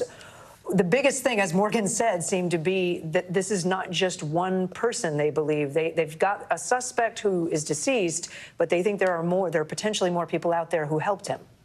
That's exactly right, Kate, and that is the big information from this press conference. They are looking for anybody that knows what this individual is. Shamsu Din Jabbar, 42 years old, born in Texas. Current address, public records lookup shows that he has ties to the Houston area. We obviously know from that truck that we reported earlier today had Texas license plates on it. It was a rented Ford truck, so this was not a truck that this individual owned. And they are, according to the FBI, there is a belief that they are looking for other individuals. And we heard that at numerous times during the press conference, not just from the FBI, but from other state officials and from a U.S. senator. But we didn't hear specifically who they're looking for or how serious this might be. We did get confirmation, something that we've been reporting throughout the course of the afternoon here at NBC News, that there were at least 2 other IED-type devices that they found that could have been planted near here, that they're trying to determine whether or not those are viable explosives, as well as a potential improvised explosive device, a homemade explosive that was found inside the vehicle. Again, the FBI there and their special agent bomb technicians trying to determine whether or not that was a viable explosive as well. There were weapons that were found in the car. There was an apparent ISIS flag that was on this vehicle, and that is information the FBI is all now saying publicly. The question here is, who are they looking for? Is there an active threat? And that is information that we did not hear from there. We have been reporting since about 10 a.m. this morning Eastern time that this is a very hot and active federal investigation, a counterterrorism investigation that is being looked after at FBI headquarters. This is an investigation involving multiple FBI field offices, and they are trying to determine right now the travels of this particular individual, who they've been interacting with, and if there's anybody else who they have associations with in the past with possible prior criminal records that they need to be be looking at. But this is a terrorist attack, the likes of which we have not seen in some time in this country. And the fact that it could involve multiple individuals, at least according to the FBI, is significant. So we're trying to determine who those individuals are, where they might be, and what happened. This incident happening at 3:15 local time there in New Orleans. You're looking at it. We have video that I don't know if we have yet ready to play, but video that I viewed, surveillance video of this attack. The driver goes down Canal Street. And makes a right where you see that dot on screen. The 3:15 a.m. car drives into large crowd. Where you see that dot, he's driving Canal Street from the bottom of the screen to the top of the screen. He goes up Canal Street. He sees the police car that's located in the middle of the street. But just as our own Jesse Kirsch from NBC News was pressing there at that media press conference and asking questions about, he goes around the police car up on the sidewalk. There are steel barriers there that are going to be no match for a pickup truck or for any other large-sized vehicle, and hits the gas. You're looking now at the video. We have it here. You're going to see this truck make this move to the right, boom, right there, and he moves very quickly as he goes up on the sidewalk, passes that police car, and then goes down Bourbon Street. Again, that's what we saw from that surveillance video. He ends up here, the video you're looking at now, crashing into that lift that was in the center of the street. And the reason why people are running, we're not playing the audio from this just because it's, as you can imagine, filled with profanities of people obviously scared about what was happening there. But there's a hail of gunfire that begins now, and that's why everybody starts running. We saw bullet holes in that car, and as we know, and we've been reporting throughout this morning since shortly after 7 a.m., this individual fired at police. Police fired at this individual, and they're looking into whether or not he was firing in the course of running people over on Bourbon Street, one of the most iconic streets in this country, in the course of committing this attack that's killed at least 10, and that death toll is expected to rise potentially, given the serious nature of the injuries that have occurred during the course of this alleged attack. So they're searching the area. You heard police say that they're surveying it. There will be enormous questions that are being asked already, that will be asked in the future, as to why there are not more bollards on that sidewalk to prevent vehicles from going up on the sidewalk. Look, it's just a fact of life. You see them all over New York City. You see them around our offices here. It's just a situation now where this is a known thing that people want to do, whether they're terrorists, whether they're motivated by hate, all sorts of ideologies, to take a vehicle and run it down a sidewalk or run it down a street and run people over. It's something we've seen a lot in this country. It's something we've seen often overseas, particularly in Europe. And so there will certainly be questions about New Orleans' safety plan, particularly given the fact it's New Year's Eve, it's Bourbon Street. You know this is going to be a target late. But I think the big question right now, to go back to it, is what has the FBI uncovered? What are they still hoping to uncover about this individual, his known associates? And from there, what can they learn as far as anybody else who might have been helping out, who may have planted these possible IEDs? And is there a further security concern? We already heard that the Sugar Bowl is going to be postponed 48 hours, 24 hours as they wait this. That was something that was expected. You and I were talking about it before this press conference began, just the drain on law enforcement and first responder resources for any major event like that, to have that event when they've gone through so much over the last 12 hours or so, would be very difficult for them. So this is definitely an ongoing investigation. It's a hot terrorism investigation, and we haven't seen something like this in a while. Tom, it sounds like, you know, from what we're learning, there are two things happening right now in this city at the same time. One, they are searching for more suspects. Two, they are trying to secure the city. I want to get onto that plan in the next few hours to secure the city. There's one thing I just cannot let go, that the assistant FBI agent in charge said during that press conference, that the suspect was an Army veteran and they believe that he was honorably discharged. What more do we know about the so-called criminal pedigree or criminal history of this suspect? Yeah, that's information that we're getting into. Doesn't appear to be a significant criminal history involving this individual, and we are trying to get some more information. We have in the past. Our Pentagon team is on it, trying to figure out more information about his service record. A lot of those records are not something that is normally made public, but in the past we have been able to learn some details. And as it pertains to Shamsuddin Jabbar, who again the FBI is looking for any information on, this is somebody who obviously they have some records with. It explains perhaps why they're able to identify him so quickly. Perhaps they had their fingerprints. The FBI has the ability to turn around that fingerprint information so fast using new technology that they have. The question now is was he working in concert with other people? They believe so. And so who are those individuals? Did he serve with anybody that could be of a potential interest to him? Speaking specifically to your question, Morgan, which is about his military history, and were there any signs of any potential issues while he was in the military? All questions that deserve answers. They're undoubtedly working on it. We certainly are as well. Carmen, thank you, Tom. And Carmen, let me just go to you quickly before we hit the top of the hour here. We do have the suspect's name, as Tom has just said. I believe, this is a picture that we're looking at right now. This is a live picture, live video coming from outside the suspect's home. Can anybody in the control room tell me where? Houston, Texas. I see the ID there. So this is a live picture of the house that we believe is associated with the suspect, who, again, is deceased at this point. Carmen, one other thing that was brought up, many things were brought up in the press conference, but I believe I heard the governor talk about National Guard. I'm not sure if I heard that completely correctly, but I think he was saying they were bringing in additional resources. Did you hear that? And does that, I guess I'm wondering, are they going to be ready for the Sugar Bowl tomorrow night? 24 hours. Yeah, 24 hours from now? Yeah, there's a lot to unpack there, Kate. Yeah, certainly he did mention bringing in Governor Landry, the National Guard.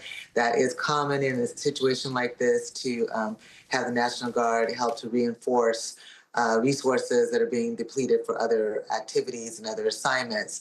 That said, it's also very clear from what they were saying that they believe that there is a credible threat that exists. They are going to try to find out who these additional perpetrators are. And certainly they're not going to let that Sugar Bowl occur until they have that figured out and under control. So while they're saying 24 hours, I'm raising a brow to that. Well, I hope that that is true, but I'm pretty sure that they will not allow this to occur until they know exactly what they're dealing with. The suspect's Army history certainly raises a question about where he was deployed, who he contacted, what his job was in the Army, what information he had. All of those things they're working on to get answered. And until they have real clear answers about that and who else may have been involved, they are probably not going to let that Sugar Bowl occur. So they're giving us a 24-hour time period. It's a wait and see, if you ask me. Carmen Best with us. Carmen, thank you so much. Our thanks also to Tom Winter, who was with us a short time ago. Appreciate you. And our thanks to Morgan Radford, who is going to take her leave. You've been here for hours and hours and hours. And I'm Kate Snow, and we'll continue now with our coverage and get you up to date on what we know at this hour. It is 3 p.m. on the East Coast. It is noon Pacific time. Our coverage of the deadly car attack in New Orleans continues. Here's what we know. The attack happened early this morning on Bourbon Street. Police say a driver intentionally rammed a pickup truck into crowds celebrating the new year. Police have confirmed at least 10 people are dead. The FBI is investigating this as an act of terrorism. A short time ago, the FBI identified the suspect as 42-year-old Shamsuddin Jabbar. He is a U.S. citizen, born in Texas, we're told. The FBI says he was killed in a shootout with police this morning. However, the Bureau believes he did not act alone. We do not believe that Jabbar was solely responsible. We are aggressively running down every lead, including those of his known associates. That's why we need the public's help. We are asking if anybody has any interactions with Shamsuddin Jabbar in the last 72 hours, that you contact us. The FBI also says an ISIS flag and other weapons were found on the truck. It appeared to crash into a crane after the attack. A warning that what we're about to show you now is disturbing. Videos posted to social media by witnesses that have been verified by NBC News show bodies laying in the street. We have blurred parts of the clip so that you don't see that. Witnesses described the horror that they saw and heard firsthand. And there were just bodies and the screams. I mean, you can't think about, unhear that. It was chaos. It just kept going. Like every eye shot, body. It was unbelievable. It was only could be referenced to a movie. It was just loud, something really loud, and then I heard more fireworks. I don't know what it was, but apparently it wasn't fireworks. This is my first time hearing it. It'll probably be my last. Just some of the things that we're hearing from folks down there who witnessed what happened. Now let's talk about the Sugar Bowl. We just learned that that big college football playoff game has been postponed 24 hours until tomorrow night. It was scheduled to be played tonight at the Superdome in New Orleans. And joining me now from there, NBC News correspondent Jesse Kirsch. Jesse, you were also at the press conference, so let me start by asking you about what you heard in that room. We've been trying to sort of digest and tell the viewers what news we got out of that, but why don't you tell us what stuck out to you? Yeah, and I want to give you the latest information that we have. I'm from someone with the governor's team. Just spoke with a colleague of ours, Kate, and we're going to just walk down the block. You mentioned we're outside of the Superdome. This is it. It is supposed to be hosting a college football game nationally televised tonight. That's been called off for at least 24 hours. And we also now know, or I should say, it's been called off for at least 24 hours. And this is all supposed to host the Super Bowl in less than 2 months. But what I am now learning from our colleague who just spoke with someone from the governor's team, we weren't quite clear on whose call it was for the game to be postponed. Was it officials from the Sugar Bowl itself trying to just be sensitive to the situation and take a pause or account for security from their standpoint, or was it a government decision? And what we're told from the governor's team is that this was a decision made by state and local authorities, the government. And that is sticking out to me because this morning, Kate, just hours after this all unfolded. Also, I just want to be clear, you're hearing sirens. We've got flashing blue lights. Police vehicles are going to be coming by me right now. This is where the press conference was. These are motorcade vehicles, it appears. So I just want to be clear, we're not looking at an imminent security situation where I am right now. Obviously, this city is on edge, and as you mentioned, they do not think the suspect acted alone. So obviously, tensions, you can imagine, are raised in this city right now. But to be clear, that appears to have just been a motorcade. A lot of law enforcement personnel have been where I am right now. But just going back to what we were talking about, Kate, the fact that this was a government decision, just hours after this incident occurred, the first press conference, or I shouldn't even call it a press conference, first media on-camera statement we heard from officials, because they did not take questions at that event, which included local officials as well as the FBI. Authorities said that they were saying to people they could go about their day, just stay away from the French Quarter, specifically the Bourbon Street area. They were not telling people that the game was called off. They were not even suggesting that it was being considered at that point. And so something clearly has changed in the mindset of officials to make them make that decision and change the language around it. So that stuck out to me, and that just speaks, I think, to the fluidity of the situation. The other thing that really sticks out to me from this press conference, and this is something that I asked for clarity on, is that officials here in the city of New Orleans are in the midst of an ongoing process to improve the barriers along Bourbon Street. The goal is to have this completed by the Super Bowl. This is something that they knew they wanted to fix up. So going into New Year's Eve, they had deficiencies that they wanted to improve in that area. But something that was not part of the plan to begin with, something that was not in place already, I should say, on Bourbon Street are bollards, these barriers, effectively right about the size of a fire hydrant, not a fire hydrant, but probably about this size, and something that is solid and is meant to be a protective barrier. And you might see that, you see those in major cities at major locations all over the place. Those were in place along Bourbon Street, an area, of course, with a lot of foot traffic, with a lot of people that would be exposed, potentially in a soft target area, if you will. But the sidewalks over there did not have those kinds of barriers protecting them. And so I think that is going to be one of the real questions moving forward, is why that was not considered, or was it considered and ultimately decided against. And what I can tell you from the press conference in there is that officials said that wasn't something they had accounted for previously. And that really stuck out to me, Kate, because I know that when I think about sidewalks, I've walked down in major cities, even what seemed like more run-of-the-mill sidewalks, let alone a tourist destination like Bourbon Street, I've seen those before. And the fact that they weren't up there while they were actively worried about a threat on the street itself just doesn't really align with logic, I think, fully. And I think it's something that would catch a lot of people by surprise. All right, Jesse Kirsch, really appreciate your reporting there. I know you've just been there a few hours. I'll let you go do some more reporting, and we'll get back to you. Thank you. Let me bring in NBC News Justice correspondent Ken Delanian, who has also been with us from the very beginning here. Ken, the big news, as we keep saying, out of that law enforcement briefing a short time ago, is that they do not believe that the suspect, Shamsuddin Jabbar, acted alone. What more do we know about this? We heard them mention a range of suspects. What are you hearing from your sources? Not much, Kate. We are working right now to try to learn what we can about this because, frankly, that news conference, those folks were not very forthcoming about this, and it's not clear why.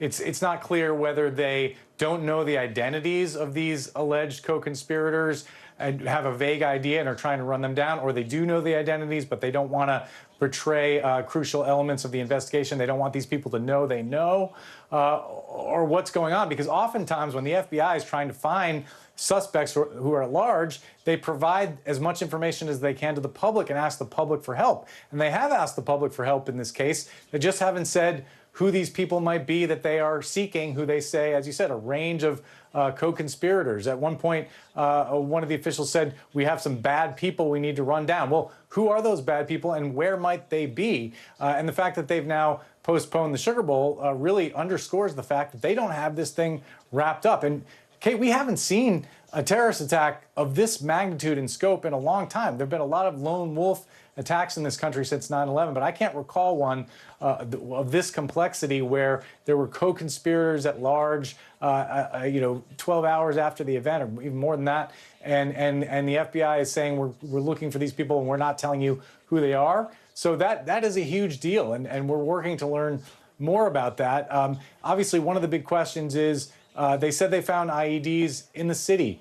Did this dead suspect plant those bombs, or did somebody else plant those bombs? And how did he get the weapons, and how did he build those bombs? Did he act alone there? We believe that he rented the car through a sort of an Airbnb for autos, and so the owner of that car, we believe, had no connection to this. But there are many other aspects of this that remain unanswered, and that's what really struck me from that news conference, is that they just didn't have answers to those questions, either didn't want to or couldn't answer those questions, Kate. Yeah, it was striking to me as well, some of the language, as you said. The governor said hunting these folks down. The police superintendent said we are going to get these people, but they didn't really identify who these people are. Perhaps that's, Ken, you know better than I do, but I assume that maybe some of that might be they're protecting what they do know because they don't want the public to know just yet. And I know they've asked for the public's help. I mean, that was striking as well, right? They're asking anyone who has associated with this man to come forward. Yeah. Now, oftentimes they don't reveal things because they don't want the subjects, the targets, to know what they know. But in this case, if you presume that there are co-conspirators here, and the FBI is announcing that, then the co-conspirators know that the FBI knows about them, right? So it's hard to understand why they wouldn't want to reveal more information to the public in order to elicit the public's help if people are at large. But there is the possibility that they don't know, that they just have a vague idea based on surveillance that they've done or analysis they've done of the subject's devices, that there is a network, but they don't know the identities of the people. There's also the possibility that was raised by Frank Figluzzi, one of our law enforcement contributors, a longtime FBI official, that the FBI knows a lot about these people because they were already on the FBI's radar. Now, again, that's not confirmed, that's speculation, but we've often seen that in these cases. People with ties to ISIS or sympathies to ISIS often come on the FBI's radar. The FBI is doing significant surveillance and investigation in the counterterrorism realm, and that doesn't mean they're arrested or charged. That the FBI may be aware of them and maybe watching them or not watching them, and that's something we're going to be asking about in the future here, whether that's a possibility. But yeah, a lot of questions raised by that news conference and some significant answers missing, Kate. All right, Ken Delanian for us, monitoring all of this in real time. Ken, thank you so much. Joining me now, the District Attorney for Orleans Parish, Jason Williams, is with us. Mr. District Attorney, thank you for your time. I'm sure it's an extremely busy day for you. We're all thinking of your community right now and thinking of those affected by this horrible tragedy. Can you talk about what is happening at your level right now? I don't know if you could hear the conversation I was just having with our reporter, Ken Delanian, but we were talking about the press conference, and the information that was given was a bit vague, and maybe that's intentional in terms of who out there might have helped this individual suspect, who are the group of suspects that they're now trying to identify. The governor talked about hunting these folks down. Can you help us understand what's happening in your city? Sure. Typically, when you have a violent act like this, the focus is solely on catching the perpetrators and any accomplices that were involved. Because it's the city of New Orleans and we're hosting a national event, it is also securing the city and the facilities for the upcoming event as well. So it's a twofold piece. And I would just say that the lack of information in the press conference was purposeful based upon the stage of the investigation. It is currently being headed up by the FBI, but there are multiple agencies playing multiple roles in this investigation right now. Understand the crime scene itself is blocks long, and bodies are still on Bourbon Street as we speak because it is a crime scene and it's got to be documented and memorialized meticulously, not only to do an autopsy after the fact of what occurred here, why and how, to make sure that there are lessons learned and problems and mistakes fixed by city leadership, but it's also an active crime scene. It's got to be preserved, and they're still walking the grid looking for potentially other IEDs that may have been put in a trash can or left in an abandoned car. And we just can't speculate about the number of people that might have been involved and where this thing might have started. There have been some indications that perhaps the reason that this individual drove into the crowd is because the IEDs did not perform as intended. All that is right now just speculation. And we've got to make sure that we're circumspect about what's shared with the public. But please rest assured, I expect the FBI, when they have more information, to come to the public with specific asks and specific things to look for. No, and I fully understand, and I'm sure our audience does too, our viewers understand the lack of information is purposeful, as you said, that you can't reveal everything to the public because that might tip off someone that you're actually looking for right now, I imagine. Can we assume that this is, can you say whether this is local to New Orleans at this point, or is there a broader effort to find people going on in other states across the country? Well, he came in from another state, and he rented a car in another state. So it is much broader than the city of New Orleans and the state of Louisiana. I mean, I live here. Obviously, this hits me in a way that I haven't been able to eat, and I'm sick to my stomach. I was in the French Quarter last night having dinner with friends. My college-age son was on Bourbon Street, steps away from where this incident happened. So I woke up in a panic when I found out about this. So this was absolutely an attack on my home. But this was an attack on America. This was an attack on this country and the way that we live, and an attempt to disrupt that. And so I hope that other cities are taking note, especially the ones that are hosting large events like bowl games, to make sure that they are paying close attention to everything that happened here so they can secure their homes based on what we know and based on what we're learning today. Yeah. Mr. Williams, I've been to Bourbon Street. It's a wonderful area. It's a wonderful place to be in happy times. And I appreciate that you were there last night, and I can imagine how you feel having been so close to what happened. For those unfamiliar with Bourbon Street in that area, what is typical security there? Because there were a lot of questions at the press conference, as you know, about the fact that those barricades, the stanchions that come up out of the ground, were under construction. They were being replaced, and so they had to do other things. What is typical in that area? So years ago, before I was DA, I was president of the New Orleans City Council, and I think it was probably about 2017, 2018, after an attack with a vehicle in Europe, in which a terrorist drove a truck into a crowd. We decided that we needed to put more protections around areas like the French Quarter that are densely populated, that are basically soft targets for terrorism. And we put measures in place to put up these remote control bollards, the type of thing you would expect to see at the White House and other places. And these bollards go up and they stop vehicle traffic from being able to interact with citizens. It appears there was some malfunction with this particular bollard that this individual entered through. However, regardless of that, this individual drove up on the sidewalk because there's a police cruiser planted where the bollards would have normally been. And he drove up on the sidewalk and went around to wreak the havoc and carnage that he caused. One thing I do want to say is the first responders on the scene. This attack was intended to cause much more death, harm, and carnage than it did. And that is only because of the quick action of the NOPD. The New Orleans Police Department reacted very quickly to neutralize this threat. And had they not, there would have been more loss of life. Yeah, and we've heard that the 2 officers who were shot in this whole incident are doing okay. The chief of police, I believe, said they're going to be all right. So that's some good news. Can I go back to something you just said, though? You said the car went up on the sidewalk, and that's what we heard at the press conference. The pickup truck went up on the sidewalk and drove around a police vehicle that was there. Is this going to, I imagine this is going to change everything for the city moving forward, right? Are you going to have barricades on sidewalks now in the French Quarter?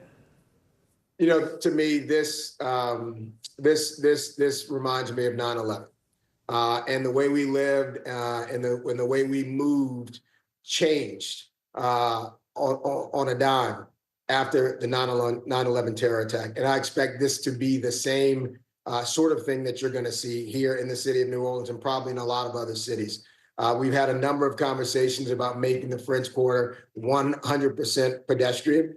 You know, there's technology in place that we are going to have to bring to bear to maintain public safety in order and protect ourselves from terrorist attacks. The city of New Orleans hosts huge events year in and year out, not just on New Year's Eve. We're a small city that hosts more large events than any other city in this country, and we're a soft target.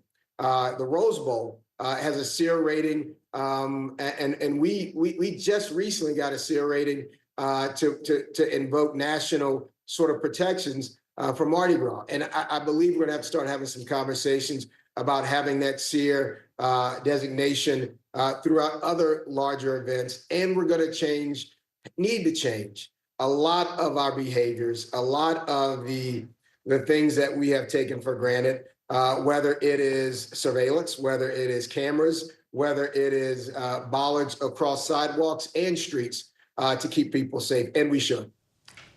District Attorney Williams, you know, the Sugar Bowl was supposed to be tonight. So many tourists have flown into New Orleans for it. It's a major annual tradition for the city, for college football, postponed 24 hours to tomorrow. What are the security plans for tomorrow now?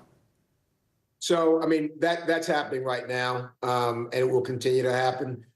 It's one of the reasons why Sugar Bowl leaders and city leaders made the decision to postpone the game 24 hours. To put other measures in place with regards to parking in the Superdome, which in regards to ingress and egress out of the area, with regards to how and what will happen with the hotels that are close to Bourbon Street and in the French Quarter. So all that is happening now. Those folks are meeting between now and tomorrow to find new solutions to some things that were not on the table prior to the Sugar Bowl, but the changes that you'll see will not just be changes for just the Sugar Bowl and just for Super Bowl, but for the city of New Orleans going forward. And just lastly, can I ask what your message would be? Twofold. What would be your message to tourists who are in New Orleans right now, who might be unsure if they should stay? And what's your message to the people of Orleans Parish? You know, this is a terrorist attack. And there are certain things you can be prepared for and certain things you cannot be prepared for.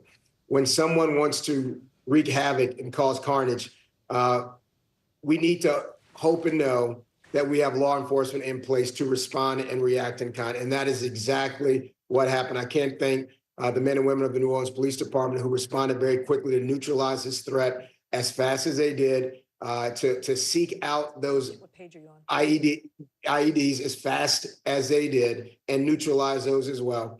But there's a strategy in place. It is a federal, state, and local strategy. It is being deployed. But I hope that anyone visiting, and I hope that locals alike, understand that we need their help. We need their cooperation. There will be more ask of them coming forward. But we also need them to listen to law enforcement, listen to first responders if they're in that area. If they're not in a hotel, there's no reason to go down there. today to sightsee or try to see what's going on. There have been some pictures taken from windows that can look down on Bourbon Street from hotels. I'd like to remind them that those individuals who lost their life, whose bodies are still on Bourbon Street, they have families.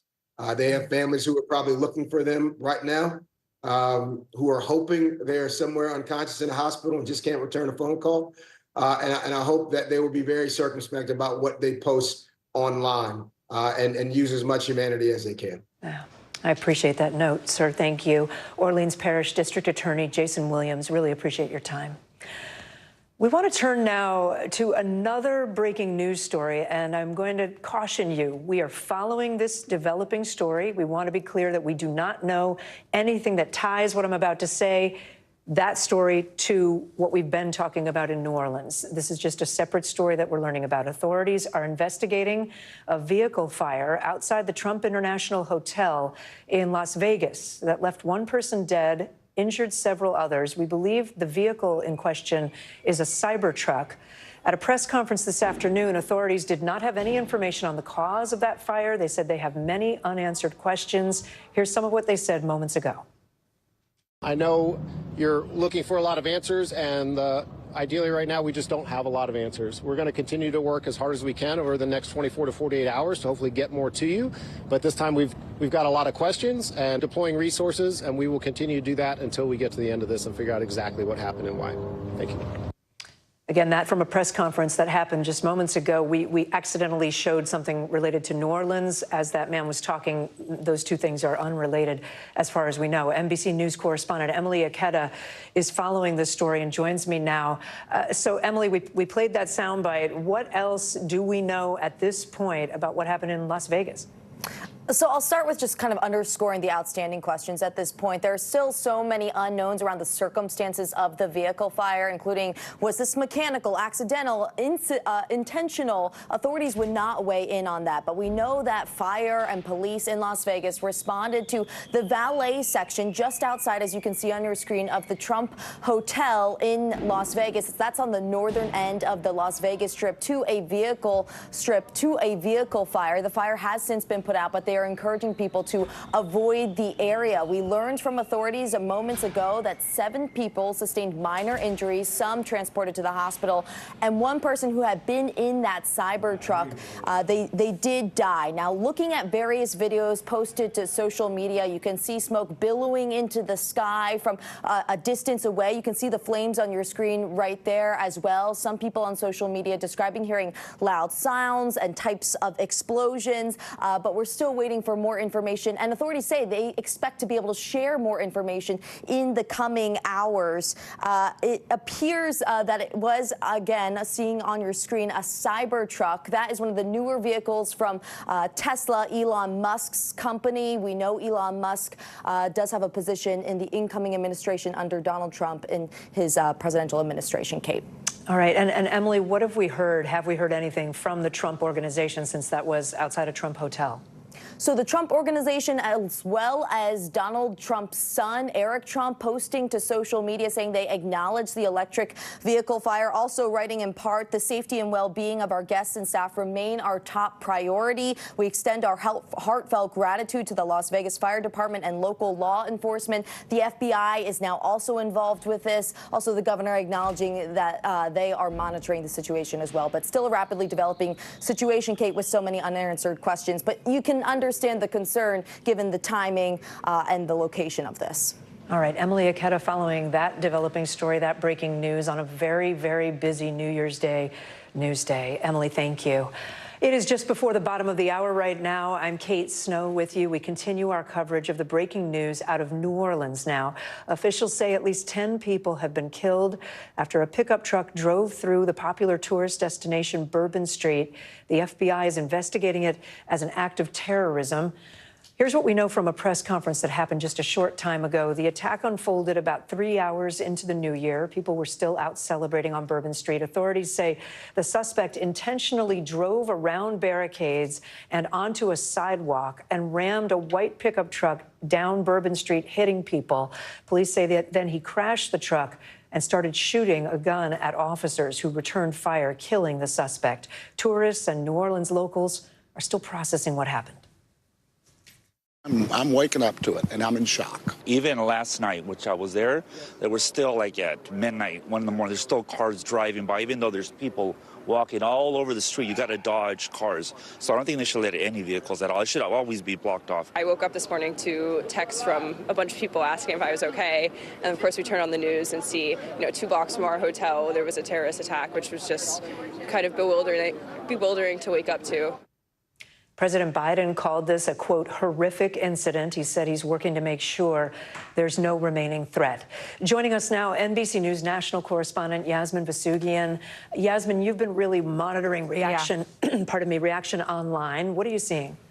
Well, it's kind of taking us through a TikTok and showing us really what happened leading up to the ramming of that pickup truck into those individuals on Bourbon Street at 3:15 early this morning, Kate. And there is this video that we're actually trying to get cleared right now by WDSU showing essentially this pickup truck driving down the street. And we heard in the press conference that you've been talking about this vehicle kind of driving around a police vehicle that had barricaded, I believe it was Canal Street, and then driving onto the sidewalk, hitting individuals on the sidewalk, and then progressing down that street until it crashed into that structure you see right here, that orange structure that you see right here. And then all of this footage pouring in through social media that we have been playing over and over again, the moments essentially after this vehicle rammed into these individuals, killing 10+ people now, 30+ at this point, who in fact remain injured in the hospital.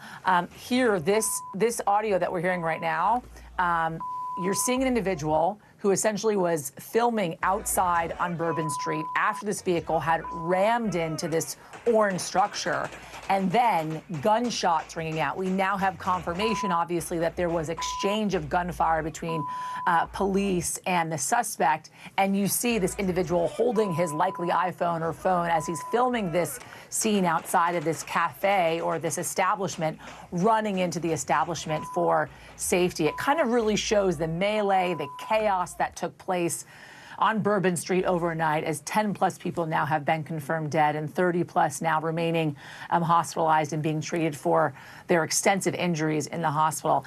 I mean, the amount of police presence now, Kate, ahead of what would have been the Sugar Bowl this evening, now confirmed to have been delayed for 24 hours, is astounding, but not surprising considering the extent to which this has caused havoc, chaos, and carnage in the streets of New Orleans this New Year's Day, Kate.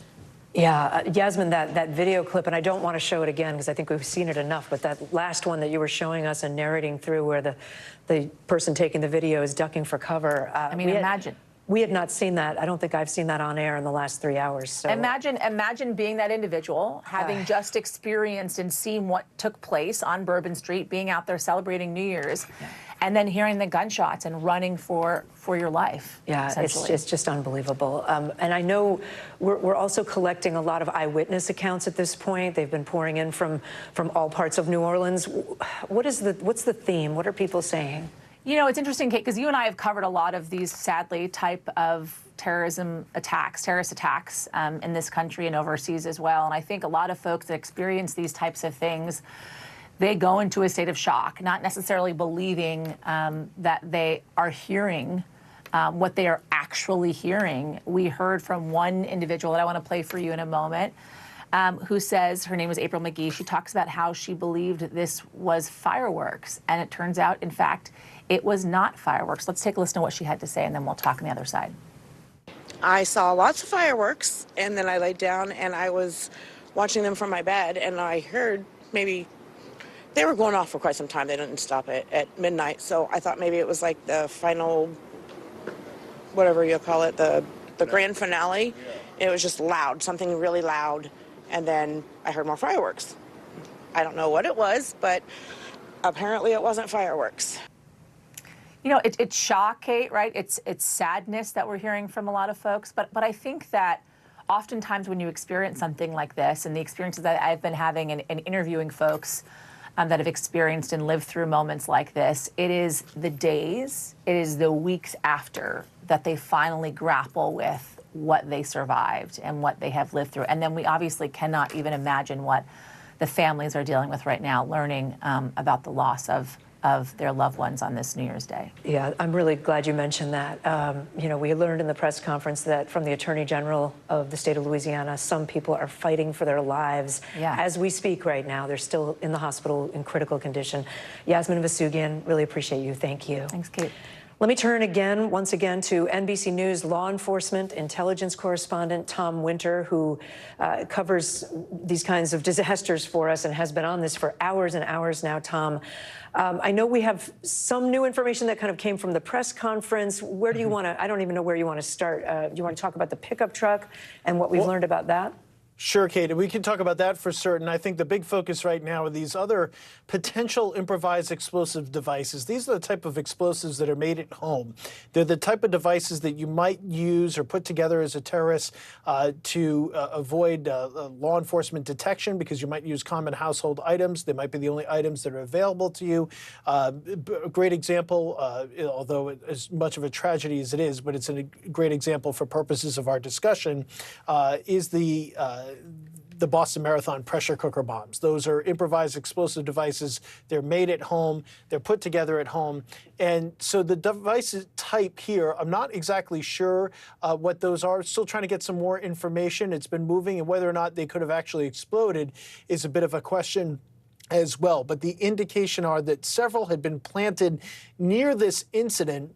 Obviously, if you have this individual driving at a high rate of speed, we've seen the video, and then engaging in a gunfire with law enforcement, they don't have time to position potential explosive devices. So who planted those, I think, is going to be a big question, if not this suspect. And so that might be a reason why that they're focusing on that. And we understand, or our understanding of it from our reporting and multiple senior law enforcement officials, we reported, and now the FBI has confirmed that there's at least 2 devices that they're looking at, outside of a device, by the way, that they found in the vehicle that they're looking into as well. So all of this is a bit of a question at this point as to the involvement of other individuals, but clearly the FBI believes they don't think that he acted alone. So that's the focus right now. As far as that truck, I think they've pretty well figured out that truck was rented from somebody, an individual who may have no ties at all to anything that happened today, on a car service. It's kind of like an Airbnb. If I owned a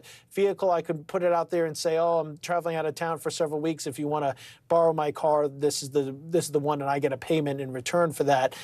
This vehicle appears to be associated with that service, so that at this point it doesn't appear that somebody took this or provided it to another individual, at least willingly, for this attack. But we're going to continue to dig into that and several other issues as well.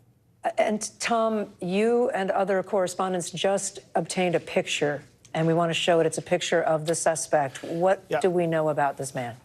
Yeah, so we know that this is a 42-year-old individual. You're looking at him right here as Shamsu Din Jabbar, 42 years old, born in the United States, has ties to the Houston area, former U.S. Army veteran, according to officials at the press conference. He was honorably discharged from the Army, has a very limited criminal history, misdemeanor, traffic, that type of thing. So nothing as far as violent crime in the past. His past travel is certainly something that is being looked into. Did he travel to any countries that might be concerned to U.S. officials? Did he travel with anybody else? That's something that they're poring over now. Hope to have new reporting on that soon. So that's what we know about this person. But that photo from myself and good friend and colleague Jonathan Dienst, we're reporting on this together. That photo appears to be the individual that is responsible for what is becoming just such a horrific terrorist attack that you've been talking about all day in New Orleans, Kate. Yeah. Tom, we talk about the suspect. I very much want to talk about those who've lost their lives here, those who are still injured. I'm looking at a statement from St. Thomas More Catholic High School mourning the loss of one of their own. This is just one of the individuals that we've finally learned the name of. Tiger Beck is his name. Can you tell us any more about those who were lost? I know we don't have many details yet, and how badly injured some folks are, because at the press conference they said some are hanging on, for their lives. Yeah, and I think that's what's been described to us. I won't get into too much of the injuries that I've seen. I'm also just as concerned about the individuals who saw this, who fled from it, what they experienced. Those images will never leave their minds, and it's going to impact this community. And certainly, given the fact that people come to New Orleans from all over the country to celebrate New Year's, we have had planned for tonight a huge football game, the Sugar Bowl, that has now been postponed to tomorrow. Do these people come from other communities? Each time this happens, it tears away a little bit at the fabric of what people know in their lives. And so that's the reason why you see law enforcement focus so much on preventing these types of incidents from occurring and making sure that those that may have been involved are handcuffed and eventually charged and taken through trial. But it is something that really impacts people and is our focus right now. Is there anybody else who's out there? Are there any other concerns based on what the FBI has said publicly? But obviously, there's always a concern long-term for the families and loved ones and the people that witnessed it, even if they weren't injured. I can tell you from talking to people that have experienced these terrorist attacks over the years, from hearing them testify at the Boston Marathon bombing trial, the long-term emotional and psychological impacts of this are very real. They are very impactful. And it's something that you can go a day, couple of days, couple of weeks, couple of months and be totally okay. And then you hear something, see something that triggers that memory again, and it can be very difficult for those people, and something that as we go through this, we should all keep in mind. I'm so glad you said that, Tom. It really is important to remember how deeply impacting something like this can be on an entire community, on all of us, frankly, even those of us just watching at home and hearing about this. Tom Winter, thank you. Well, as federal law enforcement investigates the New Orleans attack, President Biden is offering his condolences to the victims and to the families. He told reporters earlier today he's being continually briefed, but he was not offering any new details about the investigation, didn't want to answer questions about that. This was hours ago, the video you're seeing here. NBC News White House correspondent Gabe Gutierrez is in West Palm Beach, Florida, near Mar-a-Lago, where the president-elect is. We heard from President Biden earlier today. Are we expecting more of a formal statement from the Biden White House this afternoon? Well, Kate, that's a very good question. And at this point, the White House has not confirmed whether President Biden might speak again, might go before cameras. Right now, he is at Camp David after traveling there from Wilmington, Delaware this morning, where he rung in the new year, attending a private wedding ceremony last night. But Kate, as you said, he did not offer many specifics because that's something that the White House really doesn't try to wade into the local, state, and federal investigation before federal authorities have an ability to speak at that press conference. Now, you notice the FBI very careful in what details it did release. So we suspect that the White House is also taking that into consideration when deciding whether the president might speak once again. President Biden, however, we know from White House officials, has spoken with New Orleans mayor. He's offered and pledged the full federal support. He's also extended condolences to the victims' families as well. And throughout the day, as you said, he's been briefed by top officials at the FBI and the Department of Homeland Security. Someone else that we've heard from today is President-elect Trump. He did release a statement earlier today on his social media platform. He praised the New Orleans Police Department, also extended his condolences to the victims, and he called this an act of, quote, pure evil. Again, that's what we've heard from President-elect Trump. We do not yet know if we will hear more from him later on today. He rung in the new year here in South Florida at his Mar-a-Lago estate. But again, Kate and Morgan, we are waiting to hear from the White House whether President Biden might speak again later today as he takes in all of this fluid information at Camp David. Gabe, thank you. And you've got just Kate at this point. I want to ask you about this other incident that we reported just a short time ago. Separate incident in Las Vegas. A vehicle outside the Trump International Hotel in Las Vegas caught fire. One person was killed. 7 others were hurt. Has there been any response either from the White House or from the Trump transition team? No response yet from the White House, Kate, but we have gotten our first statement from a member of Donald Trump's family, Eric Trump, just posting a statement on social media a short time ago. Not much information here, but what he did say is that earlier today, a reported electric vehicle fire occurred near Trump Las Vegas. The safety and well-being of our guests and staff remain our top priority, and we extend our heartfelt gratitude to the Las Vegas Fire Department and local law enforcement for their swift response and professionalism. Again, that's the first time we've heard from a member of the Trump family regarding that vehicle fire in Las Vegas. Still, another situation where we're awaiting more information from local authorities that are investigating that there. Kate. All right, Gabe Gutierrez, thank you. In just the past hour, the FBI and local officials in New Orleans updated us on the attack on Bourbon Street. They talked about security concerns, especially ahead of the Sugar Bowl, which has now been postponed in the wake of today's attack. It will be tomorrow night now. Here's more of what they told reporters. First, I want to acknowledge the victims of today's horrific attack. The FBI and our partners are working diligently to investigate and find answers on behalf of the victims, the citizens and residents of Louisiana, and everyone visiting the city. My priority will continue to be to ensure that victims that remain on Bourbon Street now will be serviced and removed as soon as possible. But as stated, the FBI is in charge of this investigation and are doing everything necessary to make this happen. I also want to acknowledge hearing from President Biden, all of our federal partners, but most importantly, calling Governor Landry this morning, responded with haste. And we do say thank you. And of course, a demonstration of a unified support is right here in this room. That's how we collectively responded to this tragedy in the city of New Orleans. The mission now is to facilitate, support, and coordinate safety procedures to keep our residents and our visitors safe. We have been in consultation with ESPN, with the college football playoff, with the Southeastern Conference, with the University of Georgia, with Notre Dame, all parties, and all agree that it's in the best interest of everybody and public safety that we postpone the game for 24 hours. This is all hands on deck, from the White House all the way down. I've been in communication with the White House since early this morning, Secretary Mayorkas, leaders in all of our federal, local, and state agencies. The president has made it very clear that he intends to bring every resource to bear to not only tell the truth, but to provide the resources to bring these cowards to justice. If you saw something, say something. If you know something, tell someone. There are tip lines, there's information available. Please, all hands on deck. You know, you've heard some of the details today. And over the last 24 hours, we had approximately 400 officers in the French Quarter. And as we know, this is not just an act of terrorism. This is evil.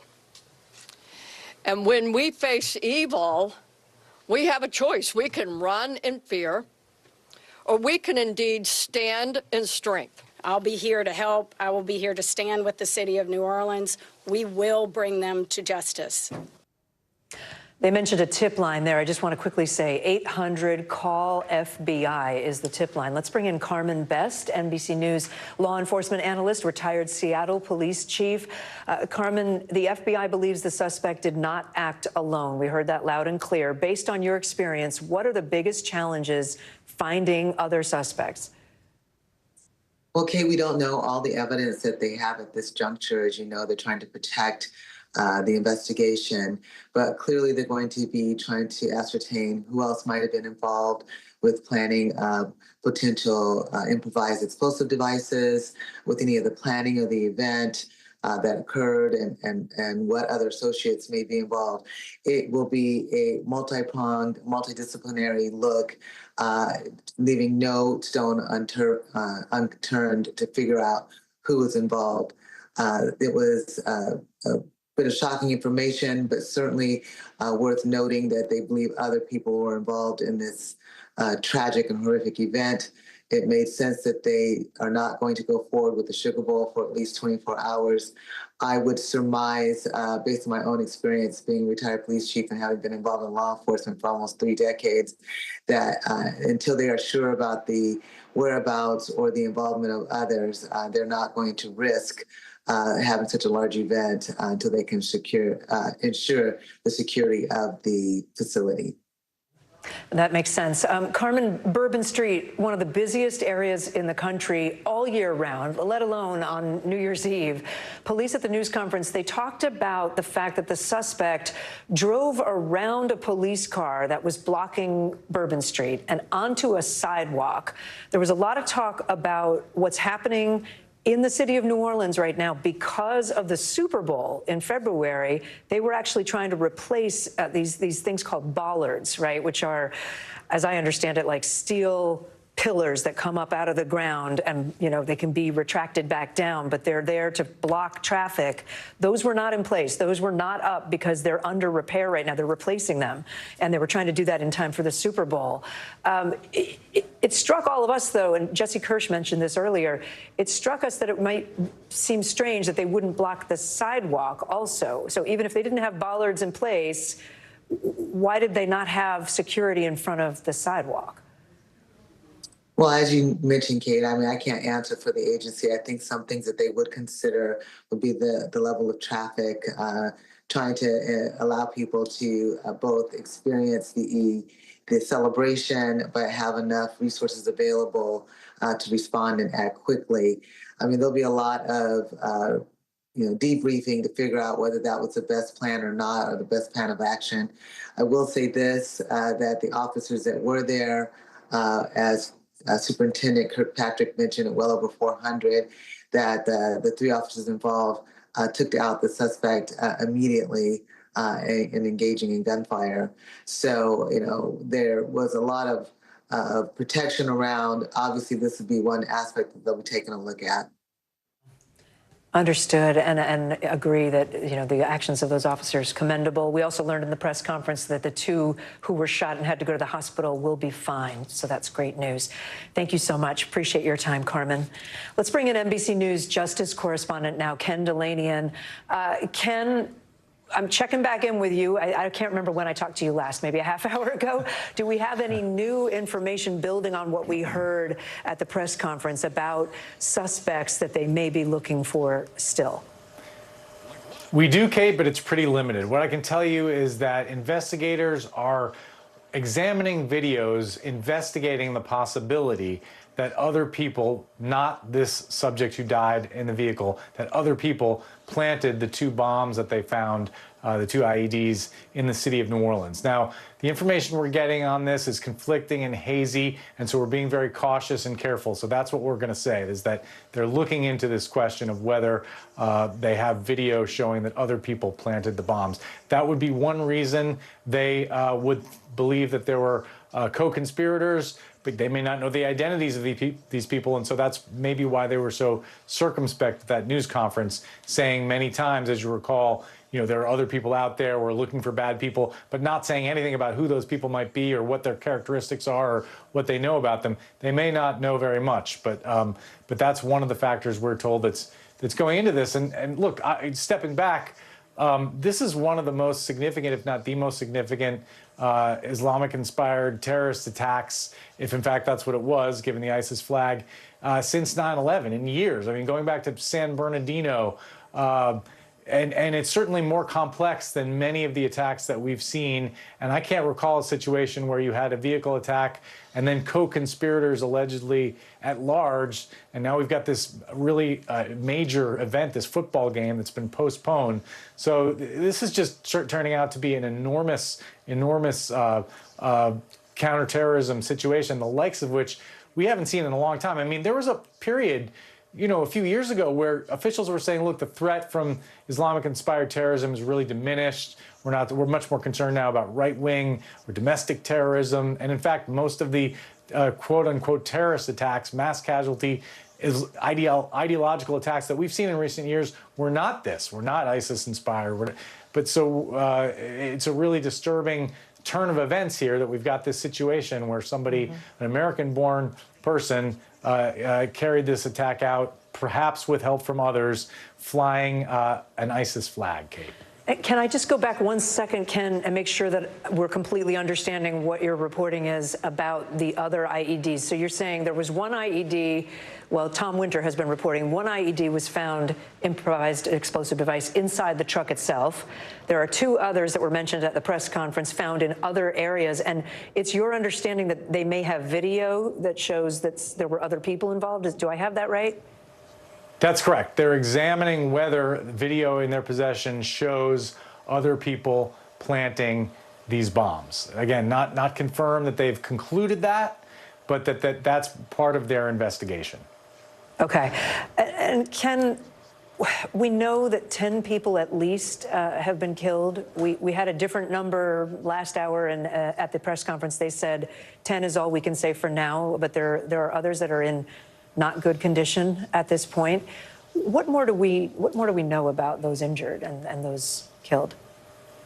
Yeah, in fact, Tom Winter reported from a senior law enforcement official that the death toll is actually 15. So because a lot of people were taken to hospital with grievous injuries and didn't make it. You know, frankly, Kate, I've been reporting on the investigation all day. I haven't seen any information about the victims. And I think you pointed out earlier, you know, we should be talking about the victims. That should be the focus. And as we learn more about them, we will talk about the victims, because this is an absolutely horrific incident that should not happen anywhere, let alone among people celebrating and in the United States of America and in the great city of New Orleans. It's just an awful, awful tragedy. And, you know, sometimes we get caught up in the machinations of the latest investigative lead. And it's important to reflect on the people that lost their lives here and who were affected and injured, and the families. I mean, it's unimaginable, the pain that this individual or individuals have caused here, Kate. And we just have about 30 seconds, Ken, before we hit the top of the hour. What are you taking away from those you're talking to that is like next steps? What are their next steps in the investigation? Well, the most important thing, obviously, Kate, is they need to figure out, if they haven't already, exactly who these co-conspirators are, what their roles were, and they need to catch them. As they said at that news conference, they're going after some bad people.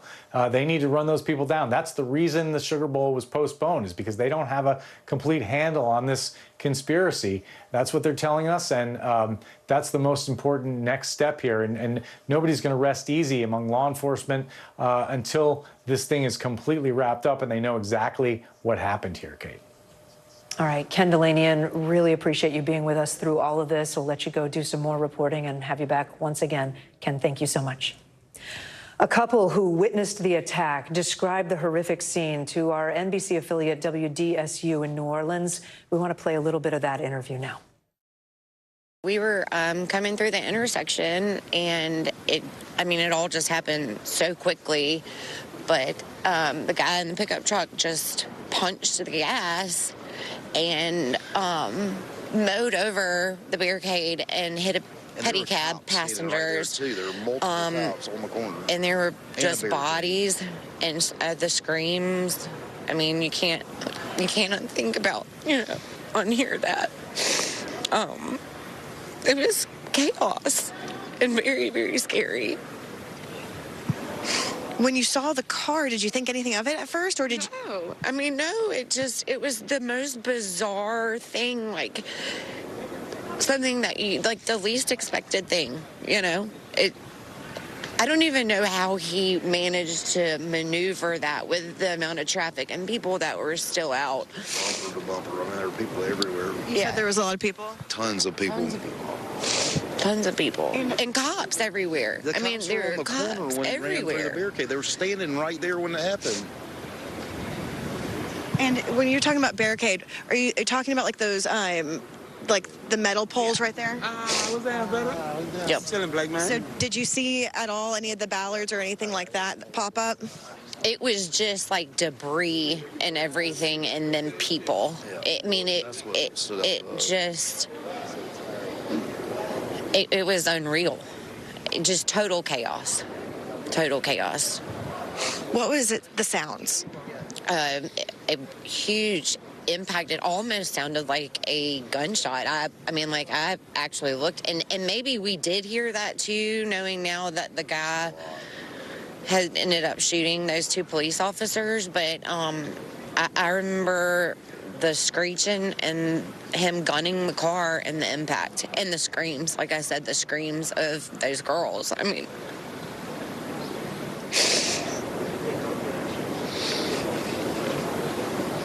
yeah, I don't know that I'll be able to forget that. I'm so sorry you guys had to go through that. You had mentioned inside that when he barricaded through, it was super loud. Yeah, it was. It was very, very loud. I mean, it just was this huge boom. Crunching and crunch. Yeah. And then just the people yelling. And you guys had just walked right across the street. Where were you guys at? We had come from about 2 blocks down from a parking garage, the Roosevelt parking garage, and we're coming through this intersection right here on Bourbon when it happened. From what I recall, he was in this lane and just took a hard right and punched it, is what it seemed to be like.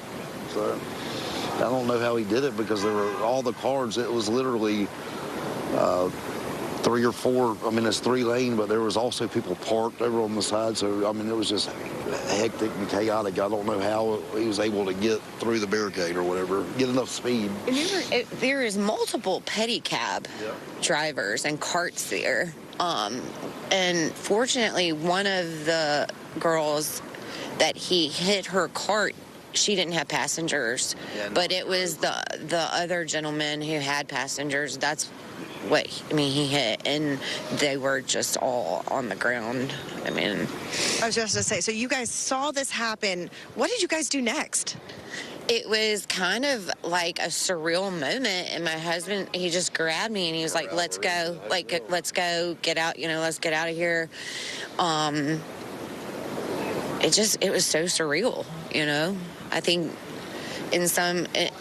we did kind of go into that fight or flight mode and chose flight in that instance, to get ourselves out of here and safe.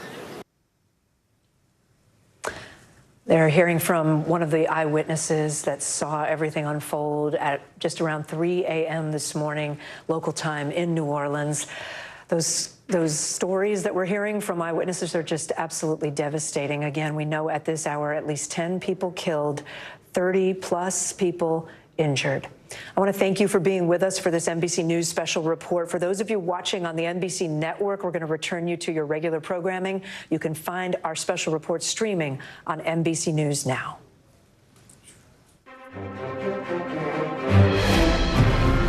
And hello once again, I'm Kate Snow. Welcome back to NBC News' special continuing coverage of the deadly car ramming attack in New Orleans. This incident is being investigated as an act of terror. At least 10 people killed, at least 30 injured when a man intentionally drove a pickup truck into a crowd of people who were out celebrating the new year on the iconic Bourbon Street in New Orleans' French Quarter. The suspect then exited the vehicle and opened fire. The suspect then was confronted by police, I should say, and he opened fire on local law enforcement. Authorities say that suspect, who was killed when law enforcement returned fire, has preliminarily been identified as Shamsuddin Jabbar. You see a picture there that NBC News has just recently obtained. 3 senior law enforcement officials briefed on the investigation say that Jabbar is a citizen of the United States born in Texas. This afternoon, officials in New Orleans spoke extensively about the investigation, including that Jabbar may not have acted alone. An ISIS flag was located on the trailer hitch of the vehicle, and the FBI is working to determine the subject's potential associations and affiliations with terrorist organizations. Weapons and potential improvised explosive devices, IEDs, were located in the subject's vehicle. Other potential IEDs were also located in the French Quarter. As of now, 2 IEDs have been found and rendered safe. We're aggressively running down all of the leads to identify the possible subject's associates. We're working to ensure that there is no further threat.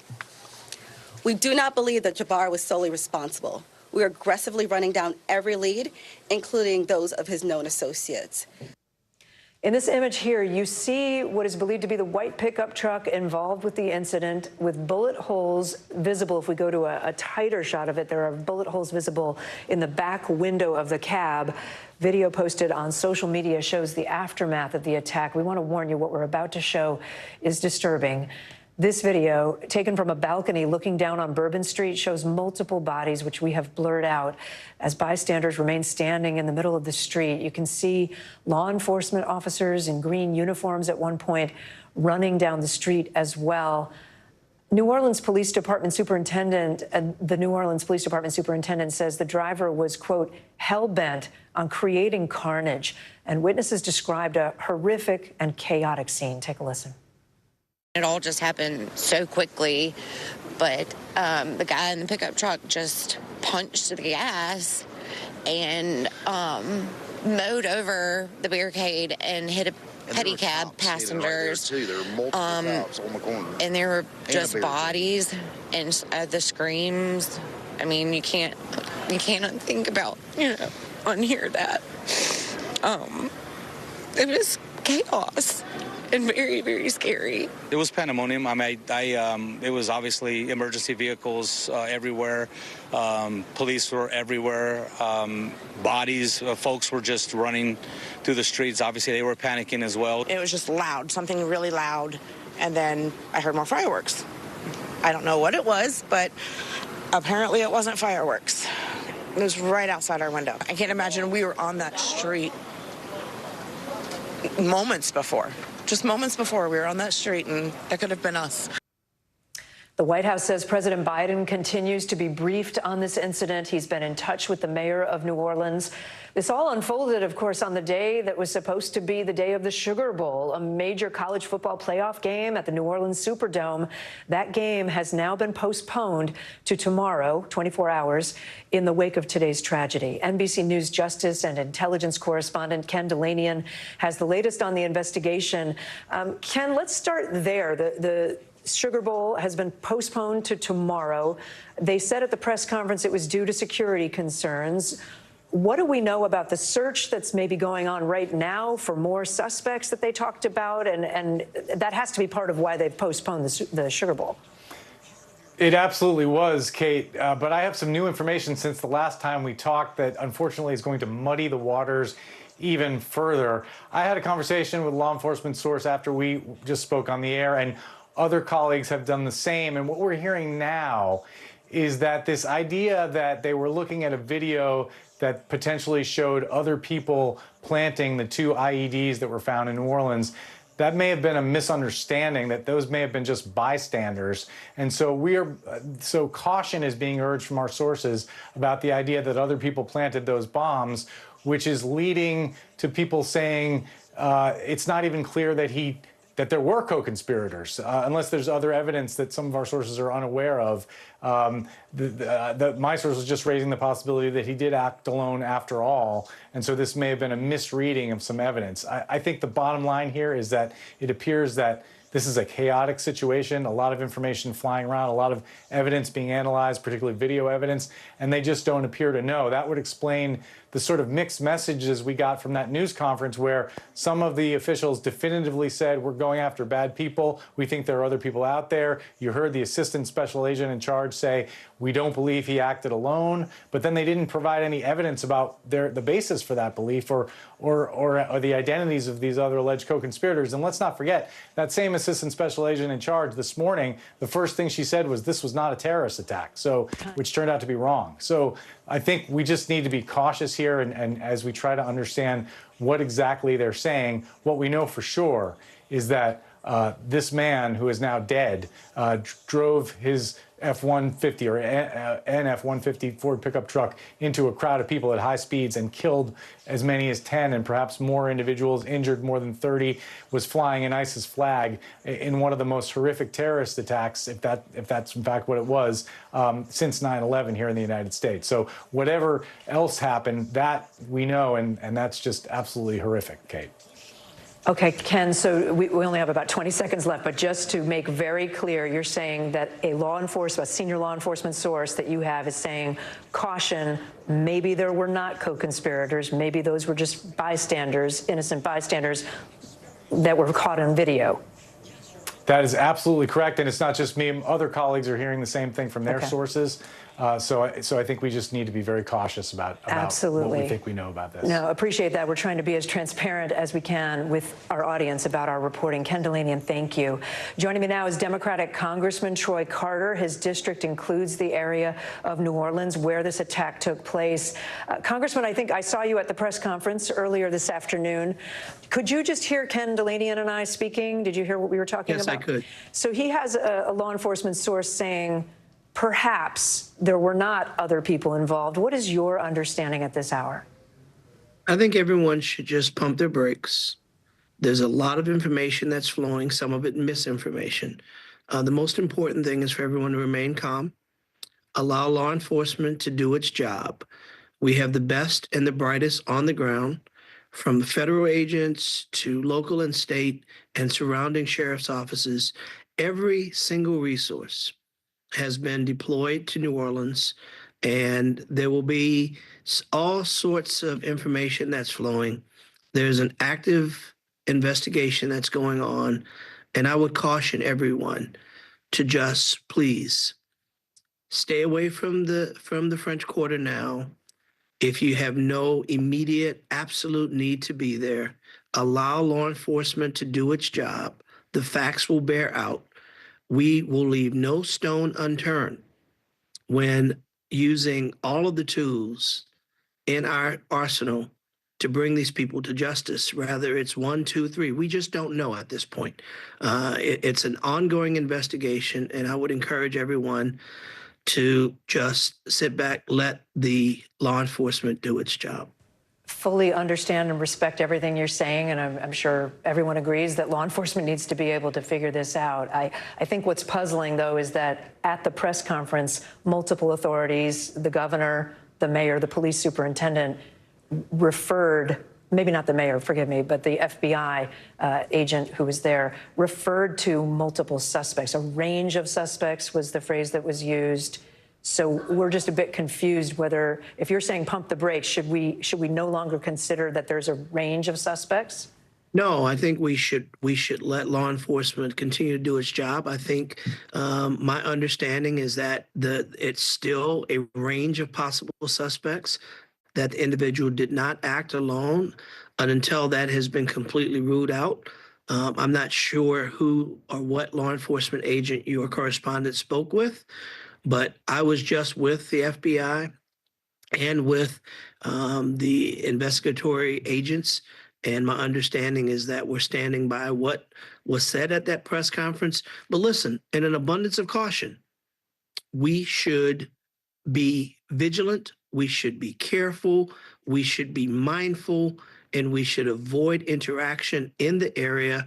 It is an active crime scene with a lot of moving parts. And unfortunately, in situations like this, we often have misinformation. However well-being it may be, people are quick to try and get information out, and sometimes they may speak out of school or speak with limited information. So I would ask that everyone treat this as it is, an active crime scene, one that has gotten our heightened attention and resources applied to make sure that citizens and visitors alike understand that we are taking this as serious as we can to provide safety and well-being for our visitors and our residents. Congressman, I appreciate that. You praised New Orleans law enforcement's ability, and many have, to handle major events. The Sugar Bowl has been postponed to tomorrow now. The city's set to host the Super Bowl just over a month from now. Would you personally be comfortable attending those events? I would. I absolutely would. Unfortunately, I will be getting on a plane tomorrow to head back to New Orleans, to Washington. So we are sworn into the 119th Congress to continue the work of our country. Otherwise, I would absolutely be at the game. I have family members who will be at the game. I believe that that this police department has more than demonstrated its ability to manage massive engagements like Mardi Gras and Super Bowls past and Sugar Bowls every year. This terrorist situation is fluid. It can happen anywhere at any time. This gives us an opportunity to redouble our efforts to make sure that we're using this as yet another teaching lesson to refortify our security, to ensure that these terrorists know that we are not going to play with them, and we will find you. Congressman Carter, really appreciate you being with us. Thank you so much. Thank you. Let's go to NBC News correspondent Jesse Kirsch now. He joins me from New Orleans. Jesse, I think you're still outside the Superdome. You were in the press conference that we had, about an hour ago. Let's talk about the Sugar Bowl a bit more. I was just asking the congressman. He says he feels completely confident if he didn't have to return to Washington, he would be attending the Sugar Bowl tomorrow night. What are officials saying about what drove the decision to postpone? Yeah, well, so, Kate, let's backtrack to this morning. This happens around 3 in the morning local time. Fast forward to around 8 in the morning, 7 in the morning local time. I'm doing the time difference in my head. So within about 4 or 5 hours, right in that first 6-hour window after this happened, the first thing we heard from police on camera was, go about your day, but don't do it near Bourbon Street, and that they were planning to make sure they had safe measures in place for the game tonight. So less than 6 hours after this happened, while you can imagine, obviously, we are not the police, so I don't know what they were discussing in their meetings, what they knew investigatively. But while you would imagine they are still gathering video, interviewing witnesses, getting a grip on what's going on, of course, the FBI was now involved, so you're coordinating with federal partners. In the midst of all that, they were saying at that juncture, go about your day, the game is going to be on. And then fast forward to this afternoon, and they've postponed the game. And that was a government call, so something triggered that pivot within the government's posture, Kate, and we don't know what that is at this point. All right, Jesse Kirsch for us in New Orleans. Jesse, thank you. Coming up, President Biden and President-elect Trump respond to the deadly attack in New Orleans. Also, more breaking news that we're following out of Las Vegas, where an investigation is underway into this scene, a vehicle fire outside Trump Tower. Stick with us.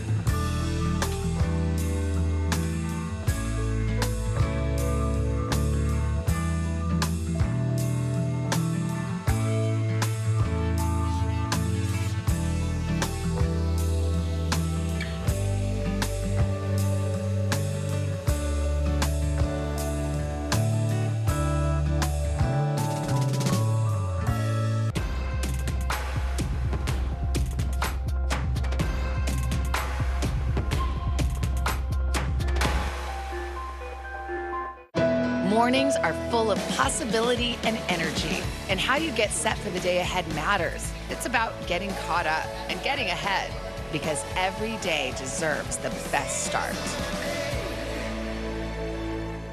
More Americans turn to NBC News than any other news organization. We want to turn now to that other breaking news story that we have been following at this hour. We want to be clear, we do not know of anything that ties this next story to anything we've been talking about with the New Orleans attack. Authorities are investigating a vehicle fire outside the Trump International Hotel in Las Vegas that left one person dead and injured several others. Law enforcement says the vehicle was a cyber truck. You can see it there. At a press conference this afternoon, authorities did not have any information on the cause of the fire, and they said they have many unanswered questions. I know you're looking for a lot of answers, and ideally right now we just don't have a lot of answers. We're going to continue to work as hard as we can over the next 24 to 48 hours to hopefully get more to you. But this time we've got a lot of questions and deploying resources, and we will continue to do that until we get to the end of this and figure out exactly what happened and why. Thank you. NBC News correspondent Emily Aketa has been following this story for us, and I know that you have a new statement from Elon Musk. Yeah, that's right, because as you could see in that video, the very distinctive body, it was the Cybertruck, a newer vehicle under Tesla. So Elon Musk just posting to social media that the entire Tesla senior team is investigating and that they will continue to update people and post as they learn. Also pointing out they've never seen anything like this. Now, the circumstances around this vehicle fire remain largely unclear. We know that police and fire had responded to the scene, and you can see it just outside of the Trump Hotel in the Valet area around 8:40 local time this morning. But now you can kind of get a sense for the degree of seriousness of the situation, but you look at the various agencies that are investigating. Not only is it local agencies, the FBI is now also involved. The governor has said that they are monitoring the situation. We know one person has died, and it was an individual who had been in that Cybertruck at the time of the fire. 7 others injured. We've learned more minor injuries, but still a lot of unanswered questions at this point. No, absolutely. And what have we heard from the Trump organization, or have we? We have heard from the Trump organization, also Donald Trump's son posting the same statement, acknowledging that they are aware of the electric vehicle fire, also going on to say the safety and well-being of our guests and staff remain our top priority. We extend our heartfelt gratitude to the Las Vegas Fire Department and local law enforcement for their swift response and professionalism. You look at some of the videos that are being shared and you can on social media, and you can kind of get a little bit more detail, a little bit more insight. There was an immense amount of smoke billowing into the sky outside of the Trump Hotel, which sits on the northern end of the Las Vegas Strip. And then also witnesses are describing hearing an explosion sound, loud sounds, which raises questions around what caused this fire. Is it possible it could be mechanical? Is that being considered? Of course it's being considered. They wouldn't weigh into whether this was intentional, mechanical. We just don't know. Again, Elon Musk saying he has never seen something like this happen to a Cybertruck before. All right. So this story we will continue to follow as well. Emily, I'll let you get back to reporting on that. Appreciate you. Coming up, we will have much more on the deadly attack in New Orleans as investigators search for a motive there. We have more breaking news coverage straight ahead. Don't go anywhere.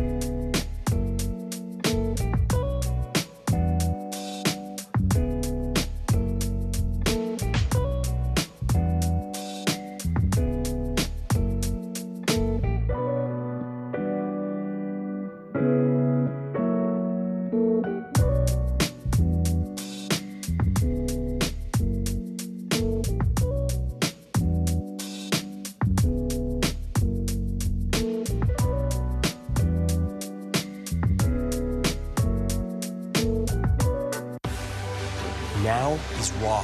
How hard is it to see it like this? Our house is no longer here, but we are here. Now is real. Let's break down what we know and then the big questions still outstanding. News for the generation of now is NBC News Now. Is it your plan to deport everyone who is here illegally over the next 4 years? Do you think that the president-elect should have his picks confirmed? Tariffs. Do you think it's a bluff? If it's Sunday, it's Meet the Press. Welcome back, everyone. I'm Kate Snow. We're continuing our breaking news coverage of the deadly truck attack in New Orleans that killed at least 10 people. The FBI has identified a 42-year-old suspect who was killed later in a shootout with police.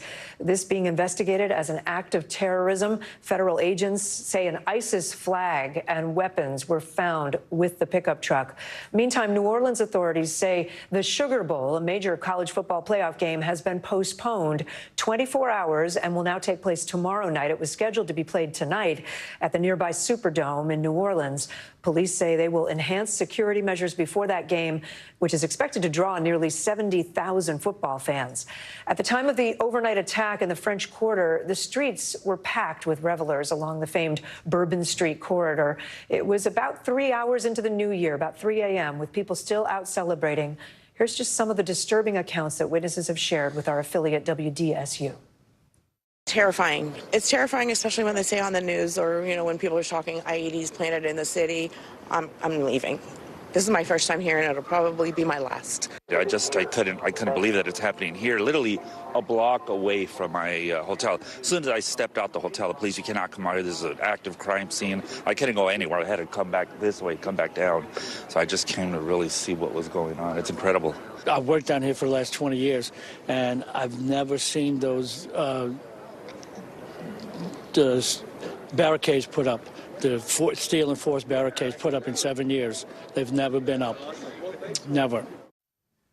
In the immediate aftermath of the attack, social media videos gave us some of the first looks at the horror and the chaos of the moment.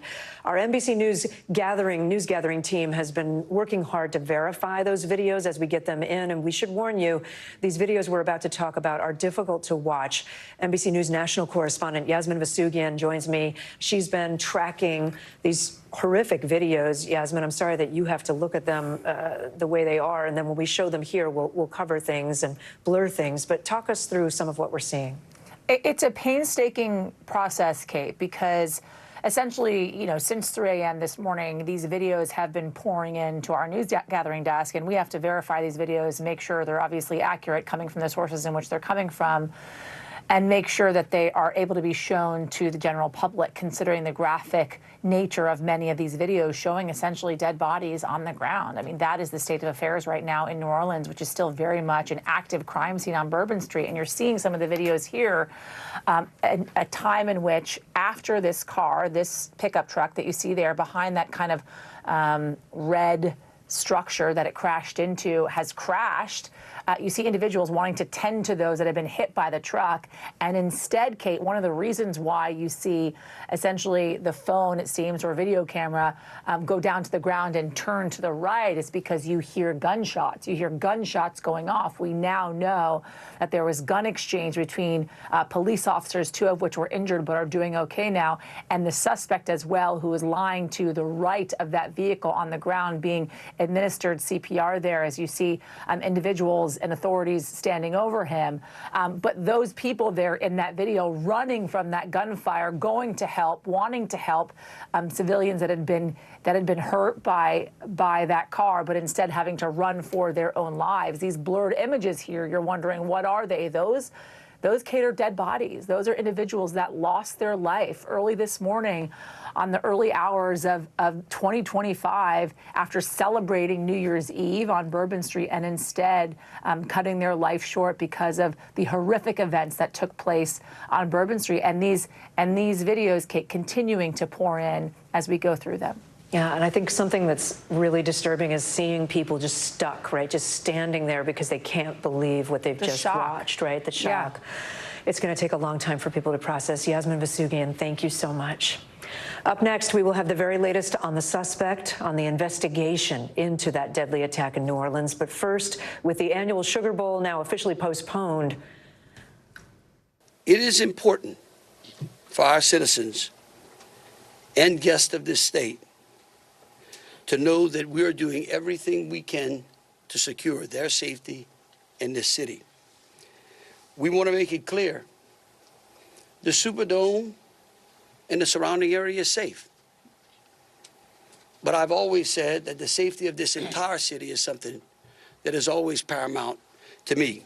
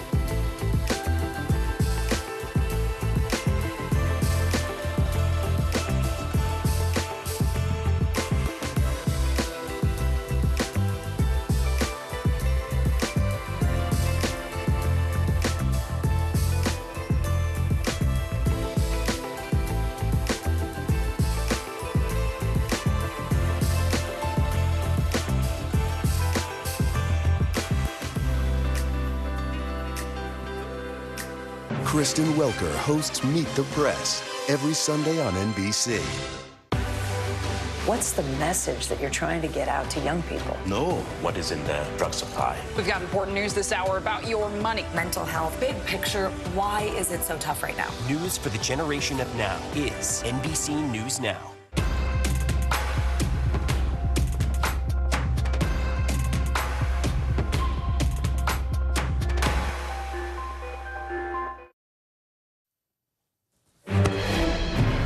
It is 4:30 p.m. on the East Coast, 1:30 p.m. on the West Coast. It is 3:30 in New Orleans, and we're continuing our special coverage of the deadly car ramming attack there. Law enforcement officials are investigating it as an act of terror. Here's what we know so far. We know that just after 3 a.m. local time, a man driving a white pickup truck intentionally rammed through a crowd up onto the sidewalk and on Bourbon Street, killing at least 10 people, injuring more than 30 other people, according to senior law enforcement officials. And then the man began to open fire. The FBI has identified the suspect. He says he's now dead. It's 42-year-old Shamsud Din Jabbar. It is unclear if Jabbar acted alone as the FBI runs down all of the leads. Authorities say a black ISIS flag was affixed to the back of the suspect's truck on a pole, and the FBI is working to determine whether he had any affiliation with terrorist organizations. Authorities also say weapons and potential improvised explosive devices were located, one of them in the suspect's vehicle, and potentially two others located somewhere in the French Quarter in two different places. They were found. They were rendered safe, we're told. Let's bring in Rob D'Amico. He is a former FBI supervisor. Also with us, Bobby McDonald. He's a criminal justice lecturer at the University of New Haven and has long experience in a lot of branches of law enforcement. Gentlemen, thank you both for being with us. Appreciate it. Rob, I'll go to you first. The FBI this afternoon told us that this individual in a press conference said multiple times that he had an ISIS flag in his car and that they believe, did not act alone. That was the thing they said multiple times. Did not act alone. They said they were trying to find these people who worked with him. The governor at one point saying, we're hunting these folks down.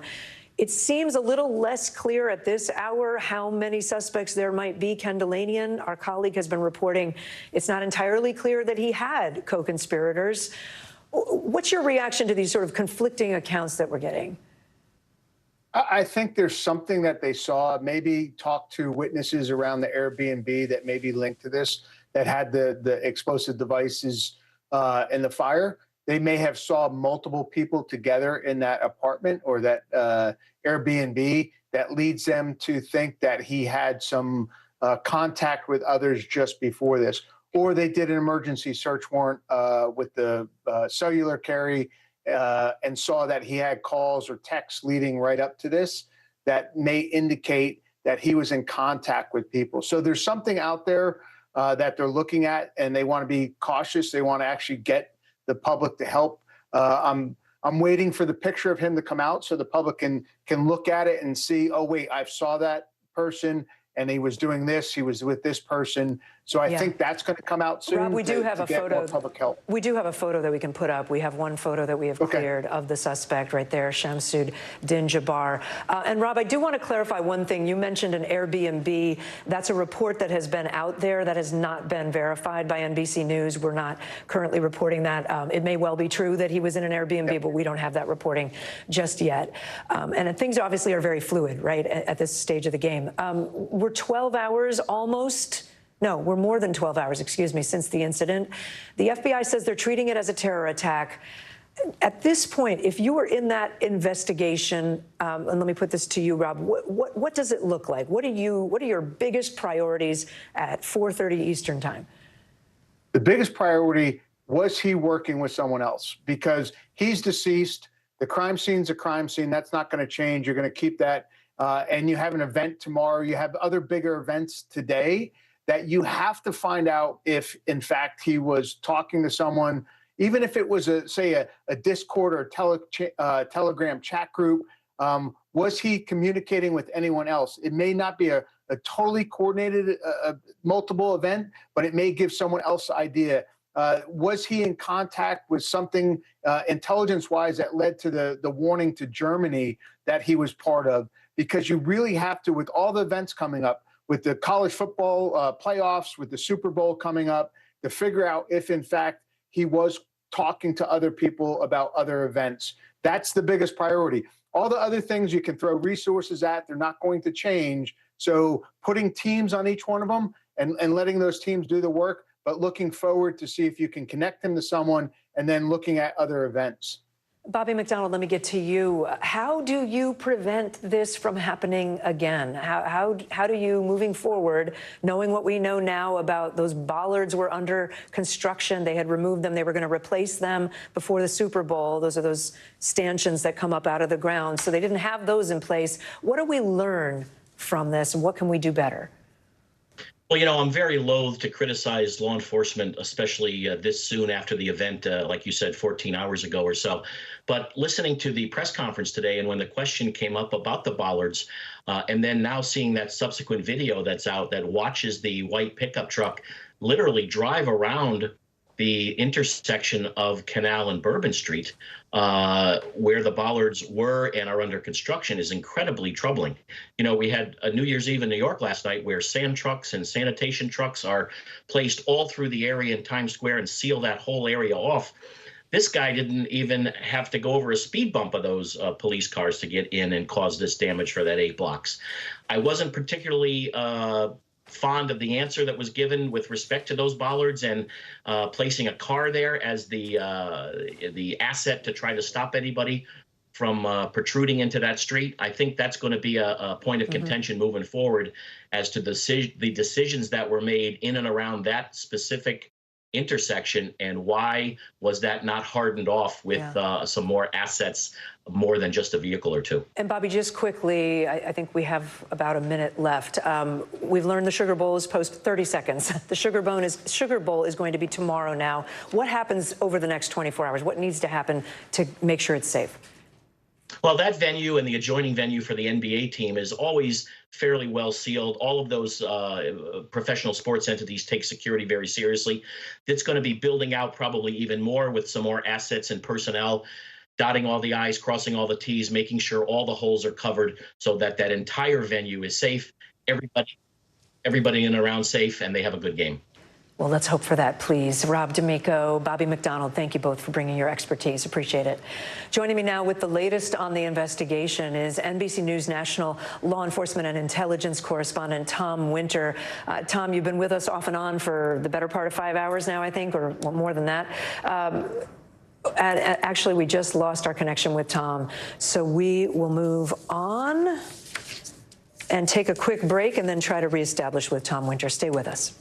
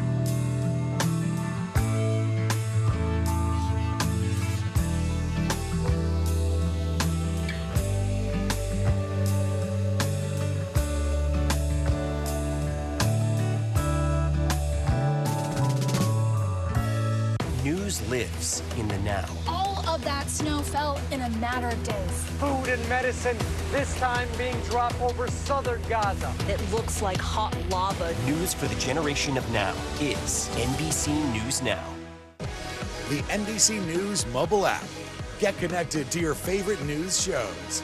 For the top stories, breaking news, and live video, download the NBC News mobile app now. News for the generation of now is NBC News Now. Welcome back, everyone. Joining me with the latest now on the investigation into what happened in New Orleans early this morning, NBC News National Law Enforcement and Intelligence correspondent Tom Winter. Tom, I think we got you reestablished. Do you hear me okay? I hear you perfectly, okay. Kate. Law enforcement has identified the suspect. We've got a picture that we can show. Where is the investigation right now? Right, Kate. And so if you see me looking down in the course of us talking here as we've been talking, it's just to reference some notes and to be very specific on the information that we're learning. And specifically here, 4 senior law enforcement officials have been briefed on this investigation as the FBI is looking into whether or not there were others that planted 2 possible devices that were found, improvised explosive devices that were found in the area near where this incident occurred. Basically, they've uncovered a lot of video that seems to indicate there are some people that look at or around those 2 particular containers where these potential explosive devices were, but it's not yet 100% clear whether those people left those items there in an effort for them to go off, or whether in fact they just happened to view them or were walking by the area or noted that they were suspicious. So at the press conference, you remember the FBI said, look, we don't believe he acted alone. Jabber, the person who's believed to be responsible for this terrorist attack. But there is not an active investigation for, say, a John Doe 1 or a John Doe 2 or a Jane Doe number 1. I'm not about to come on and say, Kate, we've got to break in. The public needs to help the FBI in finding this person. They're not at that stage of the investigation. And we should note that it might go back to that this individual was, in fact, acting alone. So that's something that we need to consider as well. But they're basically looking at a whole host of factors here. We want to get you the latest details. Again, there's some video of some people around these two other devices we've been talking about all afternoon that they're looking into, the FBI is looking into, that may have been found in the general area. And do those people have a connection to those devices, or were they just observing them and noting their presence there? That's something that is definitely under investigation. That appears to be what the FBI is looking at in New Orleans. And obviously, if we get more details, we'll bring them to you. Yeah, and so it sounds like essentially you're saying it could be possibly that these were random people walking by curious about something they saw, or it could be that these folks were working alongside the suspect. Did those IEDs, those improvised explosive devices, those two, did not detonate, correct? Or they were controlled, they did a controlled detonation? Unclear if they were controlled detonated or not, but they did not detonate as a result of this incident, and there's no injuries associated with them. At least that's what we've been told so far here, based on what officials have found. Okay, and just in 30 seconds, Tom, which is what we have left, what else are law enforcement sources of yours telling you are priorities right now? Priorities to figure out whether or not anybody else left these behind and whether this individual was, in fact, acting alone. That's the priority, pure and simple. A football game that was supposed to happen tonight is going to happen in 24 hours from now. That's a big priority for them. All right, Tom Winter, thank you so much. Our local NBC News affiliate in New Orleans spoke to a couple who witnessed the overnight attack. They said the scene was total chaos, you can imagine, and you can hear that they get emotional describing what they saw, what they witnessed. Can you tell me a little bit what you saw last night? Yeah, we were coming through the intersection, and it all just happened so quickly. But the guy in the pickup truck just punched the gas and mowed over the barricade and hit a pedicab passengers. There were multiple cops on the corner. And there were just bodies and the screams. I mean, you can't think about, unhear that. It was chaos and very, very scary. When you saw the car, did you think anything of it at first, or did you? No, no, it was the most bizarre thing, like something that you, like the least expected thing, I don't even know how he managed to maneuver that with the amount of traffic and people that were still out. Bumper to bumper. There were people everywhere. You said there was a lot of people? Tons of people. Tons of people. And cops everywhere. The cops there were on were the cops corner when everywhere. they ran through the barricade. They were standing right there when it happened. And when you're talking about barricade, are you talking about like those, like the metal poles right there? Was that better? Yep. Chilling, black man. So did you see at all any of the ballards or anything like that pop up? It was just like debris and everything, and then people. It was unreal. Just total chaos. Total chaos. What was it, the sounds? A huge impact. It almost sounded like a gunshot. I actually looked, and maybe we did hear that too, knowing now that the guy had ended up shooting those two police officers. But I remember the screeching and him gunning the car and the impact and the screams. Like I said, the screams of those girls.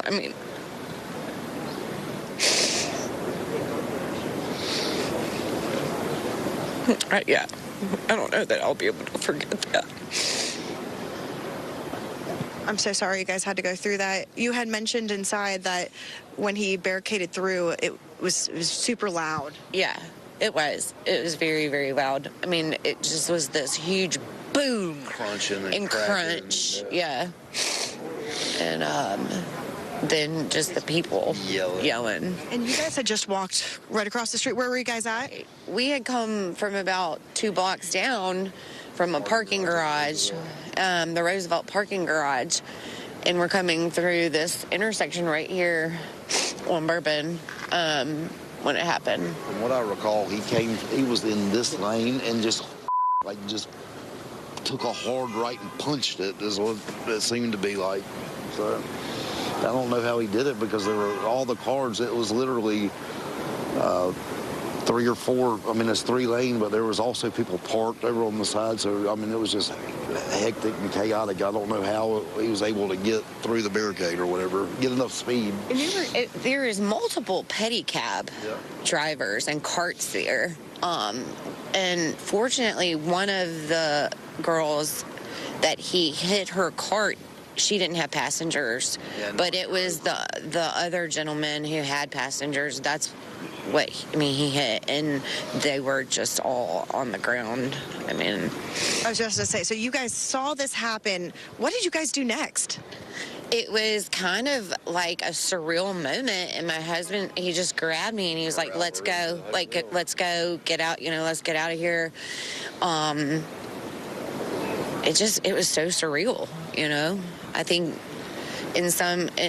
we did kind of go into that fight or flight mode and chose flight in that instance, to get ourselves out of here and safe. I mean, your hotel is right here. Yeah. Right there. Yep. And then our room, we looked directly out onto the street, so we kind of watched the aftermath and everything unfold. And blood in the street. Yeah, the blood, and to see the coroners, because we didn't know how bad, how bad it actually was. Didn't know how many people. Or to know that this guy had such ill intent, malicious, just awful intent to hurt innocent people is just, unfathomable. And so, it was sad to see the coroners and the ambulances coming in knowing to go, that they have to go get bodies out of the French Quarter. I mean, at that time of night, too, it's dark. It's kind of hard to see. I mean, I'm sure there were people lying at least close up to here, but all the way down. All the way down.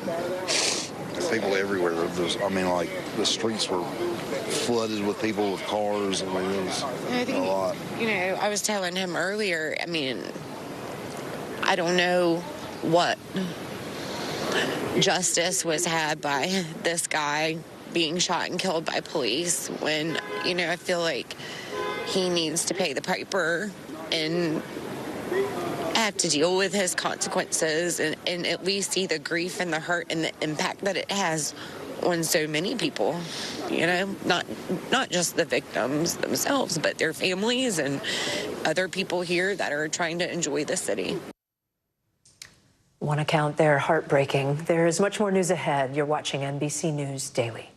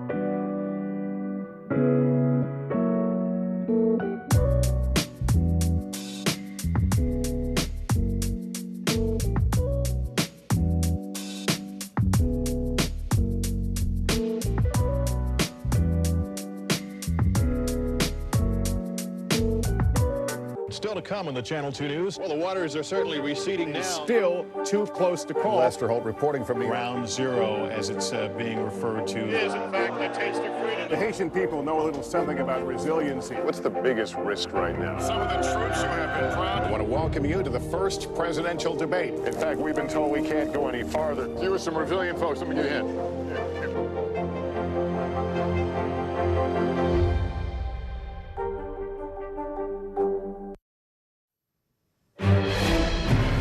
Welcome back to our continuing coverage. President Biden says he is being continually briefed on the New Orleans truck attack that killed at least 10 people. As we've said, the FBI is investigating this attack as an act of terrorism. But earlier today, President Biden was careful to not get ahead of investigators while he was asked by reporters questions as he boarded Air Force One. Again, I'm not going to comment till I speak to the group later. I've spoken to every member of the agency, from the CIA to our national security team, to our FBI, NSC, and we're gathering all the, and I spent a lot of time with the government, with the mayor. What was your reaction when you heard what happened? Well, the reaction was one of anger and frustration. President-elect Donald Trump has also reacted to the attack on social media, calling it, quote, an act of pure evil. NBC News senior White House correspondent Gabe Gutierrez joins me now from West Palm Beach, right outside of Mar-a-Lago, where the president-elect is and was last night for New Year's Eve. What else is he saying beyond what we just quoted, a pure evil? Well, Kate, the president-elect just put out that statement on social media earlier this morning where he did refer to this as an act of pure evil. And he also said that the nation's hearts were with the innocent victims and praised the response of the New Orleans Police Department. And he said that a Trump administration would continue to support the city of New Orleans. As for the president-elect himself, he spent the day at the Trump International Golf Course here in West Palm Beach. He is now back at Mar-a-Lago. We're awaiting any additional comments he may have later on this afternoon, Kate. And we heard from President Biden a little earlier. Do we expect a more formal statement or on-camera statement from the president at some point? Well, that's an open question at this point, Kate. Earlier today, he played those remarks of President Biden at the tarmac. He seemed to suggest that he would have more to say later on today after he spoke with federal officials. So far, we have not received any confirmation from the White House that that will, in fact, happen.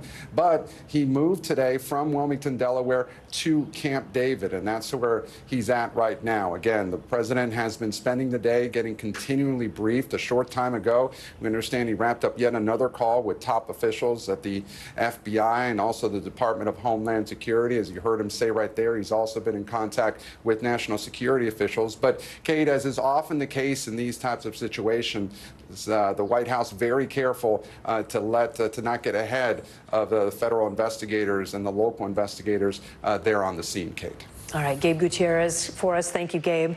As the investigation continues in New Orleans and with tonight's Sugar Bowl game now postponed to tomorrow, the Rose Bowl game is about to get underway in Pasadena, California, between Ohio State and the University of Oregon. It comes after the annual Rose Parade was held earlier today. Organizers said they had more than 1,000 law enforcement personnel working the parade and the game, as well as a hard shutdown of vehicles, meaning no vehicles could go along the parade route. David Noriega joins us now from Pasadena. David, I know the game is about to get underway. Talk about the law enforcement posture. When we checked in with you earlier, you said they already had a plan to have a lot of security. What do things look like for the game?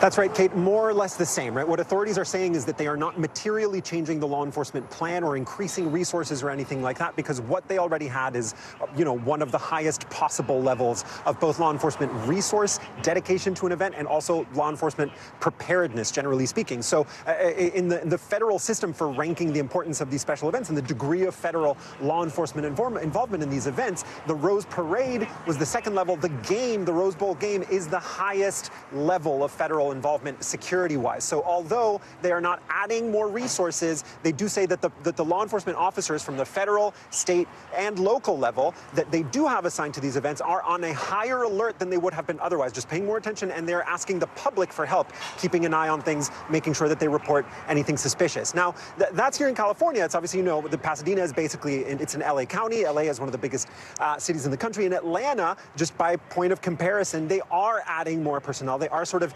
increasing the security posture for the Peach Bowl game in response to what happened in New Orleans. Either way, for the parade, for example, this is an event with a big crowd in an urban area. There's only so much that they can do to control it. The game is in an enclosed space. They'll be able to keep a tighter lid on that. Kate? All right, David Noriega for us. Thank you so much. I'm Kate Snow. NBC News Now special coverage continues right after this quick break.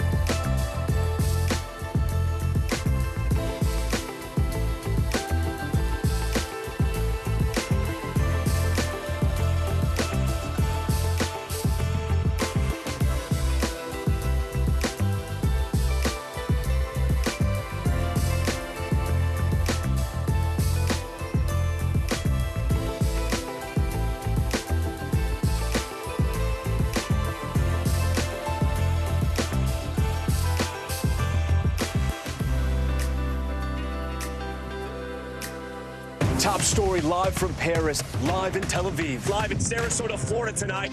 Every weeknight, it's your news playlist. Top story with Tom Llamas, streaming weeknights at 7 on NBC News Now. Mornings are full of possibility and energy, and how you get set for the day ahead matters. It's about getting caught up and getting ahead, because every day deserves the best start.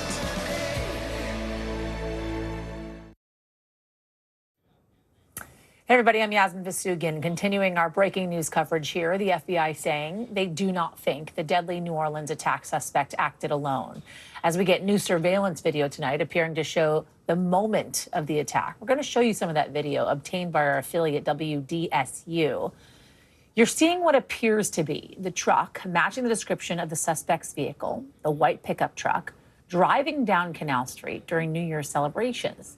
Then you see right there the moment the rental car turns on to Bourbon Street. The attack happening just moments later, that truck turning around a police vehicle that is stopping traffic from going on and off Bourbon Street, killing at least 10 people, possibly even more. We have paused the video to avoid showing you what may be the moment the suspect hits some of those people. I want to show you where it happened. Here on this map, near Bourbon Street and Canal at around 3:15 this morning, local time, in an area known as being one of the biggest destinations for New Year's Eve parties. The celebrations ending in devastation. There were just bodies and the screams. I mean, you can't think about, unhear that. It just kept going. Like every eye shot. Body, body, body, body, body. It was just loud, something really loud, and then I heard more fireworks. I don't know what it was, but Apparently it wasn't fireworks. We're going to show you the video appearing to show the moments after the attack. Another warning here. It's graphic.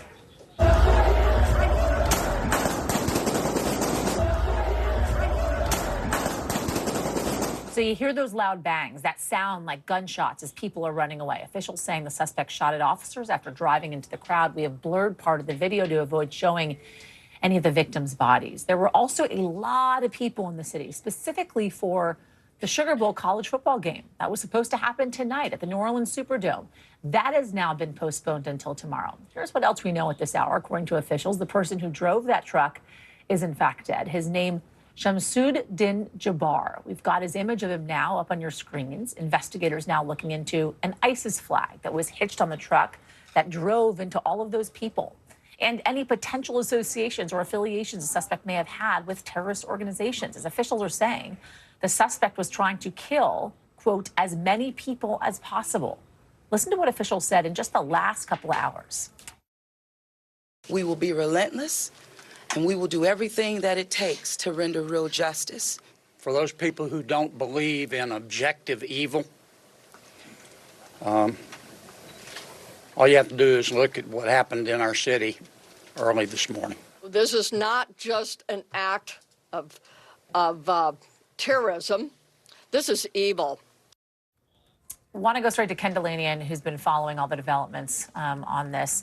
Ken, let's talk through some of the developments that we heard, especially from that press conference a couple of hours ago. And I think specifically what stood out to so many people was the fact that at one point they essentially said they do not believe, in fact, this individual acted alone. Let's play that moment for folks, Ken, if we can, and then we'll talk the other side. We do not believe that Jabbar was solely responsible. We are aggressively running down every lead, including those of his known associates. So what they don't say in that is that there's an imminent threat, despite the fact that they feel as if he may not have acted alone. I know there's been some confusion on reporting as to whether or not he, in fact, acted alone, was a lone wolf, and/or was working on behalf of somebody or in coordination with others. What do we know? Yasmin, I have some new reporting on that, even more recent than the note that you may have seen that my colleague Tom Winter put out from a number of NBC correspondents and reporters. Look, here's the state of play on this. What those people said at the news conference, including that FBI special agent in charge, appears to have been based on a review of videos where investigators thought they saw people planting those two IEDs that were found in the city of New Orleans, separate from this truck attack. And they were working on the theory that those people were accomplices. Those people have now been ruled out as suspects. They were totally innocent. That was a misunderstanding. They were just bystanders. I was just told that in the last few minutes by a senior law enforcement official. So while they are not prepared as yet to definitively say that he acted alone, they are moving in that direction. And the things that were said at that news conference were are just not operative anymore. And particularly, it was surprising to me that that special agent in charge spoke so definitively based on such thin information, because apparently that was the basis of them saying that there were co-conspirators.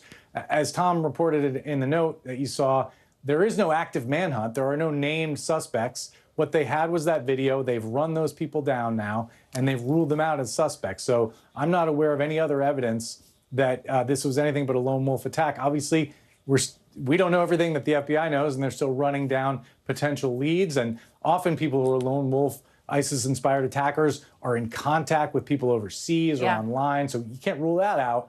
But this idea that there are people running around New Orleans, they had to postpone the Sugar Bowl because there were other attackers out there, that does not appear to be the case at this moment. Well, okay, so let's take a step back here, because I'm kind of thinking what you said out loud, which is, how is it that this FBI special investigator was able to go on the record at a press conference and saying, in fact, they feel as if this individual was not acting alone, knowing full well the type of fear and anxiety that could place in citizens not only in New Orleans but around the country.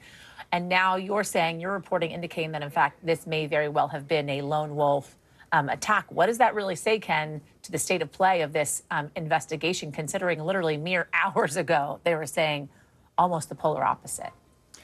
That's a fair question, Yasmin. To be charitable, this is a chaotic situation. There's multiple agencies involved. Information is coming in from all directions. Apparently, the tip about the video came in initially from local investigators who were pulling surveillance tape.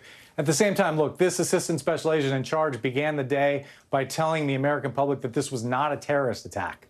And then she later said this stuff about co-conspirators that appears not to be true. So, look, that's a reasonable question to ask about why that was allowed to happen. And it wasn't just her. There were, as you heard from other officials at that news conference, and Senator Kennedy and other, acted as if they knew that there were other, they used the term bad actors out there that they were trying to hunt down. Well, if they were talking about the people in the video, they've now found those people and ruled them out as suspects. Yes. Listen, I think priority number one for investigators in situations like this, which you and I, Ken, have both covered extensively, is making sure that this city, this country really is safe after an event like this takes place, right? At what point can investigators, can authorities essentially come out and say folks are safe, they can go back to life as is, of course, after this horrendous terror attack inside the city of New Orleans, especially when you have this huge event happening in just 24 hours' time?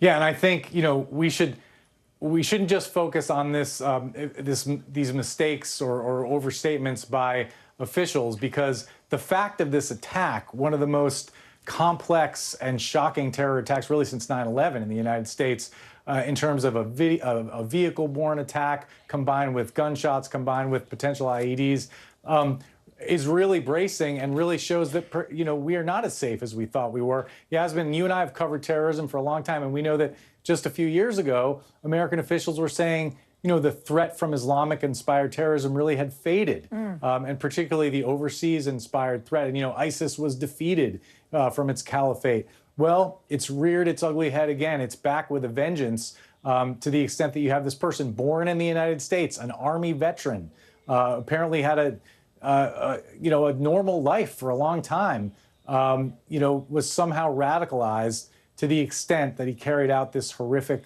crime. Army veteran with honorable discharge. And we're going to be digging into more of kind of the identity of this individual. We're learning about his travels as well with Tom Winter in just a little bit. But you kind of said something, Ken, of course, that piques my interest is this resurgence, what it seems to be the ideology of ISIS, right? I believe it was, you mentioned, right, 2014 when ISIS was at its peak, when we were looking at Twitter, for instance, and seeing flags, not unlike the one that we saw on the back of that white pickup truck, on the back of vehicles overseas, on the back of other vehicles, the one, for instance, that mowed down individuals here in New York City on the west side of Manhattan.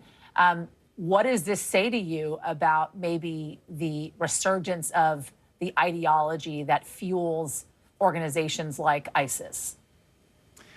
Yeah, I'd like to do some more reporting on this, but it says a couple of things. One, it says, as you well know, Yasmin, the climate of hate and extremism in this country is on the rise. We've seen extremism at all levels increase over the last 5 or 10 years. So we've got threats to public officials, a more tolerance for political violence. And so, it doesn't take much for a disturbed individual to glom onto an ideology, whether it's ISIS or whether it's somebody who hates a healthcare executive or whether it's far-right extremism, right, or Antifa, whatever, right? So there's that climate. But then there's also the war in Gaza and the situation, overseas that may be inflaming tensions and provoking people who have a tendency to have these extremist beliefs. So you got that combination of factors here. And also, like ISIS, there's as you know, there are a number of ISIS fighters in prison camps in Kurdish-controlled areas of Syria. They've been there for years. That organization is not dead. It is around. It's in Africa, and it's online, certainly. And so counterterrorism officials have their work cut out for them, once again, it looks like, in trying to deter and thwart these kinds of lone wolf attacks in the West. All right, Ken Delanian, stand by for me, if you will. I want to bring in George Solis, who's on the ground for us in New Orleans now, to talk more about kind of what's happening on the ground, the state of play there. If you will, walk us through the ongoing investigation, some of which Ken and I just covered, obviously, and also just the feeling, the mood, George, that you're hearing and seeing on the ground. Hey, Yasmin, just getting here on the ground, starting to assess what this, seeing the eyes of the world here on New Orleans, and you can just really get a sense that it is just eerie here. This would ordinarily be bustling. You'd see a lot of people milling about, some tourists. Obviously, people here to try to take in the game, those Notre Dame fans, the University of Georgia fans here. You see tailgates that are here but never set up just because of what happened here. So again, there is just a sense of weirdness that is just not what you would normally be used to seeing after New Year's. As far as the investigation, we heard earlier from officials here, the governor also saying that, of course, they are leaving basically no stone unturned here, that this city needs to be safe. He even committed to going to the game tomorrow, which was postponed until tomorrow, at least until further notice. And again, just looking around here, you can see just the heavy police presence here. There's crime tape basically anywhere that you turn. And coming into the city, there are cops everywhere. You can see the heavy police presence here that is unfolded, and we only expect that to grow larger in the hours ahead. Again, just hearing in that briefing, you know that there is something else going on here behind the scenes. You know that they're working, they're investigating, they're sweeping this area. And again, right now, you don't see the number of tourists that you would normally see here on any given day. There are so many press from around the world that have lined up here waiting for more information about this investigation and how this all unfolded. Obviously, just a very grim day here, and just certainly not how many people expected to kick off the new year. What do we know about the victims, George? Have the families all been notified of the victims, the state of some of the victims that were being treated in the hospital, the numbers that we've been reporting so far? Obviously, 10 folks confirmed dead, 30 plus injured. Any updates on that? Yeah, we're starting to see some identities. We're starting to get some names to some of those people. Obviously, the most important thing for law enforcement and for the people that were impacted by all of this is that next of kin notification. So we're being very careful and treading very carefully in what we report as far as the names that are floating out there. Of course, in the era of social media, there's going to be names that are released, but we want to be very careful about that. Obviously, we know that some of them are being treated at area hospitals here. The injuries ranging from not so serious to very seriously. That's a big concern for the residents. And even coming in, that is just what this community is talking about now. Those injured, how can they help those people? How they can heal, begin that healing process after such a terrible, terrible tragedy here, Yasmin. Well, and I think it's important to reiterate here, George, this is still very much an active crime scene. There are still bodies on the street, on Bourbon Street. Hence, one of the reasons why it's important to be sensitive about the nature of how, in fact, these people lost their lives, but also about their identities and the information that they're giving their families so far. So certainly we want to be sensitive to all of that throughout all of this reporting. George Solis, for now, thank you. We want to shift gears for a moment because we got a lot happening today, folks. We got multiple law enforcement sources now telling NBC News that the Tesla Cybertruck that burst into flames outside of the Trump International Hotel in Vegas is being looked into as a possible terror attack. You're looking at video of what happened right here. We now know, let's bring that video up, guys, if we can. We now know at least one person is dead and 7 others are hurt. Those sources also telling us the Cybertruck was rented on the same service used by the suspect in New Orleans. Tesla CEO Elon Musk reacting today on X saying, quote this, the whole Tesla senior team is investigating this matter and that they've never seen anything like this. I want to bring in Emily Ikeda, who's been on this for us throughout the afternoon. I mean, this is also this kind of fast developing story happening on the same day as this horrendous terror attack in New Orleans. Of course, as of this very moment, important to reiterate, there is no connection between the two. Nonetheless, now being investigated also in Vegas as a terror attack, possibly. Yeah, that's right. Yeah, we started to get a sense for the degree of seriousness of the situation when you start to see the expanding number of resources focusing and investigating the Cybertruck explosion and fire. There's the FBI that's involved on top of the local law enforcement agencies, the fire agencies. The governor has been monitoring this as well. So as you had just mentioned, we're now learning from several law enforcement sources that this is being investigated as a possible terror attack, that officials believe at this time that it was intentional, though the motive at this point still remaining unclear. Those sources telling us that the person killed was the driver of the cyber attack. 7 others, as we have been reporting throughout the day, sustained minor injuries. Several people transported to the hospital. The sheriff says that police and fire first received reports of a vehicle fire and explosion around 8:40 local time this morning. The fire department responding within just a few minutes, 4 minutes, they say. And the sheriff also pointing out that the 2024 Cybertruck pulled up to the front glass doors of the Trump Hotel, and it started smoking. Shortly thereafter, there was an explosion and fire. Witnesses describe hearing a really loud sound, bangs, explosions, and then many of them have been evacuated from the hotel. They are still, while the fire is out, they're still urging people to avoid that area. We expect to get more information from law enforcement later today with another news conference expected.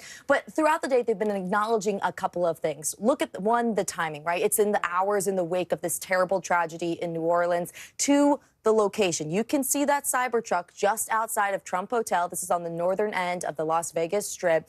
And then also you think about who's related to the Cybertruck. Elon Musk, who you had mentioned earlier, had posted a statement earlier today. He was recently appointed a position in President Trump's second administration. We did also hear from the Trump Organization and President-elect Trump's son. They acknowledged a reported electric vehicle fire, also saying in part the safety and well-being of our guests and staff remain our top priority. We extend our heartfelt gratitude to the Las Vegas Fire Department and the local law enforcement. As you had mentioned, the Cybertruck was rented. It was rented to an individual, according to sources, for the month of December. It was the same rental company that facilitated the truck rental in New Orleans. But again, we should underscore that officials do not believe these incidents are connected at this time. So a couple questions that I have, which you may not know the answers to, and you know, great to say that if you don't.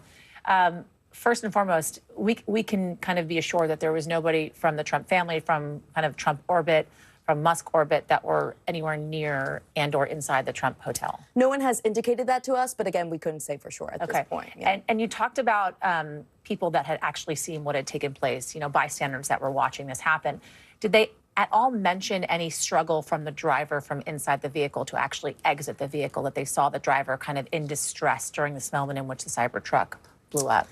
No, we haven't heard. A lot of people were hearing it, like they were in the hotel, they were in their hotel room, or maybe there was some video of the flames like what you're seeing right there. I think the other thing to note is, yet again, here we are in this position of a high-profile event, Las Vegas, so many people. It's naturally a hot tourism spot, but also when you consider the New Year's Eve celebrations, the number of people in town, there's already these amped-up security measures, and now, as we've been reporting throughout the day, police agencies ramping them up even more in the wake of the New Orleans incident, and now this one that is also being investigated as this possible terror attack.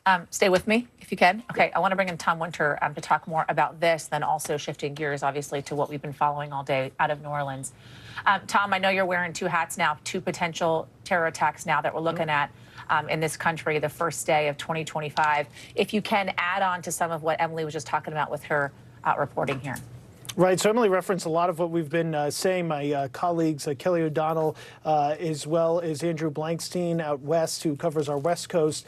Basically, there's some things that they found in the course of their investigation, the way that the car explodes. And Elon Musk, by the way, has actually just put out on his X platform that he owns details about this, saying there was either some sort of fireworks that were packed in the bed of the truck or a low explosive device. It looks to me like it could actually be a combination of both, using fireworks as a means of creating a detonation that eventually creates the car being on fire, as you're seeing here. This is after the detonation occurs, this video that's taken. I've seen some surveillance video. We're just trying to make sure that we're going to be able to use it and show it to you, that shows the back of the Cybertruck in the bed, as Musk describes, effectively kind of blowing out.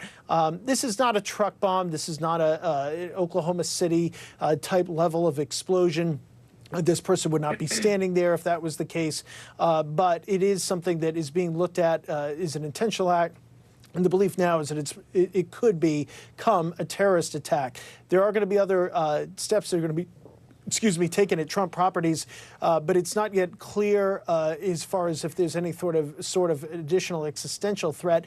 One thing I do want to point out, when we look at these type of incidents involving Trump, involving a Cybertruck and Musk, whoever did this knows that we're in the process of confirming a name, knows that this is going to get a lot of attention. Probably thought it'd get a lot more of attention than it did if we weren't talking about 10 people who are deceased or more as a result of a terrorist attack in New Orleans. Right. But whoever did this knew that. And as we saw with the Trump trial, there was a person who died by suicide in a very graphic and public way in the course of that trial, trying to grab attention for their cause, not necessarily a cause against Trump or Musk. So we have to keep that in mind as a potential possibility here. But it's just too soon to say, at least what we've been told, what the motive might be. But it's something that we're definitely tracking closely. So just a couple more questions on this, Tom, and then we're going to pivot to New Orleans. What is leading authorities here to say that they're investigating a possible terror attack? Is there anything that we can kind of put our thumb on to know as to why they see that as a potential motive?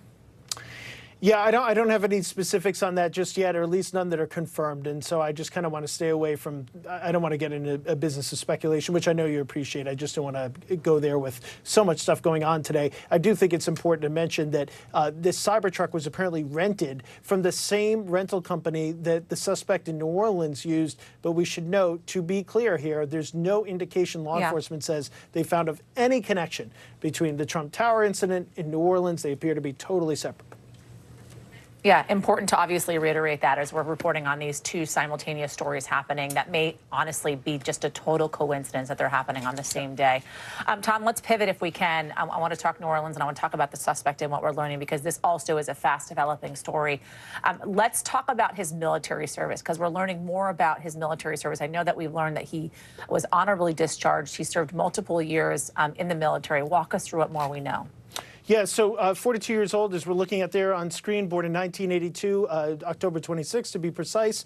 He's a U.S. citizen from Texas, an Army veteran. They said at the press conference he was discharged honorably, pronounced dead at the scene after getting in a gunfight with law enforcement. So this whole idea of whether he acted alone or not is interesting.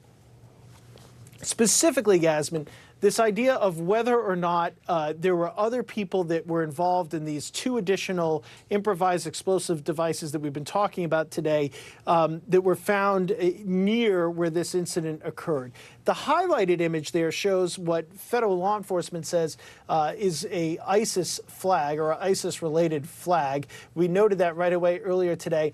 By the way, Sayfullo Saipov, who is an individual who was convicted of the West Side Highway vehicle ramming attack, talked about putting a flag on the back of his pickup truck, also rented from a different company, also rented, but thought the NYPD would see the flag and immediately engage with him. So this is not the first time this idea has come up. But basically, we've got these two improvised explosive devices that were found outside the vehicle, found in New Orleans. There were some individuals kind of around those that were seen on surveillance video. Not clear whether or not they just observed those things and said, well, that's a little suspicious, or whether they were involved in putting them there. That's what the FBI is kind of circling here. But I do want to point out, just because they said, look, our belief at this moment is that he didn't act alone, doesn't mean that they might not pivot back to the idea that this individual acted alone as well.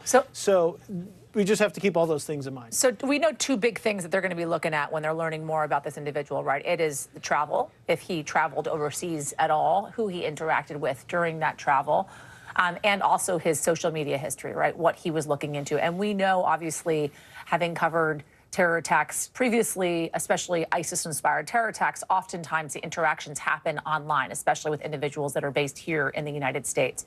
Walk us through, Tom, what we're learning as the investigation progresses as to his travel and his social media history.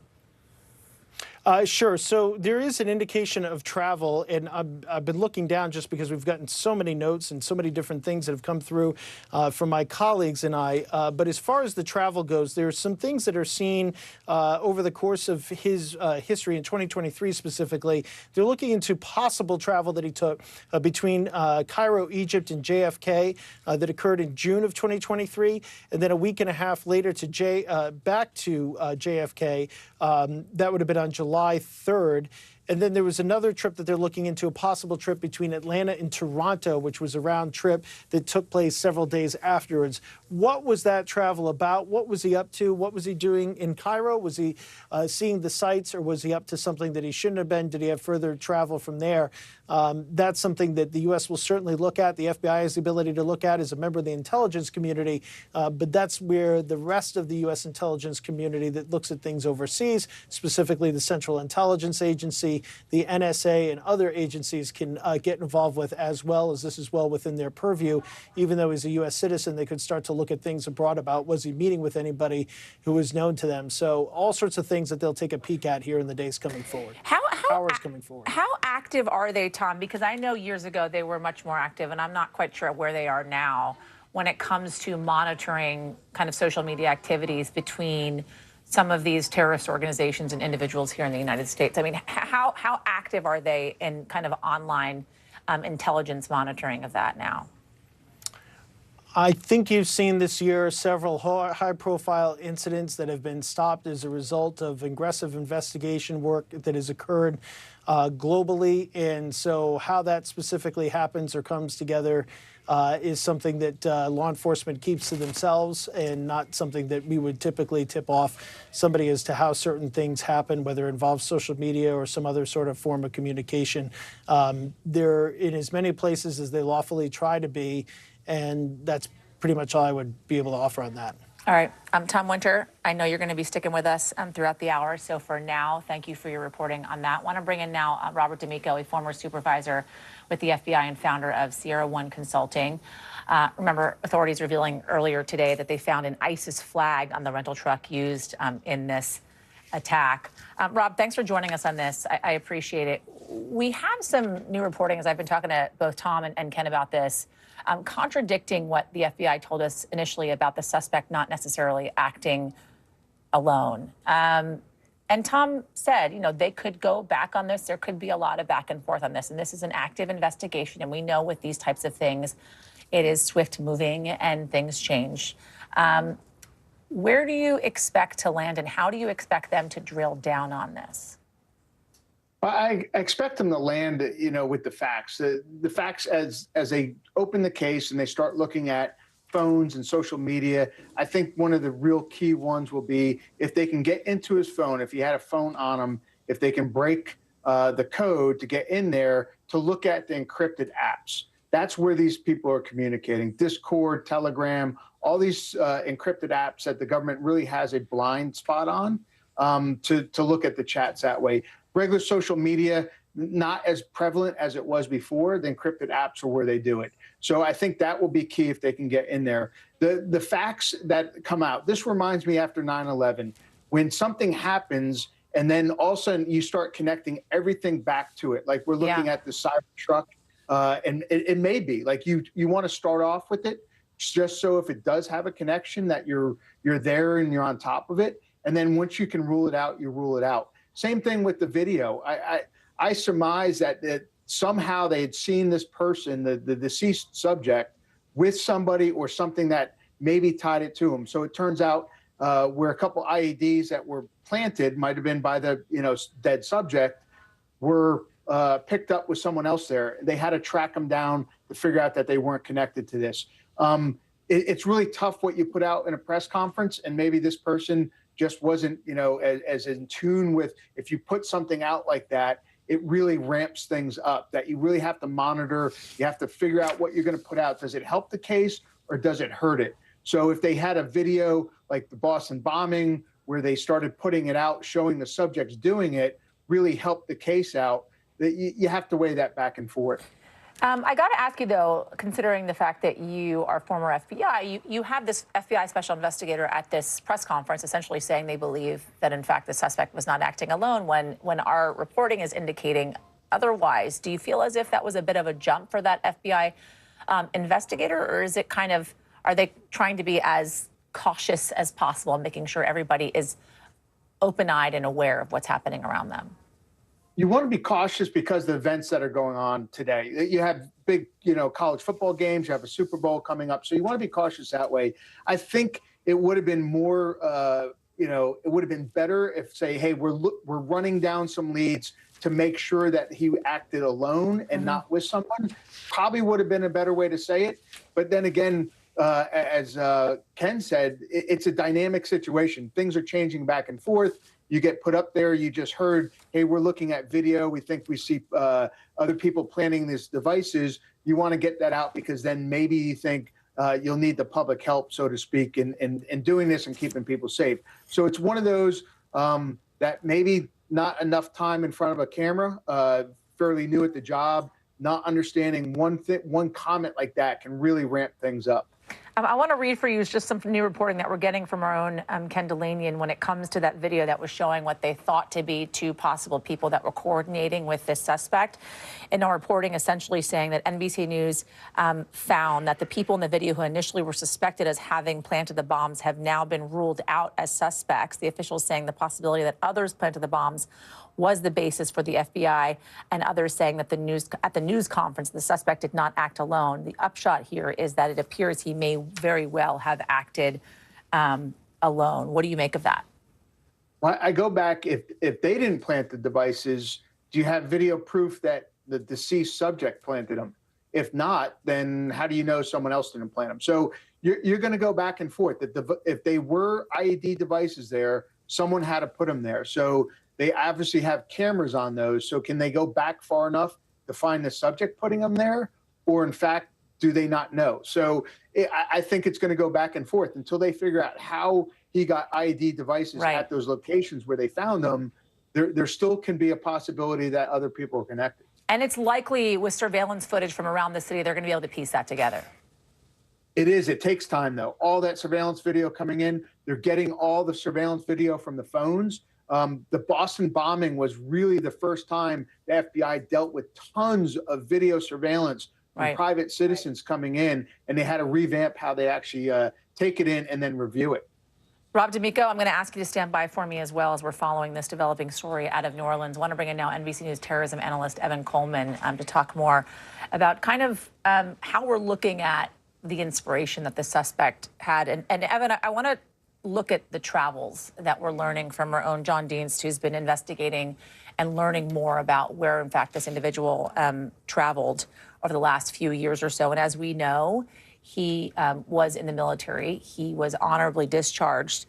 We're looking at a travel of June of 2023 in which he traveled to Cairo, Egypt from JFK, and he returned a week and a half later, as well as a possible trip a few days later between Atlanta and Toronto. I know oftentimes it is incredibly important to look at the travel of these individuals that are suspected of terrorism, oftentimes inspired by terror organizations, not unlike ISIS, this one being, in fact, ISIS, it seems. What does that say to you? I mean, honestly, I wouldn't be surprised to find out that the Toronto trip had more relevance than the Egypt trip. This is a very painful lesson, I think, for us, because, initially when this incident happened, I think a lot of people jumped to the conclusion that this person was a foreign national, was a legal migrant, something like that. This person was an American. He was born in the United States. He was a U.S. military serviceman. And unfortunately, he fits exactly the profile of the kind of people that are being recruited by groups like ISIS right now. There is this trope about terrorism that is the other, is the foreigners, it is someone else. But in fact, these groups are able to recruit people from directly inside the United States. This person appears to be radicalized, from what we can tell, at least so far, this person appears to have been radicalized inside the United States, right? So any trip to Egypt or whatnot, there's no telling whether it's actually relevant or not. Probably not, right? Most of these folks that do this, they're not going overseas to terrorist training camps in foreign countries. They're learning everything they need to do off the internet. Right? And it's very easy because there are terrorist training manuals that are put out by ISIS in English. You don't need to speak Arabic. You don't need to speak Urdu or Farsi or whatever. You can speak English. And it's very clear about what to do. It tells you to get in a car, drive, and ram people and kill them, exactly as this person did. So, I hate to say it, but you didn't need to travel to any country outside the United States to do what this person did. And, again, he fits the exact profile of a standard ISIS lone wolf recruit. I think we also have to be careful here about importing what this means about ISIS in general. I think the general reporting has been correct in the last few years that the threat from ISIS has somewhat subsided. The group has been under tremendous amounts of pressure. It has, really suffered a lot of losses, including just recently, several senior leaders of the group were killed. A huge training camp was wiped out in Syria. This group is definitely on the ropes, but that does not mean that they are unable to recruit individual people here or there who may be disturbed on their own. And if you look at the background of this particular individual, there's reason to believe that this person had problems that go far beyond just terrorism. And this person has multiple different possible domestic violence reports against him. This is someone who had personal problems as well. So I think that's another thing. So none of that, by the way, we have confirmed, and I want to be clear with that. When you talk about domestic violence, those are things, obviously, that you are learning that we here at NBC News have not confirmed. But what we have confirmed is the fact that he actually served in the U.S. Army. He was active duty from 2006 to 2015 for 9 years. He was deployed in Afghanistan in 2009. He served for the Army Reserves for 5 years as well, honorably discharged, as I mentioned, as a staff sergeant. How do you go from that to extremist who plows down 10 plus individuals, killing them, injuring 30 plus as well in New Orleans on New Year's Day? I think that's a very important question because, again, ISIS did just come up yesterday. ISIS, the highlight of ISIS, the big time of ISIS was almost 10 years ago, right? Why didn't he try to do something back then? And then the question is, well, maybe he wasn't radicalized back then. Something happened between now and then, and maybe it had nothing to do with ISIS. Maybe it had to do something with this individual particularly, individually, personally. Again, you have to look at a variety of different motivations when it comes to these folks. It's not always just politics. Sometimes there's personal turmoil, there's other events. And again, it's remarkable, but if you look at what happened at Fort Hood, what was that, like 15 years ago, 16 years ago? Same exact thing, a U.S. military serviceman, someone that had been in the military for quite some time. This tends to happen. It is not, unfortunately, as unique as we might wish or we might think. And again, it's a very painful lesson that if we look to people coming across the U.S. border as being evil or being terrorists, sometimes we miss the most obvious suspects who are right here inside U.S. borders already. Evan Coleman, if you will, stand by for me. With these details still pouring in minute to minute, the country's leaders, they are reacting, vowing to track down any co-conspirators. And some are making it political. I want to go to senior White House correspondent Gabe Gutierrez to talk more about this. Let's talk first about the reaction that we are getting from President Biden, along with President-elect Donald Trump. Gabe.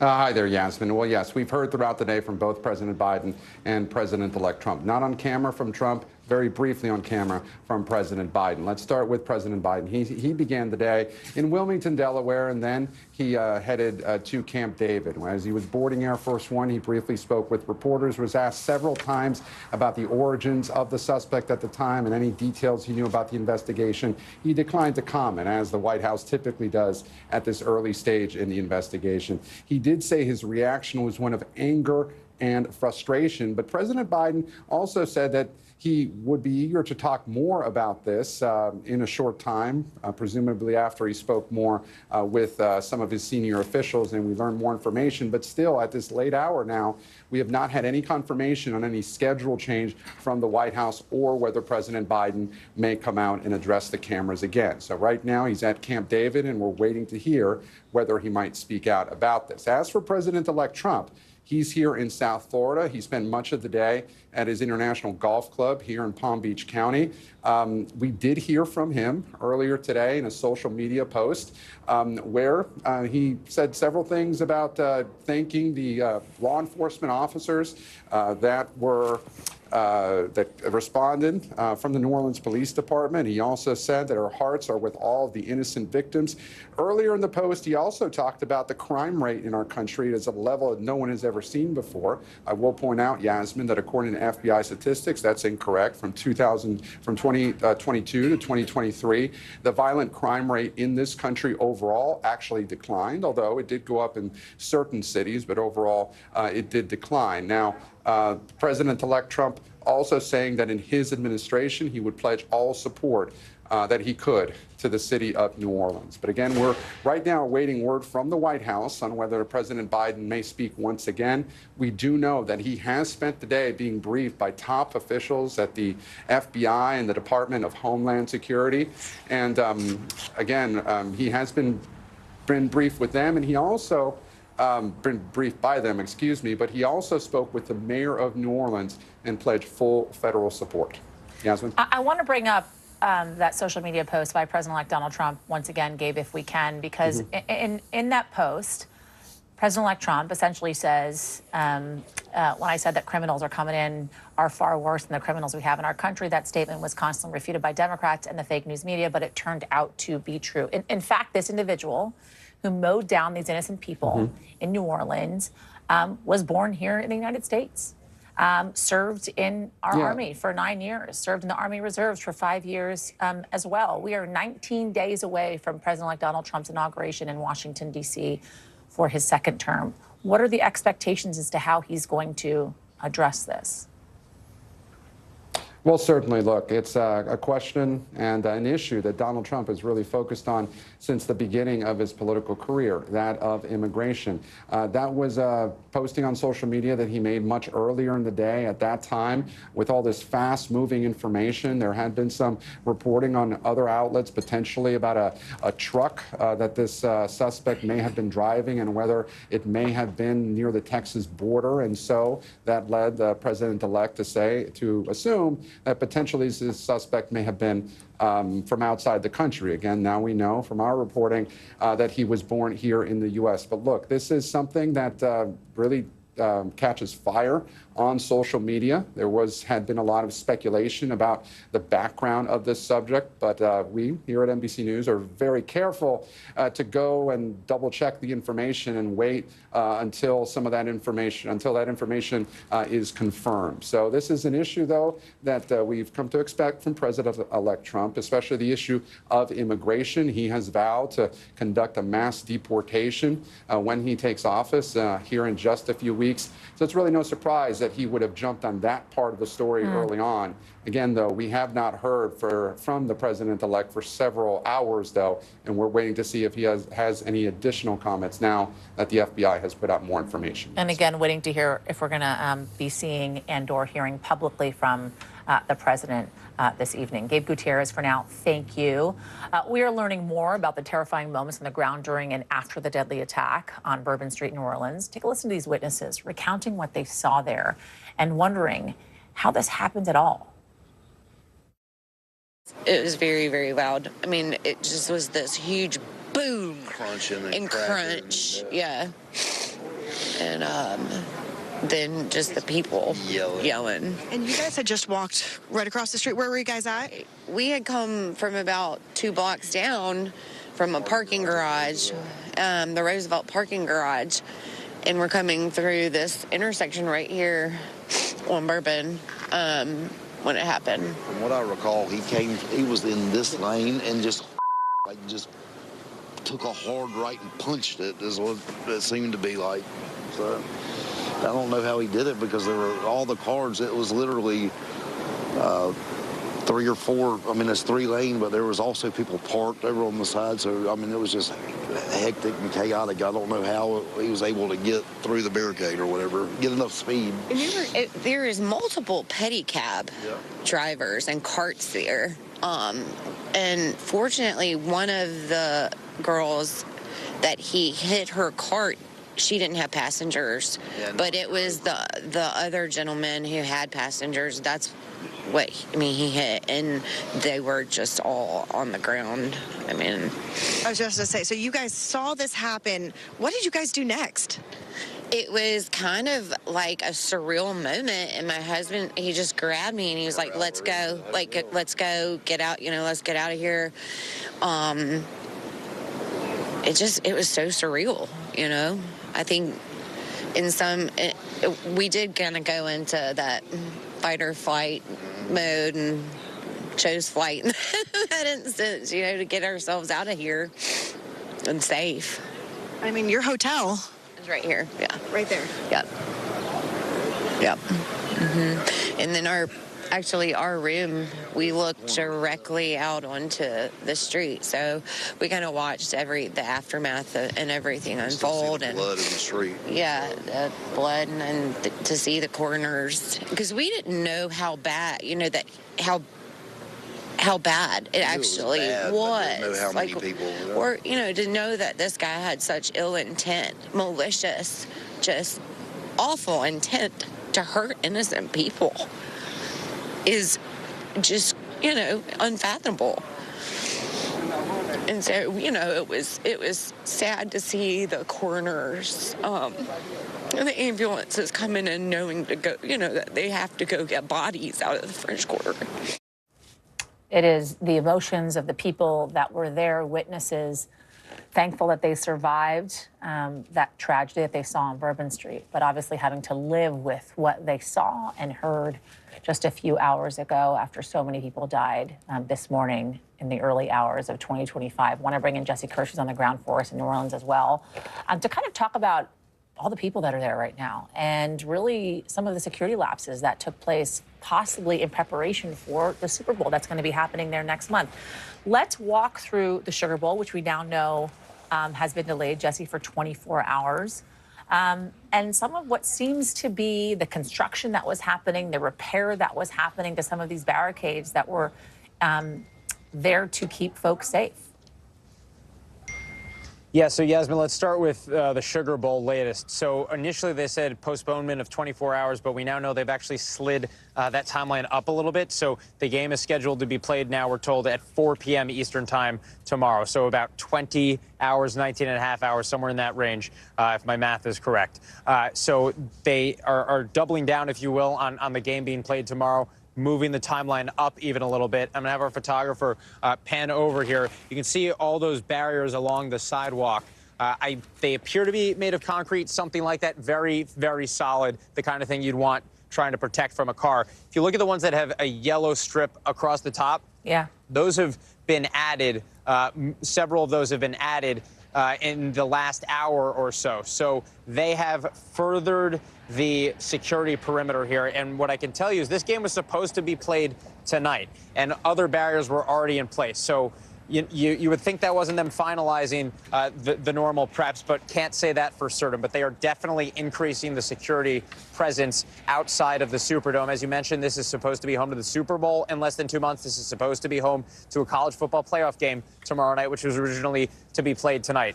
As for what happened on Bourbon Street, when you talk about the security situation out there, the city was hoping, in preparation for the Super Bowl, to be having refurbishment work, repair work, improvements to the security situation on Bourbon Street completed for the Super Bowl. And that included what are called bollards, those poles that you often see in public spaces to help prevent from a vehicle or anything else getting through to those spaces where you're going to have a lot of pedestrian traffic. So they were making repairs to those pieces, those bollards, those security elements, and authorities tell us that those bollards were down as they were being replaced. But in place of the bollards, we're told for New Year's Eve, there were police vehicles, police officers stationed to create a security presence in place of the missing bollards. But what authorities also told us is that there was not any number of bollards on the sidewalk itself. And the distinction to be made there is because, and I don't know if you've shown this video yet in this hour, I apologize if you have, but if you're able to cue it up, the video of the truck turning onto Bourbon Street. This is what police say, is that they had a plan and this suspect was able to get around it. That is what police have told us. When you watch the video, you can see how easily this truck was able to just make a little bit of a pivot around the police vehicle and get up on the sidewalk. Theoretically, bollards could have made a difference there. I'm not saying definitively they would have, but they were not there, and they are not normally there. So those weren't even pieces that were being repaired, and they forgot, for example, potentially to replace them with something. We're told that was not something they had accounted for. And I think that's a head scratcher, Yasmin, because, we work in a building that has bollards around a plaza, right? There are bollards on sidewalks in cities all over the country. And the fact that you were worried about the street itself, but hadn't considered the possibility of needing them on the sidewalk, I think leaves some needing of an explanation, which we have not gotten yet. Well, it's interesting because when you're on Bourbon Street, if, for instance, if you're going for Mardi Gras or whatever time it is that you're visiting, oftentimes, which you, I'm sure, well know, folks are walking up and down the streets. They're on the sidewalks. I mean, pedestrians are really everywhere, kind of taking place in the celebrations that are happening. So it's understandable as to why they would also want to protect the area in which cars are moving up and down. But we were actually showing the video, Jesse, while you were talking about it. And it's an interesting note that you say that despite the fact that they say bollards could have, in fact, protected those individuals as that truck made that right turn, it seems, on to Bourbon Street, that they actually weren't even supposed to be there. So there was never even a plan, from what I'm hearing from you, that they were even ever going to be there, despite the fact that they very well could have protected folks from getting hurt. Correct. And of course, this is a what if, right? We're not saying that a single bollard there would have made the difference, but if it's something that you had as part of the infrastructure of security on the street, I think it raises the question of why you didn't have it on the sidewalks as well. And I had asked authorities earlier today if this is something they thought was just impossible, would never happen, or just something they hadn't accounted for. And the police said that it wasn't something they were accounting for potentially happening. It wasn't something they thought would be happening. And I think it leaves, again, wanting for more explanation as to whether it was something that was debated and they ultimately decided they didn't need it, or if it wasn't even considered. And authorities at this point, have a lot of outstanding questions to answer. And what we got from that press conference today was they didn't want to get into investigative details because they're in the midst of the investigation, don't want it to jeopardize the investigation. We hear that all the time, and there's certainly merit to that, in many instances.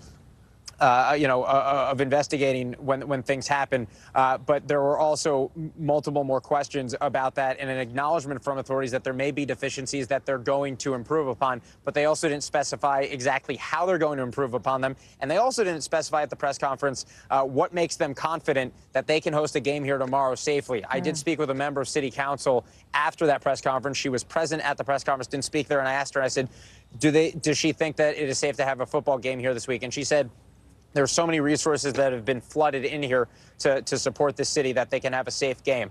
So you can imagine there's just a lot more of a law enforcement presence, it would seem. Certainly the FBI is leading that investigation. Federal partners, I saw a DHS vehicle, Department of Homeland Security vehicle out here earlier, seeing that they have added more barriers today. And of course, they're just, on alert, and you'd think the fans were that much more alert in light of what happened. But, I think it's still not exactly clear what they have found to make them feel, exactly confident about moving forward tomorrow. But they have moved up the timeline on when the game is being played. So they're not slowing down the pace. They're speeding up the pace of trying to return to a little bit of normal here.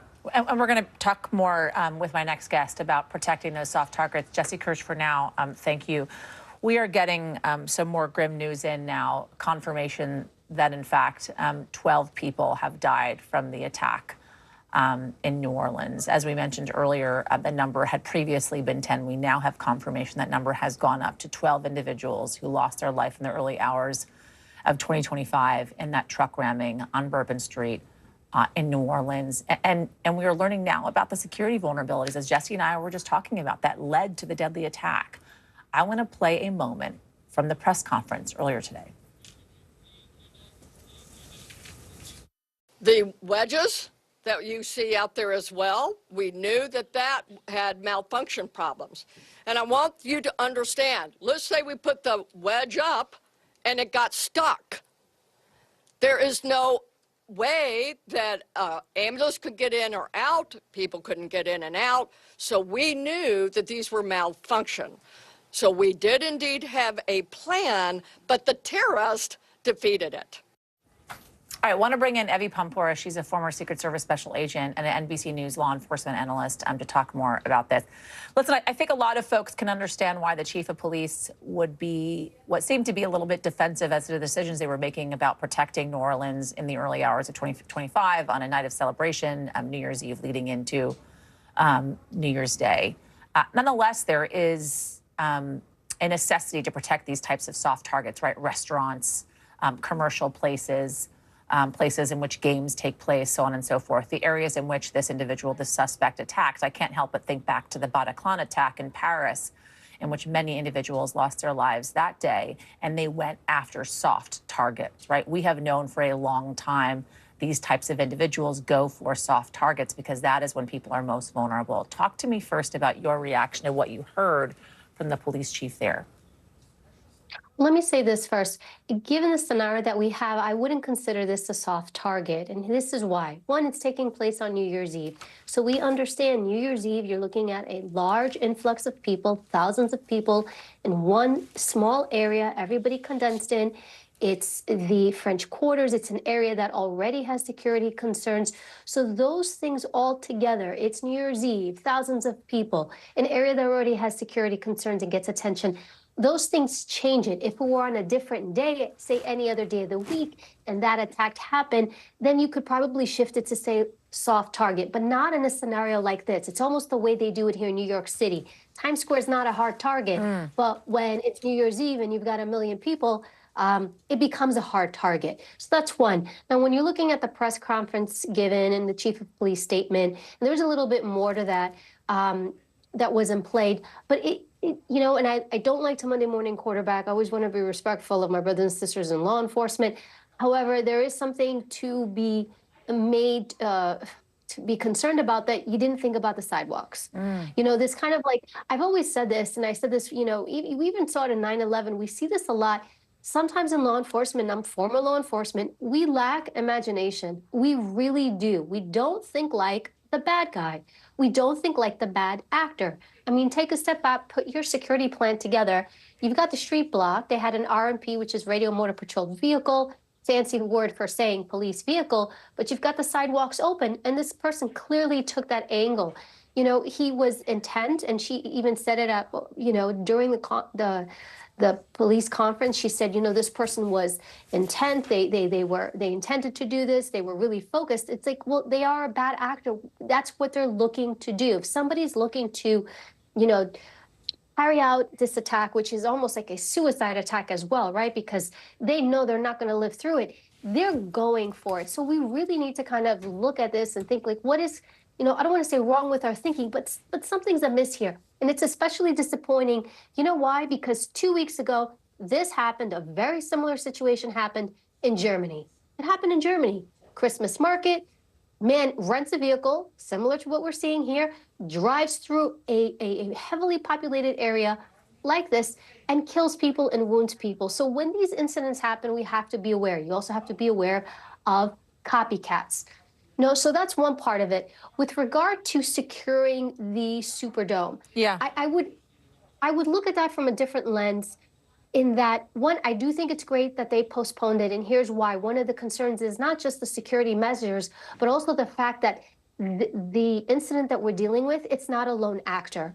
So when you're dealing with a person who's by themselves, if it was this individual, case closed, it's done, you have a little bit more security. But right now we don't have that.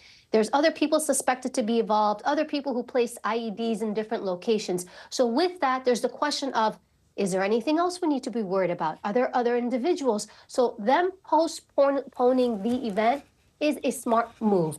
Are they bringing in additional assets? Yes, they are.